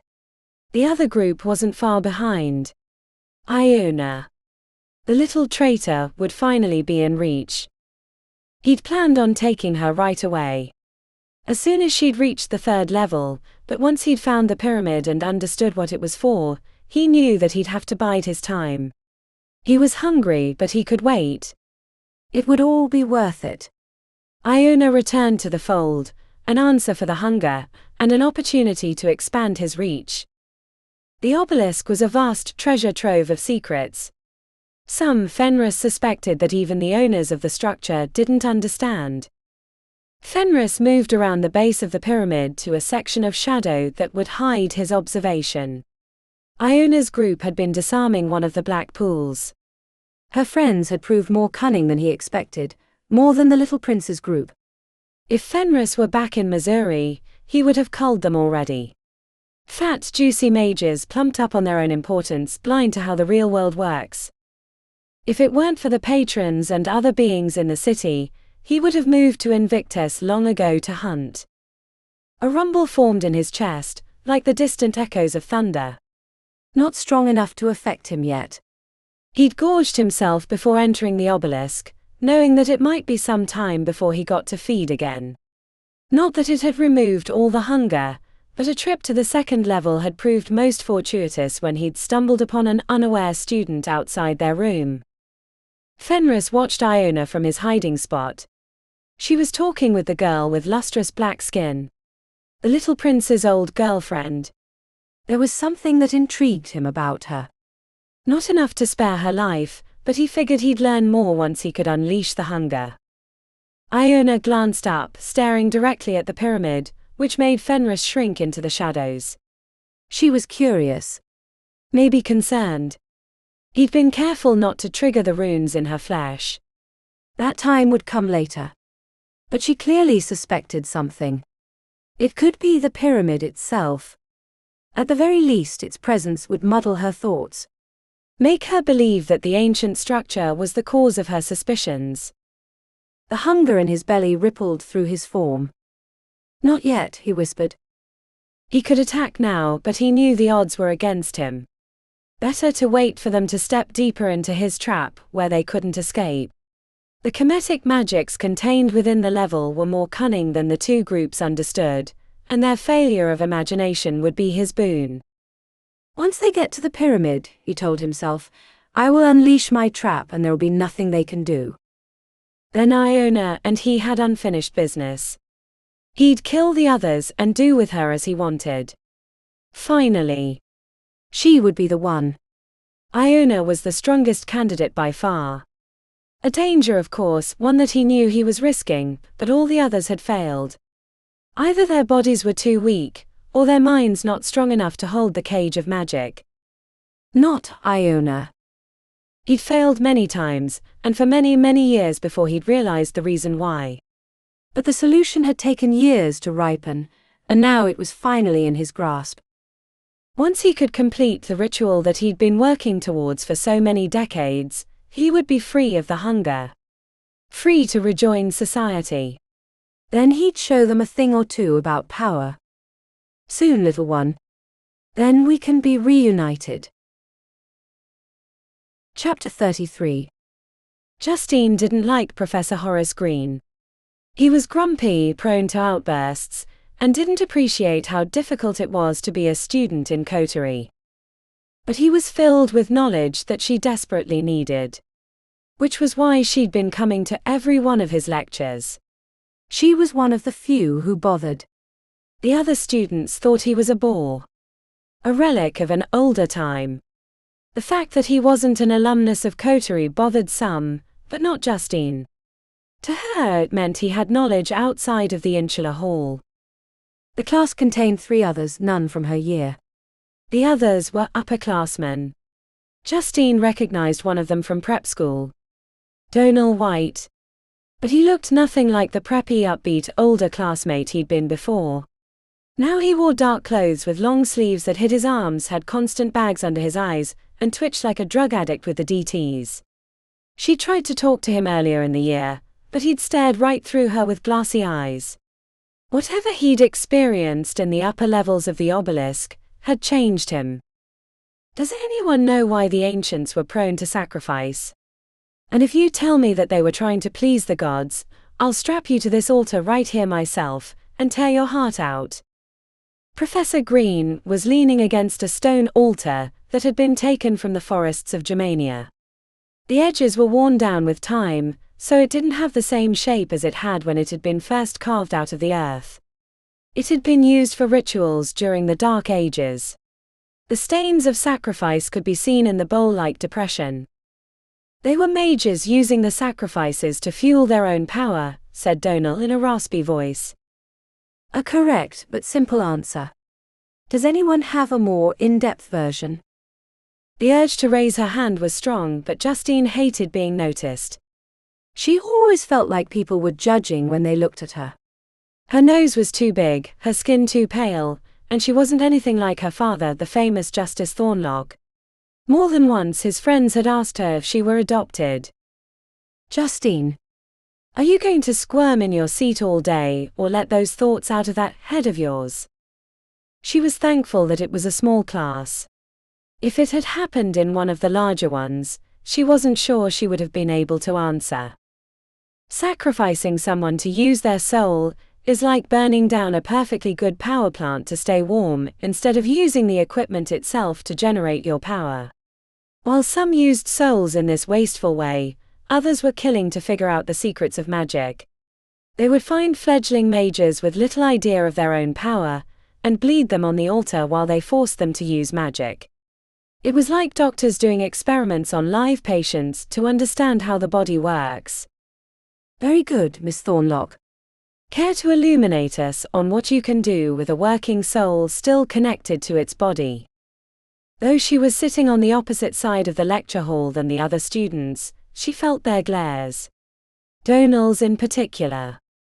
A soul is a collection of all our experiences, our energies, our magic. But trying to use the soul alone, without the body, is wasteful. We're more capable with a body of flesh and blood to direct our magics, rather than use it as a power source. Unless the body has been prepared in some way, shaped for a particular use. It's really wasteful to sacrifice someone for their soul. But I guess that's why they call them the Dark Ages. Professor Green rapped his knuckles against the altar. You see, Donal, this is why you're behind the rest of your class. The moody upperclassman grabbed his bag and stormed out of the auditorium, glaring at Justine the whole time, which only made her shrink. You shouldn't hide yourself, Justine. It's not your fault Donal is failing. Failing. It was a nice way to say that he was either going to push himself past his limits and possibly die, or get kicked out if he didn't. Justine wondered if she'd become like him, a husk of her former self. Her father had lectured her time and time again about how the obelisk was a forge for the soul, that it changed people in ways they never expected, that it had changed him. Justine wasn't so sure about that. The stories her father had told about his time in prep school proved he'd been a terror long before he joined Coterie. The obelisk had only sharpened that cruelty. She was so lost in her thoughts that she didn't realize the lecture was over. The others had left the room, and Professor Green was cleaning up his scattered notes from the edge of the stone altar. What was it you wanted to ask me? What? Justine swallowed. The professor's deep brown skin crinkled at the corners of his eyes. Sometimes she thought he was from a different time entirely. I'm not blind, Miss Thornlock. Or deaf. There's very little you've learned in my classes. You know the material as well as any 4th or 5th year, which means you're not here to learn what the others are here to learn. She grabbed her backpack and clutched it against her chest as a shield when she approached the altar. I wanted to ask about soul phylacteries, she said in a voice so quiet she was surprised that he'd heard. The professor raised an eyebrow, which only made her feel like she'd done something wrong. You're full of surprises, Miss Thornlock. You realize that's very advanced, very dangerous magic. He jutted his chin at the empty auditorium. I wouldn't even begin to teach the others anything about it. I've read some books. Which ones? She cleared her throat. The Malleable Soul, 18 Locks for the Empty Mind, A Feast for All Time, and the Puppeteer's Maleficent Manual. There are others, but I thought. He chuckled. How you even found a few of those titles, let alone acquired them, is interesting to say the least, but I guess you really are Justice Thornlock's daughter. The comparison shocked her. No one had ever said anything like it. He had to be mistaken. Do you have a specific question? I wanted to know how dangerous it is, and how much soul you can transfer to an inanimate object. That all depends on what you're trying to do. Some think you can hide part of your soul in a phylactery, which will protect you from death should your body be destroyed, but that would only trap your soul in a place that you can have little effect. Sure, you might haunt the world around you as you slowly go mad, but it's not a life I would want to lead. Death would be preferable. What if the object isn't stationary? The professor made noises in the back of his throat as he regarded her. I suppose it would be less limiting, but the dangers to one's sanity remains. We're creatures of the flesh. To live otherwise would be painful. To some, thought Justine. Thank you, Professor Green. She started to turn away, but he put a hand on her shoulder. Come by my office in an hour. I have a tome that you might be interested in. It's old and some of the material is out of date, but I think you're astute enough to figure out what to use and what to discard. I believe it would be helpful on this little personal quest of yours. Justine beamed at the professor. Thank you. She started to lean forward to hug him but caught herself. You might not want to thank me. This is dangerous, advanced magics, but you seem to be hell-bent on learning it, so I might as well give you the best resource you can't find on your own. I promise I'll be careful. Professor Green leaned forward until his face was all she could see. If you go down this path, there might not be a way back. Be prepared, but most importantly, know yourself, or you might find yourself quite lost. Permanently. Chapter 34. The black pool bubbled as Iona stepped near. The liquid smelled woody rather than tar-like as she first would have thought, but the third level was full of surprises. She held out the staff and funneled phase through it, filling the air with unspent raw magic. I'm ready. A shape formed at the center of the black pool, almost human-like with a head and arms and a torso. Marcus and Melanie stepped to spots that formed a triangle around the pool, each with a staff. They'd been carved out of wormwood and enchanted for theatrical productions, but that's not what they were using them for. The staves helped them direct the phase outward, without risking the inhabitants of the pool. I'm good, said Marcus, followed by a nod from Melanie. On the count of 3. 1, 2, 3. As the oily black figure started to move towards her, they activated the spell that they'd placed on the cheap staves. Crackles of electricity burst from the air, forming a cage around the figure, which writhed in pain before collapsing back into the pool. All good, said Iona as she pulled back the staff. The pool no longer boiled. A few small ripples were calming, but the surface would be glass smooth in a minute. Set a timer, said Zuri from nearby. Every 3 hours they had to deal with the black pool, but now that they had a procedure, Iona didn't mind. As long as they paid attention, there'd be no danger. How's the circuit? She asked upon approach. A pair of round, brass-lined goggles made Zuri look like some kind of steampunk adventurer. Being a pain. Zuri leaned down and coaxed pale blue light from the runes. It looked like she was pulling taffy from the floor, yanking and twisting. Iona knew that she was seeing something entirely different through the goggles, but it made her look like a mad scientist. At a location 50 feet away, Justine was monitoring the reaction on the circuit with another pair of goggles. With nothing to do, Iona stood back and took in the area. They were about 100 feet from the pyramid. At this range, the twilight gave the structure a haunted feel, as if it were being occluded like an eclipse. Sparks erupted at a point off to her left, startling her, but she quickly relaxed. Their investigations sometimes caused them. Kemetic magic was powerful and hard to understand. She'd been learning from Fenris for years, and she barely understood the things that were happening in the obelisk. How the ancient Egyptians had figured out such powers was beyond her. It was almost as if they had modern knowledge of circuits and electricity, because some kinds of kemetic magic operated as such. The kind of kemetic magics present on this level were made to work with large structures or grand spaces. Some researchers thought the outer shells of the pyramids had once been covered in runes, making them into enormous magical beacons. For what? No one knew.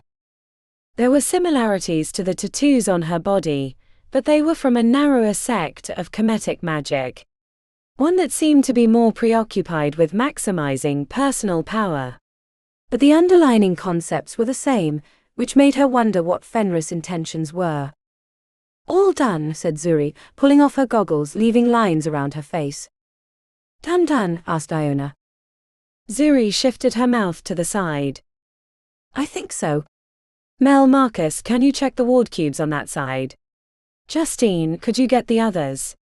I'd like to verify we're good, before we try activating this again. Again. For the 15th time perhaps. But Iona felt like this might be the one. Or that they were close to it. What would happen once they triggered it? They had no idea, but they felt like it would be another major step towards reaching the 4th level. Zuri stood near with her arms crossed. She'd been pensive all morning, even with their continued progress. He's not here. Blake took his group to the exit an hour ago. That doesn't mean he didn't leave a spy. Even if he's watching, he'll have no idea what you've been doing with the runes. 7 hells, I barely know. I only half understand what I'm doing, but each time we try I understand a little more. Zuri scuffed her shoe on the stone. What do you think will happen when we activate it for real? Iona gestured towards the pyramid. Something over there. It couldn't be anything else, right? I hope so. I just want to get away from him. Him? Blake? Unless you're planning on killing him, Or we get lucky and he trips himself up somewhere. I think we're going to have to deal with him for another 4 years. Zuri glanced over. Her eyes were bloodshot, and Iona didn't think it was from the goggles. How do you do it? Do what? Kill. The accusation was like a sharp prick to her breastbone. Anger rose up in her throat, but she pushed it down. I've never killed anyone, said Iona. But you've killed rabbits and other animals. It's not the same. Or at least I don't think so. You'd kill Fenris. I doubt I could kill Fenris, said Iona. I mean, I want to kill him, but he's an ancient warlock with power I can't even understand. Blake's just a spoiled sociopathic rich kid. You might very well get your chance someday. I know, that's what I worry about. I loved him. How could I kill him? How could you have loved that? He was sweet, funny, and made me feel good. I grew up on stories about Coterie and the Obelisk, and how it changed people and made them great. I think I half thought that this experience would make us both better, but we never even got here. Not as a couple, anyway. Good thing. Or I'd probably already be worm food. Or Fenris would have gotten me somehow, and who knows what would become of me. He's an asshole, you don't have to think about him while you're in here. Iona smirked. You know, when he was away from the farmhouse for a few days, I would piss in his special elixirs. Not a lot, but enough to feel like I was getting back at him. Gross. Zuri turned her head. We should get ready. The others are almost finished. Iona was about to turn away when a stab of pain hit her right in the spine. The tattoos on her back felt hot. She felt feverish for a few seconds, but then it passed and everything returned to normal. Are you okay? Asked Zuri, touching her arm. You were bent over in pain. Iona stared at the pyramid.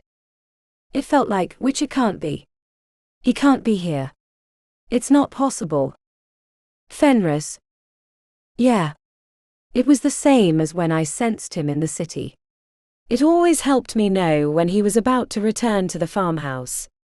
But this felt so near. Maybe he's outside the obelisk and you can feel that, said Zuri. Maybe. Iona pushed it out of her mind as she prepared for the next attempt. Her role in the activations was simple, but in some ways the most important. She flooded her tattoos with phase, and the energy charged within her body made the hairs on her arms stand up straight, as if she were outside during a lightning storm. I'm ready, she told Zuri. Hold off until I give the signal. The black girl knelt over the section she'd been working before. Zuri cracked her knuckles, then her neck, and took a deep breath. The words that slipped from her lips were a form of Coptic. Instructions for the runes as she fed them raw phase. Iona watched closely because if the circuit refused to start, she had to be ready to jump it with her reserve. It was like jump-starting a car with another battery. A tickle at the back of her neck had Iona staring at the pyramid. Fenris. Or maybe it was something else. Something awakened by the circuit that she could detect with her tattoos. The thing that Mel and Marcus had sensed during the spear trap room. Zuri jumped back, falling on her rear as the runes glowed blue. Iona surged forward to add her own phase, but the circuit was lighting up without her intervention. In a matter of seconds, the glow traveled along the paths, spreading out as the light hit new sections and reflected off the black pools. The luminance went around the outer areas, but then from 4 points, darted towards the pyramid, hitting the corners and exploding in radiance, which made her throw her forearm up to block her eyes.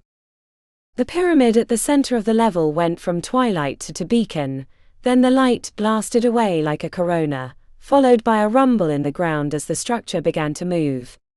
The 4 sides peeled away like a flower, the one side shifting into the floor while the other 3 remained as walls, creating an altar ringed with twilight. 7 hells, muttered Zuri from beside her. The 5 of them shared glances. Grab your stuff and keep on your guard. We have no idea what new dangers this revealed, said Zuri. The warning made sense even as Iona resisted the urge to rush forward, and see what kind of treasures lurked inside the pyramid. There were no more black pools, which made the approach feel less dangerous, even though she knew the obelisk was awash in hidden threats. They reached it without incident. Justine looked jubilant, clutching the straps of her oversized backpack. We did it. We're ahead of the others. I can't believe it. Iona couldn't help but smile. Poor Justine had more pressure on her to succeed than any of the others due to her famous father. Be careful, said Zuri, frowning. The altar was made of glossy black stone. Not obsidian. Maybe marble or something like it, smoothed and coated with a polish that made it otherworldly. A curved dagger waited in a catch, the hilt made of ivory and gold. Justine, wait, said Zuri, but it was too late. The ebullient girl rushed onto the dais where the altar was located. She ran her hands over the smooth stone. It's okay, I recognize this from one of my books. It's a soul altar. A what? Asked Marcus. A soul altar. They would use them to understand how magic worked. I read about them but didn't think they were real. Iona shared a glance with Zuri, who was equally confused. The mousy girl held a treasure trove of secrets. I'm not even going to ask why you're researching one of the more forbidden subjects of magic. It's only forbidden if you apply those techniques on unwilling subjects, said Justine with an unexpected verve to her voice. She was glowing with excitement. The question now is what we do with the altar and the knife, said Melanie, examining one of the pyramid folds. Maybe we should take a break, said Marcus, pulling out a handkerchief and wiping the sweat from his forehead. We've been at this for hours. I'm not tired, said Justine as she circled the altar, running her fingers over the smooth stone. She started babbling out facts about soul altars and the peoples that had used them. Most of it was gruesome stuff, which was strange coming from her. Zuri, on the other hand, was deep in thought, chin cupped in her hand, staring at the overall area. I really thought it'd open up the entrance to the 4th level. This feels like another puzzle. Don't worry, Zuri. We'll find it. But we should be excited. This means we're officially ahead of Blake. We only have a month before the end of the semester. More than enough time to reach the 4th, and then we'll have it all to ourselves at the beginning of next year. I know. A third familiar stab at the base of her skull had Iona spinning on her heels, just in time to see something dark rise up from behind Justine, as she was examining the bowl depression in the front of the altar. Iona's heart caught in her throat as she saw the haggard old man, wrapped in overlapping dirty robes. She'd forgotten how creepy he was, or maybe she'd never really known until she'd been outside the farmhouse in Missouri. Fenris wasn't tall, but he towered over Justine. The blade, which was no longer on the altar, rose high like a scythe about to cut down wheat. A flash of the weapon had Justine spinning away, blood flying in a wide arc. The blade clattered to the ground as the mousy girl collapsed like a marionette with her strings cut, hands to throat, trying to hold back the flood of lifeblood. She was on her knees, the crimson liquid bubbling through her fingers, rushing down her shirt. Iona heard screaming before she realized it was her own voice. The others hadn't seen it, because they were still paying attention to the pyramid. Fenris. The ancient warlock. He was in the obelisk. He was here and killed Justine, and now he was coming for her. Then everything went dark. Chapter 35. No. The image of Justine falling over with her hands trying desperately to hold back the tide of blood was seared into her vision. Zuri felt an ache she hadn't experienced since Gemma. The world turned upside down. No. This time the words came out, but they were weak with shock. Zuri had always considered herself good in an emergency, but she froze when Justine collapsed on the dais. It was too late. She was already dead. Zuri recognized Fenris from Iona's description. He was worse than what she'd imagined. Somehow both tall and shriveled, powerful yet frail. When the lights went out, the only thing she could think of was how she'd failed her friends. How she'd failed Justine. Screams and cursing erupted from nearby. A burst of pale blue light appeared near Marcus. The darkness was pushing in on the illumination, swallowing its attempt to reveal. Zuri. It was Iona. She was shaking her arm. What do we do? The unfolded pyramid was no longer in view. Darkness shrouded it. We have to get away from here. Yeah, she said, but it sounded like someone else had said it. They scrambled away from the pyramid. Zuri's limbs were weak from shock. Part of her wanted to go back to check on Justine, even though she knew there was no way she could have survived that. And the presence of Fenris made rescue impossible, if even a quarter of Iona's stories were true. I'll lead, said Marcus, taking the front with the mage light hovering near his head.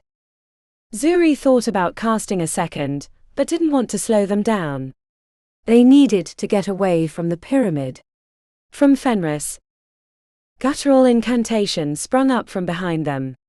A deep, gravelly voice spoke in unfamiliar tongues. Iona cursed. What? Iona scowled. He's here for me. He's here for all of us. He'll kill you all for sure, but that ritual, that's for me. Zuri glanced backwards to see sparks exploding from the darkness, briefly illuminating the unfolded pyramid. There were no colors, only black and white, as if the ancient warlock's presence swallowed the life from the world. As they neared the black pool that they'd disarmed a short while ago, Zuri realized the circuit was no longer lit up. It had gone dark. Dormant. Marcus was circling the glossy black pool when she shouted, Get away from that. He half turned, realization dawning on his brow as an appendage reached out and grabbed his leg. The next part happened in slow motion while she was frozen. Marcus screamed. The liquid in the pool was dangerously corrosive. Zuri tried to reach him, but Marcus had gotten too far ahead. The thing in the pool yanked him over the edge. His body barely splashed upon impact, as if the liquid was waiting for him. A scream and he was gone. The surface boiled for a few seconds before returning to smooth. She knew he was dead when the mage light winked out. Melanie screamed. The two of them had been together since prep school. They'd been voted most likely to get married first. Zuri fumbled for a mage light. Two appeared at once, which confused her until she saw Iona. Grab her, said Zuri, starting to feel her thoughts line up logically again. Melanie was sobbing, and holding her hand over her mouth. Iona yanked her away from the black pool when she started to stumble forward. He's gone. There's nothing we can do now. Follow me, said Zuri, determined to get them out of immediate danger. She led them through the pathways with the assumption that all traps had been reactivated like the pool. When she came upon a runic trigger, she quickly disarmed it and kept them moving. This was something she could understand. Solving problems. And right now they needed to survive, get back to the exit, and escape the third level. Then they could muster the professors to take it back from the ancient warlock. When they reached the gyroscope, which was where they'd left a bunch of supplies, Zuri had them stop. What are we doing? We have to get out of here, sobbed Melanie, red eyes rimmed with grief. I'm so sorry, you two. I shouldn't have let Justine climb onto the altar, or Marcus get so close to the pool. This is all my fault. In her head she said, it's all happening again. It felt the same when Gemma died. She felt helpless, not at all the powerful mage that she knew she was destined to become. Did her sister ever feel doubt? Somehow she didn't think so. Get it together, Zuri. You can still get out alive. She mustered herself, even as her hands were quivering. I can hear him chanting. What is he doing, Iona? The pale blonde girl's lips were pulled to a point. But not in fear. In anger. Iona looked ready to throw a punch. It's for me. He's here for me. Which means there's no way the portal back to the other levels is open. I know it. I can feel it in my bones. We have to try, said Zuri. I know, said Iona, meeting her gaze. Melanie, grab those potions. Iona, take the mitre. We'll get to the portal, and then figure out what's next. She stopped. First, while he's fucking with his ritual, we need to put on fresh wards. Be quick. Zuri layered protective enchantments over her body. She wished she had more time for better wards, but some protection was better than none. Everyone good? Iona and Melanie nodded, which prompted Zuri to lift her chin. She could no longer hear chanting. The hunt had begun. Stay close, move quickly, and let your magic fly if something tries to stop us. As they moved away with a plan, she was feeling more herself. The person who'd panicked near the pyramid seemed far away. There might be a dangerous, ancient warlock after them, but they were still 3 talented Coterie mages. They wouldn't go down without a fight. Chapter 36. Blake was giddy with excitement. This would finally be the day that bitch got her comeuppance.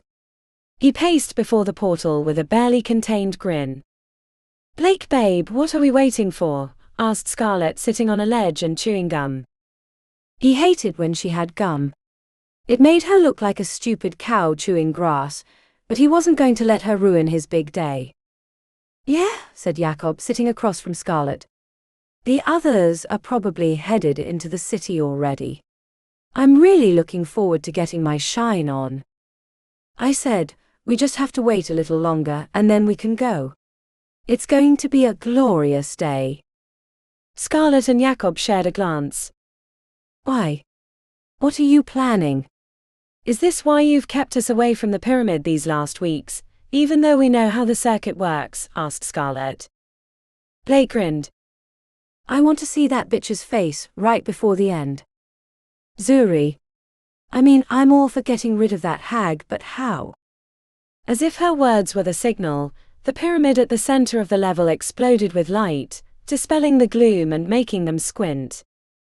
Verdammt, muttered Jakob as he held his forearm up to block the light. Blake bathed in it because he knew what was coming next. Go investigate your prize, you dumb witch. The anticipation was killing him. He stared into the distance, wishing he could see what was happening. Then he heard it. A long drawn-out scream. What's going on? Asked Scarlet, rising to her feet and staring at the pyramid. The end of an era. All right, I'm satisfied. Let's get out of here. I'll tell you all about it once we're in the city. He hoped that Fenris would leave the obelisk once he had his fill, but if not, Blake planned on telling the professors that Iona had let the ancient warlock in because of her past connection. He had no doubt their collective power could take care of one wrinkly old mage. Before Blake reached the portal, the lights went out. Nothing to worry about. That was Zuri's problem. Not his. 2 mage lights bloomed into view. The pale blue illumination brought out Scarlet's freckles, which he hated. Come on, let's go celebrate. Activating the portal was a few simple gestures and a trigger word. He'd done it 100 times since they'd reached the 3rd level. When he didn't feel the sudden dislocation and the stab of vertigo, he assumed he must have made the wrong gesture. Then he realized his friends were still with him. There was no way they'd messed up the portal command too. A sickly feeling climbed from his belly into his throat. Blake. What's going on? Is this part of your trick? He cast the portal spell again. No luck. It should work. Jakob was standing away from the portal, staring in the direction of the pyramid and coaxing more light into his orb, as the darkness was pushing against it. What the fuck is going on, Blake? It should be fine. We made a deal. Suddenly Jakob was in his face. Made a deal? With who? One of the upperclassmen. That idea sounded blessedly preferable to the current one. Blake jutted his chest out, bumping Jakob backwards. No, and you'll watch your tone or maybe I'll replace you. The threat got Jakob to back off, but didn't reduce his anger. Blake babe, what's happening? What did you do? You have to promise not to tell anyone. Come on babe. Promise. Scarlet kissed her fingers and touched her heart. When he looked at Jakob, he said, "Fine, whatever, I promise." As quickly as he could, because he wanted to figure out how to get out of there, Blake told them about his encounter with Fenris and the deal he'd made. "I can't believe you let him into the Obelisk. He wanted Iona." "That's it. That's why she has all those damn tattoos. It's part of whatever he was preparing her for." "Why wouldn't I make a deal? Get rid of her, and maybe this guy is worth knowing later on." Blake wasn't telling them everything. How creepy he was. The dead people in the house that he'd been invited into. The way his thick black nails looked like claws. He hadn't slept for days after the meeting, but he knew it had been the right choice. To his utter shock, Jakob got right into his face, pushing him backwards. "You fucking imbecile. You've killed us. You think some jacked up warlock from ancient times cares about a little deal? What the hell, man? How can you be so stupid? I warned you. Why would I be afraid of you now?" "I always worried you were full of shit, and now I know for real. If we get out of this, I'm telling everyone what a fool you are. I'm telling them exactly what you did so they know what kind of traitor you are to Coterie," said Jakob, then he stomped away, leaving Blake feeling empty inside. Scarlet. But she wasn't listening. She was applying wards and enchantments. A good idea. He followed her lead as Jakob stood at the edge of the light and peered into the darkness. "We should move away from the portal," said Scarlet. "This Fenris of yours will probably come here, hoping to catch the others trying to leave. If there are any left. He's not mine." "Whatever, Blake. I don't need attitude from you too, Scarlet.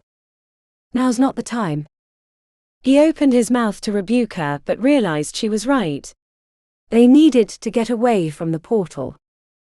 As he considered where to escape, he suddenly felt unsafe. Blake frantically looked around but saw nothing, except Jakob still checking into the darkness. He was about to tell Jakob to join them, when he saw an interference at the edge of his light. Like two bubbles pressing against each other. Blake almost opened his mouth to warn his friend, but then he remembered how Jakob had just disrespected him. Questioned his leadership, and threatened to tell everyone how he'd let Fenris into the Obelisk. "Blake, what are you looking at?" Scarlet followed the line of his vision, but before she could piece it together, Blake shouted, knowing it was too late. "Jakob, watch out."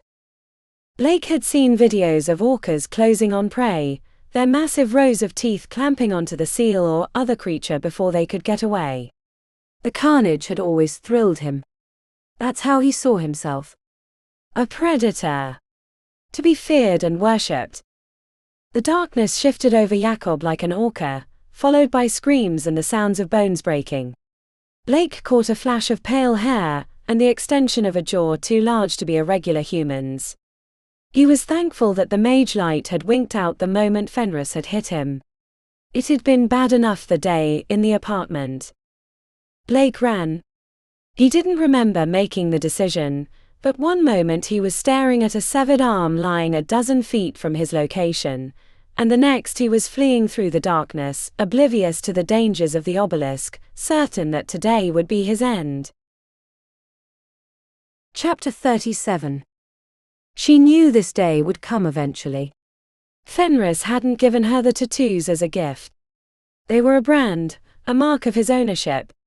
While they'd had some utility over the years, the tattoos were mostly a mystery. A trap burned into her flesh with needles and magic. "Where is he?" "Can you still feel him?" asked Zuri. Melanie was sobbing nearby, even as she activated the warding cube. They'd retreated to a spot as far away from the pyramid as possible. A few large chunks of stone were the prominent feature of the area, but they'd proved long ago that they were dormant. Iona suspected that a larger structure had been destroyed in the past. She wondered why it had never been fixed. "Not close. He's on the level for sure, but not near the pyramid. He probably went straight for the portal." "Why aren't we going there? asked Melanie, barely holding back her tears. Because that's exactly where he would have expected us to go, said Zuri. There was a moment right after Marcus had died that Iona had worried about Zuri too, but then she'd clamped down on her fears and took back ownership of the group. They would need her leadership if they were going to survive this. Then what? Are we just waiting for him to kill us? Asked Melanie. Zuri looked to Iona. What can we do? You know him best. Does he have a weakness? Iona chewed on her lower lip. I wish I knew. If I had this coterie training before, I might have been able to understand what he was all about, but back then I was just trying not to screw up. Iona, you have to give us something. Our lives are on the line. Right. Iona shook her head. When he would leave the farmhouse for a few days, he would come back different. The way out he was irritable and prone to outbursts, but then on return he seemed calm and in control of himself. I never learned what he was doing, but more than once I overheard people in town talk about how cursed they were, and that there was another accident, or another group of missing people. I always sort of assumed it was Fenris. Further conversation was cut short when Melanie let out a little scream and dropped her cube. The ward was pulsing with warning. Something's coming, said Zuri, facing the darkness. It's not Fenris, said Iona, joining her. I see something. Iona leaned forward until she could see faint shapes heading in their direction. More than one. Mel with us, said Zuri. To her credit, Melanie wiped her eyes with the back of her hand and joined them. I don't want to die here, whispered Melanie. Zuri didn't turn her head. We're not. We're going to survive. But we've got to fight. You've got to fight. The sniff was followed by a nod from Melanie. She put up her trembling hands. The shapes ambled towards them without sound. Taller than a person, and moving with purpose. Get ready, said Zuri. She made quick motions like wrapping up a stone and sent it forward. Light bloomed into existence in a wave, flowing over the circuits and chunks of stone that made up the corner of the level. 3 figures approached.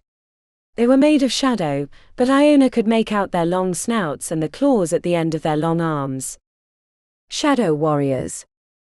Iona had seen a spell in one of Fenris' tomes that would summon them to do his bidding. What do we do? Asked Zuri. She'd only seen the spell in passing.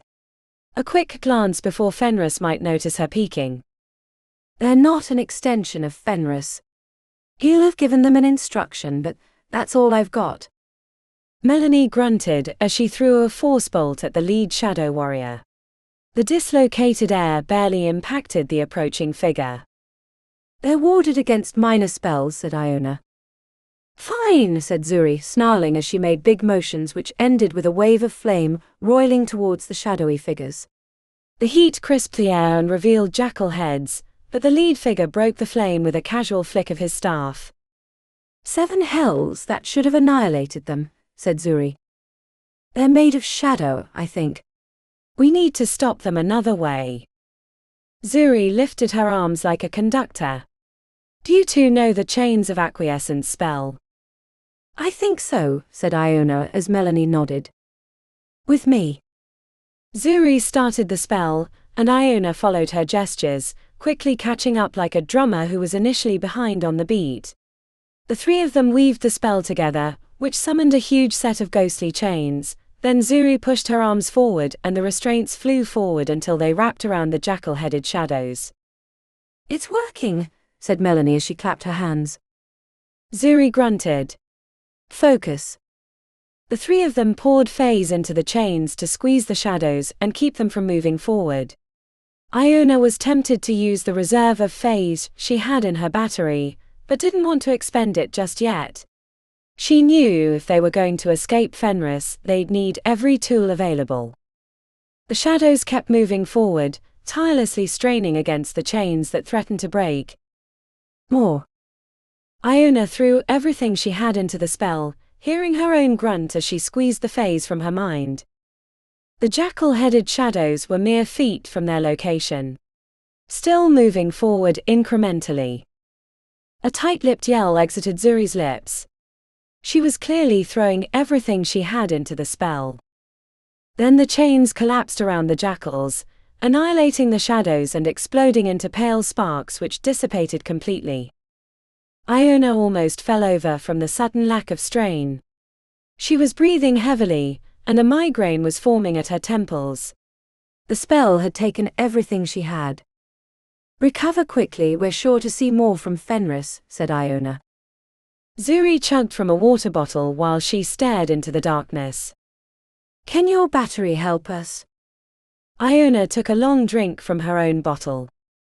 "It's charged and ready to go, but I don't want to use it, unless it's a last resort." "Right. Fenris. Would it work?" She lifted her shoulders. "There's someone coming, or someone's," squeaked Melanie as she backed up. It was from the direction of the portal. Shit. Probably Fenris. Or another one of his spells. But it was too soon. She'd barely recovered from the shadow warriors. "Again with me." The three of them faced the darkness. Iona had always expected that she'd die young. None of Fenris' previous assistants had lasted but a few years. As far as she knew, she'd survived the longest. But those precious few years were rapidly coming to an end. "The moment they're in range, we hit them with a force wave," said Zuri. As the shapes moved nearer, Iona squinted, but she couldn't make out the details. "On the count of 3, said Zuri. 1, 2, 3. Chapter 38. Zuri summoned her magical reserves, determined to destroy whatever was coming after them. As the last number left her lips, she saw 2 figures streak into the light. "Wait. It's us." "Don't shoot." Melanie's force wave narrowly missed Blake and Scarlet, brushing them sideways but failing to injure them. "Sorry," she whispered. The pair jogged into the circle of light. The air was tense as no one spoke. "Where's the rest of your team?" asked Zuri with arms crossed. She couldn't believe that it was them. Why did it have to be Blake and Scarlet of all people? It was only us plus Jakob. The others left a while ago, but we got caught here when the portal closed. "Do you know what's going on?" asked Blake. "Where's Jakob?" asked Melanie, looking past them. "Something got him." "None of our spells worked, so we ran," he said. "What's going on?" asked Scarlet. "What's hunting us? We saw you near the pyramid, and then the lights went out." Zuri shared a glance with Iona. There was something off about their experience, but given the circumstances, she didn't think she could be picky about allies when their lives were on the line. "You should tell them," said Zuri with a nod.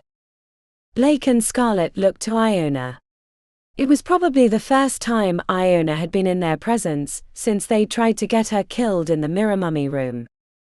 "Before Coterie, I was the assistant to this ancient warlock named Fenris." Iona went on to explain the highlights of her experience, and how she'd gotten her tattoos. "And you let that bastard in the Obelisk," said Blake when she finished. "No. I did no such thing.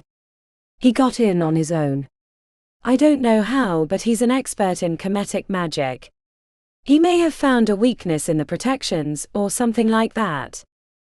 "Professor Sinclair isn't going to be happy when he hears about it," said Scarlet. "If we're lucky enough to survive, I'll be happy to talk to him," said Zuri. "Let's focus on making it to that day. We've already had to fend off one powerful spell. There's sure to be more." Blake and Scarlet shared a worried glance. "What?" asked Zuri. "We saw something when we were running here. Probably something from your Fenris." "Did it look like a jackal warrior?" asked Iona. "No," said Scarlet. "Much smaller. It was brief." "Could have been my imagination." "I wouldn't count on it," said Zuri. "We have to get out of here somehow," said Blake. "We have to figure out how to break the portal open. Otherwise we're all gonna die here." She didn't see it at first. He was good at hiding it. She'd seen it once before on the first day of the criminal trial. before his dozens of character witnesses took the stand, before they'd eviscerated her in the papers. Zuri had always wondered if he felt fear, but now she knew for certain. He was afraid. Deathly afraid. Which told her that he knew more about the situation than he was letting on. Otherwise he'd be acting his normal, cocky self about taking on Fenris. It was possible that Jakob's death had spooked him, but Zuri didn't think so. No, said Zuri. We have to kill Fenris. The incredulous looks she received were expected. Even Iona looked pessimistic. But she knew something they didn't. Something she'd learned during the decoding of the arcane circuits. We've barely survived that throwaway spell he sent after us, said Iona. How are we going to deal with him directly? We're not, said Zuri. We're not. Have you gone mad? Asked Blake. I must have been forever dating you, said Zuri. Hey now you. Scarlet put her hand on his arm. Hey babe, let's focus on not dying. He let the air out of his chest. I will if she keeps her comments to herself, said Blake. Zuri ran her fingers over her heart in an promise. What's this plan? Asked Iona. We'll use the circuits against Fenris. There's more than enough power to take him down, but we have to get him to the right spot. That's stupid, said Blake.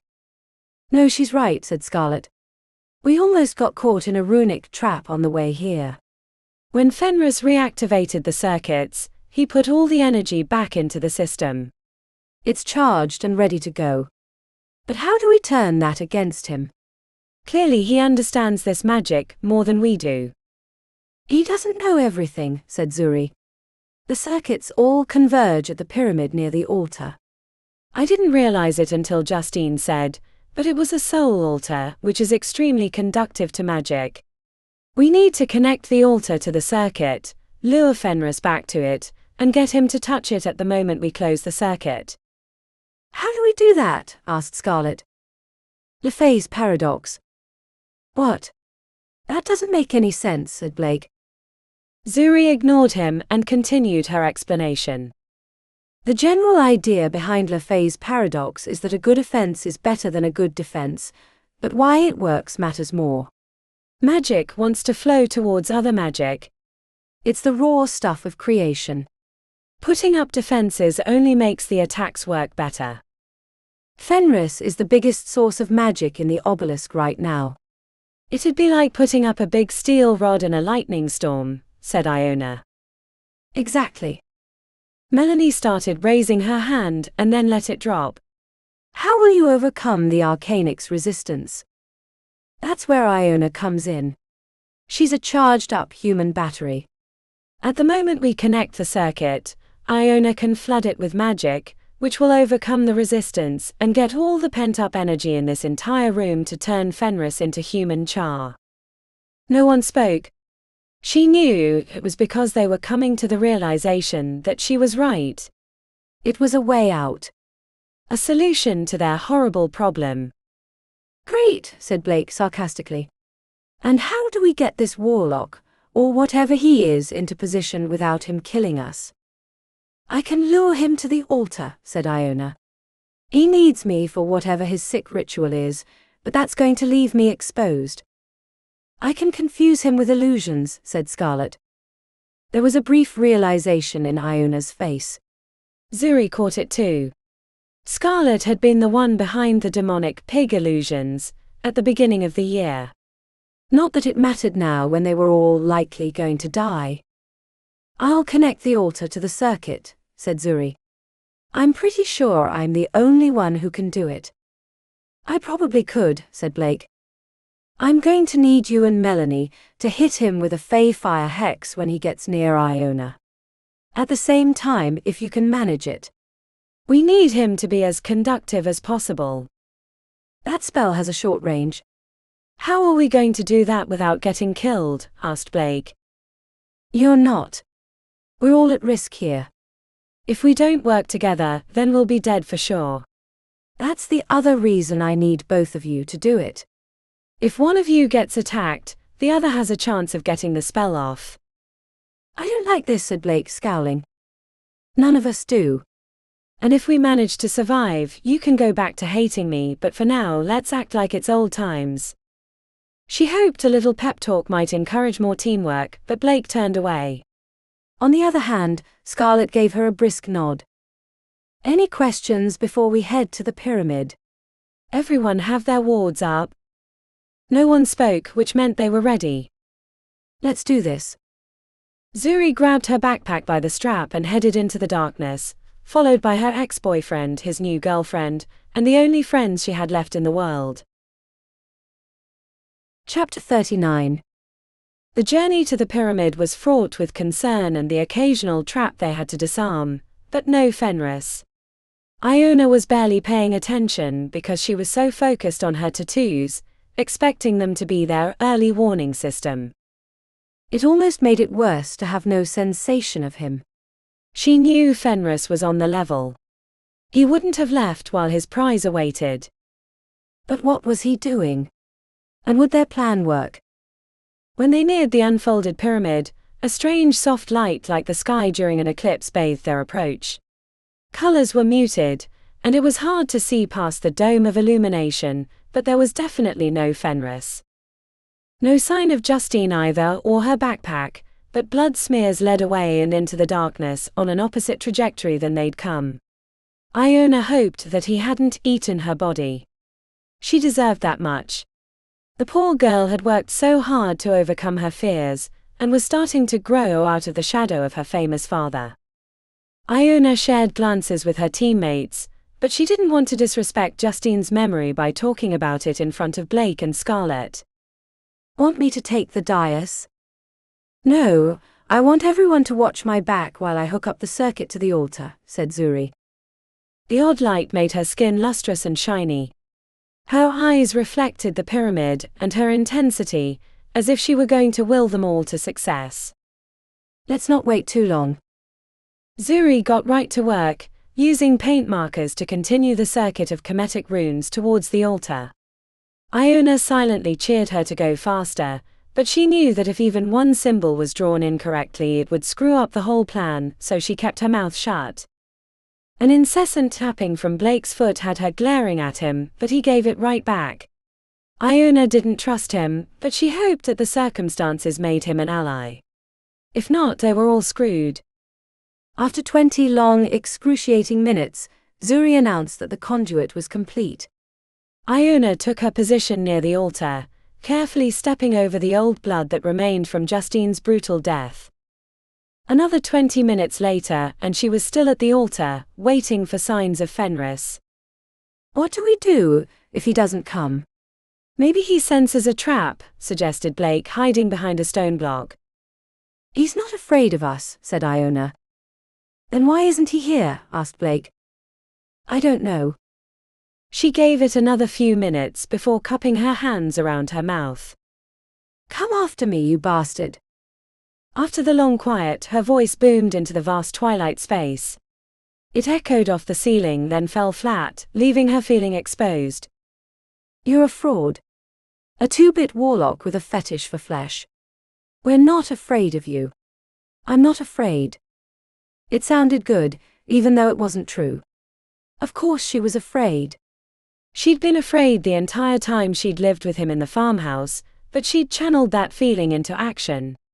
A plan to get away, or die trying. Thinking about all that she'd done to escape him and make a life of her own, only to have him show up and threaten to take that all away, made her angry. Not the surface pain that came with minor inconveniences of normal life, but real gut-twisting rage. Fury even. She'd gotten into the halls, then into Coterie, and survived long enough to garner allies. Maybe friends too. And now he was going to erase all her work. Remove all meaning to her short, pain-filled life. You're nothing but a monster, Fenris. Locked in your little farmhouse in the middle of Missouri, away from the world, away from society, because you know how much they would despise you. How much they would hate you. You're not like them, no matter how you try to remake yourself. And you know it. The words were not only directed at Fenris but herself, which was why she knew she'd get an answer. She was rewarded moments later. They don't love you either, Iona Storm. You're an outsider. A freak. Even before I rescued you, I knew you were a special one. You have no idea how special you are. The voice came from nowhere and everywhere at once. Her allies crouched behind their hiding places, heads searching for the source. Zuri caught her attention, and motioned for her to keep him talking. Why am I special, Fenris? She shouted into the void. The second reply came not as an amplified voice, but rather one spoken softly in her ear like an old friend. It reminded Iona of the quiet mornings, when she would make them breakfast, and he would talk tenderly about the nuances of the project he was working on. It was usually over her head, but she enjoyed being let in on the secret. Sometimes she would forget that she was trapped there. Because you're a monster like me, he said in that quiet, intimate tone. You know what it's like to be rejected by the very people who should love you. You know what it's like to feel their scorn, their hate. To push you away until you can become the only thing left for you. The answer that had climbed into her throat was left unsaid, when the tattoos on her back quivered with excitement. Joy even. She felt a strange reverberation like the growling of a great beast, except it was coming from her chest. See, Iona. You feel it. You know it. I'm not going to hurt you. No more than you were going to hurt yourself. I'm not the person you have to fear. It's the others. Look how they've treated you. Even your so-called allies only allowed you into their circle, once they had no other choice. They don't love you like I do, Iona. I should have told you what I was planning for you long ago. You deserved that much as my best pupil. I wasn't a student, I was a slave. Look what you've achieved because of my teaching. If I hadn't come along and rescued you from your deadbeat parents, you'd be dead by now. I'm your family now. I'm all you have. Join with me and we'll rule the Obelisk from within. Harvesting these rich boys and girls, taking from them what they've taken from the world without earning it. Imagine how easy it would be. You and I would become gods here. Time stood still. She existed in a bubble of light, while the others were barely moving. They could neither see nor hear her. Or rather, they were seeing something else, a different conversation perhaps, while she was having the real one. You're not my family. You're a monster. In a spot 30 feet beyond the pyramid, not far from her friends, stood the warlock Fenris. He changed since she'd seen him last. Maybe it was the time away from the farmhouse or his workshop, which he worked in for days at a time without shower or sleeping, that improved him. Or the fact that he'd just killed 2 students, and their energy had revitalized him. When he would come back from his trips, he would always be in a better mood, he'd look more hale and hearty, and the wrinkles in his face would be smoothed away until he almost looked middle-aged rather than the hunched-over warlock he did when he was in the depths of his work. But it was more than that. Fenris looked like an entirely different person, as if the one she'd been seeing in the farmhouse had been an illusion. His pale hair was brushed until it had a sheen, the robes he wore were black and trimmed with gold runes, and blood covered his jaw and bare chest. I'm both. That's when it hit her. The paleness of his hair matched her own. She'd seen pictures of her parents. Her father had coal-black hair and her mother's was dirty blonde. You understand now. No, she said. It was the only way. Your mother was very sweet. I was sad upon her passing. I hate you. You only hate what you don't understand. I'm here now, Iona. Think of all you can learn from me. If you think Coterie will be your savior, your teacher, think again. Think how easily they cast aside their own students in the name of competition. I would raise you up. I would make you a goddess. The part that hurt the most was that she wanted it. She wanted the power, the ability to control her own destiny. It's why she'd escaped him in the first place. Coterie of Mages hadn't been the panacea that she'd hoped. She'd leapt from one boiling pot right into the next. I don't want to be like you. Too late. I know you have the urges. I know you have those thoughts because I have them too. I'm not a monster. She wished the denial had sounded more earnest than it had. The words had felt empty and ashen. We don't have long now, we must deal with your friends. I offer you this, a chance to set your own path. Join with me and we'll end this farce. Then I can show you real power. The obelisk is a treasure trove of secrets they don't understand. But I do. This place isn't what they say it is. It's much more than that. She hated herself for considering it. Iona glanced to her friends, who were staring forward as if nothing was wrong. That Fenris could give her great power was not a lie, that much she knew. And the obelisk, well, she'd seen for herself that it hid much. With Fenris at her side, slaughtering the others would be as simple as strangling a rabbit. She'd done that many times. Dozens. Hundreds. What was one more slightly bigger rabbit? Or 4 of them. She knew she had that capacity. The visions of death and murder that haunted her mind, they were hard to ignore. Would they only get more difficult to disregard with age? Would it be better to accept her true self now, and be done with the backstabbing battles that plagued Coterie of Mages? They'd never accepted her. Zuri had been forced to take her as an ally when no one else would. A bottomless hunger filled her gut, bringing visions of gorging on bloody meals. The feast would be horrific and glorious. She hated and loved it. As she looked at the black girl crouched behind the stone block, oblivious to the danger, Iona remembered why Zuri had no allies in the first place. Because she'd stood up for her friend when Blake had killed her, even when it had ruined her own prospects and made her into a pariah. Zuri was trying desperately not to be a monster. No. I will not join you. I will not turn on my friends. I will not become a monster. Fenris stared back with a flat, merciless stare. Oh yes, you will. No matter what happens here, I guarantee that you will become a monster. It's your destiny. You can't. The weird bubble that they'd been existing in popped, which made the air and sound and her adrenaline rush in.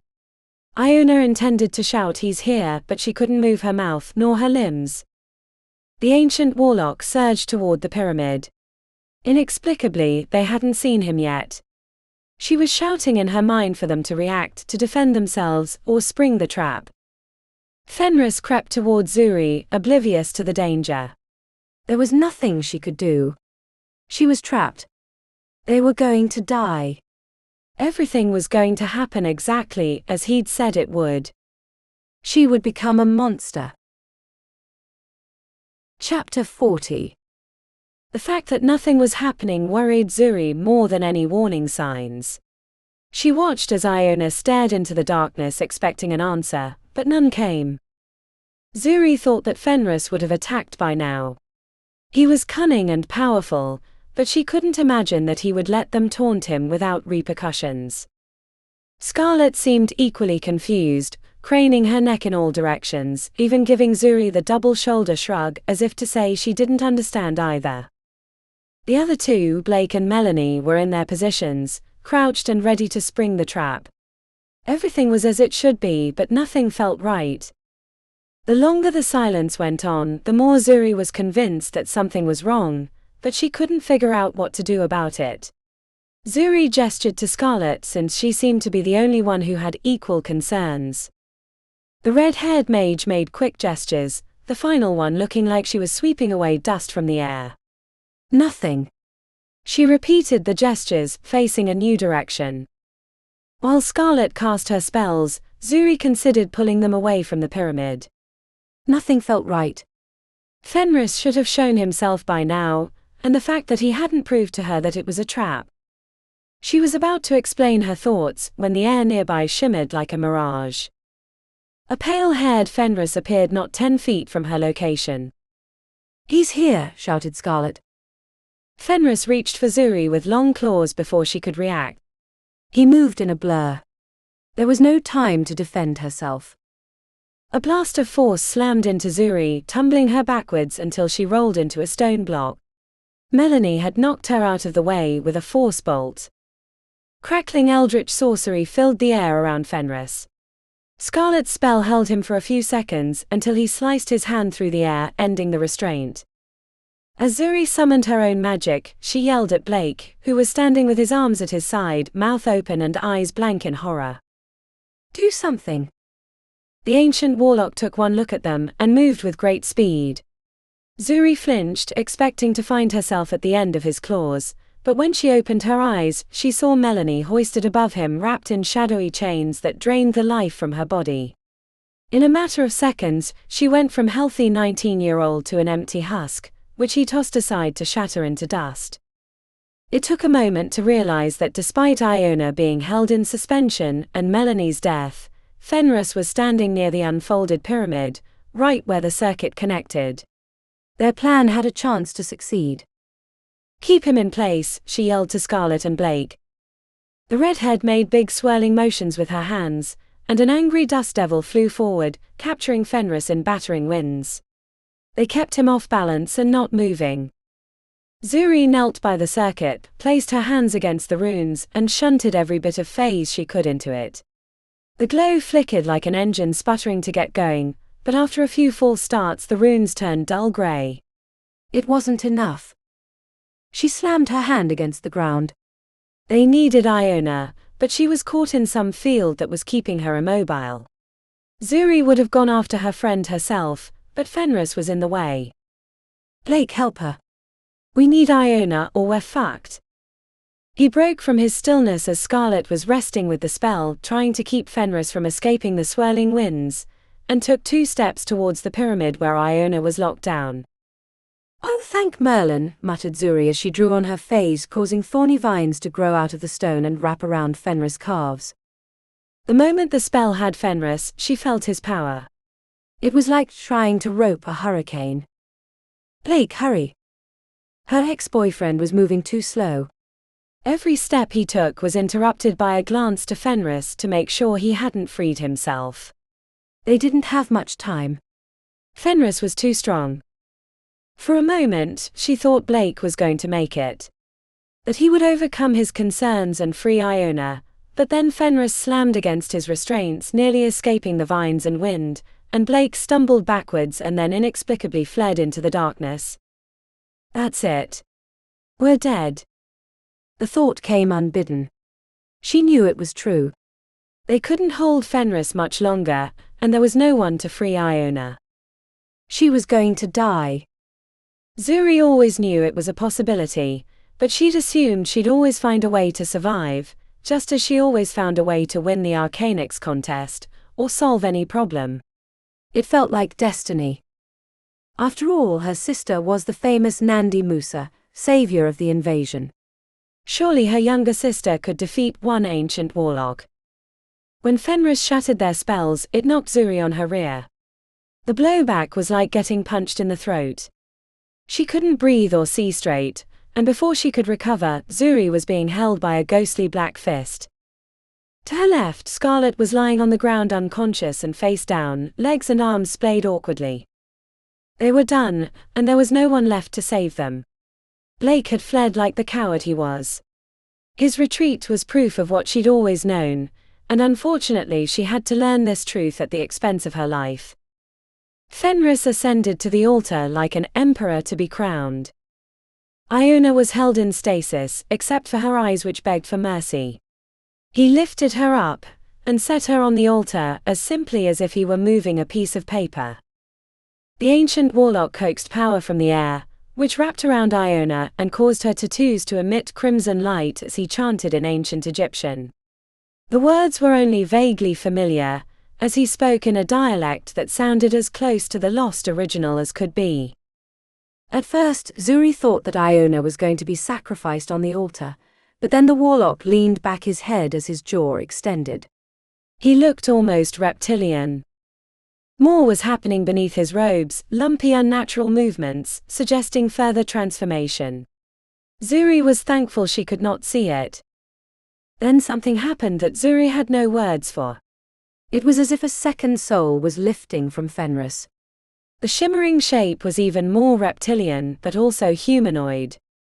This apparition was shifting towards the immobile Iona. Zuri knew in her gut that when this ritual was complete, whatever had been in Fenris would be in Iona, and it would be hungry.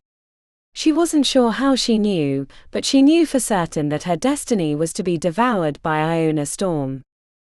It was the fate that Scarlet and eventually Blake, whenever they caught him, would endure. There was nothing she could do to stop it. The reptilian shape was almost finished shifting onto Iona. The transfer was nearly complete. Zuri prepared herself for the end. She hoped it would be quick. A hint of movement near the base of the altar transfixed Zuri. At first she thought something had been knocked off, or fallen away from Fenris. She squinted to see what it was. It was too small to be human, too large to be a cat. Then Fenris screamed. The reason for his yell was unclear, until Zuri saw a short humanoid in a dirty black smock holding the sacrificial blade, slamming the weapon into his legs like a serial killer unleashed. Her eyes deceived her until she realized what she was looking at. It was Justine's puppet. This made no sense because she knew her friend was dead. Justine couldn't have survived the deep slice to the neck. There was no time to debate the miracle when the bonds that held Zuri collapsed, freeing her from the stasis. Iona was released too. She fell on the altar awkwardly, but the two of them were moving in concert as if they'd planned it the entire time. Fenris kicked away the puppet, sending it sliding across the stone like a discarded rag, but it was too late. They were free. Before the ancient warlock could turn around, Iona grabbed him around the shoulders right as Zuri slapped her hand against the runes, energizing them with her remaining reserve of phase. But the real thrust came from Iona, who unloaded the stored magic in her tattoos right into Fenris' chest. The two circuits connected, and the energy contained in the entire kinetic relay blasted through Fenris, sending him off the altar in a high arc like an animal that had gotten too close to a high-voltage power line. He landed in a heap, bloody and torn, looking like charred meat. Zuri climbed to her feet, preparing to finish him, when the hunk of flesh that was Fenris scrambled away at great speed from the unfolded pyramid. Chapter 41. The pain. The horror. The indignity. Only one eye worked, the other had been burned to the root. Fenris smelled his own flesh. It smelled like the raccoon that had gotten caught in the power lines near the farmhouse. Each forward motion, each touch of the stone against his knees and hands was excruciating. Worse was the realization that he was dying. He needed healing. But he feared those bitches would come after him. How could they have done that to him? How could Iona have hurt him? She didn't know the power he was going to bestow on her. A cubby between two buildings provided a place to hide. To heal. Fenris summoned his ancient powers, but the sorcery wouldn't come. Keeping his charred body from collapsing from its own injured weight, was sucking what little reserves were left. The great hunger in his belly woke. He'd already infuriated it with the ritual. Please, he begged. Save me. Fenris stared at his cracked and bloody hand. It looked like a piece of pork that had cooked too long on the grill. A few sparkles of golden light appeared above the deepest wounds before falling silent. No. I've kept you safe, given you a home all these centuries. You owe me. I am your savior. You would have died without me, rasped Fenris. The hunger rattled his body. Shook it like an earthquake. How could this be the end? How could she do that to him? His own daughter. She was the best of them. The one that could have succeeded him. I should have picked one of the others, he lamented as the hunger tore his body apart. A fissure in his chest like a crack in the earth opened up. He screamed but no voice came. Fenris writhed on the ground as the being inside of him forced its way out. A long claw sliced through the outer casing of his stomach, then a second, and then the entire fist. A scaly but bloody reptilian hand pulled itself from his guts. Fenris watched as the ancient Amat, an almost fetal creature with hands and claws too big for its small body, crawled out of his midsection. It splashed onto the stone no bigger than a small dog, and as the light faded from Fenris' eyes, Amat crawled into the darkness. Chapter 42. Zuri rushed straight to Iona, who had fallen onto the stone looking like she'd been thrown down a mountain in a barrel. But she was alive. Zuri held her up. Are you okay? I felt it. I felt it entering me. What? The monster inside Fenris. You have to finish him. You have to finish it. I'm not going to leave you. Iona grabbed her by the jaw painfully. You have to. Now. Zuri left Iona on the altar and followed the trail of blood. The traps and black pools appeared dormant. The route disappeared, leaving Zuri unsure of what to do, so she climbed onto a nearby building hoping to spot Fenris. When she didn't see anything, she leapt to the next roof. Quiet as a mouse, she crept to the edge. A sob followed by a wheeze had her wondering if she'd found the ancient warlock. Then she saw him. Not Fenris, but Blake. He was crouched behind a stone wall, quivering in fear with his eyes closed and mumbling to himself. And he didn't know she was there. Despite the horrors and the battles, Zuri was certain she could kill him. He was unaware and completely defenseless because she knew all the wards he'd applied, so she could easily circumvent them. A body bind. Then a simple black vine would wrap around his neck and choke away his life, one thorny squeeze at a time. She had no doubt that she could do it. He deserved it, after all, for what he'd done to Gemma.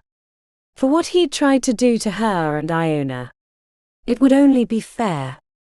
Karma. What comes around goes around. Zuri summoned the phase to her mind as she worked the silent gestures. Once he was immobilized, then she could make all the noise she wanted. As she completed the final gestures, Zuri let the spell falter. Uncast. We're all monsters in the dark. Those words had never been truer. Her sister had warned her. The obelisk changed people. Warped them in unexpected ways. But she didn't want that to be her. She didn't want to kill him. That would only make her like Blake.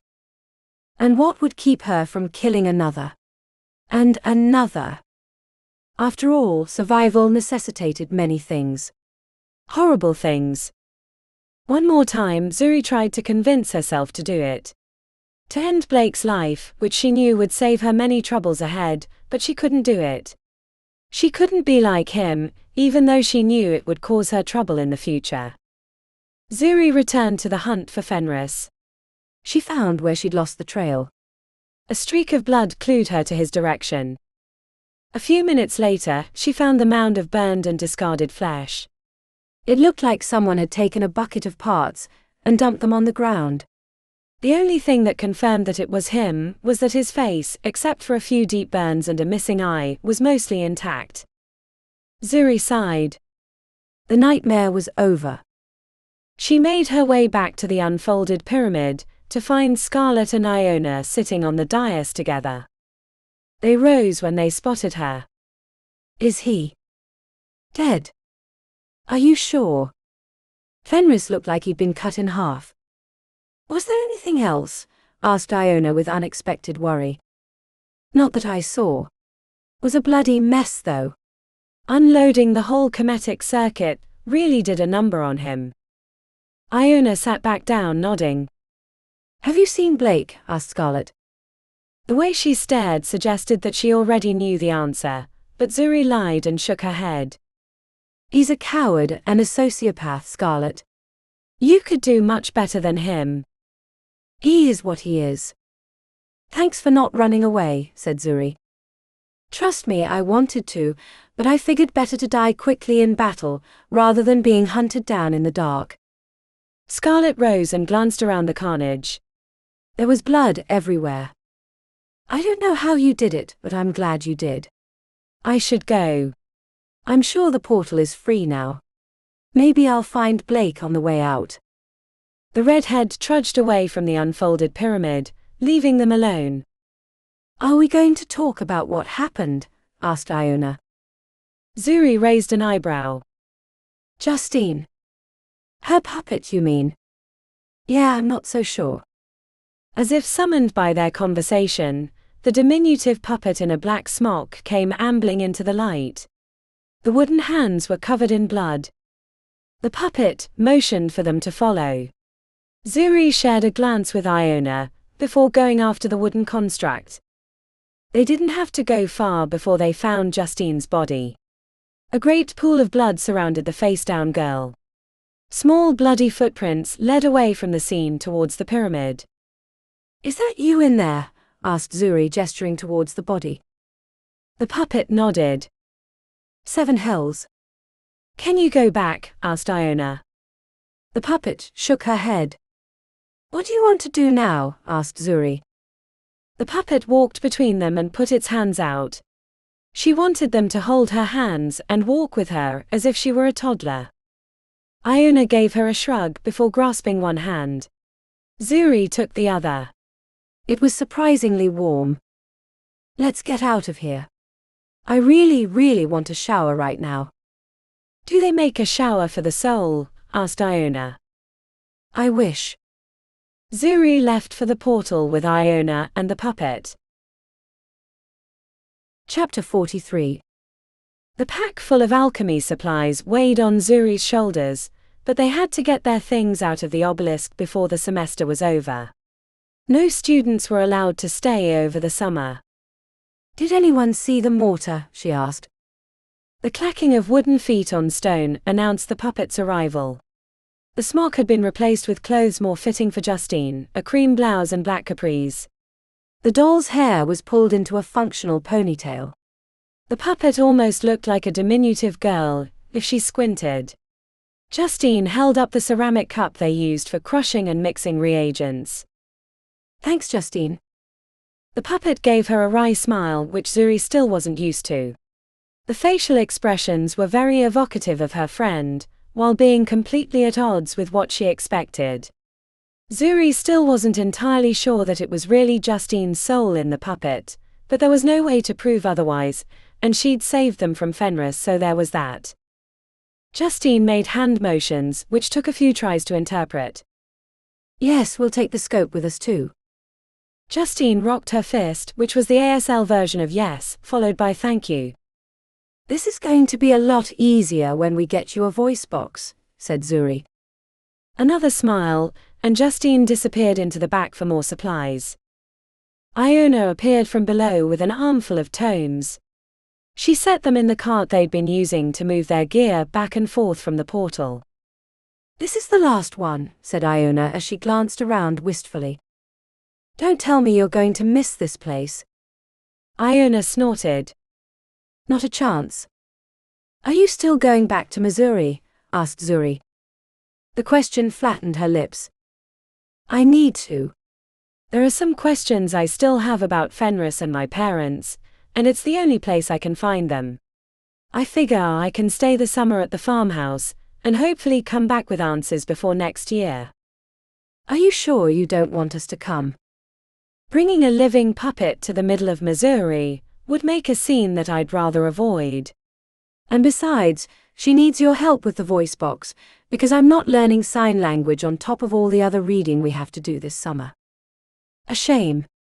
I was really hoping to see the pigs. Iona started to answer, until she realized it was a joke. It would bore you, Zuri.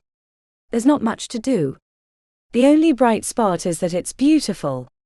After 9 months in the city or the Obelisk, I'm looking forward to hearing the rustle of the trees. Well, if anything changes, you know where we'll be at.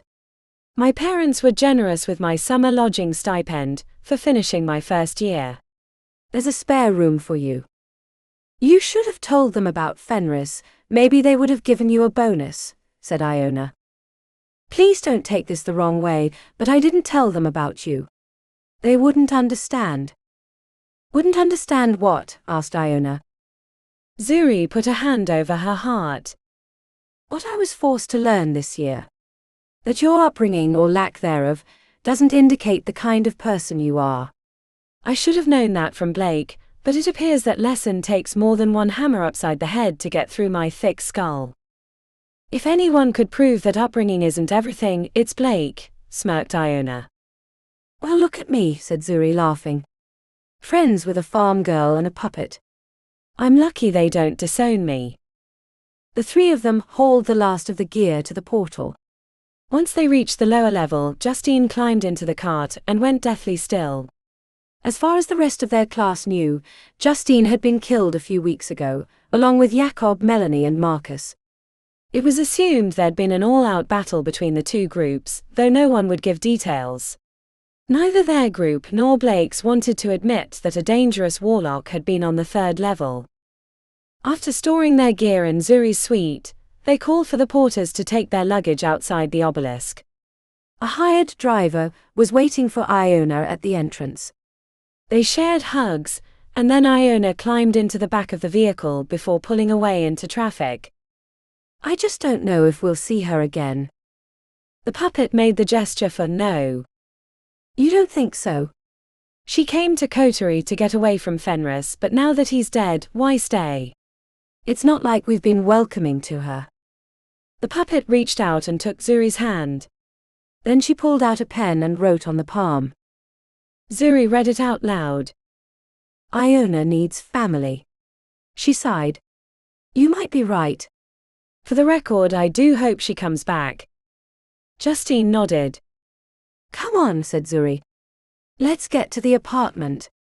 We've got a lot of work to do setting up the wards and protections. Their driver gave Zuri a strange look when she carried the puppet into the back of the vehicle. It was just something she was going to have to get used to. As they pulled away, Zuri pressed her face against the tinted windows, watching the towering obsidian obelisk recede into the distance, then disappear completely when they turned towards the third ward. Zuri had been full of hopes and fears when she first arrived at the beginning of the school year. Now she understood the danger and secrets the obelisk entailed. It wasn't just the traps and puzzles, or the unwanted attention of your classmates, but the lure of having no obvious consequences for your actions.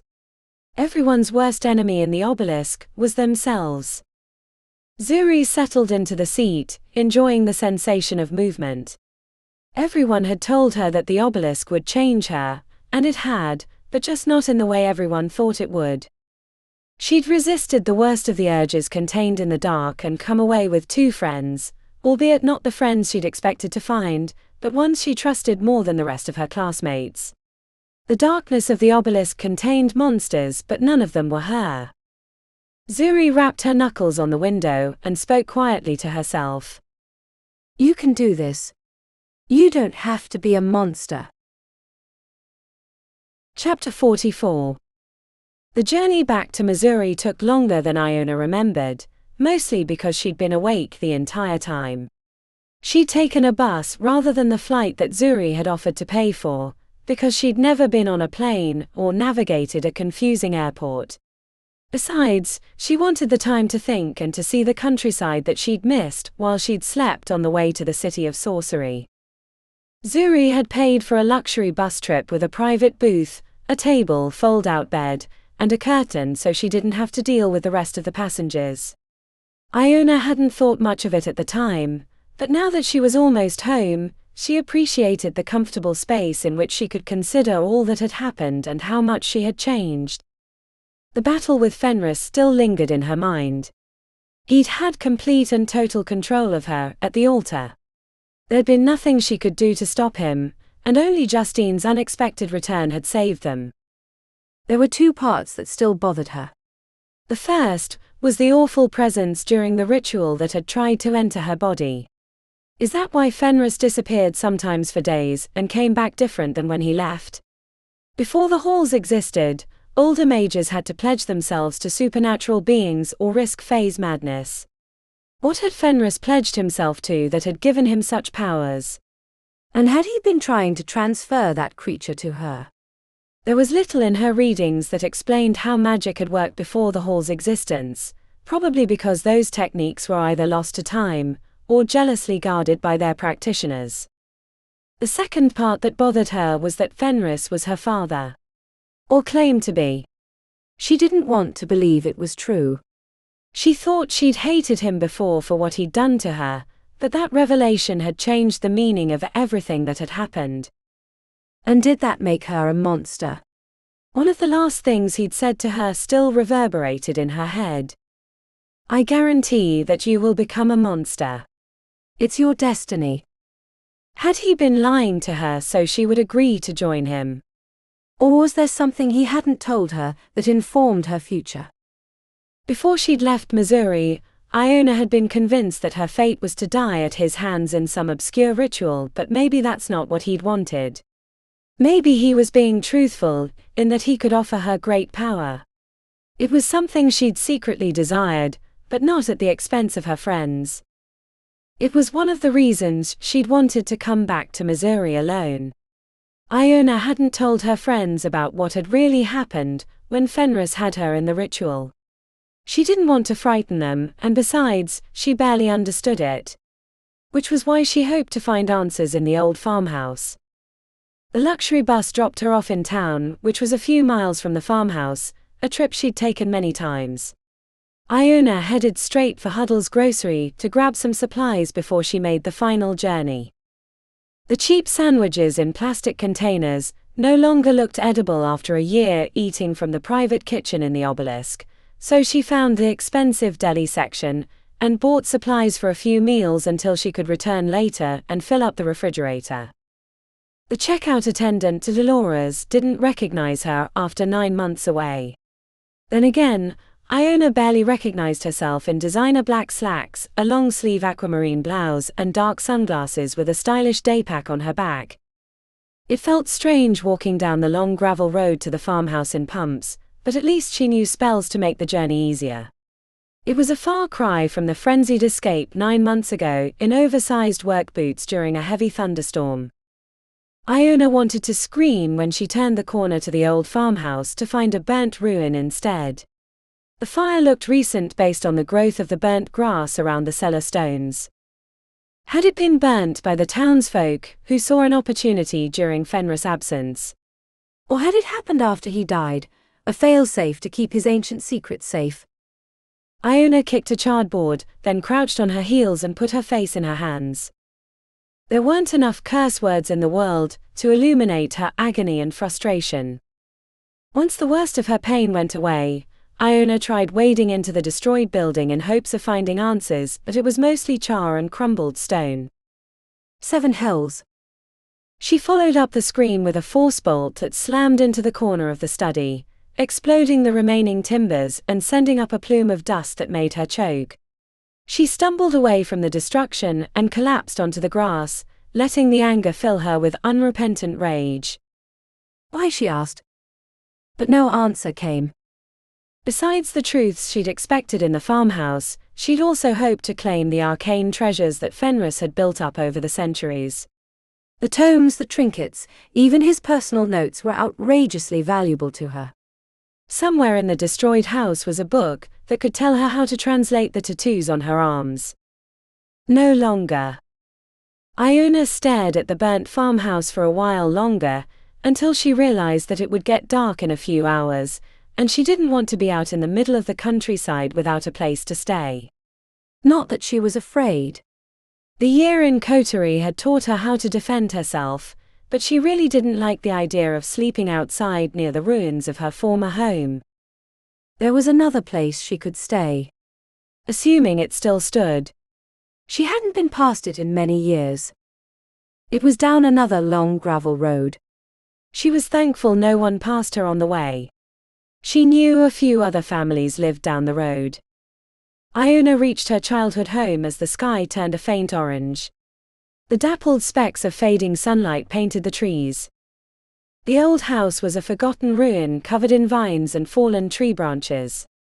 The entry was choked with grass, and Iona spotted a deer trotting away as she arrived. Iona fought her way through the foliage. The front door was rotting, so she easily kicked it down, revealing a water-stained beige carpet. The place stunk like animals. Raccoons and other critters probably made their home in the old house. She barely remembered the layout, but knew which room had been hers when she was a young child. Lines on the doorframe marked her height, which was barely at her waist now. Old toys and a rotted bed filled the small room. Iona gave it a long glance before searching the rest of the house. She found her parents' bedroom through the next door. An old picture frame sat on the side table, showing the happy family of 3 sitting on the back patio for her 3rd birthday. Everyone was smiling. Iona could barely remember those days. They seemed like a dream that she'd had once, not a real thing that had happened. "Why did you abandon me to him?" she asked the smiling couple in the picture. But she knew the truth, even if he hadn't said it. If she were his daughter, then he'd likely ensorcelled them to hand her over. Iona wondered if this was a thing he'd frequently done, and if he'd been the one to hook them on the drugs that had eventually claimed their lives. They looked like normal, happy people in the picture, not the apparitions of addiction they'd been in later years. When she couldn't stay in the old house any longer, Iona rushed outside and in a fit of anger blasted the building with forceful spells. The structure collapsed immediately, as the rot in the walls combined with her sorcery ensured its demise. She felt no relief at the destruction. The walk back to the old farmhouse was filled with shame and anger. When she reached her former home, it was nearly dark. A hovering mage light cast the destruction in faint blue. Iona had nearly decided to return to town for a room at one of its dingy motels, when she saw the reflection in the fallen, burnt timbers. She waded into the pile to find an ornate box made of dark wood, and covered in pearl with Kemetic writings that she hadn't seen before. When she lifted the box, she revealed a stack of mostly burnt papers. Iona was going to ignore them, until she remembered that there were spells that would be able to uncover the lost writings. She shoved the box into her pack, and the burnt papers into the plastic bag from the grocery store, before heading back into town. The next morning, she called Zuri and chartered a ride back to the City of Sorcery. The bus ride took much longer than the way out, finally depositing her in the 3rd ward. Zuri and Justine were waiting for her when she arrived, but didn't ask the questions that she knew they wanted to ask. Those discussions would come later. After Iona settled into her room, she asked Zuri about a spell that would help her read the burnt papers. Zuri sent her the spell over her phone and closed the door behind her. Iona stared at the writings on her phone, deciding if it was worth knowing, or if she should just toss them in the bin and forget about Fenris forever. But curiosity got the best of her. Most of the papers were too ruined for the spell, but she managed to coax a few sections to give up their secrets. The majority were letters to private collectors, asking about the availability of their tomes, or copies of certain sections contained within. It was all rather boring stuff. She was about to give up on the whole exercise, when she came upon a letter with an entirely different tone. As soon as she started reading it, she was no longer tired. "Trip through Romania has been exhilarating. I spoke with the purveyor of flesh, as you suggested, and it was quite illuminating. I can see why you spoke highly of him. I'm much improved by the visit. Despite the joys of travel, I find myself missing our regular discussions. There are few in this life worth knowing, and even if we did not have our deep, unbreakable bonds, I would count you as one of those blessed few. Sometime soon I shall return to the Americas and meet this new prodigy of yours. I hope for your sake she's as capable as you say. That is all for now. The next time we speak, I hope that it shall be in person. Your favorite daughter, Iona Storm. This has been Monstrous by Thomas K. Carpenter.